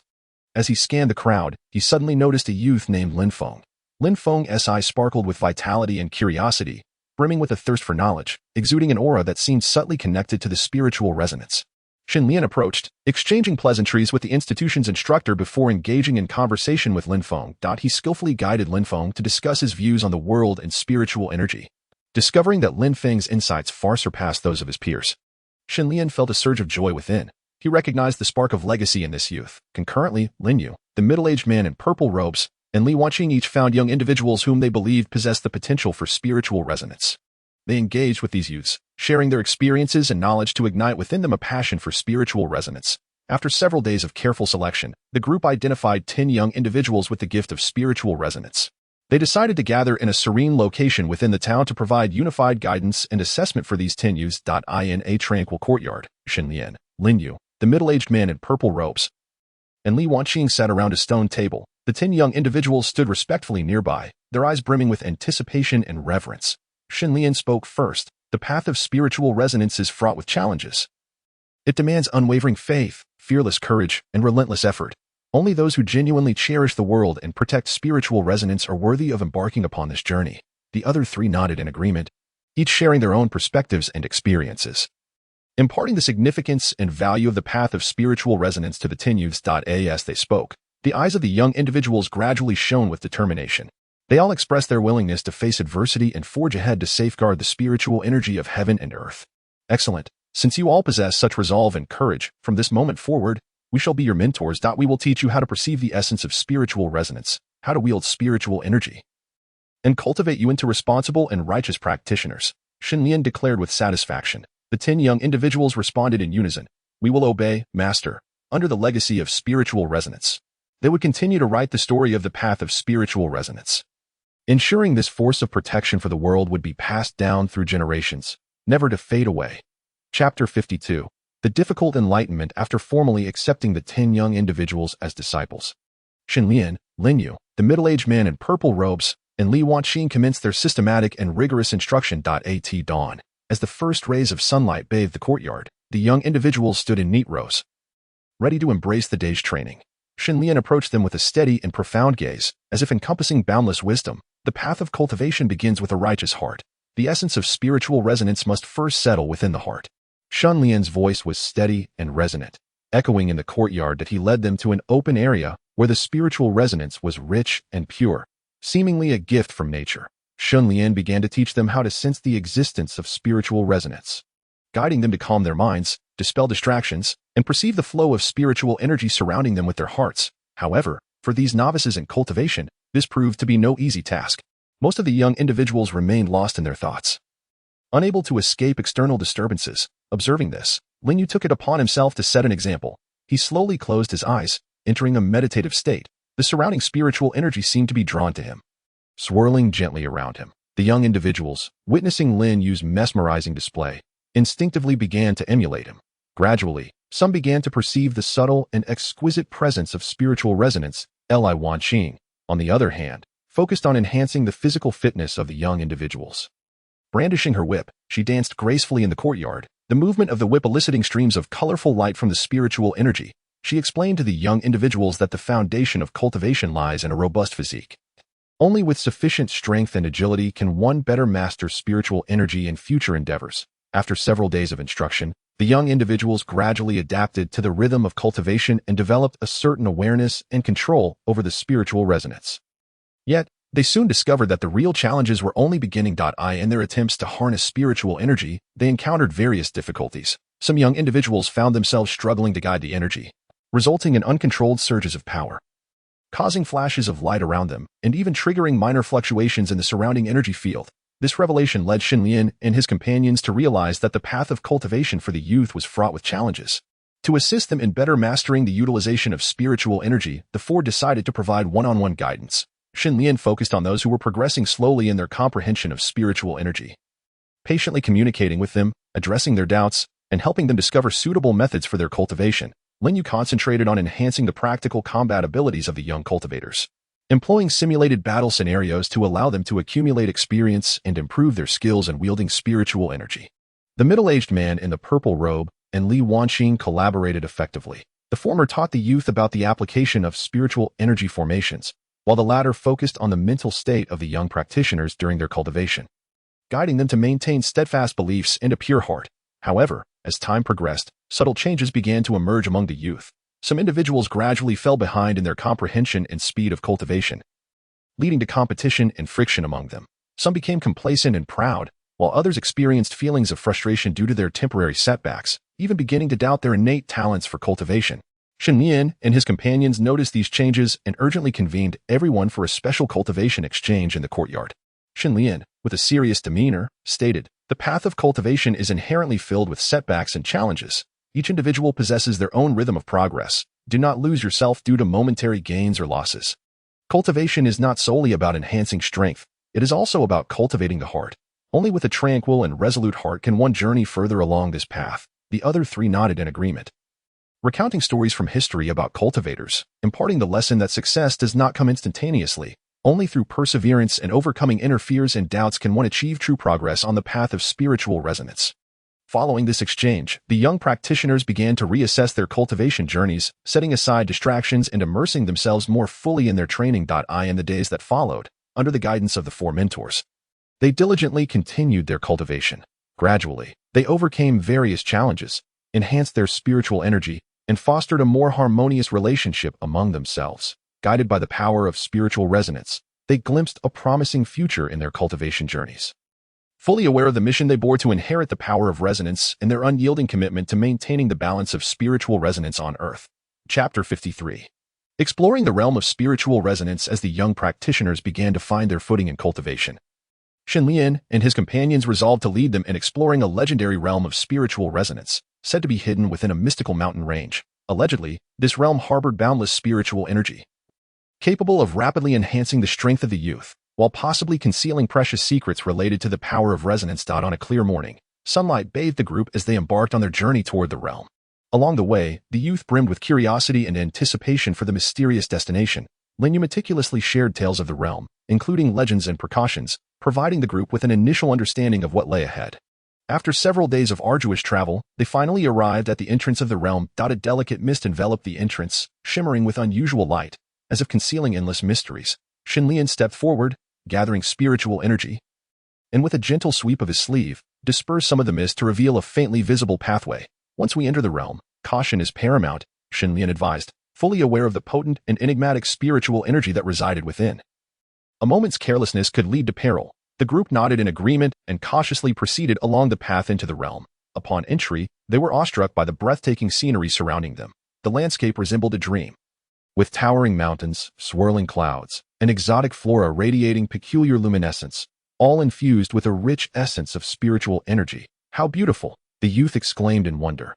Yet, they remained unbewildered by the enchanting sights. Under Shen Lian's guidance, they commenced their exploration of the various regions within the realm. Their first destination was an ancient forest, where towering, enigmatic trees with histories spanning millennia stood sentinel. Beneath these trees grew rare herbs, exuding unique fragrances. Shen Lian informed the youth that these herbs contained powerful spiritual resonance, greatly aiding their cultivation, but warned that some were toxic and required careful identification and usage. As they delved deeper into the forest, the youth stumbled upon ancient ruins emanating an aura of mystery, adorned with intricate runes and designs. Linyu led the group in a meticulous examination of these runes, seeking clues regarding the realm of spiritual resonance. After considerable effort, they discerned that these runes appeared to relate to ancient formations of spiritual resonance, prompting them to attempt to decode the information contained within. Meanwhile, Li Wanqing sensed unusual energies lurking within the forest. She set up small traps of spiritual resonance to monitor the surroundings. Soon, the traps were triggered, and the group formed a protective circle, bracing for impending danger. Suddenly, a deep roar resonated from the depths of the forest, causing the ground to tremble slightly, accompanied by the ominous sound of massive footsteps, as if some formidable presence was drawing near.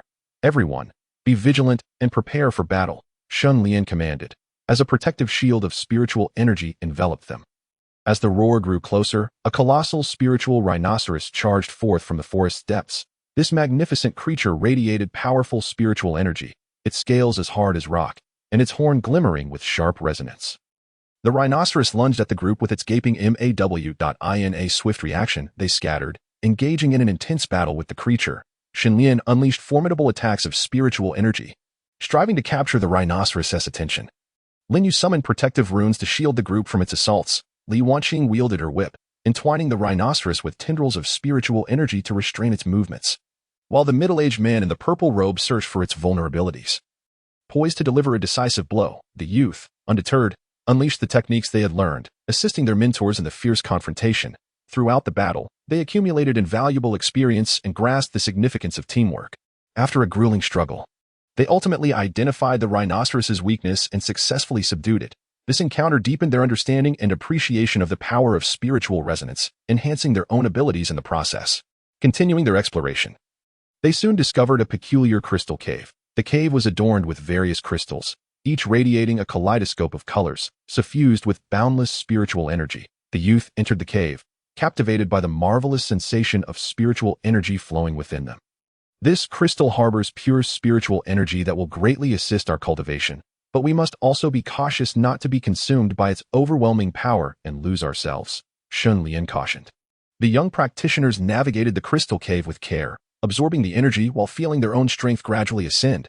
Meanwhile, Shen Lian and his companions continued their search for other possible secrets within the cave. As the group became immersed in the enchanting world of crystals, a mysterious light emanated from the depths of the cave, resembling a whirlpool that captivated their attention. Drawn toward the light, they approached it, their hearts brimming with curiosity and anticipation, unaware that another unknown adventure awaited them. Chapter 54. The Mystery of the Spiritual Resonance Crystal. Entranced by the mysterious light, the group slowly ventured deeper into the cave.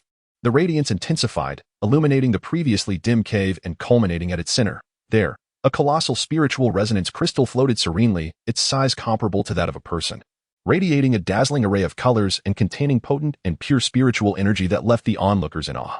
The youth had never encountered such a formidable treasure of spiritual resonance. Their eyes sparkled with wonder and desire. Yet, Shen Lian and his companions remained vigilant, fully aware that the more powerful a treasure, the greater the potential risks it concealed. This is the spiritual resonance crystal, containing exceedingly pure and potent spiritual energy. It is the essence of this realm, but we must tread carefully, uncovering its mysteries before making any plans. Shen Lian stated gravely. The middle-aged man in the purple robe stepped forward, his spiritual energy encircling his fingertips as he gently touched the light radiating from the crystal. In that instant, an array of ancient images and mysterious runes flashed through his mind. These visuals and symbols seemed to embody profound truths regarding the power of spiritual resonance, captivating him entirely. It appears that this spiritual resonance crystal conceals an ancient legacy of resonance power. We must decipher these runes to uncover its secrets, the man in the purple robe remarked. Li Wanqing approached as well, closing her eyes and channeling her spiritual energy into the ground, forming a circle of resonance light that guided the crystal's glow into the circle. As the crystal's radiance merged, words and patterns began to emerge within the circle. Li Wanqing observed these inscriptions and designs closely, discovering that they seemed to pertain to an ancient method of cultivating spiritual resonance. I have gleaned some clues. These runes and patterns appear to document an ancient method of cultivating spiritual resonance, which may aid us in better comprehending the essence of resonance power, she declared. Meanwhile, Lin Yu discovered that the ethereal resonance emanating from the divine crystal had an impact on the surrounding environment. Crystals within the caverns began to flicker with strange luminescence, as if engaging in some form of mysterious communication with the divine crystal. Shen Lian observed this phenomenon with an unsettling premonition brewing in his heart. He cautioned, "Everyone, be vigilant. Although the power of this divine crystal is formidable, it may also invoke unforeseen dangers. While we explore, we must remain mindful of our protection." As the group delved deeper into the mysteries of the ethereal resonance crystal, a sudden surge of potent energy rippled through the realm of the ethereal resonance secret domain. This energy wave intensified, seemingly threatening to rend the very cave asunder. The overwhelming force startled everyone, and Shen Lian exclaimed, "This fluctuation in the divine crystal has triggered an anomaly in the secret domain. We may have activated some unknown mechanism or awakened a special guardian force protecting the ethereal resonance crystal." The young individuals grew tense and swiftly returned to the side of their four mentors. Shen Lian and the others acted decisively, establishing a protective barrier of spiritual energy to shield themselves from this unknown power. The barrier was rapidly constructed, forming a vast dome of spiritual light. However, the mysterious force remained relentless, battering against the shield. As the barrier began to show signs of cracking under the onslaught, Shen Lian declared, "This cannot continue. We must find a way to uncover the source of this power. Let us search for clues that may lead us to a solution." As they scanned their surroundings, they noticed the runes surrounding the divine crystal glowing even brighter, seemingly resonating with the force. Lin Yu resolved to attempt deciphering the runes on the crystal once more, hoping to uncover the key to countering this energy. Amidst the tense atmosphere, Lin Yu immersed himself in the interpretation of the runes. After considerable effort, he finally discerned some concealed information within the symbols. These runes appeared to direct them toward another part of the cave, where the key to controlling this mysterious force might lie. "Mentor Shen Lian, I have found a lead," Some runes on the divine crystal indicate we should head in another direction within the cave. There may be a means to restrain this power. Lin exclaimed. Shen Lian exchanged glances with the others before guiding the young individuals toward the direction Lin indicated. Following the luminous guidance of the divine crystal, they swiftly traversed the winding passages of the cave. Along the way, they encountered various strange lights and enigmatic runes, as if all this were a test of their resolve to unravel the mysteries of the ethereal resonance crystal. At last, they arrived at the end of the cave, which opened into a circular chamber. At the center stood a stone platform radiating a gentle glow, upon which rested a smaller spirit crystal that exuded an aura entirely distinct from that of the ethereal resonance crystal, as if it held the key to balancing and dissipating the immense power. This is the spirit crystal that can counter the disturbances of the ethereal resonance crystal. Directing the light of the ethereal resonance crystal here may resolve our current crisis, Shen Lian stated. The group swiftly sprang into action, channeling some of the divine crystal's light toward the spirit crystal on the platform. As the light converged, the energy fluctuations within the cave gradually stabilized, and the cracks in the protective barrier began to mend. Once the crisis was averted, everyone breathed a sigh of relief. They realized that the path of exploring the ethereal resonance was fraught with uncertainties and challenges. Yet they would carry forward the invaluable experiences gained from this endeavor, continuing their legacy of cultivation along the path of ethereal resonance. Shen Lian, Lin, the middle-aged man in a purple robe, and Li Wanqing resolved to lead the young individuals out of the ethereal resonance secret domain and back to safety, where they would transmit and delve deeper into the precious knowledge and strength acquired within the domain, striving to safeguard the ethereal resonance of the world. Chapter 55, The Mission of Ethereal Resonance Inheritance. After leaving the ethereal resonance secret domain, the group underwent a profound transformation. The mysteries of the ethereal resonance crystal deepened their understanding of ethereal resonance power, instilling in the young individuals a realization that the inheritance mission they bore was far more significant than they had imagined. On their return journey, Shen Lian halted, facing the group with a solemn gaze. This expedition into the ethereal resonance secret domain marks a significant milestone in our cultivation journey. We have not only discovered rare treasures, but, more importantly, grasped the deeper truths underlying the ethereal resonance power and our responsibilities as practitioners of ethereal resonance. Shen Lian articulated, his words imbued with an intangible force that resonated within the hearts of the young individuals. They nodded in agreement, their eyes filled with resolve and determination.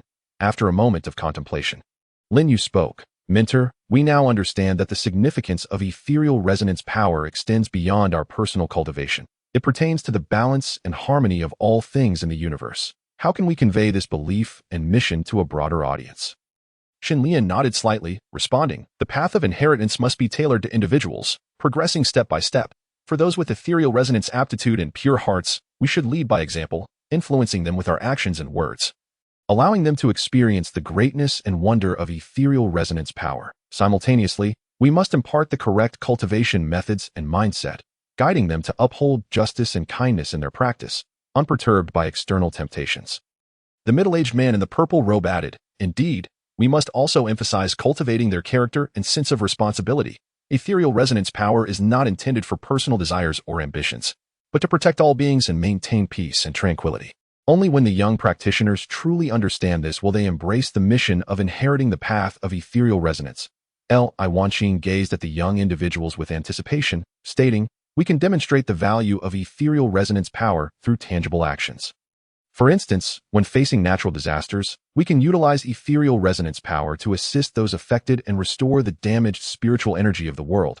Or we could hold small-scale lectures and exchange activities to allow them to personally experience the wonders of ethereal resonance power, thereby igniting their interest in exploring it. As the discussion concluded, the group wore expressions of satisfaction. They understood that the road ahead would still be fraught with challenges, yet they had discovered a clear direction for the inheritance of ethereal resonance power. Soon after, they returned to their residence in the valley, where they began further cultivation and preparation. Shen Lian decided to enter seclusion for a time to delve deeper into the ancient methods and secrets learned in the ethereal resonance secret domain. He recognized that only by continually enhancing his strength could he better guide and lead the young practitioners. Lin, in turn, began organizing his insights and experiences from the ethereal resonance secret domain, preparing to write a book on the path of ethereal resonance cultivation. But he hoped that through this book, those who had no opportunity to enter the secret domain would still be able to appreciate the allure of ethereal resonance power. The middle-aged man in the purple robe and a number of young students took charge of organizing the cultivation resources in the valley, seeking out suitable spiritual herbs and artifacts for practitioners of ethereal resonance, and crafting tools and formations to assist the young practitioners in their cultivation. Simultaneously, they aim to enhance the practical skills of the young students, helping them grow through hands-on experience. Li Wanqing focused on establishing a connection with the young individuals, understanding that the cultivation of the heart was equally vital for practitioners of ethereal resonance. She organized meditation sessions and heart-to-heart dialogues, aiding them in clearing their minds of distractions and negative emotions, allowing their spirits to become purer and more steadfast on the path of ethereal resonance. As time passed, the atmosphere of cultivation within the valley grew increasingly intense, under the guidance of their mentors. The young students diligently practiced, their abilities continually enhancing. They not only mastered many powerful spiritual techniques but also cultivated a more peaceful and resolute mindset, gaining a deeper understanding of their mission to inherit the path of ethereal resonance.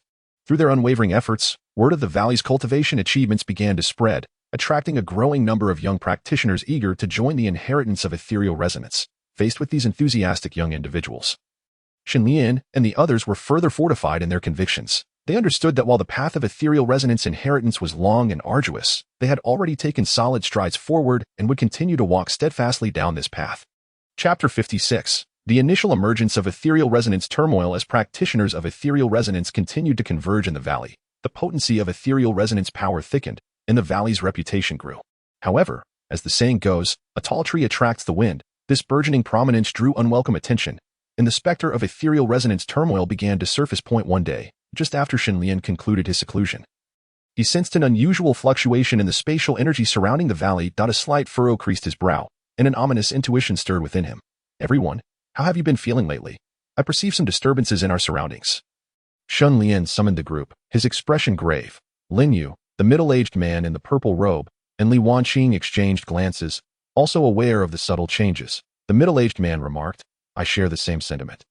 While the fluctuations in spatial energy are not intense, they carry an unsettling aura." The group, unwilling to be complacent, resolved to intensify their patrols of the spiritual energy defenses surrounding the valley, ensuring comprehensive security.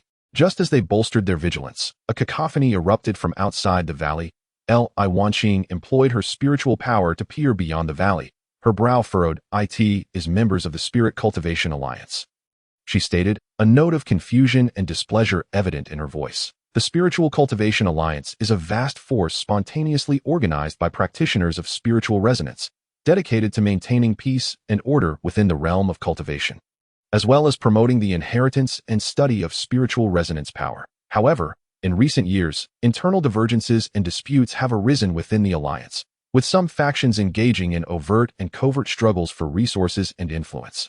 Who are the members of the Spiritual Cultivation Alliance? Why have they suddenly come to our vicinity? A sense of doubt enveloped Shen Lian, compelling him to investigate the matter personally. He led Lin Yu, Li Wanqing, and others to the valley's entrance, where they indeed witnessed a gathering of individuals clad in the attire of the Spiritual Cultivation Alliance. At the forefront stood a tall man with a stern countenance and a commanding gaze, who was none other than Lu Yan, a high-ranking official of the alliance. Upon noticing Shen Lian and the others emerging from the valley, Lu Yan scanned their faces with a cold expression before stating, "Shen Lian, I represent the Spiritual Cultivation Alliance and demand that you surrender the spiritual resonance treasures located within the valley. According to intelligence obtained by our alliance, rare spiritual treasures have recently surfaced within this valley. Such artifacts are crucial to the future of the entire cultivation community and must not fall into your individual hands." A wave of unease washed over Shen Lian as he comprehended that these individuals had fallen prey to certain rumors, seeking to forcibly seize the treasures from the valley. "Lu Yan, do not be misled by baseless claims. There are no spiritual resonance treasures within our valley that require submission to you. We cultivate here solely to protect the spiritual resonance of heaven and earth and have never harbored intentions of monopolizing treasures." Shen Lian responded with righteous indignation. Lu Yan sneered, "Humph, Shen Lian, do not resort to empty rhetoric. The Spiritual Cultivation Alliance has always acted on substantiated grounds. Since you refuse to surrender the treasures now, I shall have no choice but to order the encirclement of your valley and conduct a thorough search to ascertain whether any treasures truly exist." With a wave of his hand, Lu Yan signaled for the members of the Spiritual Cultivation Alliance to swiftly disperse, forming a blockade around the valley. Shen Lian and the others wore grave expressions, fully aware that a tumult was inevitable. It seemed that this conflict was unavoidable. We must defend the valley, protect the spiritual resonance treasures, and uphold our mission. We cannot allow these avaricious individuals to succeed, Shen Lian declared with unwavering resolve. The young students rallied behind Shen Lian, their gazes reflecting determination. They understood that this moment was a test of their beliefs in cultivation and their mission to protect. Rest assured, Mentor. We will stand with the valley to the end and shall not retreat, Lin Yu stated solemnly. Thus began a battle concerning the inheritance and dignity of the path of spiritual resonance. The encirclement of the Spiritual Cultivation Alliance tightened, and the atmosphere grew increasingly tense. As if the very air were suspended in anticipation of the impending clash, the fluctuations of spiritual power around the valley surged like turbulent tides, colliding and intertwining. Shen Lian stood resolute at the forefront. His expression cold and resolute. He understood that this battle would determine the fate of the practitioners within the valley, as well as the legacy of the path of spiritual resonance. He silently cultivated his internal spiritual power. Gathering it in his hands, the once gentle radiance of his spiritual energy transformed into a blazing and formidable force, ready to erupt at any moment. Lin Yu, a middle-aged man in a purple robe, and Li Wanqing stood on either side, equally prepared, their spiritual energy circulating to form three resplendent shields of spiritual power, protecting the young students behind them. Shen Lian, if you do not surrender the treasures today, do not blame the Spiritual Cultivation Alliance for being merciless. Everyone, heed my command and prepare to launch a spiritual power assault. Lu Yin bellowed from outside the encirclement. As his words fell, the members of the Spiritual Cultivation Alliance unleashed their spiritual power attacks.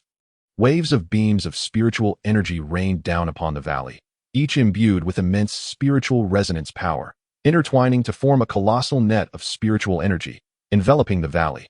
Everyone, be cautious. Together, we must deploy our shields to withstand this onslaught. Shen Lian shouted. The group followed Shen Lian's command, their shields of spiritual energy rapidly merging to create a formidable barrier. As the beams struck the shield, deafening explosions erupted, and brilliant light cascaded outward, causing the entire valley to tremble under the impact of such formidable force. This cannot continue. We cannot remain on the defensive forever. Lin Yu, employ your spiritual techniques to disrupt their rhythm of attack. The middle-aged man in purple, seek out a breakthrough and an opportunity to counterattack. Li Wanqing and I will protect the young students within the valley while providing them support. Shen Lian swiftly devised a battle plan. Lin Yu nodded, swiftly gesturing with his hands as countless colorful runes coalesced, chanting incantations. These runes danced like lively sprites toward the direction of the Spiritual Cultivation Alliance. As the runes soared through the air, they erupted with powerful waves of spiritual energy, sending shockwaves toward the encircled members of the Alliance. The Alliance members quickly activated their defensive barriers, yet Lin Yu's rune attacks caused significant disarray among their ranks. Seizing the opportunity presented by the confusion among the Alliance members attempting to evade the rune onslaught, the middle-aged man in purple took decisive action, darting into the encircled area like a flash of lightning.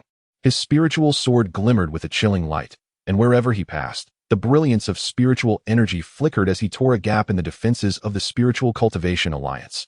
Now, attack the opening, Shen Lian urged loudly. The young students, emboldened by the command, rallied their courage and, in unison with Shen Lian, Li Wanqing, and their companions, launched a counterattack. They channeled their respective spiritual techniques, unleashing beams of light from the valley that converged towards the Spiritual Cultivation Alliance. The middle-aged man in purple moved through the encirclement with ease, his attacks precise and potent, inflicting considerable damage upon the Alliance. However, the Alliance, being numerous, quickly reorganized their defenses, ensnaring the middle-aged man in purple. In an instant, the valley was ablaze with the flicker of spiritual energy, and the echoes of battle rang through the air. Suddenly, an extraordinary light appeared in the sky. This light was unlike ordinary spiritual energy. It emanated an ancient and mysterious aura, as if it had descended from the dawn of creation. The light gradually descended, enveloping the spiritual resonance crystal within the valley, accentuating its brilliance. What a remarkable phenomenon! Everyone was taken aback by this sudden transformation. The surge of profound unease filled Shen Lian's heart as he sensed that the emergence of this mysterious light rendered the situation even more complex and perilous. Casting uncertainty on the preservation of the path of spiritual resonance, the mysterious light enveloped the spiritual resonance crystal, radiating a powerful and enigmatic force, seemingly resonating with the crystal's own energy. The people in the valley were captivated by this unexpected change, momentarily halting their combat to gaze at the source of the light. The brilliance of the light intensified, wrapping the crystal in a dazzling glow. Under this influence, the crystal's illumination transformed, at times manifesting peculiar runes, at times morphing into ethereal visions of auspicious beasts, as if narrating ancient legends of spiritual resonance power. What could this possibly mean? Does the spiritual resonance crystal conceal some mysterious power? The middle-aged man in purple furrowed his brow. Filled with questions, Shen Lian's gaze remained fixed on the crystal, his internal spiritual power surging as he sought to uncover the origin and essence of the mysterious light. Yet its power was so overwhelming and elusive that it seemed to evade his grasp. Just as everyone was engulfed in confusion, the mysterious light suddenly flickered violently, forming towering beams of light that shot towards both the Spiritual Cultivation Alliance and the people within the valley. These beams, infused with boundless spiritual resonance power, appeared as if they sought to consume everything in their path. Everyone hastily activated their spiritual defenses in an effort to withstand this bizarre assault. Lin Yu quickly erected a robust shield of runes around the group. The beams collided with the shield, producing deafening roars, as the shield radiated intense light, showcasing the ferocity of the confrontation. However, the force of the mysterious light was simply too potent. Despite the shield's support, many still found themselves pushed back, spitting blood from the impact. This cannot continue. We must unite our strength and concentrate all our spiritual energy to withstand this assault, Shen Lian proclaimed, his voice resonating with unwavering conviction amidst the chaos of battle. Upon hearing his command, everyone combined their spiritual energies, forming a colossal protective dome. Under the shelter of this immense barrier, the impact of the mysterious light began to wane. Yet the dome bore tremendous strain, swaying perilously. Just as the barrier was on the verge of collapse, the middle-aged man in purple let out a thunderous roar, his spiritual energy surging to its zenith as his sword gleamed with blinding brilliance. Charging toward the spiritual resonance crystal, his intention was to harness his own spiritual power to dispel the mysterious light enveloping the crystal and break through the current predicament. As the sword made contact with the crystal, the middle-aged man in purple felt a powerful force surge into his spiritual energy, a force that seemed to be the very essence of spiritual resonance power, merging seamlessly with his own. Simultaneously, under the influence of the crystal, he grasped deeper mysteries of spiritual resonance power. Ha! The middle-aged man in purple bellowed, his spiritual energy flowing forth like a tide, intertwining and clashing with the mysterious light. In that moment of intense collision, he managed to temporarily suppress the onslaught of the mysterious light. Now, we counterattack. Shen Lian seized this rare opportunity and commanded loudly. The crowd sprang into action immediately. Under Lin Yu's command, the young students unleashed their respective spiritual power spells, coordinating with Shen Lian, Li Wanqing, and the middle-aged man in the purple robe to form a formidable wave of counterattack. At that moment, the Spiritual Cultivation Alliance found itself caught off guard by the mysterious radiance and the sudden surge of resistance. Signs of a weakening perimeter began to emerge, with some members retreating in an attempt to reorganize their defenses. We cannot allow them to counterattack. We must hold our ground. Lu Yan, sensing the precariousness of the situation, shouted, determined to rally the forces of the Spiritual Cultivation Alliance for another assault. However, just as the alliance prepared to regroup, an unusual wave of luminous energy surged from outside the valley. This light, unlike the mystical glow of the Lingyun spirit crystal, emanated a malevolent and eerie aura, as if summoned from the depths of a dark abyss. What is this? A sense of foreboding filled everyone's hearts as they perceived this new threat. As the luminous disturbance intensified, a colossal black warship emerged beyond the valley, exuding a chilling presence, with strange runes and mysterious lights flickering upon its surface, hinting at boundless evil power concealed within. The ominous vessel slowly approached the valley, warping the air around it, instilling a sense of dread among the onlookers. What manner of creature is this? Is it coming for us? Li Wanqing's voice quavered with fear. Shen Lian and the others exchanged glances between the mysterious warship and the struggling Spiritual Cultivation Alliance, their minds clouded with confusion and apprehension. They were uncertain if the appearance of this black ship was linked to the bizarre transformation of the Lingyun spirit crystal. Nor did they know how the unfolding events would ultimately resolve. In the face of such dense fog and peril, they gripped their weapons tightly, bracing for the daunting battle that lay ahead.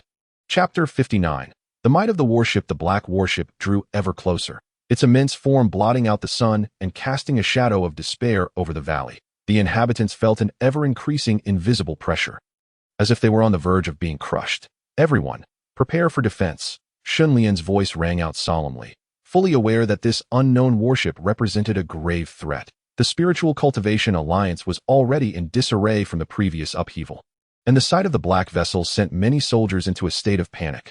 Li Yan steeled himself, striving to stabilize the morale. Do not fear, no matter how formidable this warship may be.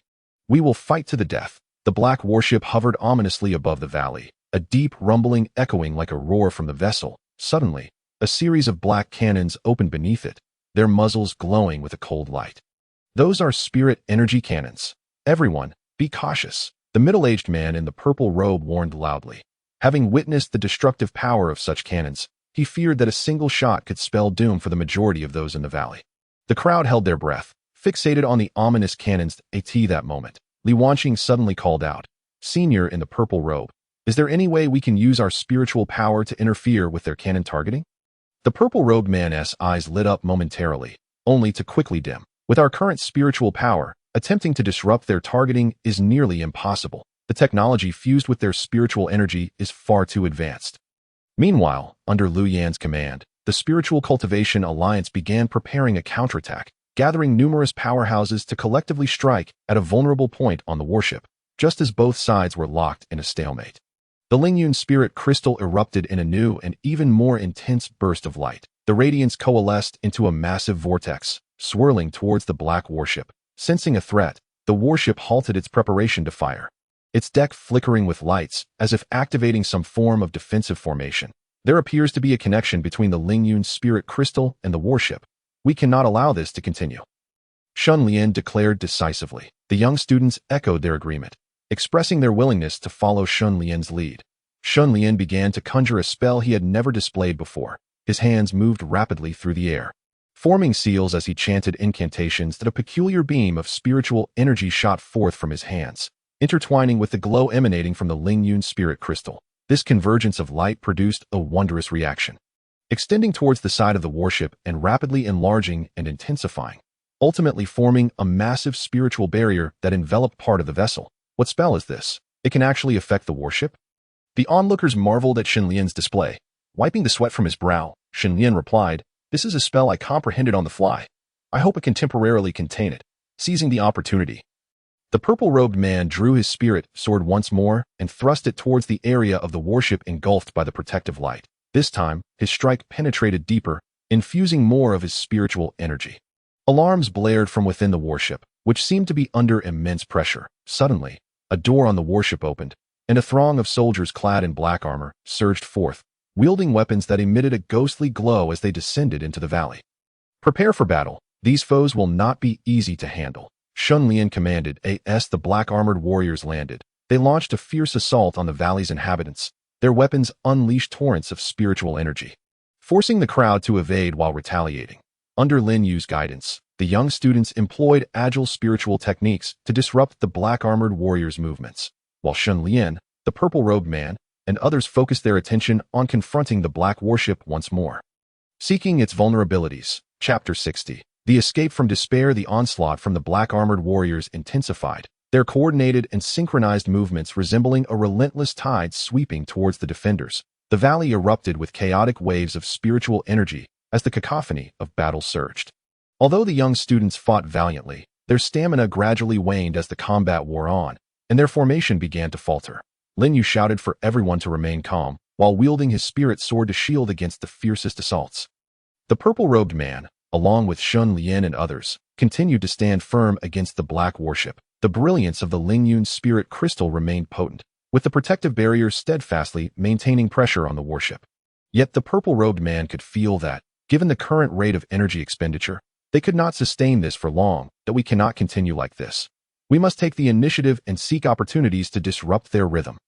Shen Lian's brow furrowed, determination flashing in his eyes. Suddenly, he channeled his remaining spiritual energy into a concentrated beam, launching it towards a vulnerable point on the black warship. This beam, infused with Shen Lian's full strength, sped towards the warship's protective barrier. Observing this, the purple-robed man followed suit, directing his attack at the same target. Under the force of their combined spiritual energies, the barrier rippled, but quickly restored itself. However, this brief assault diverted the attention of the black-armored warriors, granting the defenders a moment to breathe.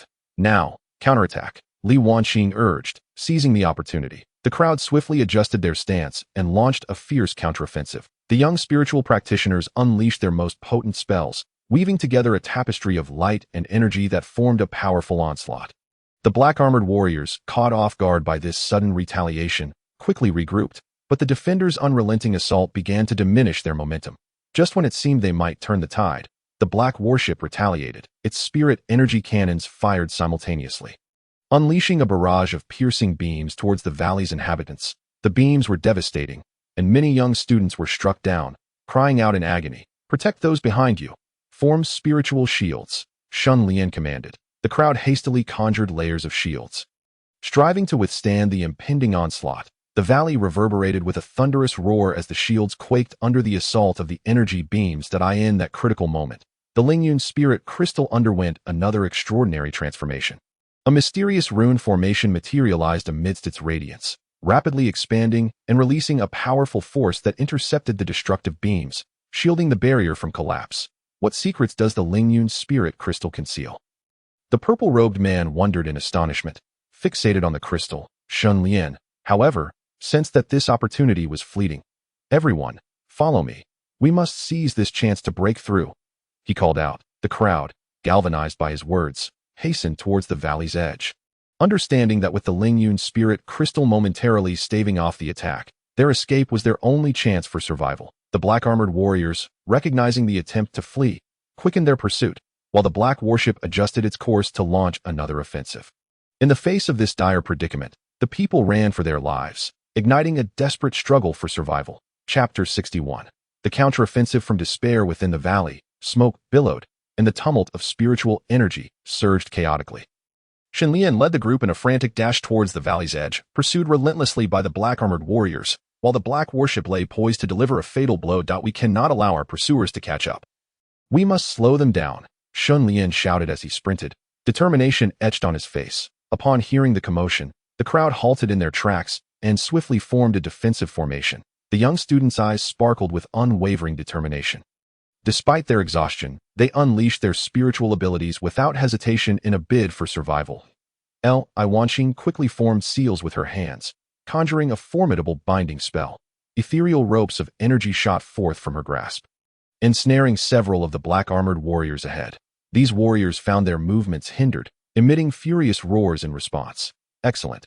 Everyone, continue the assault," Lin Yu bellowed, leading a portion of the students towards the bound warriors. They brandished their spiritual swords, the energy shimmering coldly along the blades as they struck fiercely at the enemy. The middle-aged man in the purple robe was no less resolute, channeling energy into his sword. Its brilliance intensified.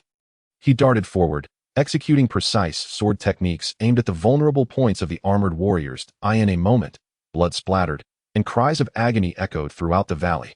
However, the black-armored warriors did not easily succumb. Their bodies seemed to possess a peculiar resilience, allowing them to fight fiercely even when gravely injured. Moreover, waves of additional armored warriors surged forth, attempting to breach their defenses. At that moment, the Lingyun crystal radiated anew, its mysterious runic formations becoming more defined, releasing a powerful resonance that manifested as energy shields before the crowd. These shields automatically absorbed the attacks from the black-armored warriors, mitigating a portion of the damage. "The power of this Lingyun crystal is truly astonishing. We must seize this opportunity," Shen Lian observed intently, a glimmer of hope igniting within him. Under the cover of the shields, the group readied themselves for a more vigorous counterattack. Shen Lian scanned the surroundings and suddenly spotted a towering peak not far away. This mountain peak has a perilous terrain, surrounded by rocks and trees, forming a natural barrier. "Let us head to that peak. Use the landscape to thwart them, and then find an opportunity to strike back," Shen Lian shouted, pointing towards the peak. The others nodded in agreement and immediately rushed towards it. As they ran, Shen Lian continuously channeled energy into the Lingyun crystal, ensuring the shields could withstand ongoing attacks. At last, they arrived at the foot of the peak. Shen Lian directed everyone to disperse, setting up energy traps in various corners of the mountain. The young students utilized their powers to transform stones and trees into weapons, placing them strategically within the traps. With everything prepared, Shen Lian called out once more, "Get ready. Their assault is upon us." Soon after, the black-armored warriors charged into the energy trap zone. Without caution, a thunderous boom erupted as some warriors became ensnared. while others were injured in the chaos, their movements slowing. Now, counterattack, Shen Lian shouted, leading the group from their concealed positions. Energy surged forth as fierce strikes rained down upon the enemy, with the mountain's terrain aiding them. Their combat prowess surged. Yet, they all understood that this was merely a temporary reprieve. The black warship loomed ominously above, ever ready to deliver a fatal blow. Shen Lian gazed skyward, silently vowing to find a way to utterly repel this threat and safeguard the valley's inhabitants. Chapter 62. The warship crisis. Although Shen Lian and his companions had temporarily gained an advantage atop the peak, the black warship remained a looming menace overhead. The black vessels resembled ominous clouds, exuding a chilling aura that we cannot remain passive. We must devise a plan to neutralize that warship, lest we be crushed beneath its might, Shen Lian stated gravely, his gaze fixed on the ominous craft. The middle-aged man in the purple robe pondered briefly before nodding. Previously, I was able to briefly withstand the warship's might with the power of the Lingyun crystal. Perhaps we can once more find an opportunity to mount a more potent assault. However, our energy reserves are severely depleted. We must first recuperate. Upon hearing this, the group ceased their actions, beginning to meditate and restore their energy. Li Wanqing carefully studied the Lingyun crystal, noting that while its brilliance remained formidable, it had also consumed a significant amount of energy. Perhaps we can utilize the energy veins within the valley to swiftly replenish our lost strength, she suggested suddenly. The group brightened at her words and began searching for the energy sources within the valley. After a thorough exploration, they discovered a powerful energy source hidden within a secluded cave. Working together, they channeled this energy into themselves and infused part of it back into the Lingyun crystal, rekindling its radiance. As their energy gradually restored, the black warship renewed its ferocious bombardment. Energy cannons unleashed thick beams of light towards the peak. However, Shen Lian had anticipated this. He had previously set up auxiliary defensive formations around the mount. The beams collided with the formations, causing a thunderous uproar as the peak shuddered under the violent energy impacts. Yet the group managed to maintain their footing for the time being. The time has come. Charge, Shen Lian commanded, and the group launched their attack once more. The middle-aged man in the purple robe surged forward like a tiger leaping from its lair, wielding his sword, enveloped in powerful energy. Aiming for the highest point of the warship, other spiritual practitioners, under the guidance of Shen Lian and Li Wanqing, unleashed a myriad of spiritual spells targeting various parts of the vessel. Chaos erupted aboard the black warship as energy strikes battered its exterior, igniting sparks in their wake. However, the warship responded swiftly, adjusting its defensive shields to withstand the onslaught. Increase the intensity of the attack, locate its weakness, and shatter the warship's defenses, Shen Lian cried out.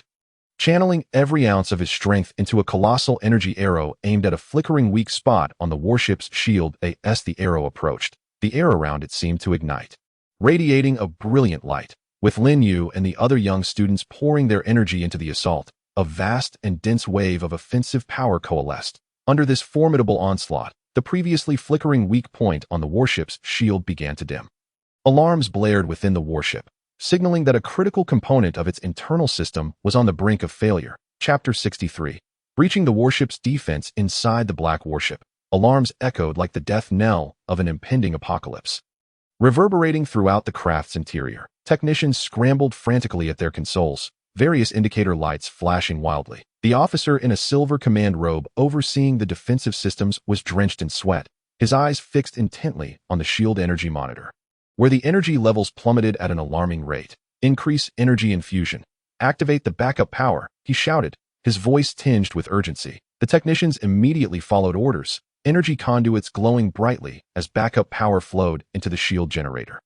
However, at that moment, the external spiritual assaults grew increasingly ferocious, akin to a pack of ravenous wolves savagely tearing at the warship's defenses. Shen Lian and his companions sensed the warship's defenses wavering. They exchanged glances, hope rekindling within their eyes. Without hesitation, they concentrated their energies on the newly emerged weak point in the shield. The middle-aged man in the purple robe danced with his sword, unleashing a flurry of energy runes that surged towards the enemy vessel like serpents in flight. Each rune contained immense power, merging with the collective force of Shen Lian and the others. Li Wanqing, equally determined, recited incantations as she swiftly formed intricate seals. The surrounding space warped under an invisible pressure, coalescing into a powerful vortex of energy that condensed at its center, firing like a cannonball towards the warship's vulnerable shield. Led by Lin Yu, the young students joined their hands in unison, chanting in unison to gather their spiritual energy into a magnificent arc of light, shimmering with vibrant hues and charging towards the warship. A resounding boom erupted in the skies above the valley, causing the ground to tremble slightly. The black warship's defensive shield could no longer withstand the overwhelming combined force, shattering like a broken mirror and revealing a massive crack. At the fracture, energy flickered ominously, with sparks and energy particles escaping into the air. Now is the time. Launch a full-scale assault, Shen Lian shouted. Following his command, the group wasted no time in unleashing their remaining energy reserves. Countless energy attacks poured forth like raindrops towards the fissure in the warship's shield. The relentless strikes battered the crack, which began to widen incrementally. Inside the black warship, chaos reigned supreme. The electrical systems overloaded, plunging sections into darkness, save for the flickering emergency lights. Some of the weapon systems faltered due to energy overload, their energy beams flickering erratically, on the verge of malfunction. Report, Commander, the shield is on the verge of complete collapse. A technician cried out in terror. The silver-robed officer gritted his teeth and issued a final command. Activate the warship's self-destruct mechanism. We cannot allow them to seize our vessel. He pressed a red button, and the warship began to tremble violently. The countdown resonated within the cabin. 10, 9, 8. Shen Lian and his companions sensed the unusual behavior of the black warship, ceasing their attacks and vigilantly observing the ominous vessel. This is bad. They intend to self-destruct, shouted a middle-aged man in a purple robe. That if the black warship were to self-destruct, its formidable explosive force would engulf the entire valley, leaving no one unharmed. In this critical moment, a spark of inspiration ignited within Shen Lian. Everyone, remain calm. Let us concentrate the power of the Lingyun spirit crystal. Perhaps we can withstand the warship's self-detonation, he exclaimed. The group quickly rallied together, connecting their spiritual energy with the Lingyun spirit crystal. Sensing the unwavering conviction and potent spiritual force of the crowd, the crystal emitted a dazzling and enigmatic spiritual light that swiftly expanded, forming a colossal protective barrier over all within the valley. As the countdown reached 1, the self-destruct mechanism of the black warship was triggered. In an instant, a tremendous wave of energy surged toward the valley. Just as the energy wave was about to collide with the barrier, the light emanating from the Lingyun spirit crystal erupted with a powerful counterforce, meeting the wave head-on. The deafening roar echoed throughout the space, blindingly brilliant, as debris from the valley was flung about and trees uprooted. Yet, the protective barrier, forged from the combined strength of the Lingyun spirit crystal and the gathered energies, held firm against the onslaught, safeguarding all within the valley. As the brilliance gradually faded and the dust settled, the black warship lay in ruins at the valley's edge. The people of the valley, having endured this harrowing battle, were weary and disheveled, but also filled with a sense of relief at having survived. Exhausted smiles graced their faces, their eyes shimmering with hope for a return to tranquility. Chapter 64. Return to the capital and late marriage. As the smoke of battle dissipated, it left behind a scene of desolation and silence. The survivors, bearing various injuries, were fatigued yet grateful to be alive. Some leaned on one another for support, while others silently tended to their wounds, gradually calming the tumult within their hearts amidst the ruins. Shen Lian surveyed the scene, his gaze falling upon each weary yet resilient face. Those who had fought alongside him, sharing life and death, had all paid a heavy price. His heart swelled with gratitude and guilt. Had it not been for this sudden crisis, they might have lived peaceful lives, spared from such burdens, despite suffering significant losses. The Lingxiu alliance expressed genuine respect for Shen Lian and his companions. After all, without their tenacious resistance and clever tactics, they would have been obliterated by the warship. Lu Yin, leaning heavily on his spiritual sword, approached Shen Lian, his eyes glimmering with admiration and gratitude. Brother Shen, had it not been for your assistance, our Lingxiu alliance would have surely perished. This kindness shall be etched in our hearts. Shen Lian waved his hand dismissively, his voice slightly hoarse. Today, we are comrades who have shared life and death. This debt of gratitude need not linger. Now that the battle was over, their immediate task was to work together to restore vitality to the valley. As they recuperated and treated their wounds, the group began to clear the battlefield and mend the valley. Some helped to remove rubble, others utilized their spiritual energy to repair damaged formations, while some comforted the injured. Through their collective efforts, the valley gradually began to regain its vigor. Meanwhile, the bond between Shen Lian and Li Wanqing deepened through this life and death trial. In this journey fraught with challenges and hardships, they relied on one another, their souls intricately intertwined. On tranquil nights, as moonlight bathed them, they often sat side by side, dreaming and discussing their hopes for the future. If only we could find a peaceful place in this world to spend our lives together.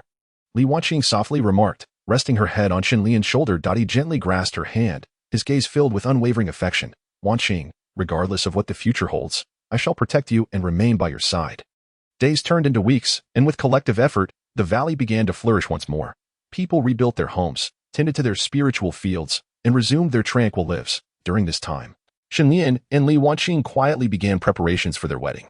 Although their nuptials were somewhat delayed due to the trials they had faced, this only made their love more precious. They decided to return to the capital to hold a simple, yet meaningful wedding, sharing their joy with family and friends. Before their departure, the valley's residents gathered to bid them farewell, offering heartfelt blessings. Lin Yu led a group of young students, holding bouquets and wearing sincere smiles.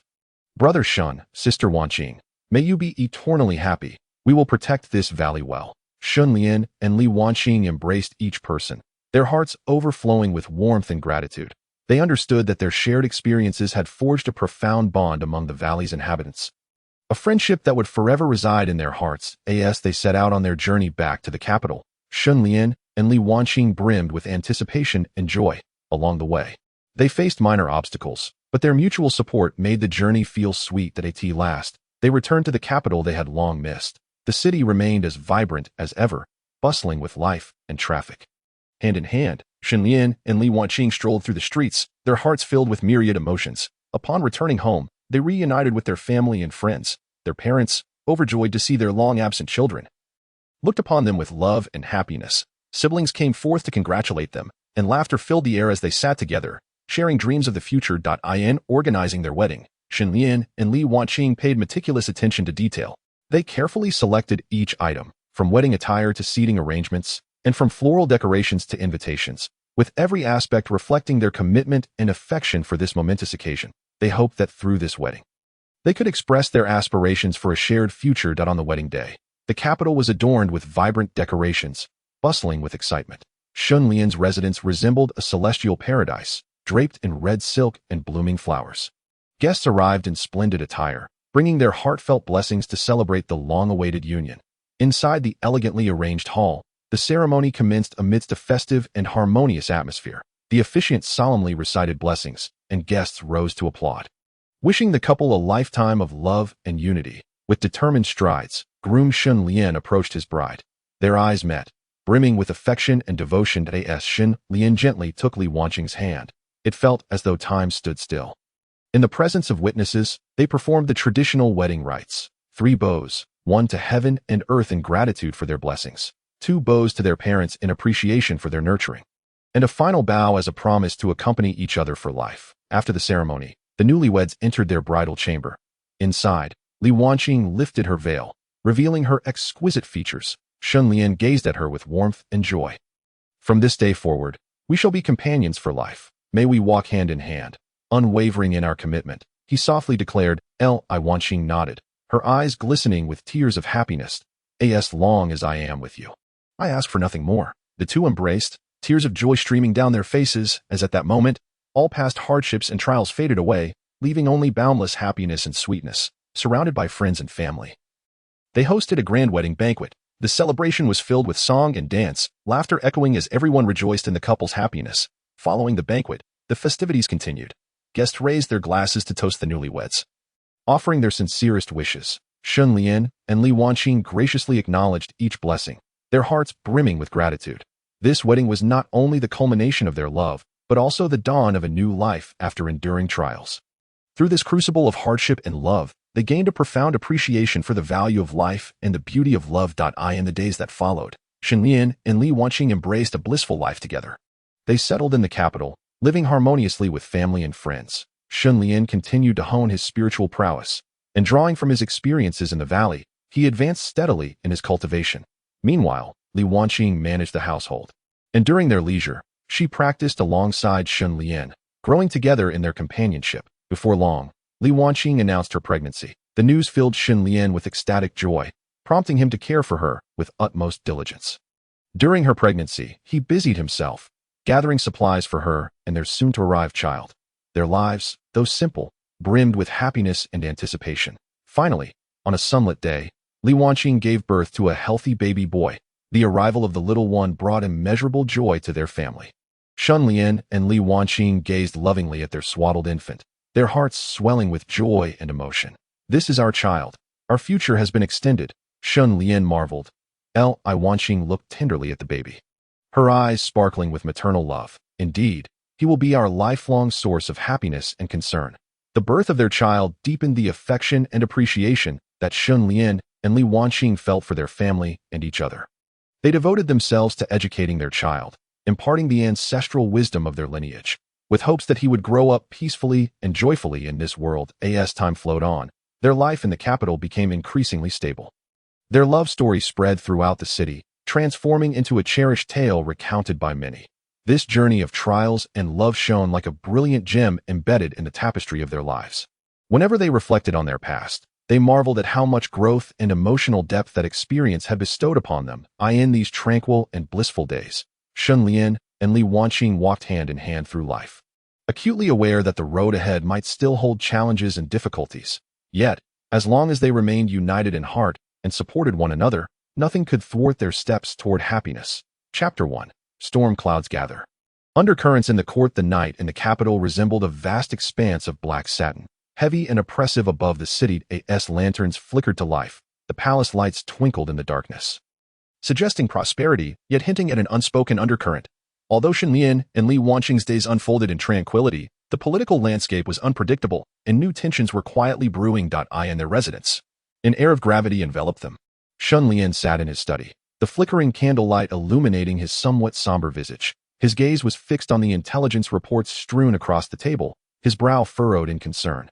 Recently, the situation at the borders had grown increasingly tense, with foreign threats looming, while within the court, various factions were vying for power. Wanqing, the situation has become more intricate recently. The border crisis and the undercurrents in the court seem to be manipulated by an unseen hand. Shen Lian's voice was low and weighed down by the gravity of his thoughts. Li Wanqing gently approached Shen Lian, seated beside him, taking his hand with a resolute gaze. "Lian, regardless of the storms that may assail us, we will face them together." Meanwhile, in the imperial study of the Forbidden City, the emperor wore a grave expression as he sat upon the dragon throne. In front of him lay a stack of memorials, all concerning the border conflicts and court disputes. "For years, I believed our state affairs were stabilizing, yet I never anticipated such turmoil at the borders and the undercurrents within the court." The emperor's voice carried a hint of fatigue and helplessness. A eunuch cautiously presented the latest intelligence, and after a brief perusal, the emperor's expression darkened further. "I initially sought to unify the ministers in safeguarding our realm. Yet it appears that various factions are disregarding state matters in their pursuit of power. What shall I do if the nation falters?" Within the court, factions were engaged in clandestine power struggles. Led by Prime Minister Wu Chong, the civil officials believed their strong foundation allowed them to expand their influence.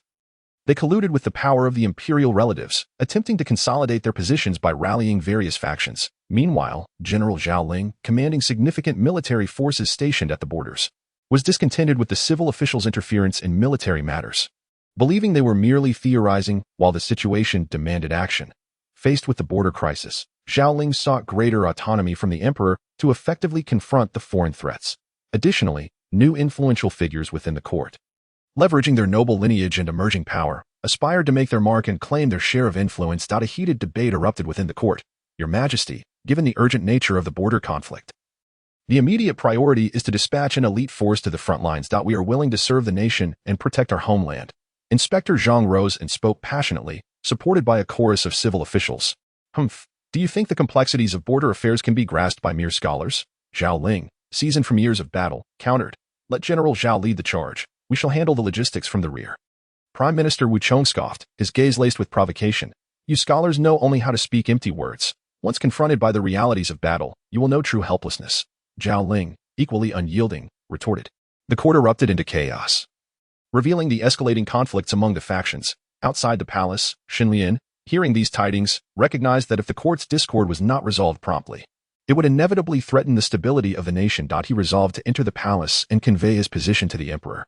Upon meeting the emperor, Shen Lian articulated the dangers posed by the current border situation and the court's discord while offering his suggestions. He argued that the pressing need was for all factions to set aside their grievances and collectively confront the border crisis, rather than squabbling for power within the court. The emperor nodded slightly, a glimmer of approval in his eyes. Your insights are quite astute. I too am aware that our nation is in a precarious period. If we allow court disputes to distract us, foreign enemies will surely take advantage. Shen Lian further discussed specific strategies with the emperor, aiming to stabilize the court while bolstering border defenses. However, not all factions embraced Shen Lian's initiatives. Prime Minister Wu Chong and the emerging influential figures harbored dissatisfaction, viewing Shen Lian's actions as an unwelcome interference in court matters, jeopardizing their plans. Humph. This Shen Lian truly knows no bounds. This turmoil presents a prime opportunity for us. How dare he disrupt our plans? Prime Minister Wu Chong raged within his residence. Shall we devise a strategy to teach him a lesson? A subordinate suggested slyly, a sinister smile gracing his features. Humph. Let us observe his tactics. Should he prove incapable, we shall act in due course. A glint of cunning flashed in Prime Minister Wu Chong's eyes as he plotted his next move, unbeknownst to Shen Lian. He continued to serve the court diligently. He understood that the political landscape was fraught with uncertainty and challenges, yet he bore the responsibility of defending his nation, resolute to persevere despite the thorns that lay ahead. While Shen Lian toiled for the greater good, Li Wanqing silently prayed for his and the court's future within their residence. She understood that Shen Lian's deep involvement in the court strife would undoubtedly expose him to significant risks. Yet her trust and support for him never wavered on this very day. A conspiracy against Shen Lian was quietly taking shape, heralding a new trial that was soon to unfold. Chapter 2. The Underlying Schemes. Shadows of conspiracy. Shen Lian remained engrossed in court affairs, tirelessly contemplating strategies to address the border crisis and internal strife. Little did he know, an insidious plot was weaving an invisible net around him. Outside the palace, Prime Minister Wu Chong held a clandestine conversation with his subordinate in his study, the flickering candlelight casting their shadows in a dance of secrecy. Now that Shen Lian has inserted himself into our plans, disrupting our strategies, he has gained the emperor's favor, which jeopardizes our objectives. Wu Chong's countenance was grim, his eyes gleaming with malice. The subordinate bowed slightly and spoke softly. Prime Minister, I have discovered that numerous young individuals frequent Shen Lian's residence daily. Their actions shrouded in mystery. They seem to be organizing something that could be detrimental to our interests. Humph. These must be Shen Lian's minions. We must devise a way to disrupt their activities, ensuring they are too preoccupied to pose a threat to us. Monitor each of them closely. I want to know their every move, Wu Chong commanded, his voice cold as it dripped with intent. Meanwhile, Shen Lian remained oblivious, shuttling between the court and his residence. That he engaged with other honorable individuals, discussing how to bolster border defenses and combat treacherous elements within the court, wholly dedicated to ensuring the stability of the nation and the well-being of its people. Within the Shen residence, Li Wanqing sensed an unsettling atmosphere. Although daily operations continued smoothly in Shen Lian's absence, she keenly perceived an undercurrent of unease. Though I worry about his relentless commitment to court matters, I understand he does this for the sake of the country. Yet, there is an inexplicable tension. It feels as though someone is watching us. She confided to the steward. Rest assured, madam, I will remain vigilant. Should anything arise, I will report it immediately, the steward assured, nodding earnestly. However, the situation did not unfold favorably. One night, Li Wanqing awoke suddenly from a dream, sensing the faint sound of footsteps outside, as if a mysterious figure lingered near their home. Someone, go check what is happening outside, Li Wanqing commanded. The servants rushed to open the door and searched the vicinity, but found nothing amiss. Yet, Li Wanqing's unease only deepened. She felt an unseen gaze upon them. Our home may have been compromised. My husband is preoccupied with court matters. While I cannot assist him directly, I must ensure that malicious individuals do not harm him or our household, she thought. Her brow furrowed in concern. Meanwhile, Shen Lian too sensed an unsettling shift. During discussions with his colleagues, he noted a glimmer of amusement and hostility in Wu Chong and others' gazes, although they superficially accepted his proposals. Shen Lian felt a hidden agenda lurking beneath the surface. Wu Chong and his cohorts have always been inscrutable. Their recent change in demeanor toward me raises my suspicions. They may be plotting something against me, he pondered. Upon returning home, Shen Lian and Li Wanqing agreed to bolster their household security. They increased the number of trained guards and established a continuous patrol to ensure their safety. However, the machinations of conspiracy did not cease. The minions of Prime Minister Wu Chong continued to covertly gather intelligence on Shen Lian and the Shen family, seeking a point of infiltration. Simultaneously, the newly risen powers within the court were clandestinely colluding with Wu Chong, preparing to deliver a fatal blow when Shen Lian revealed a weakness. An unseen struggle for power was quietly escalating, placing Shen Lian and his family at the eye of the storm. While the unknown conspiracy, imbued with destructive force, advanced step by step towards them. That on the very night when Shen Lian and his associates heightened their vigilance, a shroud of mist enveloped the Shen residence. The inhabitants were yet unaware of the impending danger, still immersed in their daily lives. Meanwhile, the assassins lurking outside the estate, concealed by the fog, were poised to strike with deadly intent. Chapter 3. A crisis unfolds. Life and death on the line. The night was as dark as ink, and the lights of the Shen residence appeared somewhat hazy amidst the mist. Most of the household had retired for the night. Save for the vigilant guards patrolling the critical pathways, outside, in the woods, an eerie silence prevailed. Li Wanqing, an underling of Prime Minister Wu Chong, led a cadre of well-trained assassins, hidden in the shadows, clad in black garb. Each assassin was agile, with keen eyes and glimmering blades in hand, seemingly ready to charge into the Shen residence at any moment. My lord, we are fully prepared at your command. We shall storm the Shen residence and slay Shen Lian. Li Wanqing reported in a hushed tone, his eyes glinting with cold ruthlessness. Ha! Shen Lian, do you think you can act with impunity in the court, disrupting our plans, while remaining oblivious to the fact that you are already within our grasp? Today marks your demise. Li Wanqing's lips curled into a smirk as he gestured, and the assassins, like phantoms, stealthily approached the gates of the Shen residence. Inside, Li Wanqing had just succumbed to slumber when she was suddenly jolted awake by an inexplicable sense of foreboding. She sat up and called out softly, "Cui Lu! Cui Lu!" The door creaked open, and Cui Lu hurried in, asking, "Madam, is there something amiss?" "Cui Lu, I cannot shake the feeling that something is off tonight. Please arrange for some guards to keep watch discreetly and be attentive to any disturbances in the residence." Li Wanqing rose from her bed, draping a cloak over her shoulders. Cui Lu complied, and Li Wanqing took her place by the window, her gaze heavy with concern as she observed the mist outside. Just then, a commotion erupted in the front courtyard, echoing the sounds of fierce combat. Li Wanqing's heart raced with alarm. She swiftly gathered her energy and dashed towards the front yard. Along the way, she caught glimpses of assassins weaving through the fog, clashing violently with the guards of the Shen residence. "Humph! You think you can launch a sneak attack? You overestimate yourselves," Li Wanqing shouted, channeling her energy and unleashing a barrage of spiritual light that struck several assassins, forcing them back. The assassins, taken aback by the prowess displayed within the Shen residence, intensified their assault. Though the guards fought valiantly, the seasoned assassins gained the upper hand, utilizing the cloak of night and mist to their advantage. Shen Lian awoke with a start, alerted by the distant sounds of battle. Realizing the residence was under siege, he hastily donned his attire and rushed out, accompanied by trusted guards. "Who dares to intrude upon the Shen residence at this hour?" Shen Lian bellowed, standing resolutely to confront the attackers. The assassins, sensing the formidable presence of Shen Lian, hesitated for a moment but pressed forward, driven by desperation. "Shen Lian, today is your end. Do you believe you can evade the clutches of fate?" Li Wanqing shouted from a distance. Shen Lian's eyes narrowed, a glimmer of cold fury igniting within. "You cowardly rats, lurking in shadows, what valor do you possess? Today, I shall show you my true might," he declared, his form shifting as he channeled his energy into sharp sword-like blasts directed at the assassins. A fierce melee ensued, with Shen Lian's power sweeping through like a tempest. Though the assassins fought with all their might, they began to falter against his relentless onslaught. "Humph, you think you can slay me? How naive!" Shen Lian scoffed, intensifying his spiritual energy, just as Shen Lian began to turn the tide in his favor. Li Wanqing, sensing the precarious situation, sprang from the side, conjuring a potent dark spell aimed directly at Shen Lian. The spell surged forth, carrying an aura of destruction. Shen Lian's heart raced. He had not anticipated such a move at this critical moment.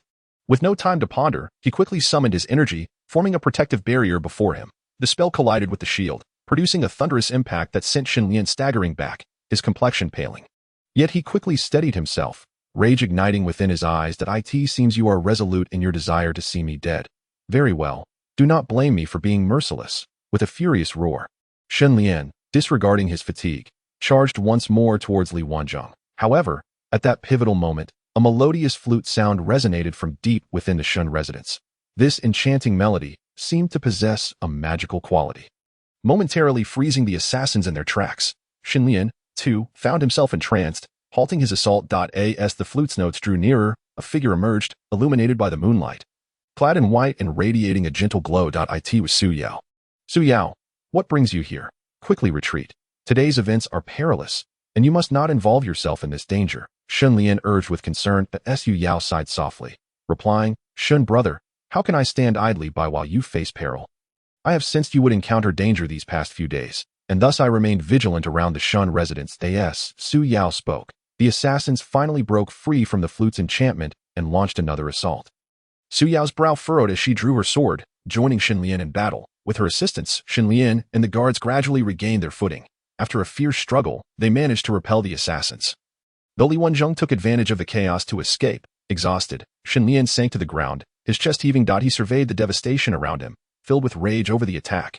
Who orchestrated this treachery? Why do they perceive me as a thorn in their side? Shen Lian murmured as Su Yao approached him, offering solace. Do not despair. Shen brothered, we shall uncover the truth and identify the puppet masters behind this scheme. For now, your safety is paramount. You must rest. Shen Lian nodded, clenching his fist. He understood that they must unravel the conspiracy lurking in the shadows. Otherwise, neither he nor the Shen residents would find peace. Once the guards had cleared the battlefield, they assisted the weary Shen Lian and Su Yao back inside to recuperate. Li Wanqing had prepared food and clothing, and they gathered together to deliberate their next course of action. Miss Su Yao, we owe you a debt of gratitude for your timely assistance today. Had you not arrived, the consequences would have been dire. Li Wanqing expressed gratefully. Su Yao smiled gently. Madam Wanqing, there is no need for such formalities. I am a friendish and brother. How could I stand by and watch him face danger alone? Miss Su Yao speaks wisely. We have suffered a severe blow and must swiftly identify the mastermind behind this plot. Capturing them all, Shen Lian remarked gravely. At that moment, a commotion arose from the streets outside the Shen residence. Concern gripped their hearts at the thought of another attack from the assassins. Shen Lian and Su Yao exchanged glances, swiftly rising to assess the situation. Outside, a contingent of soldiers was scouring the area, clutching images of Shen Lian. As they searched, they inquired with passing citizens. It seems they have been dispatched by the court. Shen Lian observed, his expression grave. It appears Prime Minister Wu has set his sights on us, intent on rooting us out. What should we do? Li Wanqing asked anxiously. Shen Lian pondered for a moment before responding. We cannot remain idle. Miss Su Yao, take the trusted guards of the Shen residence and retreat to a secure location outside the capital to evade the storm. Madam Wanqing and I shall remain in the capital to continue our investigation. If we part ways, we may uncover more clues. Su Yao nodded. Shen brother, please take care that I will ascertain the truth swiftly and return to assist you. With that, Su Yao hastily departed the Shen residence. Accompanied by the loyal guards, Shen Lian and Li Wanqing returned indoors, resolutely fortifying their defenses in preparation for the impending search by the court. Meanwhile, the night in the capital remained shrouded in darkness, and a greater crisis loomed quietly. Shen Lian and Li Wanqing understood that they were on the verge of facing even more arduous trials, yet they were determined to stand firm, refusing to bow to fate. Chapter 4. Confrontation in the court. The truth emerges. Shen Lian and Li Wanqing busily fortified the defenses within the Shen residence, acutely aware that the court's soldiers would soon arrive. The atmosphere in the capital grew increasingly tense. Akin to the stillness before a tempest, soldiers surged into every corner of the city, searching for Shen Lian and Su Yao. Prime Minister Wu Chong stood within the inspectorate, a cold smile gracing his lips as he watched the soldiers depart. Shen Lian, today marks your downfall. You believe you can oppose us in the court, yet you are ensnared in our trap, Wu Chong taunted. Prime Minister, while we may have the upper hand for now, I advise caution in our actions, one of his subordinates cautioned. Shen Lian, after all, possesses considerable connections at court. If mishandled, it could lead to self-destruction, the deputy minister subtly reminded. Those so-called connections of his are as insignificant as ants in the face of power. Now that he has been driven to a corner, as soon as he shows himself, we can capture him effortlessly. Wu Chong scoffed. In an abandoned mansion in the capital, Su Yao had successfully arranged for Shen Mansion's trusted guards. Each guard wore a grave expression, acutely aware of the heavy responsibility they bore. Brothers, we cannot afford to be careless at this moment. We must swiftly ascertain the whereabouts of Master Shen and his wife, and then devise a way to assist them, Su Yao stated, her gaze resolute. The guards nodded in agreement, assuring her, rest assured, Miss Su, we will do our utmost. Meanwhile, within Shen Mansion, Shen Lian and Li Wanqing surveyed their defenses. Yet their hearts remained tense. They understood that the court soldiers would soon search this place. If they could not devise a strategy, the consequences would be dire. Wanqing, we must find a way to thwart the court search. Otherwise, all our previous efforts will be in vain. Moreover, we still do not know who the true mastermind is, which fills us with unease, Shen Lian remarked, furrowing his brow. Li Wanqing sighed slightly. Lian brother, we are indeed in a predicament. However, we are not without opportunities. Perhaps we can trace the clues from those assassins and soldiers to find a breakthrough. Just then, a knock echoed at the door. The two tensed and asked cautiously, "Who is it?" A deep voice responded from outside, "Madam, it is Lin Yu. I have important news to share with you." Li Wanqing breathed a sigh of relief. Opening the door to let Lin Yu in, his face was etched with urgency as he entered, saying, "Madam, I have heard that the court's soldiers have ordered a citywide lockdown. No one is allowed in or out. Moreover, I suspect that this incident is related to the Ling Yun spirit crystal." Related to the Ling Yun spirit crystal? How could that be? Shen Lian and Wanqing both expressed astonishment. Lin Yu nodded, continuing, "I have a friend within the court spies who revealed that Prime Minister Wu Chong and the newly risen powers in the court are scheming to locate the Ling Yun spirit crystal. This may all be a ploy for them to seize control over it." Shen Lian clenched his fists. "It seems we have fallen into their trap. They intend to use Shen Mansion to restrain us while they reap the benefits. What shall we do now?" Li Wanqing inquired. After a moment of contemplation, Shen Lian replied, "We must swiftly establish contact with other forces in the capital to inform them of the truth and see if we can garner their support. Simultaneously, we need to find a way to break through the court's lockdown and disseminate this message to the people, raising their awareness and rallying their support." Lin Yu expressed his willingness to help convey messages, slipping away under the cover of night to reach various factions within the capital. Meanwhile, at court, Wu Chong and the deputy minister were preparing to launch a final assault on Shen Mansion. They planned to strike at dawn, taking advantage of the guard change to capture Shen Lian and Su Yao in one fell swoop. As dawn broke, the capital remained shrouded in gloom, under the prime minister's orders. The court soldiers commenced a new round of searches at Shen Mansion. As time passed, the defenses of Shen Mansion were gradually breached, just as they were about to enter and seize Shen Lian and Li Wanqing. A deafening explosion reverberated, and a powerful surge of spiritual energy erupted from within the mansion, sending the soldiers reeling back. "Everyone be cautious. There are experts inside Shen Mansion," the commander shouted. The soldiers regrouped and cautiously advanced toward the mansion. At that moment, Shen Lian and Li Wanqing burst forth from the mansion, with Su Yao and Lin Yu closely following. Wu Chong, "You old wretch, do you think we are unaware of your schemes? Today, I shall demonstrate our might." Shen Lian roared, his spiritual energy surging as he charged toward Wu Chong. Caught off guard by Shen Lian's ferocity, Wu Chong hastily summoned his energy to defend himself. Su Yao and Lin Yu led the trusted guards into fierce combat against the soldiers on the battlefield. The brilliance of spiritual energy dazzled, and the cacophony of battle echoed. Shen Lian and his companions engaged in a desperate struggle against the soldiers with their exceptional spiritual power and martial prowess. The onlooking citizens were captivated by the intense clash, gradually realizing the truth of the situation. In the pivotal moments of battle, some military leaders and officials began to question Wu Chong's actions. They recognized that Wu Chong and his ilk might be resorting to unscrupulous means in their quest for control over the Ling Yun spirit crystal, even going so far as to frame loyal officials. "We can no longer allow Wu Chong to wreak havoc. His actions will ruin our kingdom," a minister proclaimed loudly. Several military leaders echoed his sentiments, joining Shen Lian's ranks to stand against Wu Chong and his allies. As the tide turned increasingly against him, Wu Chong's heart filled with panic that he resorted to various nefarious tactics in a desperate attempt to reverse his fortunes. Yet at this juncture, he had already lost the support of the masses, and his schemes began to unravel. After a fierce battle, Wu Chong and his followers were ultimately vanquished. The court's soldiers defected en masse, joining the fight against Wu Chong. Realizing the situation was lost, Wu Chong sought to escape. However, Shen Lian had anticipated his intent, having set an ambush that ultimately captured Wu Chong alive. "Shen Lian, we have lost. Do not rejoice too soon. A greater conspiracy awaits you." Wu Chong hissed with malice after his capture. "Humph, rest assured, we will uncover every aspect of this conspiracy and ensure you, villain, receive your due punishment," Shen Lian retorted coldly. With Wu Chong's downfall, the turmoil within the court finally subsided for the time being. The citizens cheered jubilantly, celebrating the victory of Shen Lian and his allies. Shen Lian and Li Wanqing stood at the entrance of Shen Mansion, gazing at the jubilant crowd, their hearts filled with myriad emotions. They understood that this victory was hard-won, yet they also recognized that the road ahead remained fraught with challenges. "Lian, brother, now that Wu Chong has been captured, the turmoil has calmed for the moment. However, we must not let our guard down, for we still do not fully grasp the nature of the conspiracy behind this," Li Wanqing said softly. Shen Lian nodded. "Indeed, we must remain vigilant. From this point onward, we need to delve deeper into the origins of this matter to ensure that similar incidents do not occur in the future." Just then, officials from the Spiritual Cultivation Alliance and the court arrived in droves.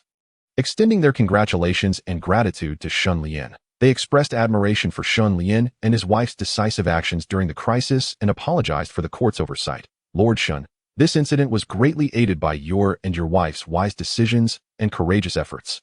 The Spiritual Cultivation Alliance is immensely grateful and shall wholeheartedly support you in the future, the leader of the alliance stated respectfully. Yes, Lord Shen, you are a hero of our court. Your contributions will forever be etched in our hearts. Echoed the court officials. Shen Lian smiled. You all are too kind. This victory is not solely mine. It is the result of everyone's collective efforts. Now, our foremost priority is to uncover the truth behind this conspiracy, ensuring that our nation can thrive and prosper. Everyone nodded in agreement, expressing their willingness to collaborate with Shen Lian to pursue the truth that I end this political struggle. Shen Lian and Li Wanqing, armed with wisdom, courage, and steadfast conviction, successfully triumphed over their adversaries, earning the respect and trust of the people. Yet they knew that the path ahead was still filled with challenges, and they would continue to strive for the benefit of the nation and its citizens. Chapter 5. The truth emerges. A new journey begins amidst the throngs of admirers. Shen Lian and Li Wanqing gradually regained their composure after the jubilation of victory, though the political struggle against Wu Chong had reached a temporary conclusion. They were acutely aware that a larger conspiracy loomed like a shroud before them. In the hall of Shen Mansion, everyone gathered to deliberate their next steps. Now that Wu Chong has been defeated, we must investigate thoroughly to uncover the nature of his collusion with the Lingyun spirit crystal and whether other forces are involved. Shen Lian stated gravely. You are absolutely right, Lian brother. Ms. Su Yao has mentioned in her investigations that the assassins displayed remarkable skills and appeared to operate with organization and intent. I suspect they may be under the influence of some mysterious force, Su Yao added. The group nodded in agreement, acknowledging her insight that I have some acquaintances in the Spiritual Cultivation Alliance who have extensive connections within various factions. I would like to enlist their help to investigate if there are any leads regarding this mysterious force, the leader of the alliance suggested. That is indeed a worthwhile approach. However, we cannot solely rely on external forces. We must also conduct our own investigations among key contacts. We may discover unexpected revelations. Shen Lian supplemented as the discussion continued. Li Wanqing suddenly produced a token from her bosom and handed it to Shen Lian. Lian brother, I found this on one of the assassins. It still carries some residual energy that I believe it could lead us to some clues. Shen Lian took the token, a flicker of curiosity crossing his gaze. He meticulously examined the token, and with his profound mastery of spiritual energy, he sensed an unusual wave of spiritual power emanating from it. This was a remarkably rare spiritual imprint, akin to descriptions I had encountered in ancient texts. It is said to be a unique mark of a certain ancient sect. Shen Lian furrowed his brow and remarked, an ancient sect. Could it be that a conspiracy from such a sect lies behind this? The crowd exhibited expressions of astonishment upon hearing this. In this world, ancient sects often conceal unknown secrets and immense power. If this truly is a scheme orchestrated by an ancient sect, the challenges they face will be insurmountable. It seems we must clarify our investigative direction, that we need to trace the clues leading to this ancient sect and examine their connections with our court and the Spiritual Cultivation Alliance. Shen Lian pondered that moment. Lin Yu, who had come to deliver a message, hurriedly arrived at my lord, my lady. During my inquiries, I discovered that some officials within the court have been in close contact with mysterious merchants, who seem to be tirelessly gathering information regarding the spiritual essence crystals. This aligns with our previous suspicions that it appears that Wu Chong and his associates are merely the tip of the iceberg. The true puppeteers may well be those enigmatic merchants. They are likely manipulating officials like Wu Chong to achieve their nefarious objectives. That a glint of coldness flashed in Shen Lian's eyes after a detailed discussion. They resolved to split up their efforts. Li Wanqing and Su Yao would continue to investigate the movements of the mysterious merchants, gathering intelligence through various informants. The leader of the Spiritual Cultivation Alliance would lead his disciples to probe for clues about the ancient sect within the spiritual realm. Shen Lian decided to delve deeper into the court, collaborating with trustworthy officials to compile a list of those colluding with the mysterious merchants. During their respective investigations, Li Wanqing and Su Yao gradually discovered that these mysterious merchants were predominantly concentrated in the eastern market of the capital. They conducted transactions related to the spiritual essence crystals under various business pretenses, employing exceedingly covert methods that made it challenging to trace their activities. However, I have just received news that a trading firm named Shadow Pavilion has recently been holding frequent secret meetings with certain court officials, and the items exchanged are highly suspicious. Su Yao informed Li Wanqing. Li Wanqing nodded, resolved to personally visit the Shadow Pavilion to uncover the truth. Under Su Yao's arrangement, they disguised themselves and infiltrated the Shadow Pavilion. Inside, an eerie darkness enveloped the space. Permeated by a strange atmosphere, Li Wanqing and Su Yao cautiously advanced, observing everything around them. But my lord, how much of the spiritual essence crystals do you need to procure this time? Our prices are absolutely fair, a mysterious voice echoed from the shadows. Li Wanqing's heart soared with joy. She quickly concealed her presence, listening intently to their conversation. This time, we require a larger quantity than last. But I must ensure the safety of these resources. You must handle the Wu Chong incident properly. The voice of an official resonated. Rest assured, my lord, we have made arrangements. Wu Chong is under our control, and there will be no risk of information leaking, the mysterious merchant replied. Upon hearing this, Li Wanqing and Su Yao were taken aback. They had not anticipated that the Wu Chong incident was part of such a grand conspiracy, and its scope was broader than they had imagined. Meanwhile, Su Yao also received some leads within the spiritual realm. She learned that mysterious runes and energies had appeared in some ancient ruins, resembling those associated with the fabled ancient sect. We must hasten to find clues about this ancient sect, or we will be ensnared in their trap, Su Yao mused as she continued her in-depth investigation.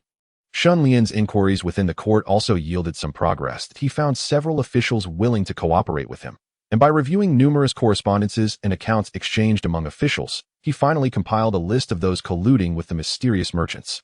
These officials, driven by self-interest, were willing to betray the nation and its people, an unforgivable crime.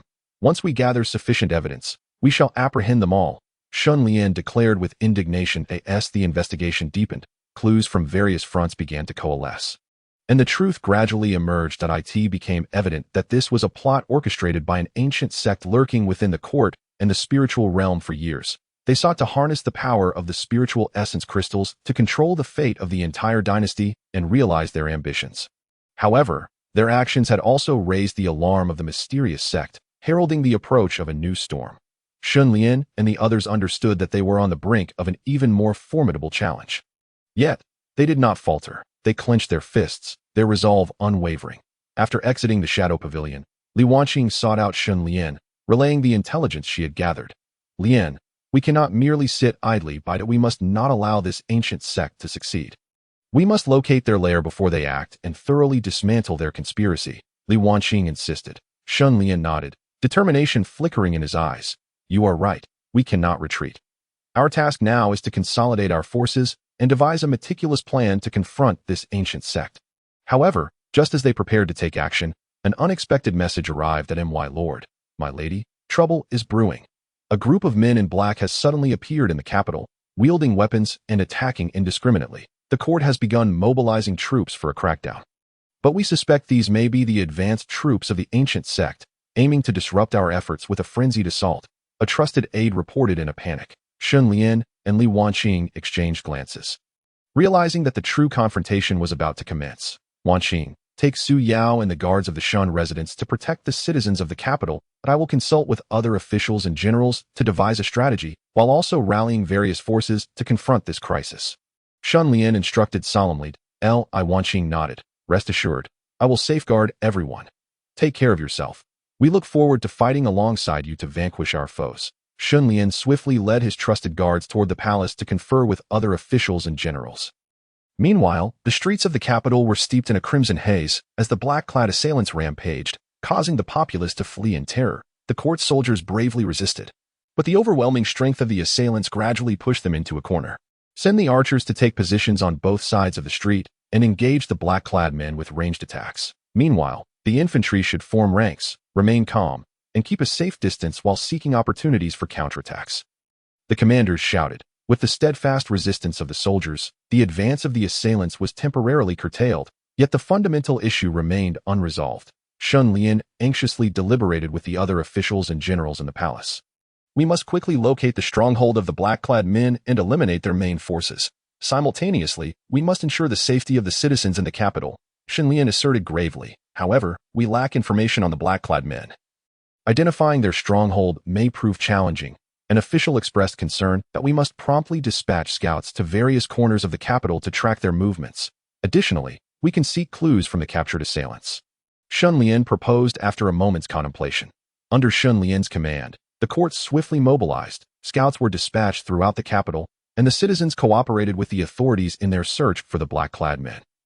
The captured assailants were brought in for interrogation, in hopes of extracting useful information from them. After considerable effort, one of the captives ultimately divulged the location of their stronghold. They were gathered in an abandoned ancient fortress in the desolate mountains north of the capital. Armed with this information, Shen Lian and his allies sprang into action. They assembled the court's forces and united with the disciples of the Spiritual Cultivation Alliance to form a formidable coalition. Heading toward the northern mountains, upon their arrival at the ancient fortress, they found the area shrouded in ominous darkness, with black-clad men patrolling the surroundings. The coalition swiftly arranged their formation, preparing for the assault. "Listen to my orders. We shall first attack with archers to divert the attention of the black-clad men. Then, the infantry will form ranks and advance gradually, seeking their main force to annihilate them in one fell swoop." Shen Lian commanded loudly. With the emperor's decree, arrows rained down towards the fortress, disrupting the formation of the black-clad men as they surged toward the source of the assault, seizing the moment of chaos. The infantry steadily advanced. As they approached the fortress, the main forces of the black-clad men revealed themselves, igniting a fierce battle with the coalition. The battlefield was a flurry of blades and flickering energies. The soldiers of the coalition fought valiantly, undeterred. Shen Lian, Li Wanqing, Su Yao, and others unleashed their spiritual powers, engaging in intense combat with the black-clad men. Amidst the fierce clashes, Shen Lian and his comrades gradually discerned the vulnerabilities of the black-clad men. They seized the opportunity to concentrate their forces and launch a decisive assault on the critical areas of the assailants. After a grueling battle, the coalition ultimately triumphed over the black-clad men, decimating their main force. Within the ancient castle, cloaked figures lurked, captured one by the allied forces. Through rigorous interrogations, these shadowy individuals divulged their sinister plot. That it was revealed that this archaic sect sought to seize the spirit resonance crystal, manipulating officials such as Wu Chong to orchestrate a series of chaotic events. The black-clad operatives dispatched were merely a fragment of their grander scheme, their true objective being to acquire the crystal amidst the turmoil. "We must eradicate this ancient sect swiftly and thoroughly," Shen Lian asserted, "to prevent them from further endangering our nation and its people." The assembly nodded in agreement, acknowledging that while they had triumphed over the cloaked adversaries this time, the struggle against the ancient sect was far from resolved. With unwavering resolve, they prepared to embark on a perilous journey, fighting for justice and peace against the forces of malevolence, for the safety of their country and citizens. In the aftermath of the crisis, the people of the capital expressed profound gratitude and admiration for Shen Lian, Li Wanqing, and their comrades. They recognized that it was the relentless efforts and sacrifices of these heroes that allowed them to reclaim their tranquil lives. Throughout this conflict, the bond between Shen Lian and Li Wanqing grew ever deeper.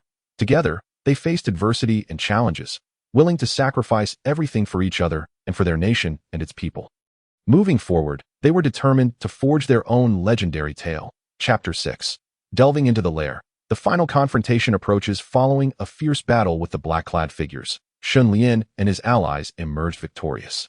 Yet they understood that this was merely a fleeting episode in a far more significant struggle. The true formidable foe lay hidden behind the curtains, the ancient sect that must be confronted. Standing atop the highest point in the capital, Shen Lian surveyed the streets gradually returning to order, his gaze imbued with both determination and concern. This victory was but temporary. The ancient sect would not relent easily. "We must exercise utmost caution and swiftly ascertain the location of their stronghold to dismantle their schemes entirely," he declared, turning to Li Wanqing, Su Yao, and the officials at his side. Li Wanqing nodded, her eyes glimmering with resolve. "Brother Lian is correct. We cannot afford any complacency. Though we have secured the testimonies of the black-clad figures, our understanding of this ancient sect remains woefully limited. We must gather further clues." The group agreed unanimously, and thus commenced their respective missions. Shen Lian resolved to infiltrate the desolate mountains mentioned by the black-clad figures, seeking more information about the sect's lair, cloaked in a dark stealth outfit. He slipped away from the capital under the veil of night, heading towards the northern wilderness. The desolate mountains were eerily silent, shrouded in an air of mystery. Shen Lian cautiously evaded the patrolling figures, drawing closer to the ancient castle. Along the way, he discerned numerous traps and mechanisms, indicative of the sect's stringent defenses. At last, he arrived at the castle's base. The structure appeared ancient and foreboding, exuding an aura that sent chills down his spine.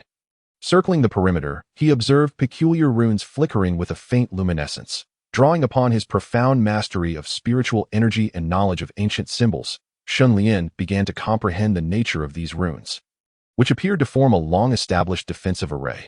This location would not be easily penetrated, but to eliminate this threat, he resolved to find a way inside and locate their core.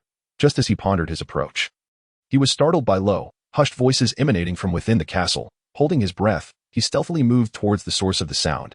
Peering through a concealed window, he beheld several elderly figures clad in black robes, gathered around a colossal array, engaged in fervent discussion. Our clandestine machinations have drawn the attention of the court and the Spirit Cultivators Alliance. We must not let our guard down, one elder stated gravely.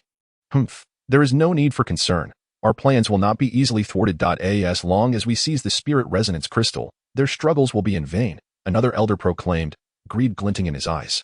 Yet we must not underestimate the opposing forces. We must accelerate our actions to acquire more power, a third elder added.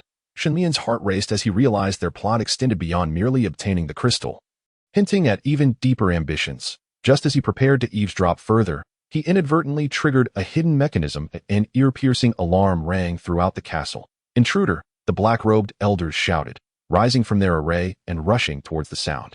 Shen Lian knew he had been exposed and swiftly turned to flee.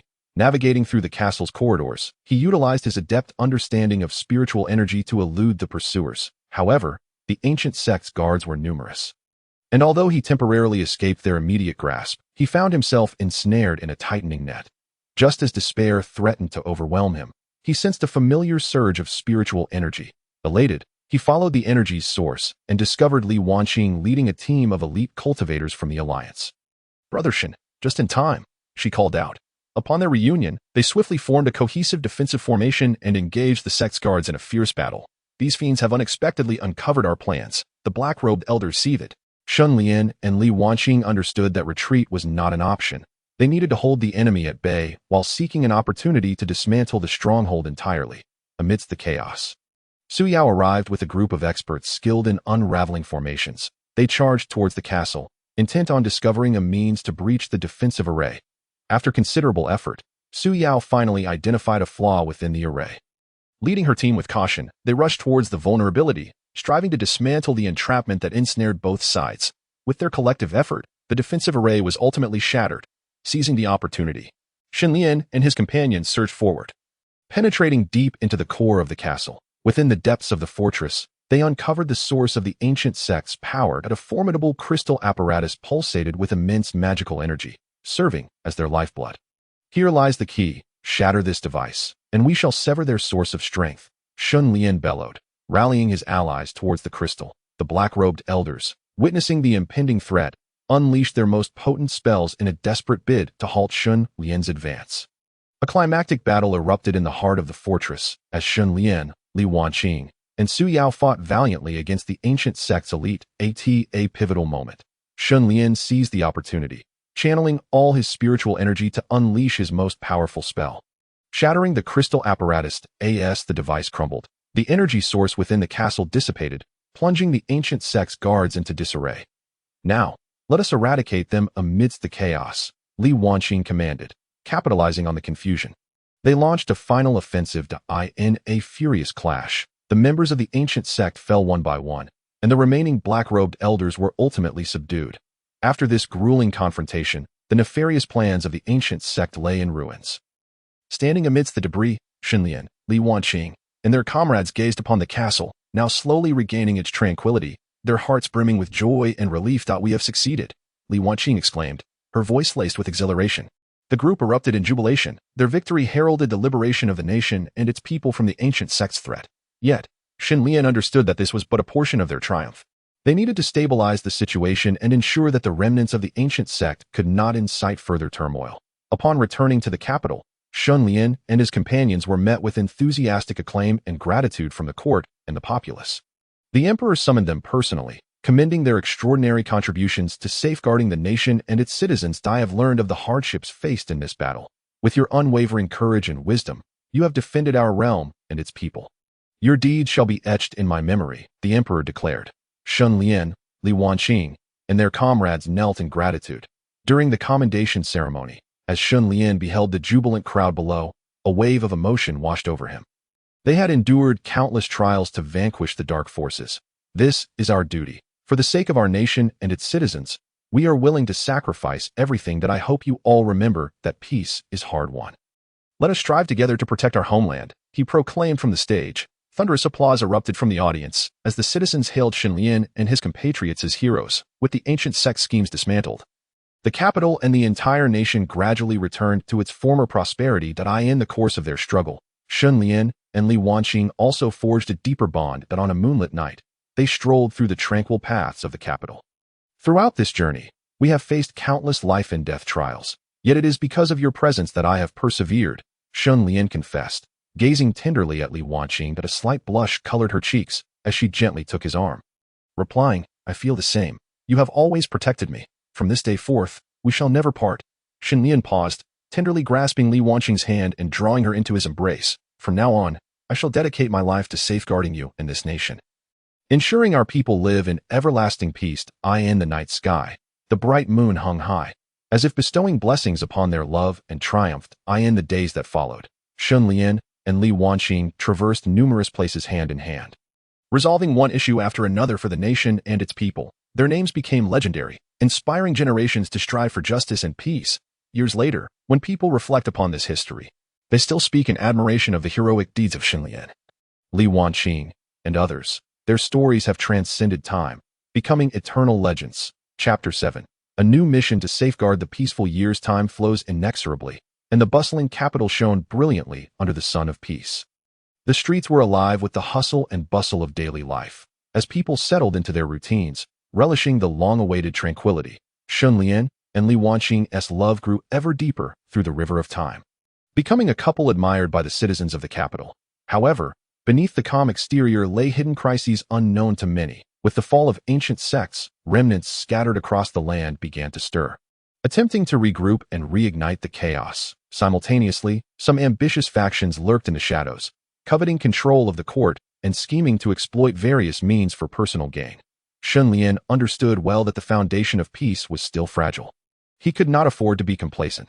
Though he was no longer the warrior teetering on the brink of life and death, he carried within him an unwavering sense of responsibility toward his nation and its people. One day, while studying an ancient tome in his study, Shen Lian sought to uncover potential threats. Li Wanqing entered quietly, placing a cup of warm tea on his desk. Brother Lian, do not overexert yourself. The situation is stable now. You should rest more, she said gently. Shen Lian set down the tome and took her hand. Wanqing, how can I rest easy? Lately, I have felt a sense of unease. Although the remnants of those ancient sects have yet to gain strength, we cannot let our guard down. Furthermore, the struggles within the court are brewing, and the ambitions of certain factions are worrisome. Li Wanqing nodded. I understand your concerns. Perhaps we can discreetly monitor the movements of various factions and plan accordingly. Just then, a trusted confidant hurried in with urgent news. My lord, the court has received reports of unusual occurrences at the southern border. Local officials have reported that a group of unidentified individuals has been active, behaving suspiciously, seemingly plotting something. Moreover, they appear to have a keen interest in Lingyun's spirit crystals. Shen Lian's expression darkened. He was acutely aware of the significance of the spirit crystals and the greedy nature of those ambitious individuals. It seems a new crisis has emerged. Wanqing, prepare yourself. We shall immediately head to the southern border to investigate this matter thoroughly, he declared with determination. Li Wanqing showed no hesitation, swiftly packing her belongings. And together they set forth toward the southern border. Along the arduous journey, they braved the elements, and after several days of travel, they finally arrived at the southern border. The scene starkly contrasted with the bustling capital. The faces of the local populace were etched with worry, and soldiers patrolled many villages. After meeting with local officials, Shen Lian gathered more information about the unidentified individuals. They learned that these people largely concealed themselves in the mountains, often operating at night, seemingly in search of treasures or secret passages, all intricately linked to the spirit crystals. Determined to investigate further, Shen Lian led his trusted companions into the mountains under the cover of night. The woods were enveloped in thick mist, the trees dense, obscuring their vision. During their exploration, they stumbled upon several hidden camps, heavily fortified with traps and sentinels. Cautiously avoiding the traps, they infiltrated one of the camps. Within, they discovered strange runes and arrangements that emitted an eerie aura, reminiscent of the symbols associated with the ancient sects. It became clear that these individuals were indeed connected to the remnants of those sects. likely intending to exploit the spirit crystals for nefarious purposes. Clearly, these people are associated with the ancient sects, Shen Lian whispered. Just as they prepared to investigate further, they were suddenly ambushed by a group of cloaked figures. These assailants moved with agility and formidable strength, clearly trained assassins. Shen Lian and his companions quickly formed a defensive formation, engaging in a fierce battle. During the fight, Shen Lian noted that the techniques employed by the assailants bore a striking similarity to the ancient sect's martial arts, indicating they had been meticulously trained for a specific purpose. After a grueling struggle, Shen Lian and his companions succeeded in repelling the attackers, though both sides suffered significant losses. Shen Lian realized that to fully resolve this crisis, it was imperative to identify the leaders of these remnants and locate their stronghold. In the ensuing days, they continued their investigation in the mountains, gradually uncovering the distribution and movements of the remnants. After considerable effort, they finally located the stronghold of the remnants, hidden deep within a secluded valley, surrounded by intricate traps and defensive formations. Employing their intellect and spiritual prowess, Shen Lian and his companions carefully breached the defenses and ventured into the depths of the stronghold. Inside, they discovered a massive Lingyun spirit crystal device, eerily reminiscent of the apparatus once used by the ancient sect to control power. Shen Lian surmised that these remnants intended to utilize this device to summon more members of the ancient sect.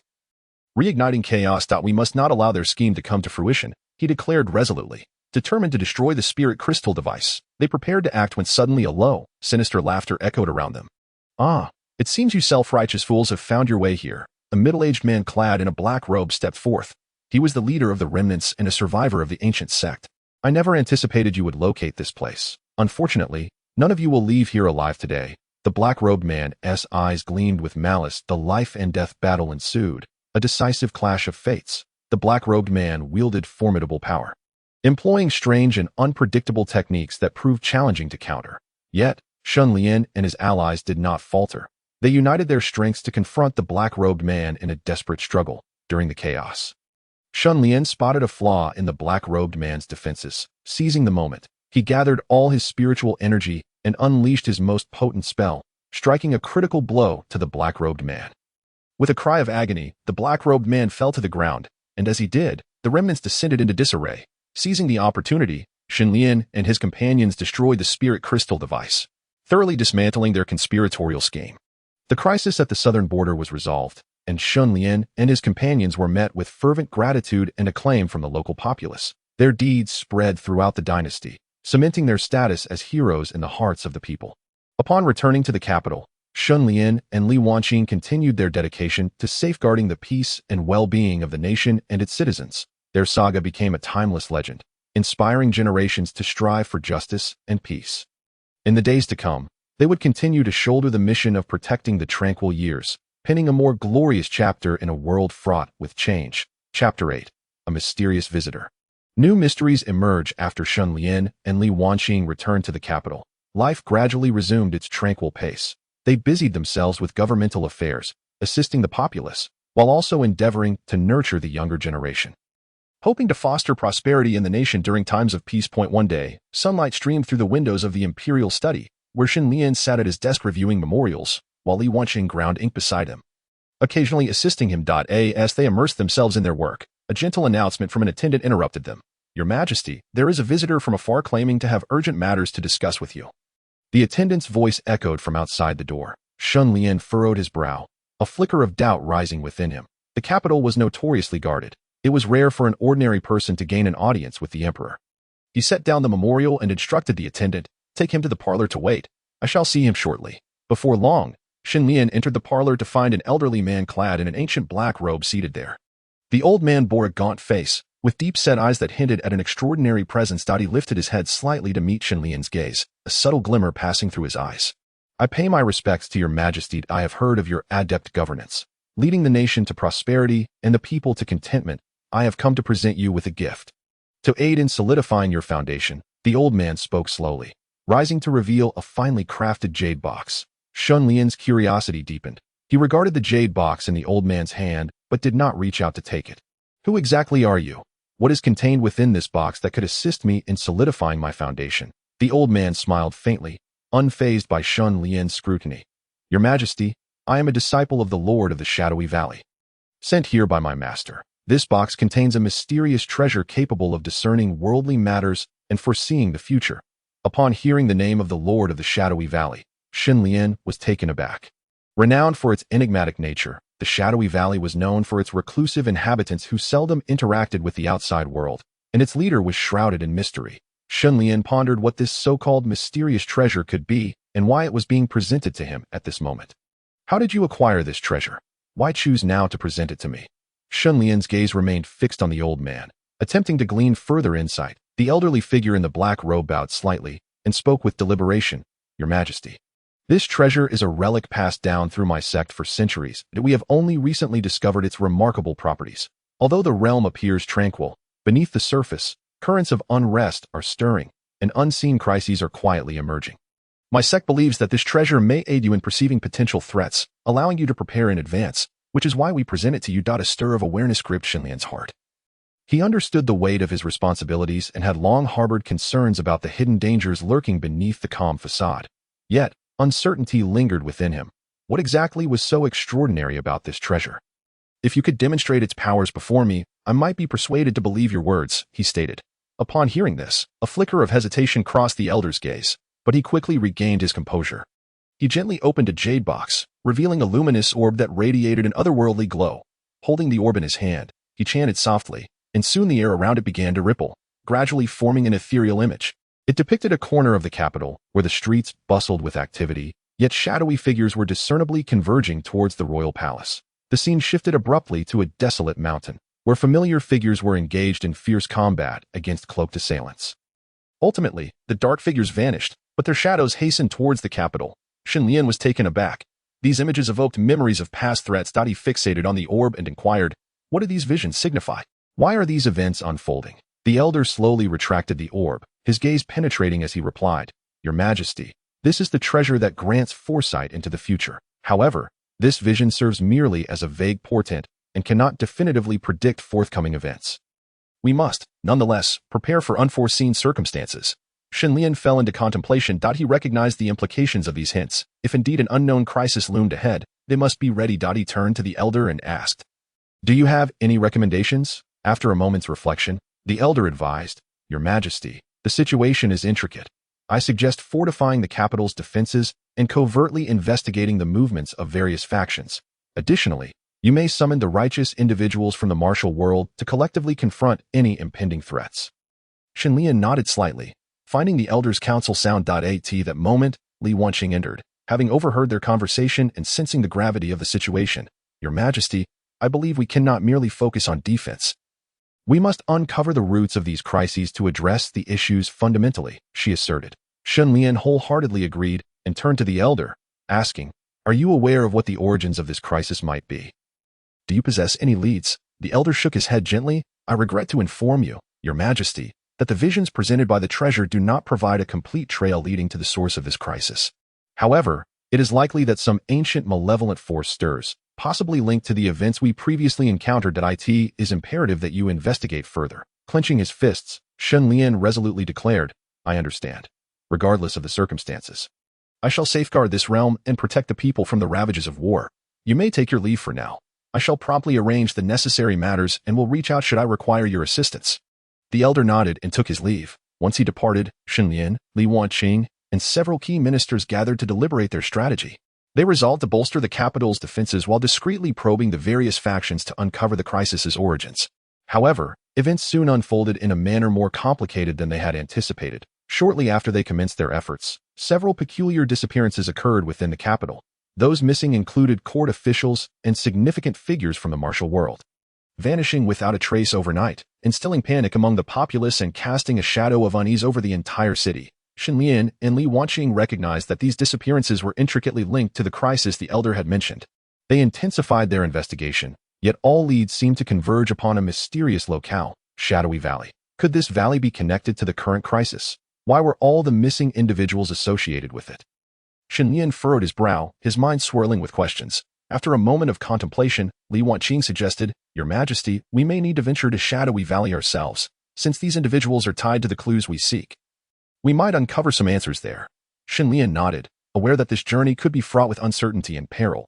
Yet, for the sake of the nation and its citizens, they must embark on it. Thus, they packed their belongings and, accompanied by a select few trusted allies, quietly departed the capital, hastening towards Shadowy Valley. Along the way, they braved the elements, traversing countless mountains and rivers. Finally, after several days, they arrived at the valley's entrance. Shrouded in mist and imbued with an air of mystery, taking a deep breath, Shen Lian and Li Wanqing led their companions cautiously into Shadowy Valley. Upon entering, they found themselves enveloped in an isolated realm. The valley was lush with verdant trees and babbling brooks, while distant sounds of martial practice echoed faintly. Yet, the valley appeared devoid of many inhabitants, creating an atmosphere of eerie tranquility. What place is this? Where should we go next? Li Wanqing inquired softly. Shen Lian surveyed their surroundings, pondering for a moment before responding. Let us seek someone to inquire for directions that I hope to find the answers we seek within this valley. Thus, they pressed onward and eventually encountered a disciple clad in black robes within an open meadow. Shen Lian approached, introducing himself and articulating his purpose regarding the missing individuals. The black-robed disciple blinked in surprise, a flicker of wariness flashing in his eyes. Your Majesty, to what do I owe the honor of your presence? He queried. Shen Lian recounted the circumstances and his concerns to the disciple. After a brief contemplation, the disciple sighed. Your Majesty, indeed, some unusual occurrences have transpired in the valley of late. However, the matter is quite intricate, and it would be challenging to explain succinctly. Please allow me a moment to consult with my master. Before long, the black-robed disciple returned, inviting Shen Lian and Li Wanqing into the valley's serene abode, where the elder of Shadowy Valley awaited them. The elder regarded Shen Lian with a slight nod, saying, Your Majesty, it is an honor for my valley to receive you. I shall share what I know, but be prepared, for this tale encompasses ancient grievances and secrets. Exchanging a glance with Li Wanqing, Shen Lian resolutely seated himself, his gaze fixed on the elder, eager to learn the secrets of Shadowy Valley. Chapter 9. Secrets of the Valley. The crisis revealed the elder's eyes, deep and distant, seemed to traverse the annals of time as he began. Your Majesty, the roots of this situation can be traced back to a conflict from centuries past. Shen Lian and Li Wanqing listened intently, their minds filled with questions. Centuries ago, a malevolent force emerged in the martial world, seeking dominion over the realm through unscrupulous means, pillaging the secrets and treasures of various sects. In the ensuing fierce struggle, many martial experts united to confront this evil, engaging in a life-and-death battle. Ultimately, while the malevolent force was temporarily repelled, many lives were lost, plunging the martial world into prolonged turmoil. The elder's voice resonated with solemnity, as if transporting his audience to that distant epoch. Shadowy Valley was established as a sanctuary by those righteous warriors committed to safeguarding justice. Our mission is to protect all within the valley and prevent the resurgence of evil forces. The recent disappearances are likely linked to remnants of that ancient malevolence. Furrowing his brow, Shen Lian inquired, Elder, could you elaborate on the connection between the missing individuals and these remnants? The elder narrowed his eyes slightly and replied, Most of the missing persons have intricate ties to that historical conflict.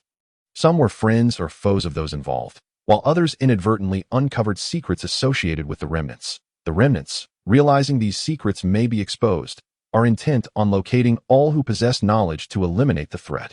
Li Wanqing gasped. Why would they act in such secrecy, and why now?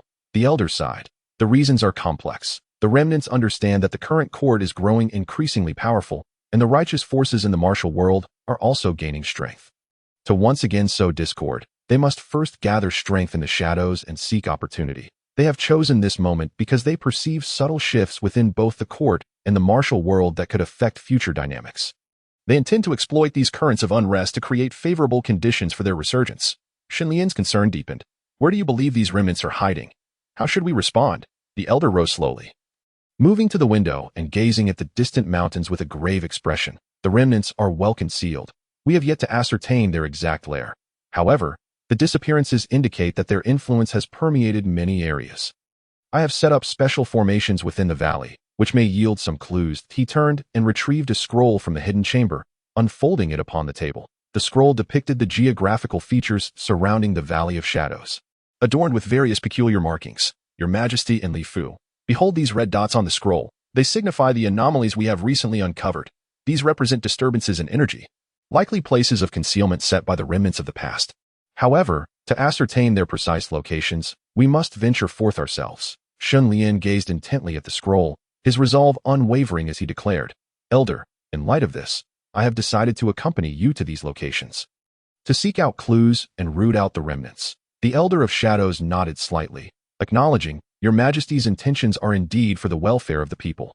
Yet, the matter of the remnants is fraught with peril. Caution must be exercised." Shen Lian waved his hand dismissively. "Fear not. I am well-prepared. As long as we can uncover clues to resolve this crisis, I shall not shy away from any hardship." Thus, under the Elder of Shadows' guidance, Shen Lian and Li Wanqing, accompanied by a select group of confidants, set forth to investigate the marked anomalies on the scroll. Their initial destination was a secluded valley, shrouded in an eerie atmosphere, with mist swirling around the surrounding peaks, obscuring their vision. Shen Lian summoned his spiritual energy, remaining vigilant to the movements around him. Suddenly, a chilling laughter echoed from the depths of the valley, as if unseen eyes were watching them from the shadows. The group tensed, gripping their weapons tightly, prepared to confront any imminent threat. "Ren, something feels amiss here. We must tread carefully," Li Wanqing whispered. Shen Lian nodded slightly, replying, "Wanqing, protect me with your trusted companions. I shall scout ahead." Though concerned, Li Wanqing acquiesced. Shen Lian harnessed his spiritual energy and swiftly advanced deeper into the valley. Before long, he discovered a cave emanating a faint glow. Cautiously, he approached, concealing himself behind a nearby rock to observe. Within the cave, shadows flickered, surrounded by a sinister black aura reminiscent of the malevolent presence exhibited by the dark-robed elder. "It seems we have found a lead," Shen Lian thought, excitement surging within him. As he prepared to stealthily approach the cave for further confirmation, a surge of dark energy suddenly shot forth from within, hurtling towards him.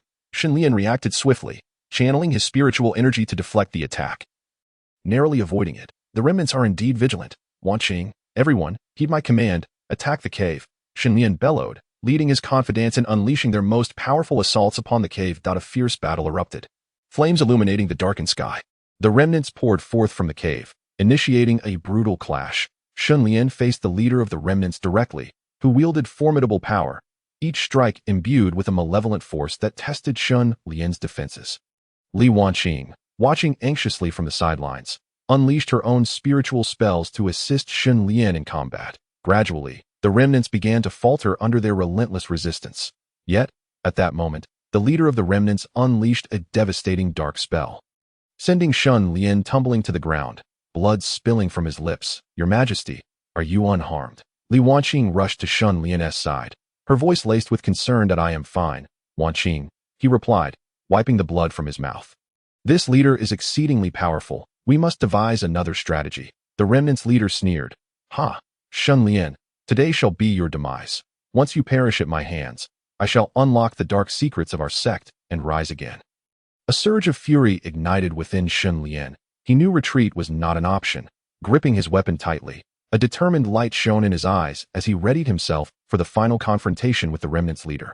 Meanwhile, the Elder of Shadows and the other confidants engaged fiercely with the remnants, striving to buy time for Shen Lian and Li Wanqing while seeking an opportunity to vanquish the leader. This life-and-death struggle was imminent, and Shen Lian and Li Wanqing understood that their fates, and the fate of the entire dynasty, hung in the balance. Chapter 10. The Desperate Counterattack. The truth revealed. Shen Lian and Li Wanqing were acutely aware of the precariousness of their situation. Standing back to back, watching warily as the remnants surrounded them, the leader's sinister laughter echoed through the valley, suggesting victory was near. "Shen Lian, do you truly believe your strength can impede our resurgence? You are now trapped in a deadlock." With no salvation in sight, he taunted, the dark aura surrounding him intensifying, threatening to consume them. Clenching his teeth, Shen Lian retorted, "You vile fiends, seeking to disrupt the hard-won peace. Today, I shall ensure you pay dearly for your transgressions." Li Wanqing, meanwhile, calmly assessed the situation.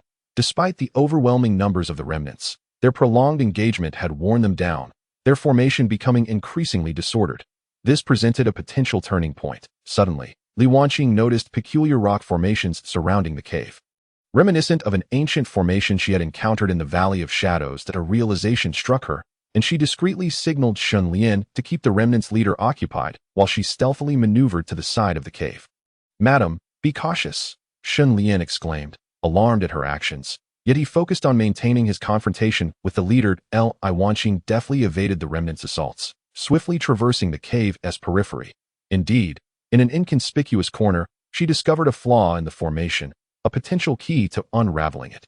If she could decipher the method to breach it, perhaps the tide of battle could be turned out on the other side. The clash between Shen Lian and the remnant's leader intensified.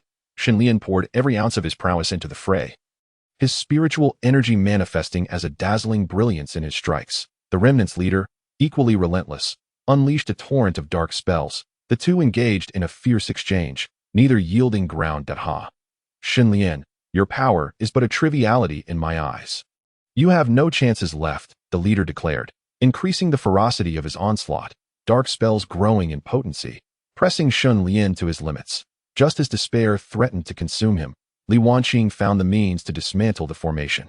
She swiftly retrieved a jade stone inscribed with spiritual runes from her possession, embedding it into the formation's critical juncture according to a specific orientation. With a thunderous explosion, the dark aura enveloping the cave diminished. A powerful gust emanating from the breach, sending the remnants staggering back. The leader's expression shifted, realizing he had fallen into a trap. Impossible, he bellowed, though anxiety crept into his tone. Seizing the moment, Shen Lian concentrated all his spiritual energy. Unleashing his ultimate technique, the starry sky slashed. A radiant beam of spiritual energy erupted from his weapon, resembling a shooting star as it hurtled towards the remnant's leader, though the leader hastened to cast a defensive spell. He was nonetheless struck by the overwhelming attack, blood spewing forth as he was propelled backwards several paces. Do not revel in your victory. This is far from over, the leader cried, his fury escalating. Ignoring his injuries, he produced a black artifact from his robes. Chanting incantations as he infused it with dark energy, it trembled violently, coalescing the surrounding darkness for another offensive strike against Shen Lian and Li Wanqing.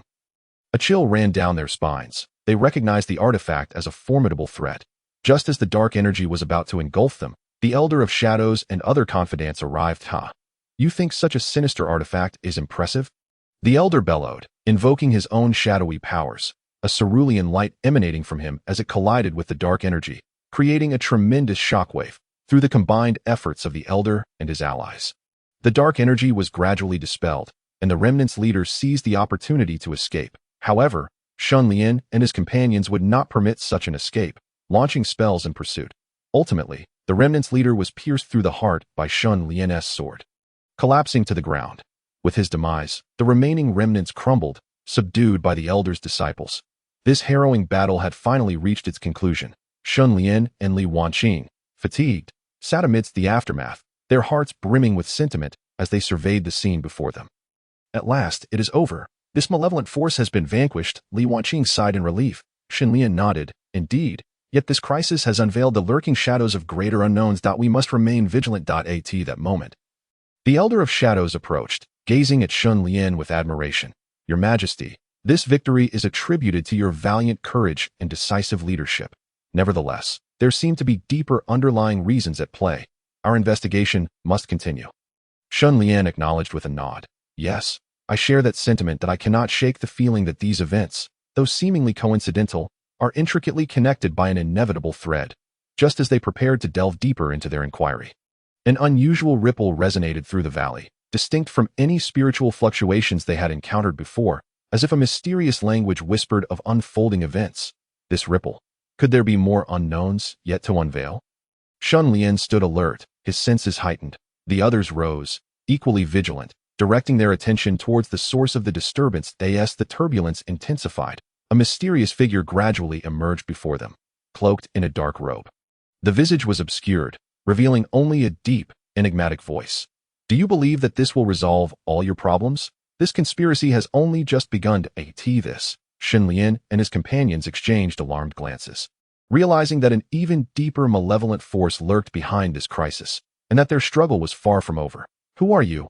Why instigate all of this? Shen Lian demanded angrily. The cloaked figure chuckled coldly.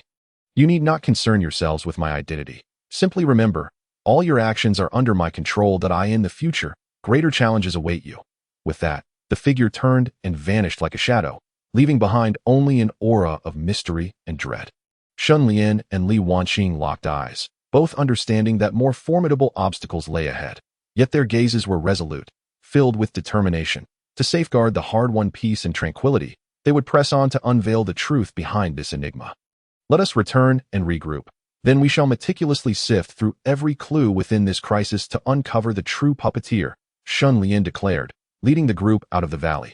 Upon returning to the capital, Shen Lian and Li Wanqing immediately immersed themselves in their duties. They soothed the distressed populace while diligently investigating the clues left by the cloaked figure. However, as their inquiries deepened, they unearthed a multitude of perplexing issues. Seemingly trivial details, upon closer examination, revealed an eerie significance. Some seemingly reliable leads abruptly faltered, as if an invisible hand was manipulating events behind the scenes, thwarting their investigation. Throughout their efforts, Shen Lian and Li Wanqing discovered that certain officials within the court and various factions in the martial world appeared to be intricately linked to this mysterious force. At times, they covertly supported the remnants of the conspiracy, while at other moments, they engaged in actions that seemed utterly nonsensical. Everything behind this is far too convoluted.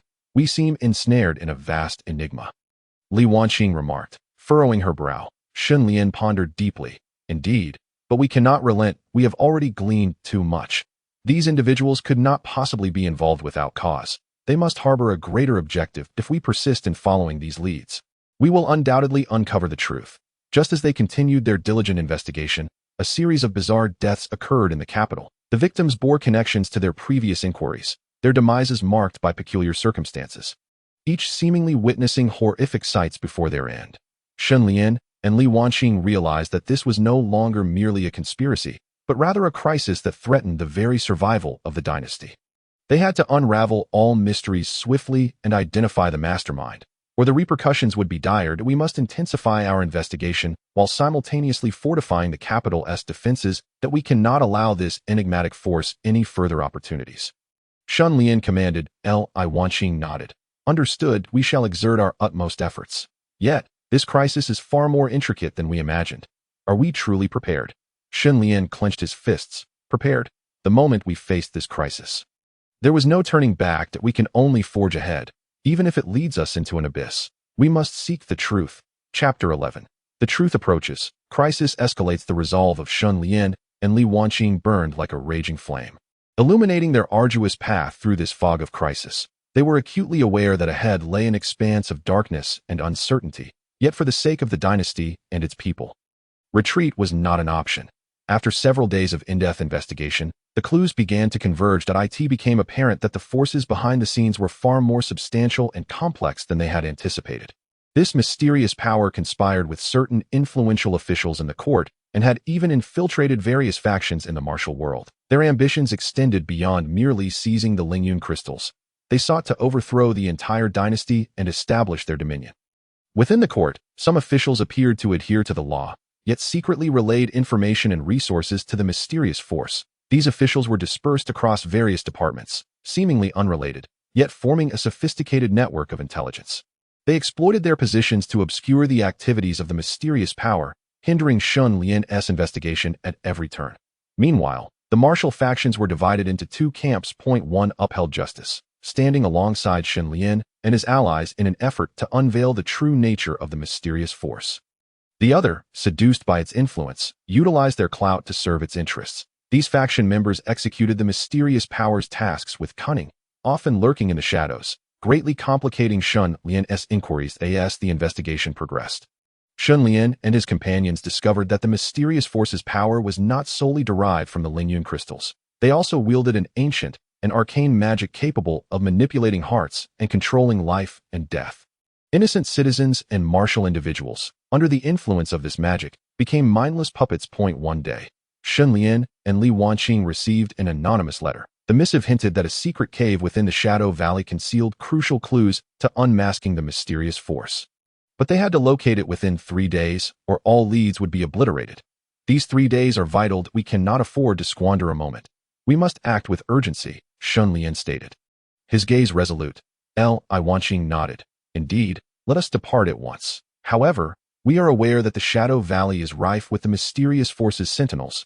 The journey ahead may be perilous. The pair, accompanied by trusted confidants, cautiously ventured towards the Shadow Valley. Throughout their journey, they remained vigilant, finally locating the secret cave after 2 days and nights. The cave exuded an ancient aura, with walls adorned in flickering, cryptic runes. Shen Lian and Li Wanqing proceeded with caution, alert for any concealed dangers. Deep within the cave, they encountered a massive stone wall, etched with indistinct patterns and inscriptions. These markings seemed to recount an ancient history and mysterious powers. Yet many parts were rendered indecipherable by the ravages of time. Deciphering this content would require time, but it appeared to be related to the origins of the arcane magic. As Shen Lian scrutinized the stone wall, Li Wanqing noticed a concealed compartment containing an ancient tome. She gently retrieved the book, sensing it contained vital information. The moment she opened it, the cave began to tremble violently. As if a mechanism had been triggered, we've activated a trap, Shen Lian shouted, swiftly pulling Li Wanqing towards the cave's exit. Yet as the trap engaged, the cave unleashed potent dark energy, manifesting as black whips of light that pursued them. Shen Lian and Li Wanqing fought desperately, channeling their spiritual power to fend off the onslaught. We must escape with this tome. It may hold the key to unraveling all mysteries, Shen Lian urged, using their formidable spiritual strength and synchronized efforts. They narrowly escaped the cave just as it threatened to collapse. They emerged into a sprawling meadow, pausing to catch their breath. Li Wanqing opened the tome, revealing a forgotten history. The mysterious force originated from an ancient demonic bloodline. In their quest for eternal dominion, they practiced a forbidden magic that spiraled out of control, unleashing catastrophic consequences. The unfortunate citizens and martial individuals, affected by the demonic bloodline's power, became mindless husks. Now, the mysterious force sought to exploit this power once more to realize their ambitions. We must thwart them. We cannot allow this tragedy to repeat, Shen Lian declared, gripping the tome with unwavering determination. However, just as they prepared to depart the Shadow Valley, they were unexpectedly ambushed by the mysterious force. They had discovered Shen Lian's movements. Did you think you could easily seize the clues? Today, you shall not leave here alive, the leader of the mysterious force proclaimed from a distance, a mocking smile upon their lips. Shen Lian and Li Wanqing exchanged a glance, unyielding fear in their eyes. They understood this was a battle for survival, with the fate of the entire dynasty resting upon their shoulders. The two sides engaged in a fierce clash once more. The mysterious force wielded bizarre and formidable magic, making Shen Lian's spiritual attacks laborious amidst the encircling dark energy. Yet they did not waver, fighting valiantly against their foes. In the chaos, Shen Lian discerned a peculiar connection between the leader of the mysterious force and the Lingyun crystals. Suddenly, he realized that if he could sever the link between the Lingyun crystals and the leader, he could weaken their power. Li Wanqing, cover me. I need to find an opportunity to strike the Lingyun crystals, Shen Lian shouted. Li Wanqing nodded, unleashing her powerful spiritual energy to assist in the assault against the mysterious force. She deftly maneuvered through the fray, skillfully blocking enemy attacks, creating an opening for Shen Lian. Seizing the moment, Shen Lian vanished in an instant, charging towards the location of the Lingyun crystals. The leader of the mysterious force sensed his intent and hastily cast a formidable defensive spell to impede Shen Lian's approach. However, disregarding all dangers, Shen Lian charged forward, his spiritual energy transforming into a radiant beam of light that shattered the leader's defenses. As he approached the Lingyun crystal, Shen Lian summoned all his strength and struck the connection point between the Lingyun crystal and the mysterious force's leader. With a resounding crash, the brilliance of the Lingyun crystal dimmed instantly, and the leader of the mysterious force let out a shriek. His power significantly diminished. The other members of the mysterious force, witnessing their leader's injury, began to falter. Seizing this opportunity, Shen Lian and Li Wanqing rallied their loyal followers to launch a final counteroffensive. They unleashed their most potent spiritual spells, engaging the mysterious force in a climactic confrontation. Ultimately, through their collective efforts, the mysterious force was utterly defeated. The Shadow Valley returned to tranquility, the crisis temporarily averted. Shen Lian and Li Wanqing gazed at the surrounding crowd, weary yet jubilant, their hearts swelling with relief. They understood that although this crisis had passed, many issues still lurked within the court, necessitating their ongoing commitment to safeguarding the nation's peace and stability. Wanqing, we must return to the capital. There are more people awaiting our protection, and further justice to be pursued, Shen Lian proclaimed loudly towards the distance. Li Wanqing nodded with a smile, and together they set forth on the path back to the capital, their figures appearing particularly resolute in the golden glow of the setting sun. As if imbued with boundless hope, continuing onward. Chapter 12. The turbulence of the court, unsettled aftermath. Shen Lian and Li Wanqing returned to the capital, bearing the victory of the Shadow Valley battle and invaluable clues. At that moment, the citizens of the capital erupted in cheers upon hearing that they had repelled the mysterious force, the atmosphere as festive as a grand celebration. However, they were acutely aware that this crisis was only a temporary lull. And beneath the calm surface of the court, numerous hidden dangers still swirled like dark currents beneath a placid sea. Upon stepping into the capital, Shen Lian immediately sensed the peculiar atmosphere within the court. The previous tranquility had been shattered, and some ministers, who usually appeared serene, now exhibited glimmers of panic and unease in their eyes. Shen Lian understood that remnants of the mysterious force and those within the court who colluded with them were conspiring to disrupt the political landscape. Shen Lian and Li Wanqing made their way directly to the imperial palace to meet the emperor. They meticulously reported the clues obtained from the Shadow Valley and the circumstances they had investigated. The emperor's expression grew grave as he frowned slightly. I have long sensed unusual movements within the court, yet I never anticipated such a colossal conspiracy lurking beneath. This evil force aims to overthrow our dynasty. It is utterly abhorrent. Shen Lian responded with a respectful bow. Your Majesty, while the crisis may be temporarily resolved, remnants still exist. There must be hidden traitors within the court. We need to conduct a thorough investigation and eradicate them at their roots. The emperor nodded. You speak wisely, Shen Qing, that I shall order the imperial envoys to investigate the court thoroughly and ensure those traitors are unearthed. At that moment, a eunuch rushed into the hall, his expression frantic. Your Majesty, it is dire. The three princes have suddenly fallen ill today, afflicted by a most peculiar ailment, and the imperial physicians are at a loss. Shen Lian and Li Wanqing were taken aback. The three princes were the emperor's own flesh and blood, their safety directly linked to the stability of the royal family. Moreover, such an unusual ailment made Shen Lian involuntarily recall the dark sorcery of the mysterious force. Your Majesty, I suspect the three princes have also fallen victim to that dark sorcery. We must urgently seek a remedy, Shen Lian said with a grave countenance. The emperor was taken aback, urgently ordering the gathering of all renowned physicians in the capital to attend to the three princes. Yet, faced with the prince's afflictions, the physicians could only shake their heads in despair, utterly powerless. Shen Lian understood that time could not be wasted. He and Li Wanqing resolved to personally visit the three princes to see if they could uncover any clues. In the infirmary of the Imperial Medical Department, Shen Lian and Li Wanqing gazed at the three unconscious princes, their brows furrowed. They meticulously examined the prince's physical conditions, vaguely sensing a dark aura coursing within them. The dark sorcery was indeed formidable. Ordinary medical means were utterly insufficient to dispel it. We must identify the source of the dark sorcery if we are to find a way to break it. Li Wanqing whispered. Shen Lian nodded. I share your sentiment. Perhaps among the remnants of the mysterious force we defeated, someone may possess knowledge of a remedy. Just then, a commotion erupted outside the palace. Shen Lian and Li Wanqing hurriedly rushed out, only to see a group of cloaked figures reappearing in the capital, brandishing sharp blades as they surged toward the imperial palace. It's the remnants. They dare to infiltrate the palace once more. Shen Lian bellowed. Li Wanqing and Shen Lian immediately unsheathed their swords to confront the assailants, engaging in a fierce battle. These cloaked figures were well-trained and exceptionally skilled, their objective unmistakably clear: to breach the palace guards and assassinate the emperor. Amidst the intense combat, Shen Lian noticed a peculiar pattern in the attacks of these cloaked figures. Their coordination was impeccable, indicative of extensive training to eye in the chaos of battle. Shen Lian detected a familiar aura among the assailants, reminiscent of that mysterious leader from the Shadow Valley. You remnants think you can succeed again, Shen Lian roared. The cloaked figures remained silent, their onslaught relentless. While Li Wanqing fought fiercely, she discreetly observed their movements. She discerned that several of the more formidable attackers were guiding the group's offensive direction, their skills and presence strikingly similar to that of the Shadow Valley leader, just as Shen Lian and Li Wanqing were preoccupied with the cloaked figures. Turmoil erupted within the palace. Some palace guards, seduced by the mysterious force, suddenly turned against their comrades, assisting the cloaked figures in their assault on the palace. The guards found themselves embroiled in a desperate struggle. We must stabilize the situation first, Shen Lian shouted to Li Wanqing. Li Wanqing nodded, unleashing her spiritual energy to create a powerful barrier that temporarily warded off the attackers. Seizing this opportunity, Shen Lian sought out the leader of the cloaked figures.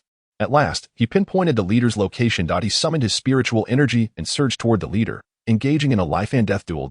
Oh, you think you can remain hidden forever? Today marks your end, Shen Lian thundered.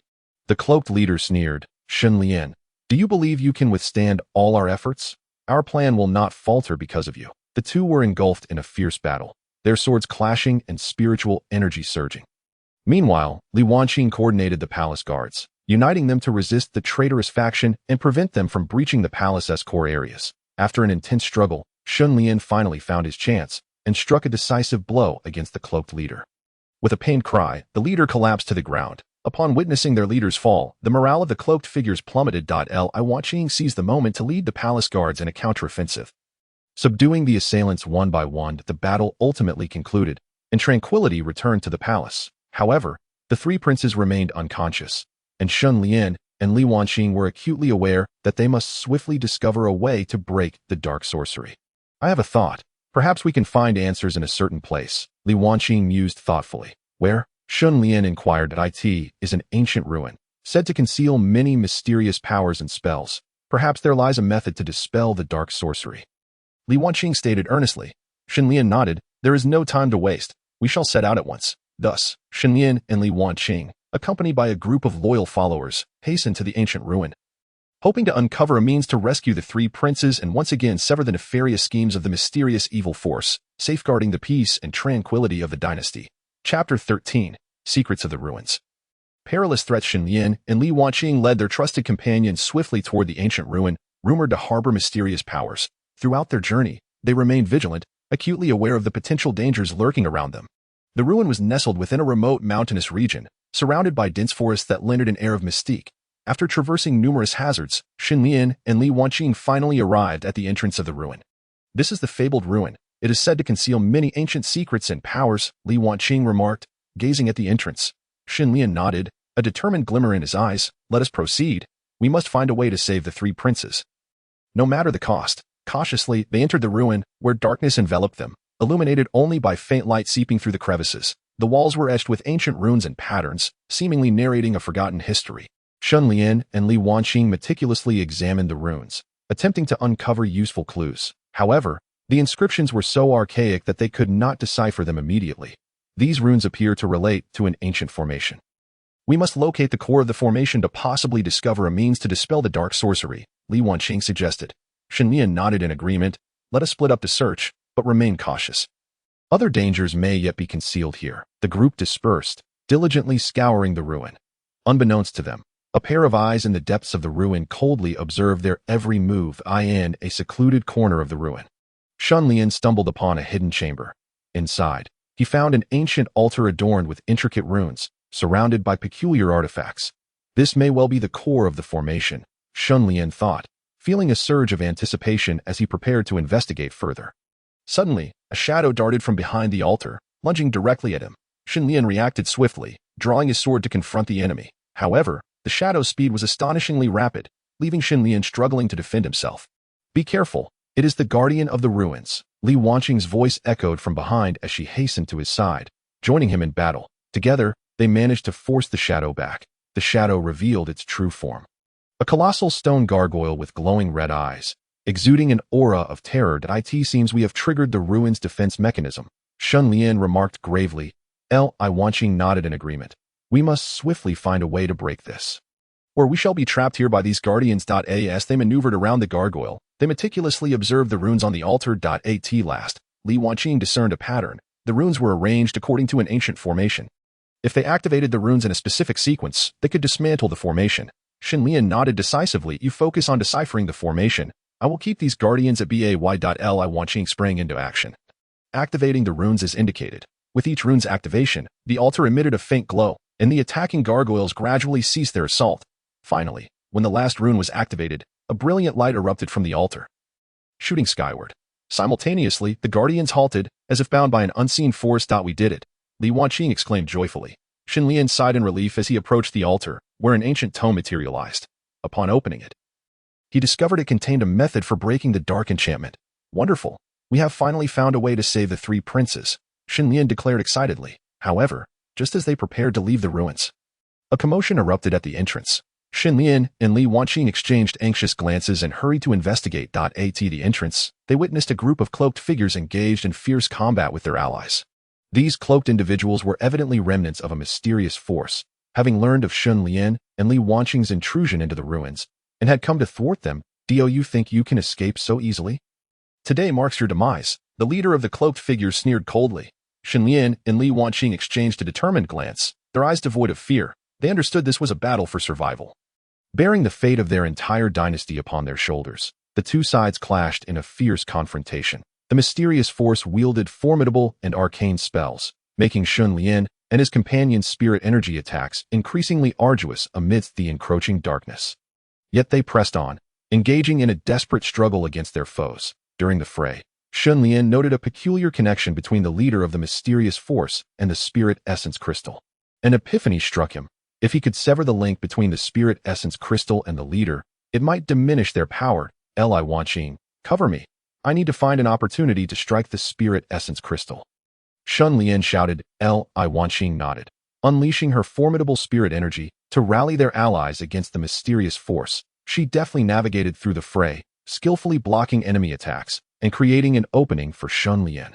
Seizing the moment, Shen Lian vanished from his position and dashed toward the location of the spirit essence crystal. The leader of the mysterious force sensed Shen Lian's intent and hastily cast a powerful defensive spell to obstruct his approach. Undeterred, Shen Lian surged forward, his spirit energy transforming into a radiant beam that pierced through the leader's defenses. As he neared the spirit essence crystal, he unleashed all his might, delivering a powerful blow to the connection point between it and the leader. With a resounding crash, the light of the spirit essence crystal dimmed, and the leader screamed in agony, his power waning. The remaining members of the mysterious force faltered, their resolve shaken by the leader's injury. Seizing the opportunity, Shen Lian and Li Wanqing led their allies in a decisive counteroffensive. They unleashed their most potent spirit spells in a final confrontation with the mysterious force. Ultimately, through their combined efforts, the mysterious force was vanquished, restoring tranquility to the ruins and temporarily alleviating the crisis. Shen Lian and Li Wanqing surveyed the weary, yet jubilant crowd. Their hearts swelled with relief. They knew that while this crisis had subsided, many issues still lurked within the court, demanding their continued vigilance to safeguard the peace and stability of the nation. Wanqing, we must return to the capital. There are more people awaiting our protection, and more justice that needs to be upheld, Shen Lian proclaimed to the horizon. Li Wanqing smiled and nodded, embarking alongside Shen Lian on the journey back to the capital. Their figures, illuminated by the afterglow of the setting sun, appeared resolute, embodying boundless hope as they pressed onward. Chapter 14. The capital's turmoil. Truth revealed. With a sense of triumph and hope for the rescue of the three princes, Shen Lian and Li Wanqing set forth on their return to the capital. Though the city seemed to have regained its composure following the recent upheaval, undercurrents of unrest continued to simmer. Throughout their journey, the group remained vigilant, acutely aware that those lurking in the shadows would not relinquish their ambitions easily. As they neared the capital, they encountered several mysterious masked figures congregating in the streets. Upon spotting Shen Lian and his companions, the masked figures' eyes glinted with a sharp, cold light as they brandished weapons to block their path. Who are you to dare obstruct our way? Shen Lian bellowed, gripping his spirit sword, ready for combat. You have thwarted our plans. Today marks your end, the leader of the masked figures coldly declared, his silhouette obscured in the shadows, rendering his face indistinct. What faction do you represent? Are you in league with those who seek to overthrow the dynasty? Li Wanqing inquired icily. The masked leader sneered dismissively. Do you think this matter is so easily concluded? This is merely the beginning. Your deaths will herald the commencement of our plan. With a command, the masked leader signaled his associates to charge towards Shen Lian and his companions. Undeterred, Shen Lian and Li Wanqing led their allies into a fierce confrontation. The clash of spirit swords and the crackle of spirit energy illuminated the streets amidst the cacophony of battle cries. Utilizing their exceptional skills and seamless coordination, Shen Lian and Li Wanqing gradually stabilized the situation.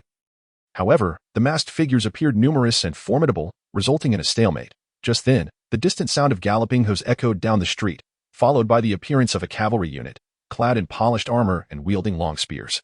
The cavalry exuded an impressive presence, swiftly arriving at the scene of the conflict. The cavalry's commander dismounted, shouting, "Halt!" Upon hearing this command, the masked figures ceased their assault and retreated at their leader's behest.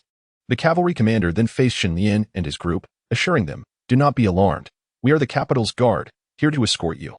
Given the complexities of the current situation in the capital, with hidden forces outside and traitors within, we awaited your return to ensure your safe passage into the city. Shen Lian and Li Wanqing exchanged glances, sensing a hint of skepticism.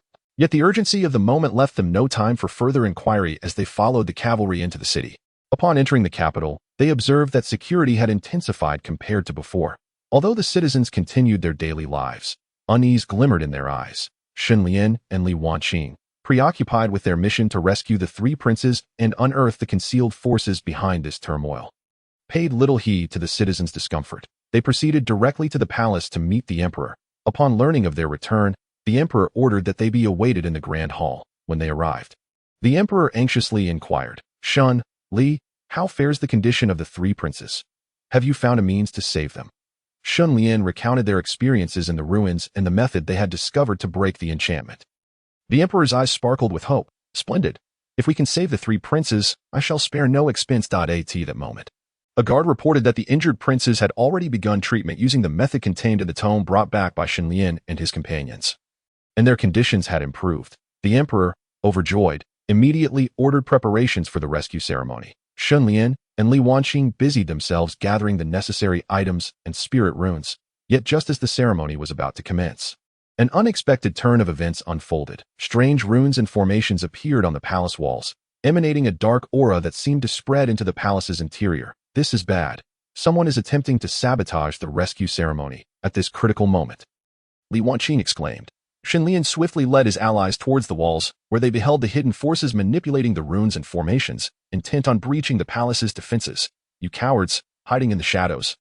Do you think you can sow chaos in this capital? Shen Lian roared. As he spoke, he unleashed his formidable spirit energy, launching an assault on the runes and formations. Li Wanqing and the other allies followed suit, casting their own spells to engage the enemy in a fierce battle. During the skirmish, Shen Lian sensed the familiar aura once more, a realization dawning upon him that the sinister force behind these machinations was indeed the same malevolent entity he had encountered before. While fighting, he remained vigilant, seeking clues to uncover the identity of the puppeteers behind the scenes. You wish to disrupt this pivotal moment. You are far from capable. Today, I shall unmask you, the true masterminds.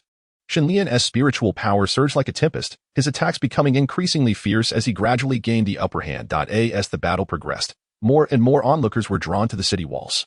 Loyal generals and guards joined the fray, causing the mysterious force to find itself in a harrowing struggle.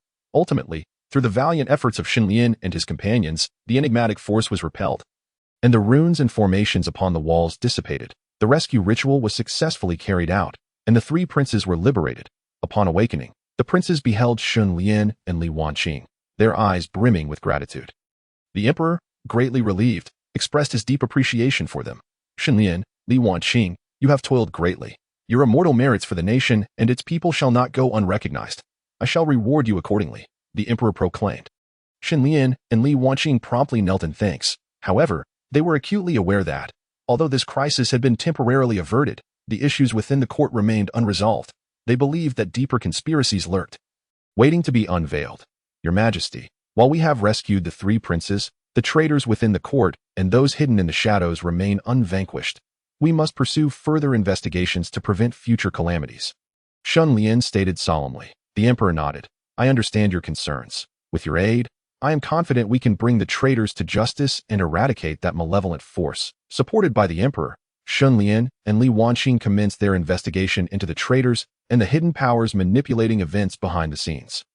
They delved into various strata of society, gathering clues, and gradually uncovered a shocking secret. It turned out that all of this was a meticulously orchestrated revenge plan by an ancient force suppressed by the court many years ago. They had been clandestinely amassing power, colluding with treacherous officials, intent on overthrowing the court and restoring their own hegemony. Shen Lian and Li Wanqing realized that this struggle was far more arduous than they had anticipated. Yet, they felt no inclination to retreat.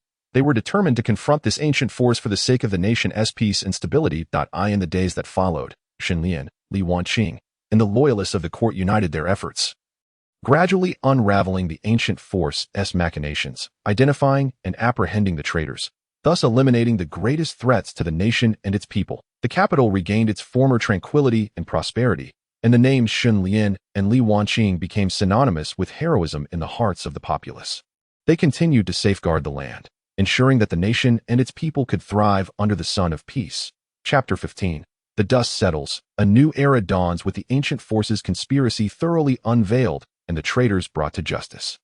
An atmosphere of relief permeated the court. The citizens rejoiced, flooding the streets in celebration, adorned with festive decorations, as if partaking in a grand festival. The names of Shen Lian and Li Wanqing echoed like thunder, becoming legendary among the people. Their deeds were sung throughout the capital's streets and alleys, becoming household knowledge. Shops along the streets displayed red silks, and joy radiated from the faces of the people, while children frolicked amidst the crowds, enveloping the entire city in a spirit of happiness and harmony. To honor Shen Lian and Li Wanqing's contributions, the emperor hosted a grand banquet at the palace.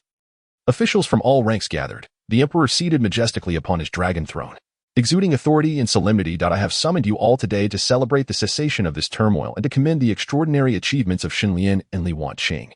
The emperor's voice resonated through the hall, imbued with pride and gratitude. Clad in splendid robes, Shen Lian and Li Wanqing approached amidst the throng, greeted by respectful bows and gazes filled with admiration. Shen Qing, Li Qing, your service to the nation has fortified our realm. In recognition of your arduous efforts, I hereby bestow upon Shen Lian the title of First-Class Duke of National Defense, and upon Li Wanqing the title of Second-Class Lady Protector of the Nation. I hope you will continue to alleviate my burdens and serve the country and its people, the emperor declared, each word heavy with solemnity and expectation.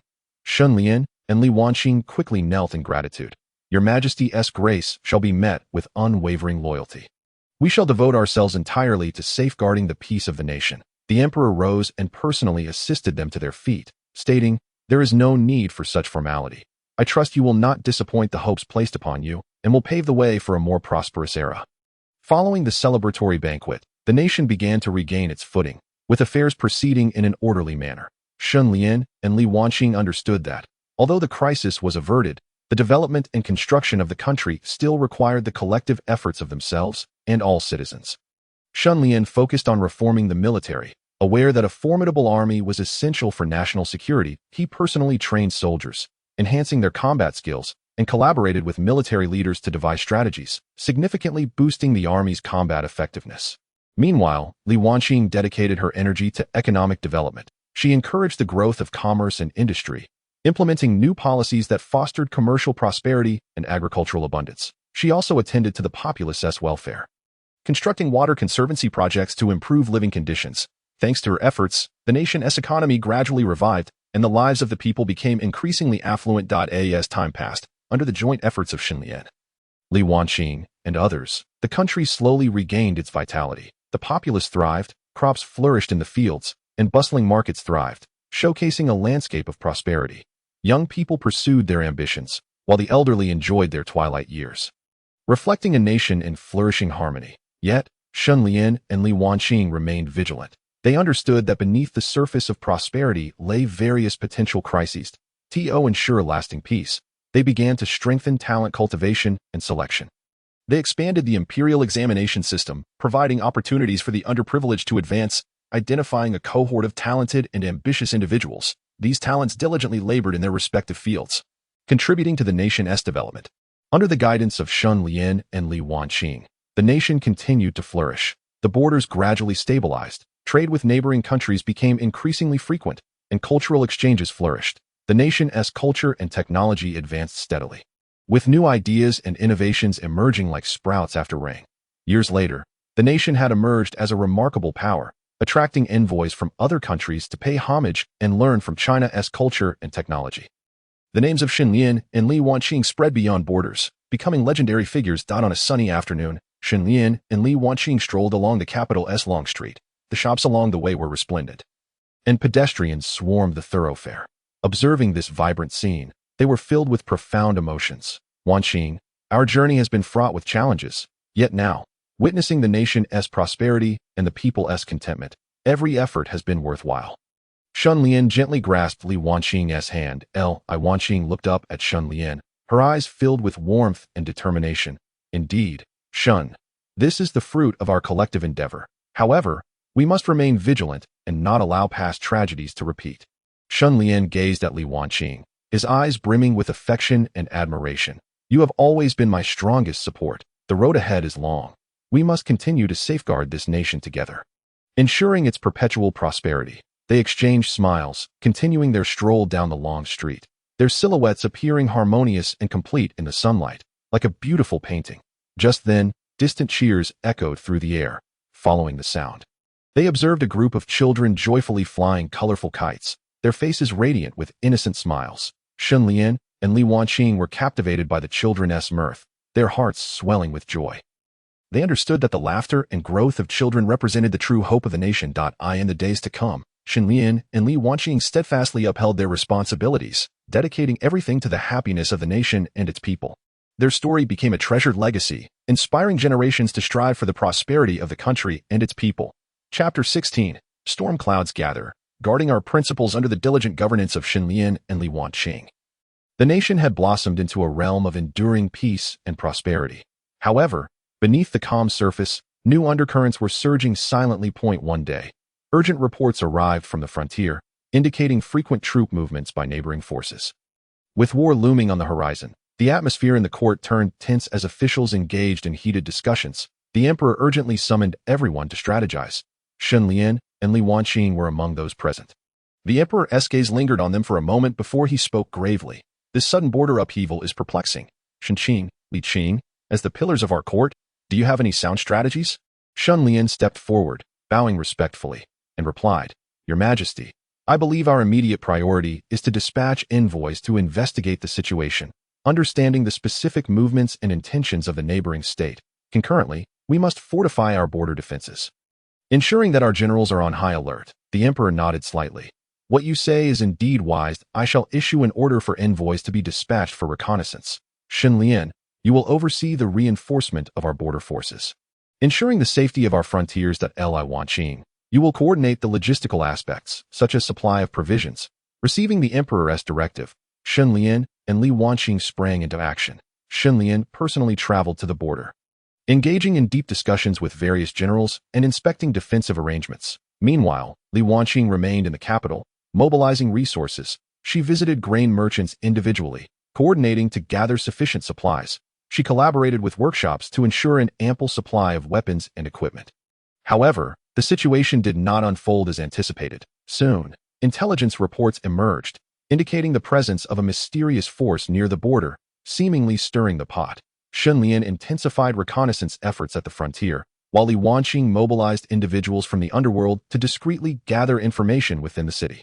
After considerable effort, they discovered that an ambitious nomadic tribe had colluded with certain reactionary forces from a neighboring nation, attempting to exploit the turmoil at the border to instigate war and seize territory. Upon uncovering the truth, Shen Lian resolved to take the initiative, communicating and collaborating with the neighboring country to confront this threat. He personally led envoys to the neighboring nation, candidly explaining the situation. Li Wanqing organized the populace in the capital, bolstering morale. She posted proclamations emphasizing the importance of peace and the gravity of the current circumstances, calling upon the citizens to unite as one. Through the concerted efforts of Shen Lian and Li Wanqing, the neighboring country agreed to join forces. Both sides mobilized their military might and devised a battle plan on the day of the decisive confrontation.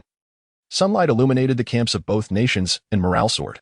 Shen Lian led the charge, fiercely engaging the enemy forces, while Li Wanqing coordinated supplies from the rear, ensuring a steady flow of resources.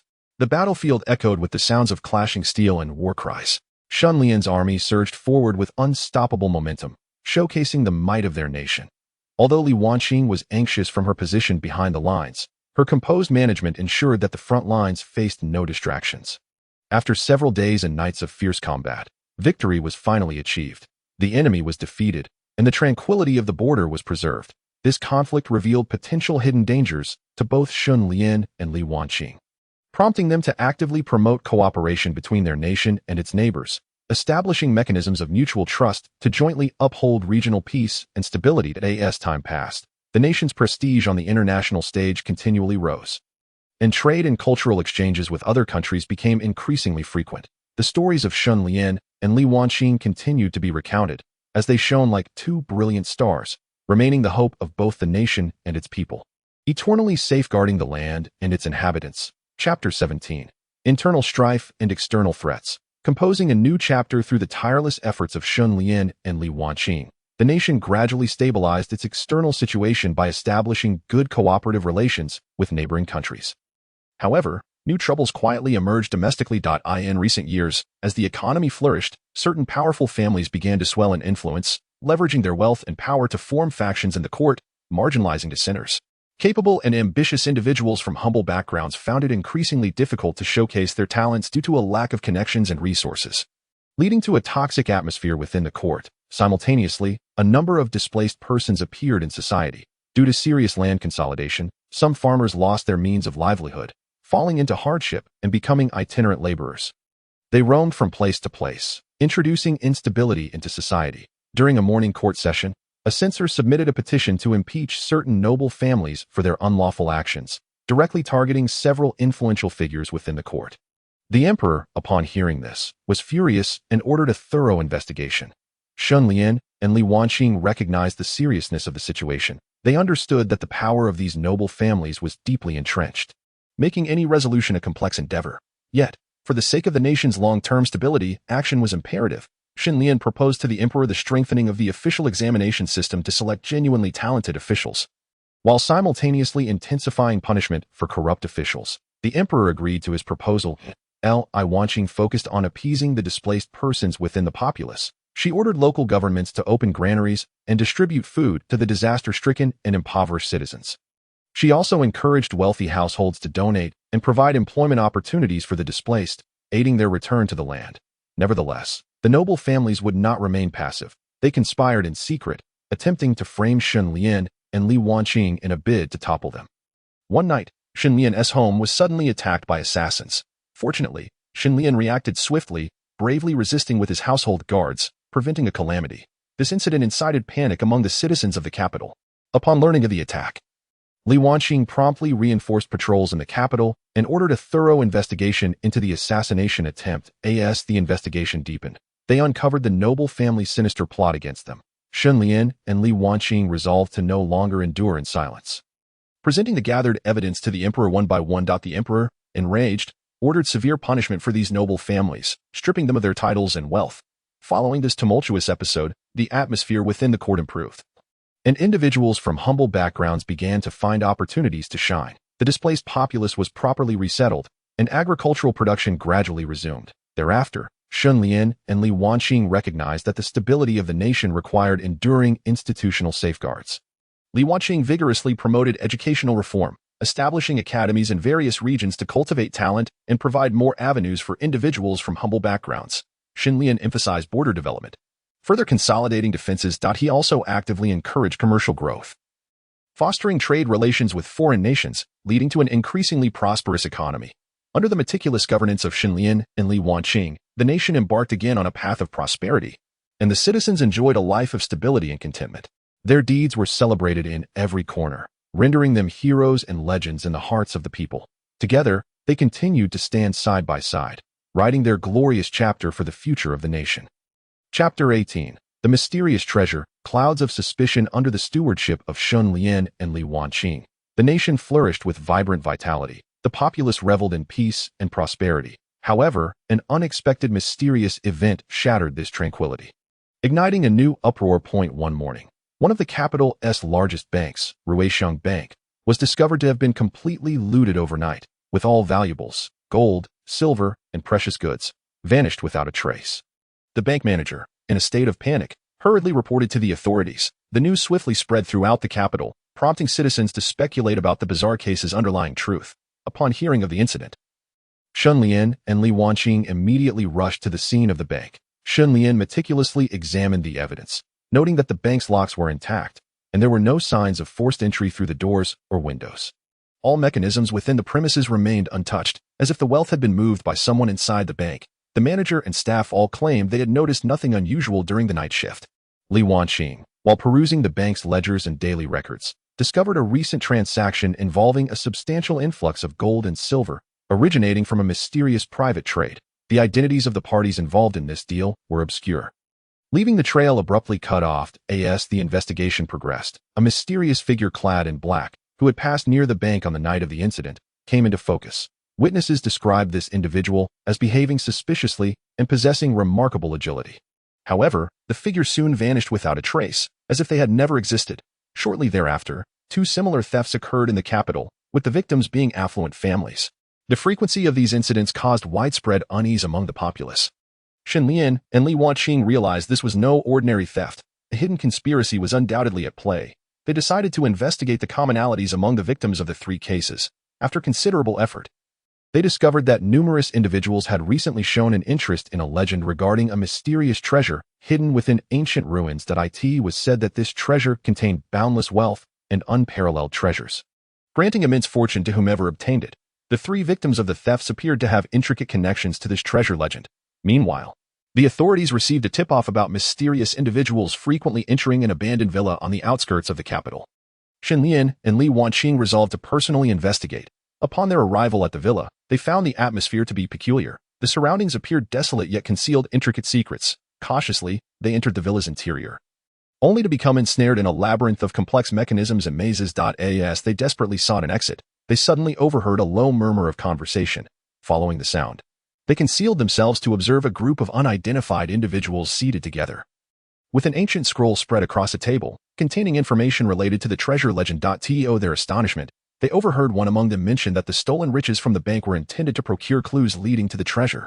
This revelation made them realize that a formidable force was orchestrating these events. At that moment, an inadvertent trigger set off a mechanism, causing a thunderous roar. Shen Lian and Li Wanqing quickly dodged, but in the ensuing chaos, their presence was discovered, leading to a fierce confrontation that on the brink of life and death.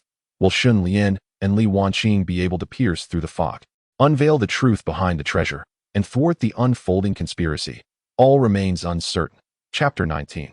The fog begins to clear. Perils abound. The thunderous noise triggered by Shen Lian and Li Wanqing in the abandoned villa alerted the group of mysterious individuals. In an instant, torches flared to life, illuminating the dark corners as brightly as day. The leading figure in black, with piercing eyes, coldly fixed his gaze upon the direction where Shen Lian and Li Wanqing were hiding. Bellowing, "Who dares to spy here? Step forward at once."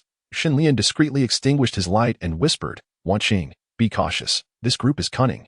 We must first ascertain their true intentions." The two slowly emerged from their hiding place, vigilantly observing the scene before them. Among the group were 7 or 8 individuals in black cloaks, all possessing athletic builds, sharp gazes, and armed with swords and daggers. Behind them stood a pallid figure in a gray robe, exuding an air of authority. Li Wanqing quietly remarked, "Shen Lian, judging by their demeanor, they must have been prepared for this. We should refrain from acting rashly and observe their movements first." The black-clad individuals, weapons in hand, slowly closed in, forming an encirclement around Shen Lian and Li Wanqing. The figure in the gray robe slowly approached, his voice laced with a chilling undertone.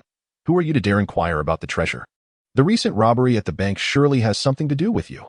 Shen Lian clasped his fists in a respectful salute and replied, "We merely passed by upon hearing tales of the peculiar happenings here. We did not intend to disturb your enjoyment. As for the treasure, we are simply, like you, drawn by the legends to explore further. Might I ask who you are and why you would conceal your search for treasure behind the theft?" The gray-robed man sneered, Clever words. The matter of the treasure concerns the world. It is not for mere nameless souls like you to meddle. Today, do not blame us for our rudeness." Before he finished speaking, the gray-robed man waved his hand, and the men in black, fierce as wolves, lunged at Shen Lian and Li Wanqing. Unfazed, Li Wanqing unsheathed her flexible whip, her movements swift as lightning. The whip glimmered like silver in the firelight, instantly repelling the first few attackers. It cracked against a wooden pillar, sending splinters flying. Shen Lian, not to be outdone, drew his long knife, its blade slicing through the air with the ferocity of a dragon breaking the waves. Repelling those who dared approach, the two stood back to back, seamlessly engaging in a fierce battle against their assailants. Despite their remarkable martial skills, the sheer number of foes began to overwhelm them. Beads of sweat formed on Li Wanqing's forehead as she deftly dodged a sword strike, exclaiming, "Shen Lian, these adversaries are formidable. We must devise a plan to break through." Shen Lian nodded, his gaze sweeping the surroundings for any signs of opportunity. Suddenly, he spotted a dilapidated stone pillar next to the right wall, revealing a seemingly movable gap. Seizing the moment, he let out a loud shout and swung his knife fiercely at the attackers before him, driving them back and creating a brief opening for himself and Li Wanqing. Taking advantage of the moment, Shen Lian pulled Li Wanqing with him, leaping toward the stone pillar. Just as they neared it, a black-clad man swiftly thrust a dagger from behind. Li Wanqing, alert to the danger, sidestepped just in time, the blade grazing her clothing. Shen Lian retaliated with a swift strike, sending the assailant staggering back. Reaching the stone pillar, Shen Lian pushed it forcefully aside, revealing a narrow passage shrouded in an air of mystery. Without a moment's hesitation, they both dashed into the passage. The gray-robed man, realizing their disappearance, bellowed in rage and pursued them into the corridor. Inside, the atmosphere was dark and damp, filled with a pungent odor. Shen Lian ignited a torch, illuminating the walls adorned with strange symbols, reminiscent of ancient runes. Li Wanqing examined them closely, murmuring, "These runes appear familiar. They seem to be part of an ancient mechanism's code, containing some form of information." With his long knife firmly in hand, Shen Lian cautiously advanced, occasionally glancing back to gauge the gray-robed man's movements. Suddenly, Li Wanqing halted, pointing ahead. "Look, there's a mechanism." Before them lay a circular tile on the ground, its design echoing the runes etched on the walls. At that moment, the gray-robed man's voice echoed. Humph, do not think you can escape. You shall not evade today. In a flash, Li Wanqing, guided by the wall's runes, swiftly pressed several correct patterns on the tile. To their astonishment, the tile began to sink, revealing a hidden hole. Just as they prepared to enter the dark cavity to evade their pursuers, a volley of hidden arrows whistled forth from the depths. Shen Lian reacted swiftly, shielding Li Wanqing, his knife slicing down several of the incoming projectiles. Once the arrows ceased, the two wasted no time and dove into the dark passage, proceeding with caution. They traversed the tunnel. The sound of trickling water echoing ahead, accompanied by a faint glimmer of light. Exchanging glances, they quickened their pace. Eventually, they arrived at a stone door, intricately carved with exquisite patterns, which subtly pointed towards the treasure's location. However, the door was tightly sealed, inscribed with the words, "Those who enter must solve the riddle of the 5 elements." Shen Lian and Li Wanqing stood before the stone door, gazing at the inscription, "Those who enter must solve the riddle of the 5 elements." The air around them seemed to thicken, the passage imbued with an ancient, slightly decayed scent, while the sound of water trickled, as if recounting long-forgotten tales, yet instilling a sense of unease. Li Wanqing inhaled deeply. Scrutinizing the surroundings of the stone door, the intricate design seemed to hint at elements related to the 5 elements, depicting flames dancing in the wind, water flowing around stones, and trees swaying beneath golden rays. Shen Lian approached the door, gently tracing the carvings with his fingers, feeling the intricate patterns. Wanqing, look, the arrangement of these designs may hold the key to the riddle. The 5 elements interact. We must discover their connections. Li Wanqing nodded, retrieving a sheet of paper from her pocket, notes she had gathered during her investigation into the bank robbery. She unfolded the parchment and compared it with the door's design. See here, the direction of the water flow and the placement of the flames suggest that water conquers fire. Perhaps this is the first step in solving the riddle. Shen Lian furrowed his brow, contemplating. Indeed, according to the principle of water conquering fire, we may need to activate a mechanism related to water. However, there are no apparent water-related mechanisms on this door. As they deliberated, the sound of footsteps approached from behind. Turning, they saw the gray-robed man and his subordinates had caught up. Humph, you certainly know how to find a hiding spot. Hand over the treasure, and perhaps I shall spare your lives, the gray-robed man growled darkly. Shen Lian shielded Li Wanqing behind him, his gaze unwavering. Humph, you think acquiring the treasure will be that simple? As long as I, Shen Lian, am here, you shall not succeed. The gray-robed man laughed mockingly. You overestimate yourselves. Attack. With his command, his minions surged toward Shen Lian and Li Wanqing like a tide. The two stood back to back, responding instinctively to the onslaught. Li Wanqing wielded her whip with ferocity, each strike targeting the foe's vital points. Shen Lian's knife, sharp and fierce, painted the air red with each swing. Yet, as the number of enemies swelled, their efforts began to wane. In that moment, inspiration struck Shen Lian. He shouted, Wanqing, bind me with your whip. Then activate the mechanism. Understanding his intent, Li Wanqing quickly coiled the whip around Shen Lian's waist while he fended off the attackers. Shen Lian dashed toward the stone door, leaving deep impressions in the ground with every step. As he reached the door, he leaped, striking it with his knife. With a loud crash, a fissure appeared at the base of the door, and water gushed forth. Not good. It's a trap. Everyone beware, the gray-robed man exclaimed. The water streamed from the door, swiftly spreading across the floor. Several of his men stumbled and fell, caught off guard by the torrent. Seizing the opportunity amid the chaos, Shen Lian and Li Wanqing charged toward the door. Is this water the key to the riddle? Li Wanqing inquired. Shen Lian nodded. It is highly likely. We must follow the water flow to uncover the means to unlock the door. They trailed the water to the side of the stone door, where a small pool lay, floating with peculiar stones inscribed with ancient runes. These stones and the water may hold the key to solving the riddle. I suspect we must find a specific order among them to activate the door. Li Wanqing proposed. Cautiously, she stepped into the pool and gently picked up one of the stones, studying the runes etched upon it. Shen Lian stood guard nearby, vigilant against any renewed attacks. As Li Wanqing scrutinized the stone. Her knowledge of the 5 elements and ancient runes illuminated the subtle connections among them. Shen Lian, I believe I have deciphered it. The stones must be arranged in the order of the 5 elements to unlock the door. We just need to locate all the stones. Shen Lian nodded in agreement, and they began to meticulously search for the scattered stones around the door. The gray-robed man, seeing their efforts, led his subordinates in hot pursuit. Determined to thwart their progress, hand over the stones, or you shall face death, he shouted. Shen Lian, undaunted, retorted, think you can stop us? It won't be that easy. As they evaded their attackers, they continued their search for the stones. After considerable effort, they finally gathered all the stones. Li Wanqing carefully placed them into the small pool in the sequence dictated by the 5 elements. Moments later, a beam of light erupted from the pool, shooting towards the door above. The stone door gradually shifted, emitting a deep rumble. "We did it!" Li Wanqing exclaimed with joy. The door slowly opened, revealing a dark passage beyond, exuding a mysterious fragrance that hinted at untold secrets within. The gray-robed man, witnessing Shen Lian and Li Wanqing's impending entry into the passage, roared, "After them! We must seize the treasure!" Without a moment's hesitation, Shen Lian and Li Wanqing hurried into the corridor.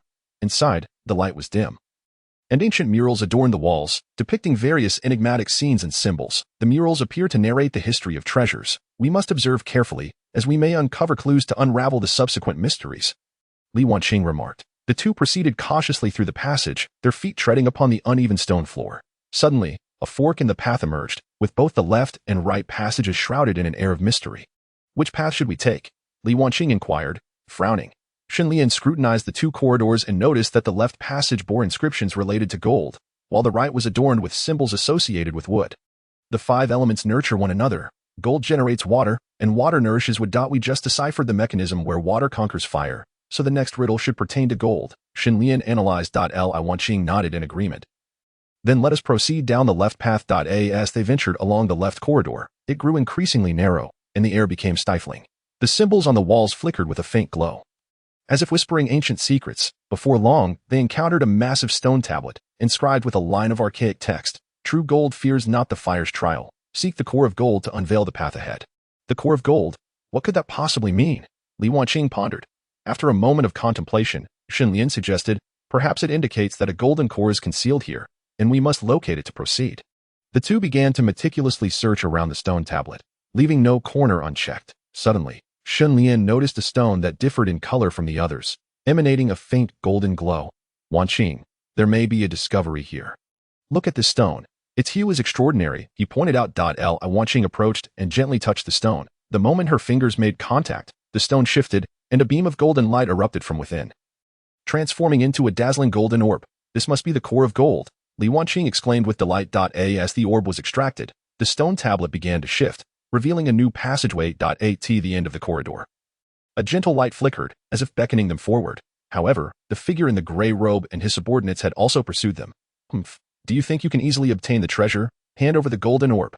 The gray-robed man growled. Shen Lian clutched the orb tightly, his gaze resolute as he faced the gray-robed man. "It won't be so easy to take the orb from us. Today, let me show you my prowess." With that, Shen Lian and Li Wanqing engaged in a fierce battle with the gray-robed man. The orb's light shimmered around them, seemingly bestowing upon them boundless strength. The gray-robed man launched fierce attacks, and his subordinates were equally formidable. Though Shen Lian and Li Wanqing possessed exceptional skills, the multitude of adversaries began to overwhelm them. In a crucial moment, Li Wanqing had a sudden inspiration, utilizing the orb's light. She skillfully coordinated with Shen Lian to temporarily repel the encircling foes. "This isn't good. They've disrupted our formation. Everyone, be cautious. Seize the opportunity while they are distracted," the gray-robed man shouted. Shen Lian and Li Wanqing, having no time to catch their breath, pressed forward into the depths of the passageway while the orb radiated a warm glow, as if shielding them. At last, they reached a room at the end of the corridor. Inside stood a colossal treasure chest, exuding an aura of mystery. "The treasure must be here," Li Wanqing exclaimed with excitement. Just as Shen Lian was about to open the chest, an eerie laughter echoed. "Shen Lian, Li Wanqing, you have finally arrived." A deep voice emerged from the shadows. The two turned warily to see a dark figure emerging from the gloom, gradually becoming clearer, a sinister figure clad in black, with eyes gleaming with an unsettling light. "Did you think the treasure would be so easily obtained? This is my scheme. All of this was to draw you out and seize the golden orb. The orb possesses extraordinary power. It can grant me the dream of eternal life," the black-robed man declared, revealing a maniacal grin. "To think it was you. I never imagined you were lurking in the shadows, orchestrating all of this." Shen Lian glared at the black-robed man. "Thanks to the golden orb you found, I am one step closer to my dream," the black-robed man boasted, raising his staff. At the staff's tip was a black gemstone, emanating a chilling light. The black-robed man swung the staff, unleashing a wave of dark energy toward Shen Lian and Li Wanqing. They quickly braced themselves, being pushed back by the force of the darkness. Yet, they showed no signs of retreat, for they understood that the treasure lay before them, and they could not abandon their quest. Li Wanqing realized that the dark force was immensely powerful. If they continued to confront it head-on, the consequences would be dire. She resolved to change their strategy and conferred with Shen Lian. "Shen Lian, this dark force is too formidable. We cannot face it directly. We should leverage the orb's power to find an opportunity to approach the black-robed man and then counterattack. Li Wanqing suggested. Shen Lian nodded in agreement. Indeed, you are correct. However, we must be cautious and ensure the black-robed man does not perceive our intentions, with the orb's power at their disposal. The two began to maneuver around the black-robed man. The orb's radiance illuminated the room, contrasting starkly with the black-robed man's dark energy. The orb's light not only dispelled the darkness but also infused the room with a mysterious warmth. Li Wanqing and Shen Lian could feel this energy flowing through them like a gentle stream. Alleviating the fatigue brought on by the dark force's assault, their spirits reignited with determination, their movements became swifter, and their coordination grew increasingly harmonious. As their pace quickened, the black-robed man's attacks became more erratic.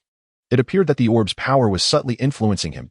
In the glow of the orb, the dark force seemed to lose its vitality, akin to a serpent of ice rendered rigid and powerless under the sun's rays. At that moment, Li Wanqing seized the opportunity. Her soft whip struck like a serpent's tail, targeting the black-robed man's wrist. Shen Lian surged forward, thrusting his blade toward the black-robed man's abdomen. The black-robed man attempted to evade, only to find that the dark force, now affected by the orb, lacked its usual agility and cunning. He was ensnared by Li Wanqing's whip, and Shen Lian's blade found its mark in the black-robed man's midsection. With a pained cry, the black-robed man dropped his staff, gazing at Li Wanqing and Shen Lian with terror and despair. You have managed to unravel my dark power. He trembled, without a shred of pity. Shen Lian and Li Wanqing advanced, subduing the black-robed man. Today marks your end, Li Wanqing declared fiercely. The black-robed man, realizing his fate was sealed, was filled with boundless regret, with the two firmly restraining him. The crisis was finally averted. Approaching the treasure chest, they recalled the earlier clues and discovered the method to unlock it. As the chest creaked open, a cascade of golden light poured forth, illuminating the entire room. Inside lay a myriad of treasures, gold, silver, and jewels, all splendidly arrayed. Yet among these riches, one scroll radiated a mysterious glow. Shen Lian grasped the scroll and gently unfurled it, revealing the true secret of the treasure. It turns out that the true significance of the treasure lies not in these riches, but in the wisdom to protect this land and its people, Li Wanqing remarked. Shen Lian nodded thoughtfully. Indeed, while we have acquired these treasures, our duty is to safeguard our country and its citizens. With the treasure in hand, they made their way back to the capital. They returned to the palace, bringing the treasures to improve the livelihoods of the people and support the nation's development. Their tale would be immortalized in the annals of history, as they became the true heroes in the hearts of the people. The darkness and conspiracy of the past would fade into the dust of time, merely a footnote in this legendary narrative. Their courage, wisdom, and sense of responsibility shone like brilliant stars, forever lighting the path for future generations. The deeds of Shen Lian and Li Wanqing would serve as a model for posterity, inspiring countless individuals to strive for the welfare of their country and people. Their legend, akin to an epic, would be sung through the ages, becoming an everlasting tale. Chapter 21. Success and long songs of time. Shen Lian and Li Wanqing returned to the capital with the treasure, the magnificent scenes still vivid in their minds. The crowd surged into the streets, celebrating the hero's return, flowers and ribbons soaring through the air in a dreamlike jubilation that touched the hearts of all who had witnessed the vicissitudes of life. As they held the treasure and entered the palace, the emperor had already received the news. He, along with his ministers and officials, awaited them in the grand hall. The emperor looked at them with eyes filled with gratitude and reverence. Shen Li Qing, your descent into perilous depths not only unraveled numerous enigmas and uncovered the treasure, but you also eradicated those who sought to exploit it for chaos. The stability of my realm is entirely due to your efforts. Shen Lian and Li Wanqing promptly knelt in respect. Li Wanqing spoke sincerely. Your Majesty, this is merely our duty as subjects. Protecting the nation and its people is our unwavering pursuit. The emperor helped them to their feet, his gaze brimming with appreciation. I will not forget your achievements today. I decree that Shen Lian be appointed as a first-rank military advisor, entrusted with the secrets of statecraft and military affairs. And Li Wanqing be elevated to a first-rank lady of honor, overseeing the education of women in the capital. From this day forth, you two shall be my trusted ministers. Shen Lian and Li Wanqing expressed their gratitude once more. However, after enduring numerous trials and tribulations, they felt no intoxication from fame and fortune. They cherished most the days of fighting side by side. Upon returning home, Shen Lian spoke to Li Wanqing. In the past, we journeyed far and wide, all for the sake of this peaceful and prosperous era. Now that we have achieved merit, it is time we indulge in some leisurely days. Li Wanqing looked at him, her eyes brimming with reluctance. Indeed, those days, though perilous, were filled with significance. Yet now, this realm also requires our protection. Gradually, They began to devote more of their energy to the improvement of the people's livelihood. Shen Lian, at the military council, focused on optimizing the management and training of the army. His series of reform measures enhanced the combat effectiveness of the troops and fostered trade with neighboring countries. Ensuring the well-being of the border citizens. Li Wanqing, at the Women's Academy in the capital, diligently taught women to read, write, and master skills such as music, chess, calligraphy, and painting. She often conducted classes herself, spreading the seeds of knowledge and wisdom with her gentle voice. She established reading classes for women in the streets and alleys of the capital, taking in homeless orphan girls and teaching them survival skills. However, beneath the calm surface, dark currents lurked. In the court, some ministers, resentful of Li Wanqing's favor, began to form secret alliances. They held clandestine meetings, plotting how to tarnish Li Wanqing's reputation over trivial matters. One day, news spread through the capital that several bags of grain in the granary had been found moldy. A few ministers seized this opportunity to make a fuss, accusing Li Wanqing in court. Your Majesty, the granary is vital to the nation's economy and the people's livelihood. The presence of moldy grain indicates the negligence of the person in charge. Their gazes all turned to Li Wanqing. The emperor furrowed his brow and looked at Li Wanqing. Li Qing, what is the reason behind this? Li Wanqing understood that someone was framing her. Yet she remained calm. Your Majesty, I have been preoccupied with teaching at the Women's Academy. Although I have been overseeing the granary, I failed to notice this minor error. However, I will conduct a thorough investigation and provide you and the people with an explanation. Li Wanqing immediately took her trusted aides to the granary, meticulously examining every corner. Soon, she discovered the issue. Some minor officials responsible for guarding the granary had, for their own convenience, secretly sold some grain from the storehouse, trading it for their personal belongings, resulting in a lack of oversight and causing a few bags to become damp and moldy. Li Wanqing apprehended these officials and gathered evidence to present to the emperor, detailing the entire incident, including the ministers who covertly supported these officials. Upon reviewing the evidence, the emperor was furious and severely punished both the minor officials and the scheming ministers, making it clear to all in the court that Li Wanqing was not to be trifled with. As time passed, Li Wanqing's health steadily declined. She often felt fatigued and weak, her complexion growing paler by the day. Shen Lian was filled with worry, seeking out the best physicians in the capital. But they all shook their heads in dismay. They explained to Shen Lian with helplessness that Li Wanqing's condition stemmed from overwork, compounded by wind exposure and prolonged stress, leading to severe deficiency of vital energy and blood.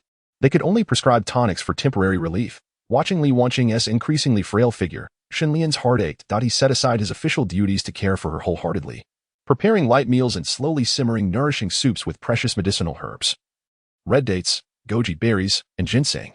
During her rest, he would gently hold her hand, accompanying her in the tranquil courtyard, admiring the flowers and greenery, reminiscing about their legendary past. Li Wanqing felt deeply touched. Shen Lian, I fear my time is short, yet I have no regrets for all we once shared. Shen Lian tenderly wiped away the tears from the corners of her eyes. Wanqing, do not think like that. I will find a way to save you, even if it means exhausting all my strength. In her final moments, Li Wanqing remained concerned for the people. She instructed Shen Lian to compile her observations and experiences in women's education into a book, hoping to provide a valuable reference for future generations. Ultimately, on a serene evening, Li Wanqing gently closed her eyes, her face adorned with a peaceful smile as she departed this world. Shen Lian was devastated. Yet he understood that Li Wanqing had always wished for him to continue living and protecting this land and its people. He steeled himself and immersed himself in state affairs in the lives of the citizens. He forever etched Li Wanqing's spirit in his heart, continuing their legacy through his actions. As the years passed, Shen Lian aged, yet their story lingered like a long song, whispered from one generation to the next across the land. Chapter 22. Shadows begin to appear. Shen Lian was engulfed in sorrow over Li Wanqing's passing, feeling as if his very soul had been drained. Yet, he persevered, tirelessly navigating between the court and the people to maintain the order of the nation. His figure flitting through the court and among the populace like a solitary pine in a storm, resilient yet forlorn. However, beneath the tranquil facade, a dark current was quietly surging. The source of this undercurrent was none other than Qian Fu, the seemingly honest eunuch at the emperor's side. One day, after a court meeting, the emperor summoned Shen Lian to the imperial study for a private conversation. Shen Lian stood respectfully, awaiting the emperor's instructions. At that moment, Qian Fu entered the study, bearing tea and snacks, his face adorned with his customary humble smile. Your Majesty, Master Shen, these are freshly prepared delicacies for you to enjoy, Qian Fu said softly. His demeanor modest and practiced. The emperor nodded, gesturing for Qian Fu to set the snacks down. Shen Lian caught a fleeting glimpse of Qian Fu's gaze, sensing something amiss in that instant. yet the look vanished as quickly as it had appeared, leaving him to doubt his own perception. Shortly thereafter, an unusual incident occurred in the royal library that a precious ancient book, containing the nation's hidden histories and secret edicts from the late emperor, mysteriously vanished. The emperor was infuriated and ordered a thorough investigation. The ministers in charge of the inquiry questioned the guards and staff of the library, but found no leads. Upon hearing of this, Shen Lian volunteered to assist in the investigation. He meticulously examined the library, discovering subtle footprints and peculiar marks that did not resemble those left by ordinary individuals.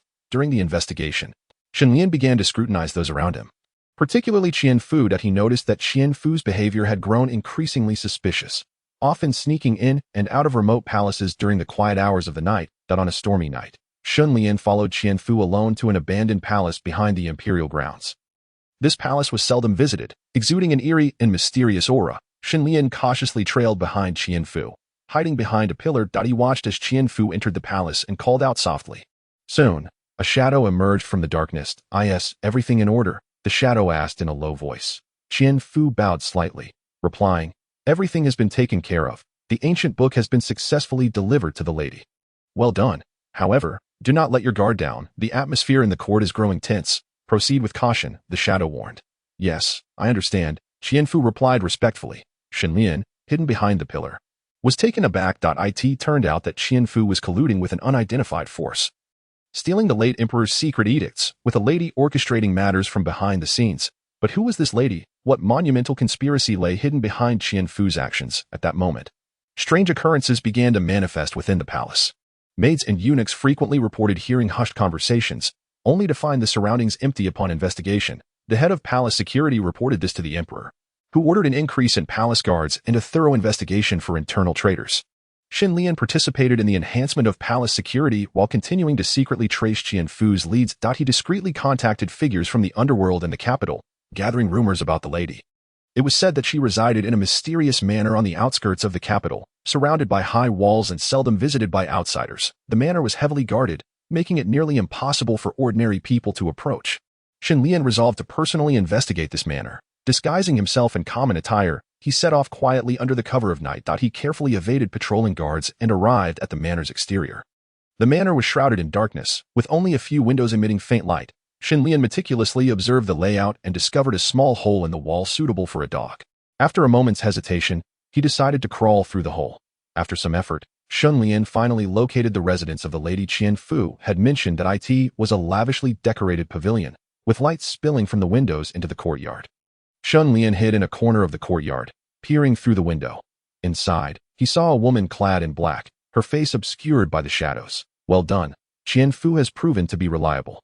The woman said coldly, Madam, all of this is for the master's plan. If we act according to plan, this world will eventually be ours. We still have a long way to go. Shen Lian is not so easily dealt with. We must devise a way to eliminate him.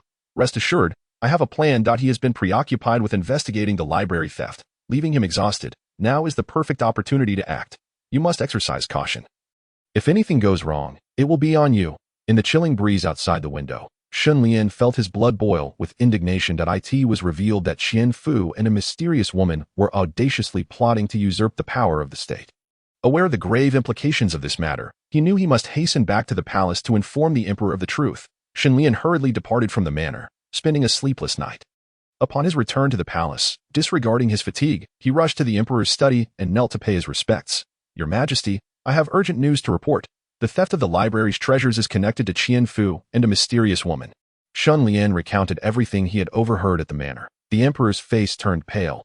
He could scarcely fathom that his most trusted eunuch was embroiled in such a shocking conspiracy. What shall we do? Such a dangerous individual lurks close to me. The emperor's voice trembled, his eyes filled with panic and fury. Shen Lian quickly reassured, Your Majesty, do not despair. The immediate priority is to detain Qian Fu and then seek to investigate the mysterious woman and her accomplices. Simultaneously, we must expedite the search for the stolen ancient texts to thwart their conspiracy. The emperor composed himself and nodded. We shall act as you suggest, Shen Qing. This matter is of utmost importance. Concerning the stability of the realm, you must proceed with caution. I shall obey. Shen Lian responded earnestly. The emperor then ordered that Qian Fu be summoned to the palace under the pretext of a royal reward. Though suspicious, Qian Fu still approached the palace with a glimmer of hope. However, the moment he stepped inside, The Emperor's guards pounced upon him like wolves, encircling him completely. "Your Majesty, I am wronged," Qian Fu cried out. "I am devoted to you. What crime have I committed? Why this sudden arrest?" The guards paid no heed to his protests and directly escorted him to the dungeon, upon learning of Qian Fu's capture. The Emperor felt a slight relief. He summoned Shen Lian to lead the subsequent investigation. Shen Lian personally interrogated Qian Fu in the damp, dark dungeon, which accentuated the pallor of Qian Fu's face. "What more do you have to say? What scheme do you share with that mysterious woman?" Shen Lian asked coldly. Qian Fu sneered. Now that we have come to this, whether you kill or torture me is your prerogative. I shall not utter a single word." Unfazed, Shen Lian replied. "Since you refuse to speak, we shall let the evidence do the talking. That we have already obtained your correspondence with that woman and proof of your involvement in the library theft. You would do well to confess. Perhaps your life may yet be spared." Qian Fu's expression shifted slightly, doubt creeping into his heart. However, after a brief struggle, he stubbornly retorted, "The so-called evidence you possess is but a baseless accusation. I, Qian Fu, am loyal to His Majesty. How could I be guilty?" Seeing Qian Fu's obstinacy, Shen Lian resolved to change his approach, resorting to coercion and temptation to elicit a confession. Days passed, but Qian Fu remained tight-lipped. Meanwhile, the mysterious woman seemed to sense Qian Fu's capture and began taking action. Strange incidents proliferated throughout the capital. Some ministers' servants suddenly perished under bizarre circumstances. Others reported hearing eerie cries in the dead of night, as if someone were being tormented. These occurrences plunged the capital into a state of panic, with citizens murmuring in fear. In the court, several ministers began pressing the emperor for a swift resolution to restore order. The emperor, consumed with anxiety, attributed all these troubles to Qian Fu and his cohorts. He summoned Shen Lian once more, insisting that he urgently expose the mysterious woman and her accomplices to stabilize the capital. "Shen Qing, if we cannot resolve this case soon, my reign may well falter," the emperor lamented. "Your Majesty need not worry. I shall ensure that these miscreants do not succeed. That I have devised a plan that will soon unveil the truth." Shen Lian confidently replied. Aware of the intricacies of this case, he understood that the mysterious woman's group operated covertly, leaving no trace to solve the case. He needed to find a new breakthrough. He began examining the records of the stolen texts for any clues that might connect to the mysterious woman or indicate their next moves. Day and night, Shen Lian immersed himself in research, consulting learned ministers in an effort to uncover any connections to the ancient texts. Meanwhile, the strange occurrences in the capital continued to escalate. Rumors circulated that shadows lurked around the palace at night, and strange noises emanated from the homes of several ministers, as if vengeful spirits were at play, further unsettling the populace. While investigating the case, Shen Lian also worked to soothe the citizens. He recognized that this was a critical moment. He could not allow rumors to disturb the public's peace. After several days of investigation, Shen Lian finally discovered some irregularities within the ancient text. He believed this might be a vital clue to unraveling Qian Fu and the mysterious woman's scheme. Sensing something amiss, the mysterious woman became increasingly anxious, frequently summoning her subordinates to reorganize their plans. As tensions mounted, another significant event unfolded in the capital. That a beloved old general was suddenly accused of treason. The court erupted in uproar, with the general's friends and family rallying to defend him. The emperor, fraught with worry, heeded Shen Lian's counsel and resolved to investigate the general's wrongful accusation thoroughly. Taking charge, Shen Lian delved into the circumstances surrounding the general's indictment, suspecting that this too was orchestrated by the mysterious woman's group to disrupt the peace of the capital. Realizing that they were determined to sow chaos, he knew he had to act decisively before matters escalated further. He began to interweave the general's wrongful accusation, the strange occurrences in the capital, and Qian Fu's case into a cohesive narrative. After days of contemplation, a vague plan began to take shape in his mind. He resolved to take a calculated risk, using this plan to draw out the mysterious woman and her accomplices. With meticulous preparation, Shen Lian's scheme was finally set into motion. He spread word that conclusive evidence had been found implicating the old general in treason, and that execution was imminent. Aiming to attract the attention of the mysterious woman's group, before long, individuals began to take action, intending to infiltrate the execution site amidst the chaos to silence the old general. However, Shen Lian had laid numerous traps, waiting for them to fall into his snare. That a thrilling confrontation was on the verge of unfolding, as a tense atmosphere enveloped the capital, with all eyes eagerly anticipating the ultimate clash against the conspiracy. Chapter 23. The conspiracy unveiled. As darkness enveloped the capital, it felt as though an unseen hand was stirring the surface calm. Outside the capital's dungeon, guards stood vigilant, while Qian Fu languished within. Gazing out through a narrow window, his eyes reflecting despair mingled with a hint of defiance. The atmosphere in the capital grew increasingly tense, with citizens living in fear of the bizarre events unfolding around them. Meanwhile, in a hidden chamber of the palace, Shen Lian orchestrated the final preparations with meticulous precision. His gaze was steely, fully aware that the confrontation with the mysterious woman's conspiracy had reached a critical juncture. If he could successfully draw out her group and unveil their true identities, the entirety of their plot would be laid bare. At that moment, a eunuch hurried into the chamber, reporting to Shen Lian. "My lord, the execution site has been set up, and everyone is in position that we await their next move." Shen Lian nodded slightly, confidence flickering in his eyes. "Excellent. Ensure they remain vigilant and do not reveal any weaknesses. Any slightest disturbance could jeopardize our plans." The eunuch departed to carry out his orders, while Shen Lian continued to strategize with his commanders in the chamber. He understood that the mysterious woman-S group was exceedingly cautious. Any misstep could allow them to escape. Meanwhile, at a secret manor on the outskirts of the capital, the mysterious woman gazed out the window, her eyes reflecting a tumultuous array of emotions. One of her trusted aides whispered, "Madam, Shen Lian has laid his trap. It may be difficult for us to extricate ourselves." The mysterious woman scoffed. "Ha! What trap can he set? Does he think he can ensnare us with mere tricks? It is nothing but a facade. Relay the order. Proceed with the plan. The old general must die at our hands. Only then can we thoroughly disrupt their arrangements." Her aide departed to carry out her instructions. Though the mysterious woman felt a nagging sense of unease, she sensed that Shen Lian was not as easily deceived as before at the execution site. The crowd gathered, the atmosphere stifling and oppressive. Shen Lian stood at the center, appearing calm but internally on high alert, keenly observing his surroundings for the appearance of the mysterious woman-S group. As night fell, a shadowy figure stealthily infiltrated the execution site. Clad in black and moving furtively, Shen Lian's men quickly detected the anomaly and surrounded the figure discreetly. The mysterious man sensed impending danger but remained unflustered. He produced a small bamboo tube from his robe and blew into it, unleashing a cacophony of sounds from all around, as if a search party were on the prowl. Concurrently, strange movements erupted throughout the capital. Mysterious assassins emerged from the shadows, launching attacks on the checkpoints near the palace.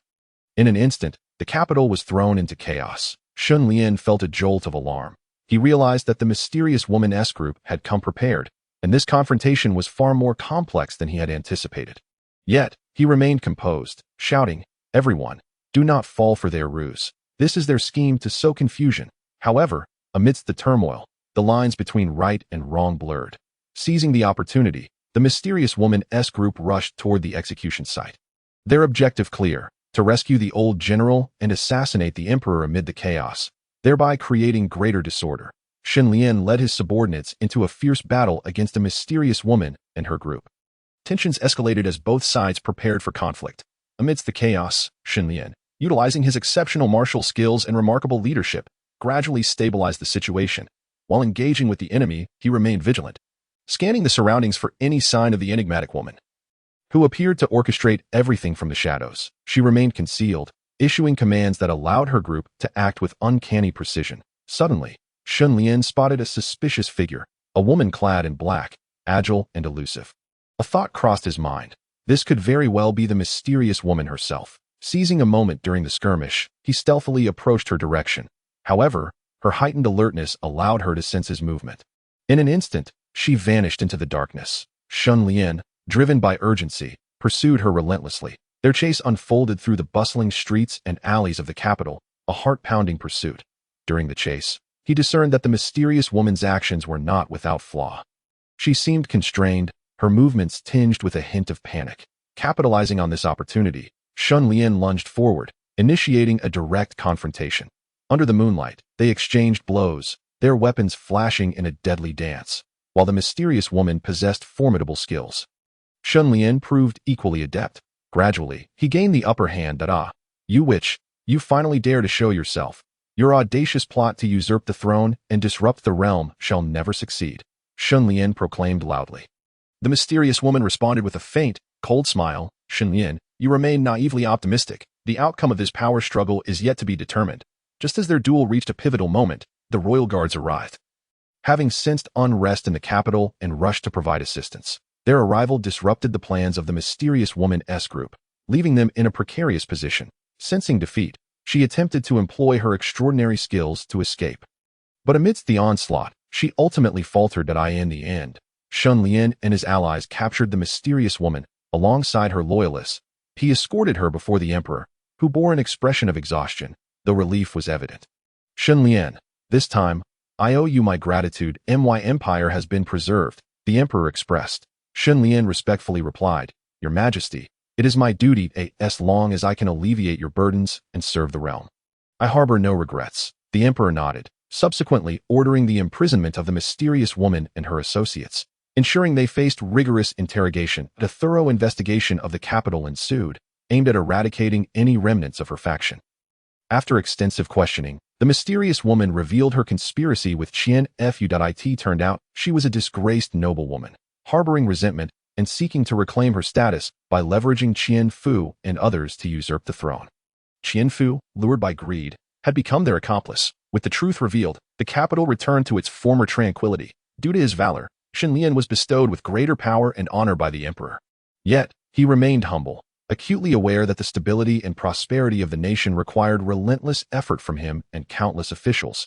His gaze turned once more toward the distant mountains and rivers. Chapter 24. Aftershocks unsettled. As the conspiracy of the mysterious woman was thoroughly unveiled, the capital momentarily regained its calm. Yet, Shen Lian understood that beneath this apparent tranquility, tumultuous currents lurked, with numerous issues awaiting resolution. First, the court was embroiled in heated debates regarding the handling of the remnants associated with the mysterious woman. Some ministers advocated for severe punishment to serve as a deterrent, while others feared that excessive repercussions could undermine the court's foundation. The atmosphere grew tense once again, with various opinions clashing. Shen Lian participated in the court discussions alongside the emperor, keenly aware that he needed to balance the interests of all parties. It was imperative not to let fear of offending anyone lead to leniency towards the remnants. Nor should excessive punishment provoke instability within the court. He stood up, articulating his thoughts with clarity. Your Majesty, while these remnants participated in the conspiracy, some were coerced or have not yet committed true wrongdoing. We must differentiate our judgments. The principal offenders and core figures should face strict penalties to demonstrate your wisdom and the severity of the law. Meanwhile, those compelled and regretful should be given a chance to redeem themselves through service to the court. Though Li Wanqing had passed away, her efforts alongside Shen Lian to improve the lives of the people had yielded results, as her cultivated talents began to play a role in the court. These officials echoed Shen Lian's sentiments, and after intense debate, the emperor adopted Shen Lian's proposal, implementing a stratified approach to dealing with the remnants. This resolution temporarily quelled the disputes within the court, restoring order. However, beyond the capital, certain feudal lords learned of the events and began to plot in secret. Sensing the turmoil within the court, they viewed it as a prime opportunity to expand their influence. Some feudal lords began clandestinely aiding the remnants of the mysterious woman, attempting to enlist them in opposition to the emperor.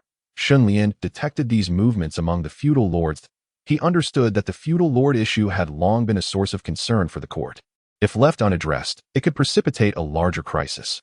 Thus, he personally ventured to the borders and the domains of various feudal lords under the guise of inspection, covertly monitoring their activities. During a visit to one particularly powerful feudal lord, Shen Lian refrained from directly revealing his intentions, instead engaging in casual conversation over tea in the garden. He seemingly inquired about the feudal lord's views on the situation in the capital.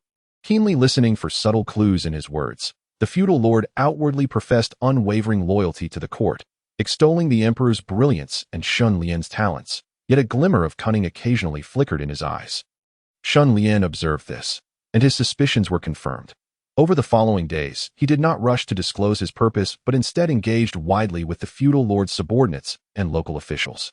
He discovered signs of an expansion in the feudal lord's guard, with peculiar training regimens that appeared to practice unusual formations. Shen Lian recognized that the feudal lord was indeed making moves. Yet he lacked conclusive evidence. Therefore, he continued to gather intelligence, biding his time. Meanwhile, in the capital's dungeon, the interrogation of the mysterious woman reached an impasse. Despite enduring severe torture, she remained tight-lipped about her backers. Shen Lian resolved to alter his strategy and sent a trusted associate to visit her. The report returned. My lord, the woman is exceedingly obstinate, insisting she acted alone without any instigator, and declares she will never yield. Frowning, Shen Lian knew she would not capitulate easily.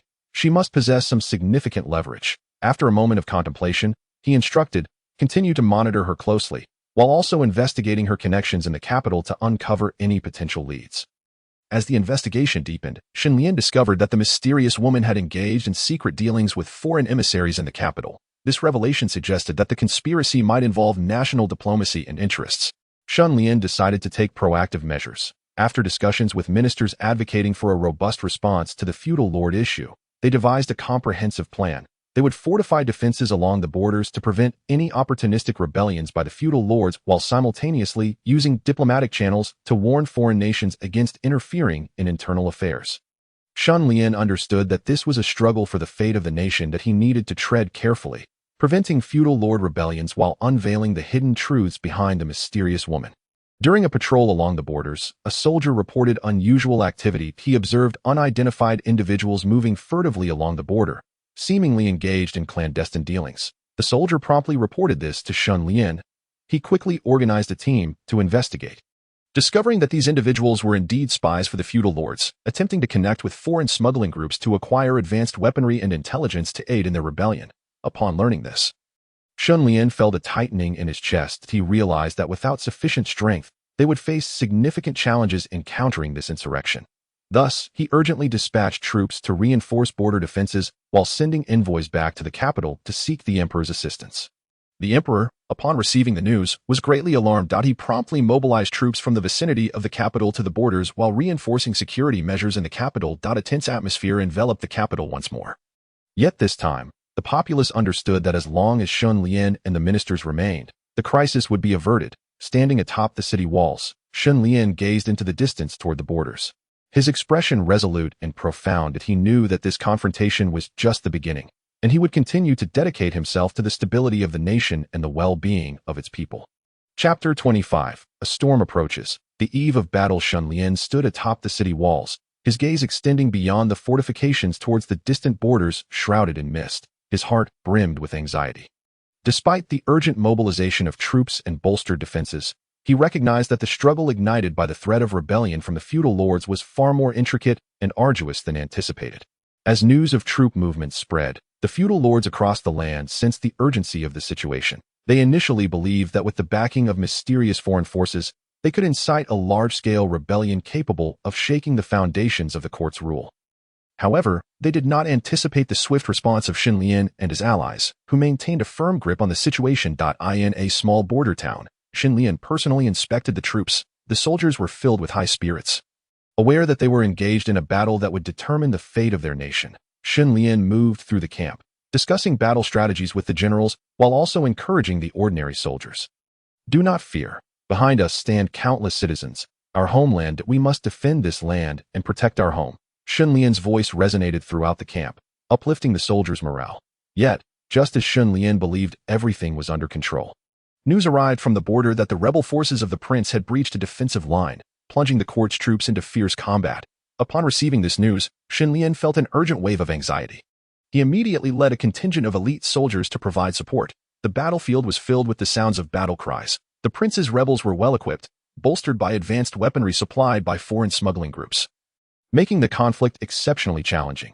Shen Lian brandished his long sword, leading his men courageously into battle. However, he soon noticed that the rebels seemed to possess an uncanny understanding of the court's military tactics, consistently evading their powerful assaults and launching counterattacks at critical moments. Could there be a traitor among us leaking military secrets? A flicker of doubt crossed Shen Lian's mind. He resolved to investigate this matter discreetly while adjusting their battle strategies to counter the rebels' peculiar maneuvers.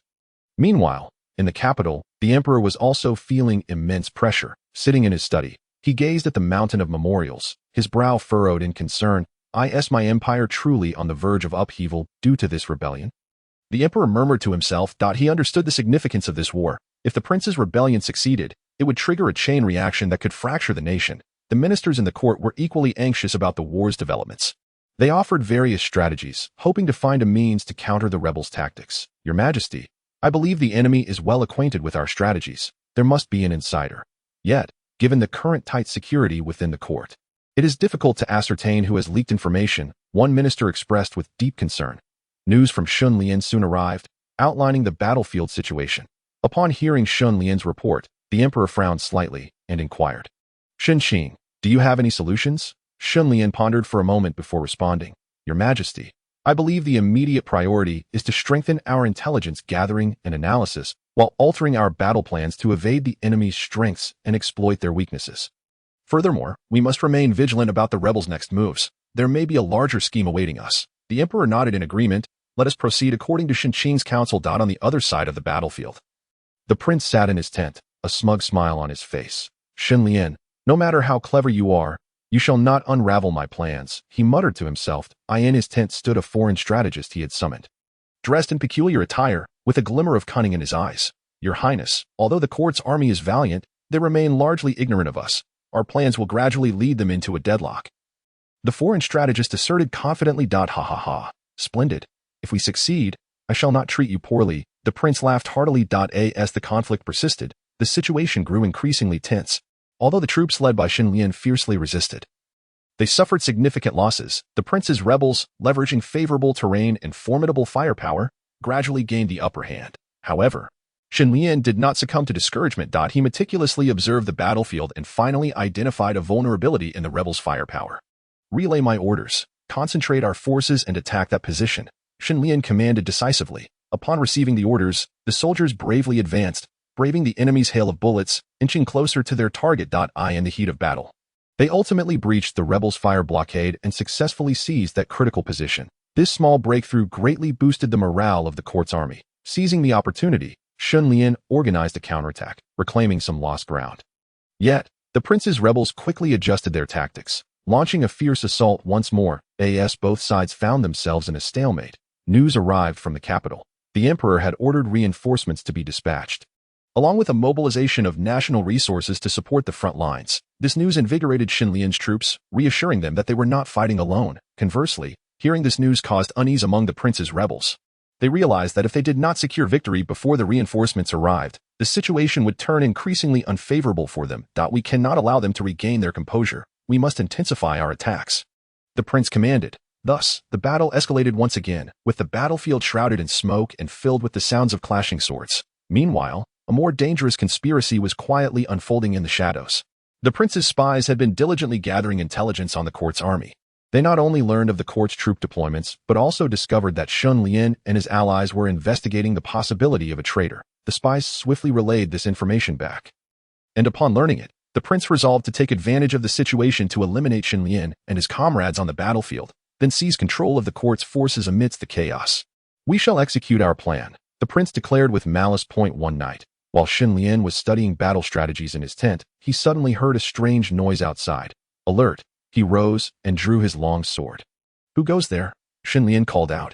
Yet, silence was his only answer. Just as Shen Lian was about to lower his guard, a group of assassins burst in. Shen Lian engaged in a heart-stopping duel with the assassins, using his exceptional martial skills to fend off their attacks. However, the number of assassins was overwhelming, and Shen Lian gradually found himself exhausted. Just as he faced imminent peril, his loyal guards arrived in time to repel the attackers.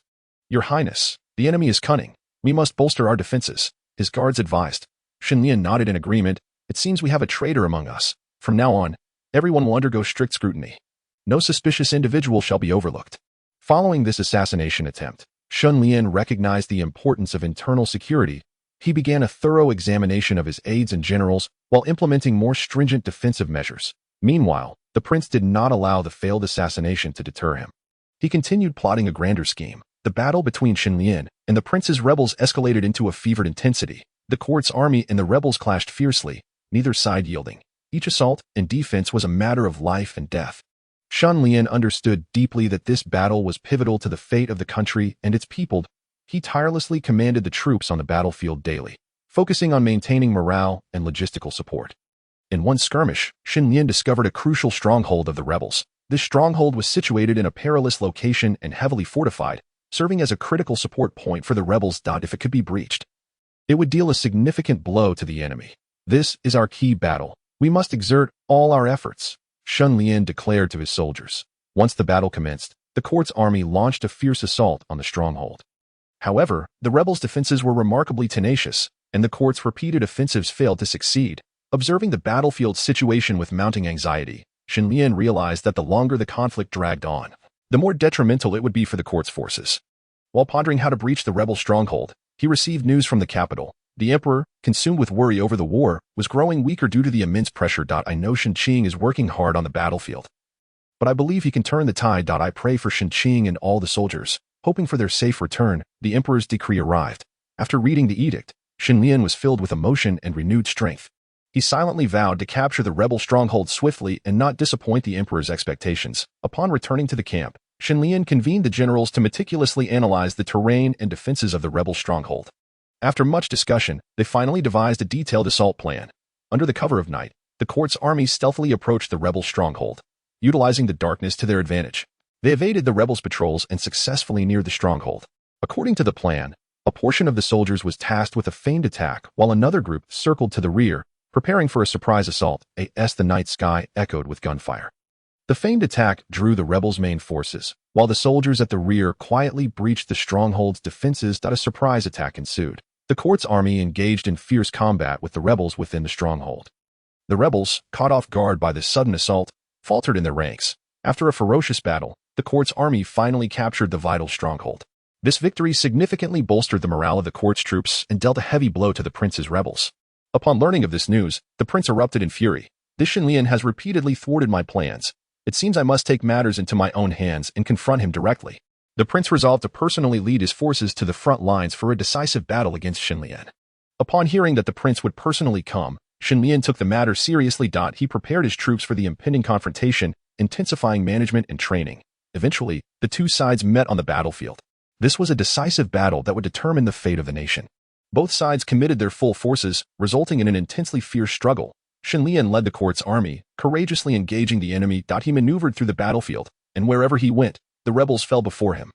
Chapter 26, The Life and Death Showdown. The peril of the dynasty. As dawn broke and the first light of day emerged, the battlefield remained devoid of tranquility. Shen Lian led the imperial forces in a state of high alert, standing resolutely against the rebel army of the feudal lords on the vast plains. The air was thick with tension and a foreboding sense of slaughter, as if even the winds howled in anticipation of this life and death confrontation. The rebel forces, under the direct command of the feudal lord, formed a formidable front, their banners snapping in the breeze. Relying on their superior firepower, advanced weaponry, and familiarity with imperial tactics, they exuded an air of invincibility. Shen Lian, today marks our moment of reckoning. Should you choose to surrender, I shall bestow upon you wealth and glory, roared the feudal lord from his magnificent steed. Shen Lian coldly regarded him and retorted, "To covet the throne and act against the heavens, you treacherous rebel, what face do you have to speak of wealth and glory?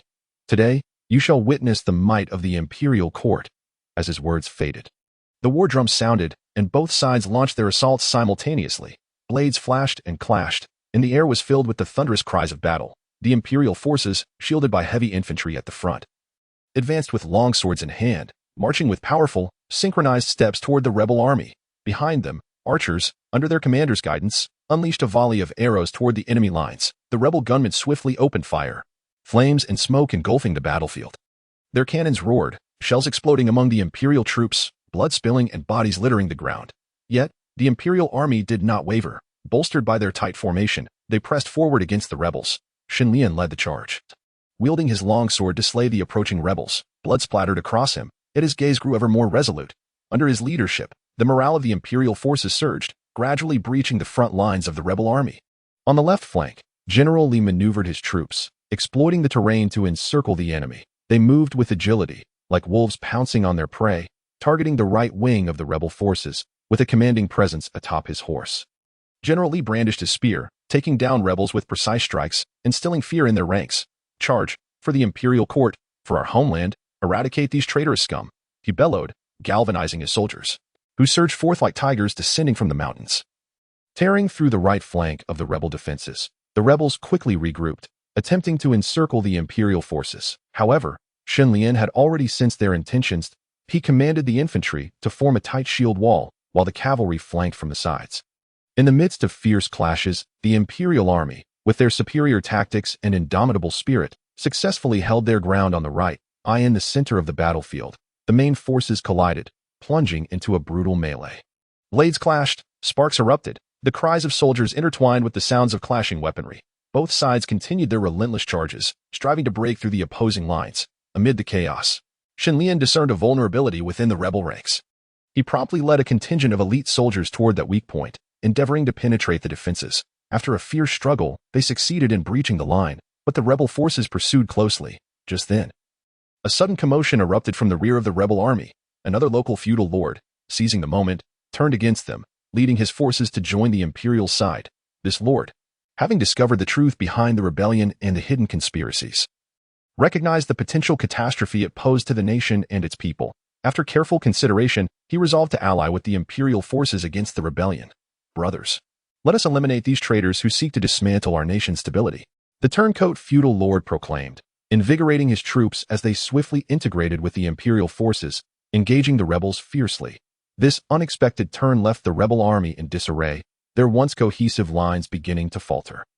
Seizing the opportunity, the imperial army pressed the attack, and the battlefield erupted with cries of charge. The morale of the rebel forces began to crumble. Their gunmen struggled to maintain their advantage, and the imperial troops seized their cannons, forcing the rebels to retreat. However, due to their larger numbers, they could not be entirely routed at once, and fierce combat continued, with heavy losses on both sides. Amidst the turmoil, a flag suddenly fell. The rebel army's banner had been captured by the imperial forces. The fall of their standard further dampened the spirits of the rebels, while the morale of the imperial forces soared. Soldiers felt the hope of victory coursing through them, growing bolder as they coordinated with their comrades for one final charge against the rebels. Onward! Seize the banner and show the rebels the might of the imperial court, Shen Lian shouted, swinging his longsword. Under the relentless assault of the imperial army, the last defenses of the rebel forces crumbled, and soldiers began to drop their weapons, fleeing for their lives. Seeing the tide turn, the feudal lord, realizing the gravity of the situation, fled in haste with his remaining loyal troops, protected by some unyielding foreign mercenaries. He felt a deep sense of reluctance, yet was powerless as he witnessed his ambitions dissolve into nothingness. Shen Lian had intended to pursue the feudal lord personally to capture him completely, but generally cautioned, "Your Highness, those foreign mercenaries are cunning, highly skilled, and ruthless. Our troops are worn from battle, and many require medical attention. A reckless pursuit could lead to significant casualties, and we may fall into a trap set by the feudal lord and the mercenaries. For now, let our cavalry scout their movements, and once we have regrouped and replenished our supplies, we can devise a plan." Shen Lian found wisdom in General Li's counsel and nodded. "You are right.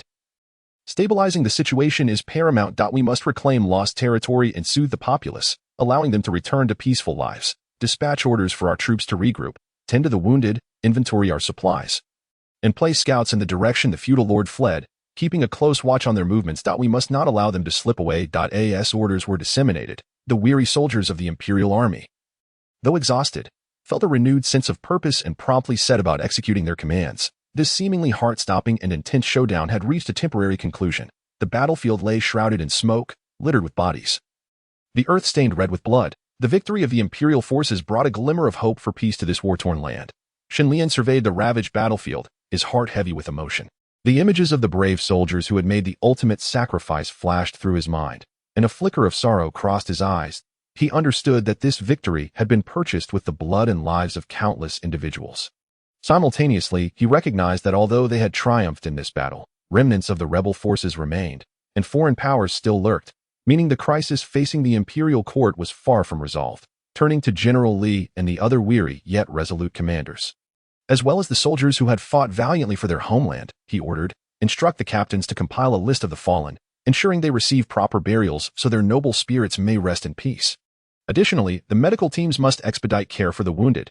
Those with minor injuries can rest and bandage on site, while the severely injured must be swiftly transported to the rear for treatment. Furthermore, we need to assess our losses and inventory the captured weapons and supplies to create a comprehensive record of this conflict."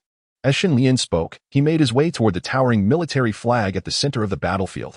Each step felt heavy with the weight of responsibility. Upon reaching the flag, he raised his gaze to the fluttering standard, determination and hope glimmering in his eyes. Clenching his fist, he vowed to safeguard this land and its people, ensuring the continuance and prosperity of the Ming dynasty. "Brothers, while we have achieved victory today, the war is not yet over. We must eradicate the remnants of the feudal lord's faction and expel foreign forces entirely, allowing our people to live in peace." Shen Lian's voice resonated across the battlefield, instilling a profound sense of duty and mission within the hearts of his soldiers. In the court, ministers, upon hearing of the victory, promptly submitted letters of congratulations to the emperor, who was greatly pleased and rewarded Shen Lian and the other commanders. He also began to deliberate on a series of post-war matters, such as reassuring the populace, reforming governance, and strengthening the military. Upon returning to the capital, Shen Lian was met with a rapturous welcome from the citizens. who celebrated their heroes as saviors. Observing the joy of the people, Shen Lian felt immense satisfaction. Your Highness, though the feudal lord has retreated, his remnants remain and will surely seek revenge. That we must not only reassure the populace, but also enhance local patrols. Dispatch capable officials to restore order and production, and systematically root out the remnants of the feudal lord's forces, dismantling their strongholds to eliminate their capacity for resistance, generally advised. Shen Lian nodded thoughtfully. Acknowledging, your analysis is astute. We must prepare for all eventualities, leaving no opportunity for the feudal lord and foreign powers. Shen Lian returned to court to detail the post-war arrangements to the emperor. Your Majesty, the victory of the imperial forces has granted our nation a respite, yet the remnants of the feudal lord's faction remain, and foreign powers continue to eye the Ming dynasty with malice. They are likely to conspire together, seeking to further undermine our great dynasty. We must take decisive action to eradicate them entirely, ensuring they cannot exploit any weaknesses. The emperor nodded and stated, you speak truly. Shenqing, your contributions to the stability and prosperity of the court are immeasurable, and I shall not leave you at a disadvantage. I require you to swiftly eradicate the remnants of the rebel princes and restore peace to the borders, thereby reinstating the glory of the Ming dynasty, allowing the populace to recuperate and live in tranquility. Do you have a plan? Shen Lian replied, Your Majesty, first and foremost, we must dispatch teams to investigate the remnants of the rebel princes across various regions. We must pay particular attention to the forces, residences, and strongholds associated with the princes, as well as those who colluded with them. These locations harbor crucial information and may also conceal remnants of the rebel army. We will send loyal and reliable generals and officials to lead these teams, acting independently to leave no stone unturned. The emperor smiled slightly and said, You are quite right, Shenqing. The remnants of the rebel princes pose a grave threat to the court and must be uprooted entirely. I have faith in your capabilities and do not doubt you will meet my expectations. Secondly, we must fortify the defenses along the borders. Although the rebel prince's insurrection has temporarily failed, his collusion with foreign powers necessitates vigilance against their potential resurgence.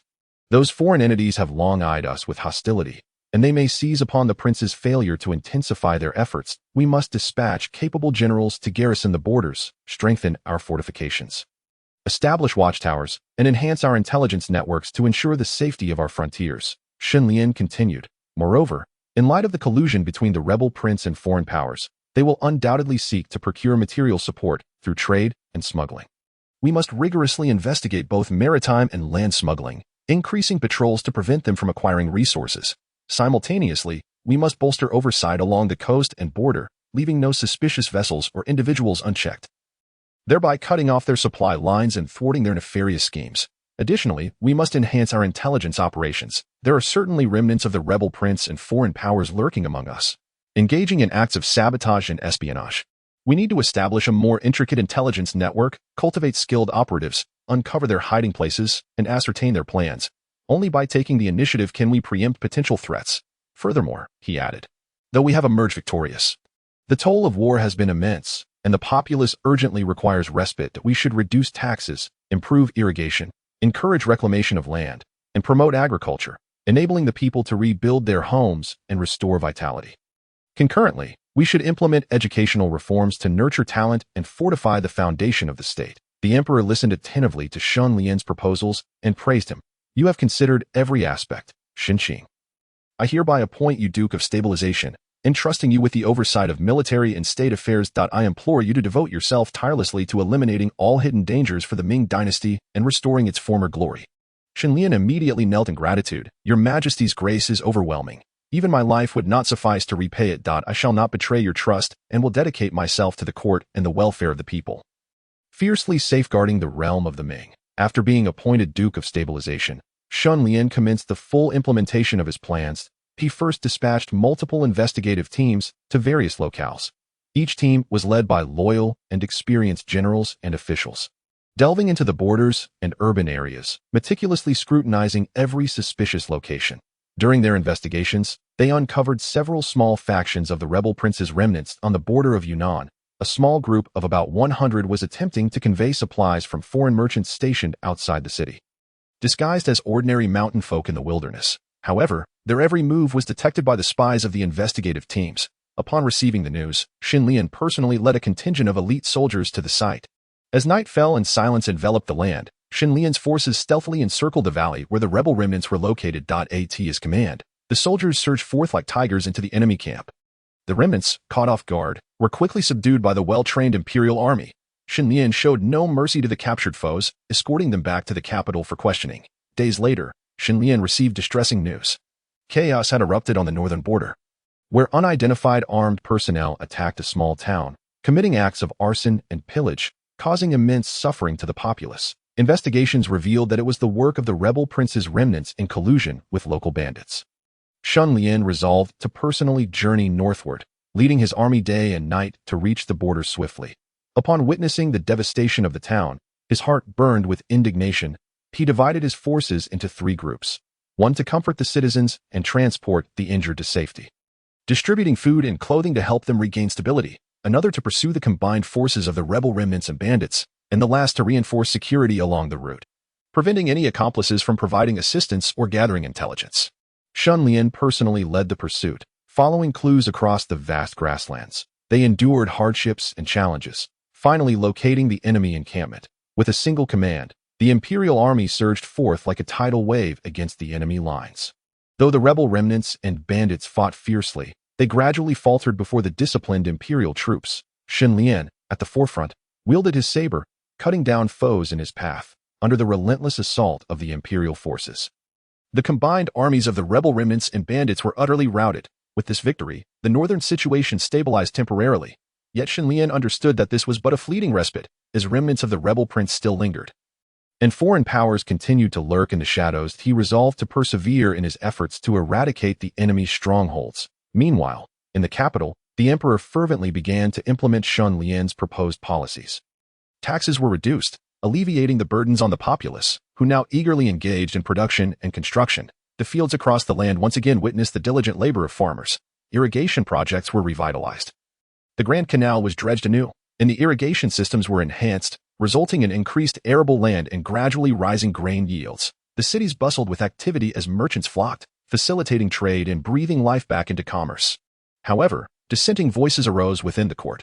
Some conservative ministers questioned Shen Lian's concentration of power, asserting that such excessive centralization might threaten the equilibrium and stability of the court. They argued that during the war, Shen Lian had amassed too much authority to enhance administrative efficiency, and now that the war had subsided, this model should not persist. The Duke of Stabilization had become excessively powerful, nearly monopolizing military and political authority. How could the court maintain balance in the long term? If the Duke were to harbor ulterior motives, how could they guard against such a threat? An elderly minister voiced these concerns during a court meeting. Indeed, as the nation began to stabilize, it was crucial to unite in its reconstruction. Such centralization could easily lead to numerous hidden dangers. Power should be appropriately distributed, allowing the 3 departments and 6 ministries to fulfill their respective roles and exercise oversight. Faced with the minister's scrutiny, the emperor fell into deep contemplation that he felt torn. Shen Lian had undeniably played a pivotal role during the war and in the restoration of stability. Much of the Ming dynasty's security was attributable to his efforts, and the lives of the people were gradually improving. Yet, allowing Shen Lian's power to expand unchecked could indeed threaten the stability and balance of the court, something no emperor could tolerate. The emperor decided to have a conversation with Shen Lian. He said, "Shen Lian, I recognize the immense contributions you have made during the war and in restoring stability to the nation, and I hold great trust and gratitude for you. However, there are now concerns within the court regarding the concentration of power. To prevent turmoil, I must consider a restructuring of authority." Shen Lian discerned the implications of the emperor's words. Taking a deep breath, he replied, "Your Majesty's wisdom is evident. My sole intention is the well-being of the court and the people. Given the current concerns within the court, I am willing to relinquish a portion of my power that I believe that under the joint governance of the 3 departments, 6 ministries, and other ministers, the court can achieve greater stability, and the nation can prosper." Upon hearing Shen Lian's response, the emperor felt a measure of relief. "Rest assured, Qin, I do not seek to punish you. I recognize you as a loyal minister. I am merely considering the long-term stability of the court." Thus, the emperor issued an edict to adjust the structure of the court. Shen Lian relinquished military command and some administrative powers to the court's senior officials. However, he retained significant positions, overseeing critical military and political matters and supervising the implementation of important policies. A balance of power was achieved among various factions within the court. With the restructuring in place, policies were implemented in an orderly manner, and the Ming dynasty gradually embarked on the path to prosperity. The people lived in peace and contentment. The nation grew strong and flourishing, and the renown of the Ming was once again celebrated across the world. In his leisure, Shen Lian frequently submitted proposals to the court, offering strategies for its development. He understood that for the nation to truly thrive, continuous reform and advancement were essential. He advocated for the promotion of technology, the development of commerce, and the strengthening of diplomacy. In terms of technology, he encouraged citizens to invent and create, establishing a reward system to honor those who made significant contributions. In commerce, he supported emerging industries and sought to expand overseas trade. In diplomacy, he fostered amicable relations with neighboring countries and actively engaged in cultural exchanges and trade activities. General Li, influenced by Shen Lian, also became actively involved in the nation's development. They frequently discussed military reforms to enhance the army's combat effectiveness. Simultaneously, they emphasized the cultivation of young talent to reserve strength for the court's long-term growth. During one exchange with a foreign delegation, the Ming envoy showcased the dynasty's technological achievements, such as exquisite porcelain and advanced silk manufacturing techniques, leaving the foreign dignitaries in awe. The technology of the Ming is truly astonishing. Our own nation pales in comparison, they marveled sincerely. The Ming dynasty has consistently embraced an open and communicative stance, expressing a willingness to develop collaboratively with various nations. General Li stated with confidence. Time has flown by, and under the diligent efforts of Shen Lian and other court ministers, the Ming dynasty has embarked upon a new era of brilliance.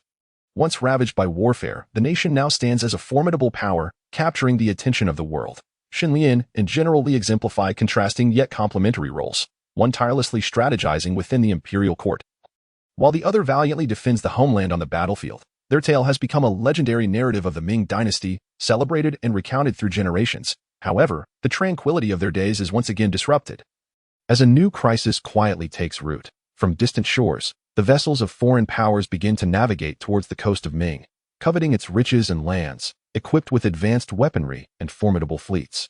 Intent on invasion. As the distant beacons of war are reignited, Shen Lian and General Li rise once more, embarking on a journey to safeguard the peace and prosperity of Ming. This time, the nature of the challenges that await them remains uncertain.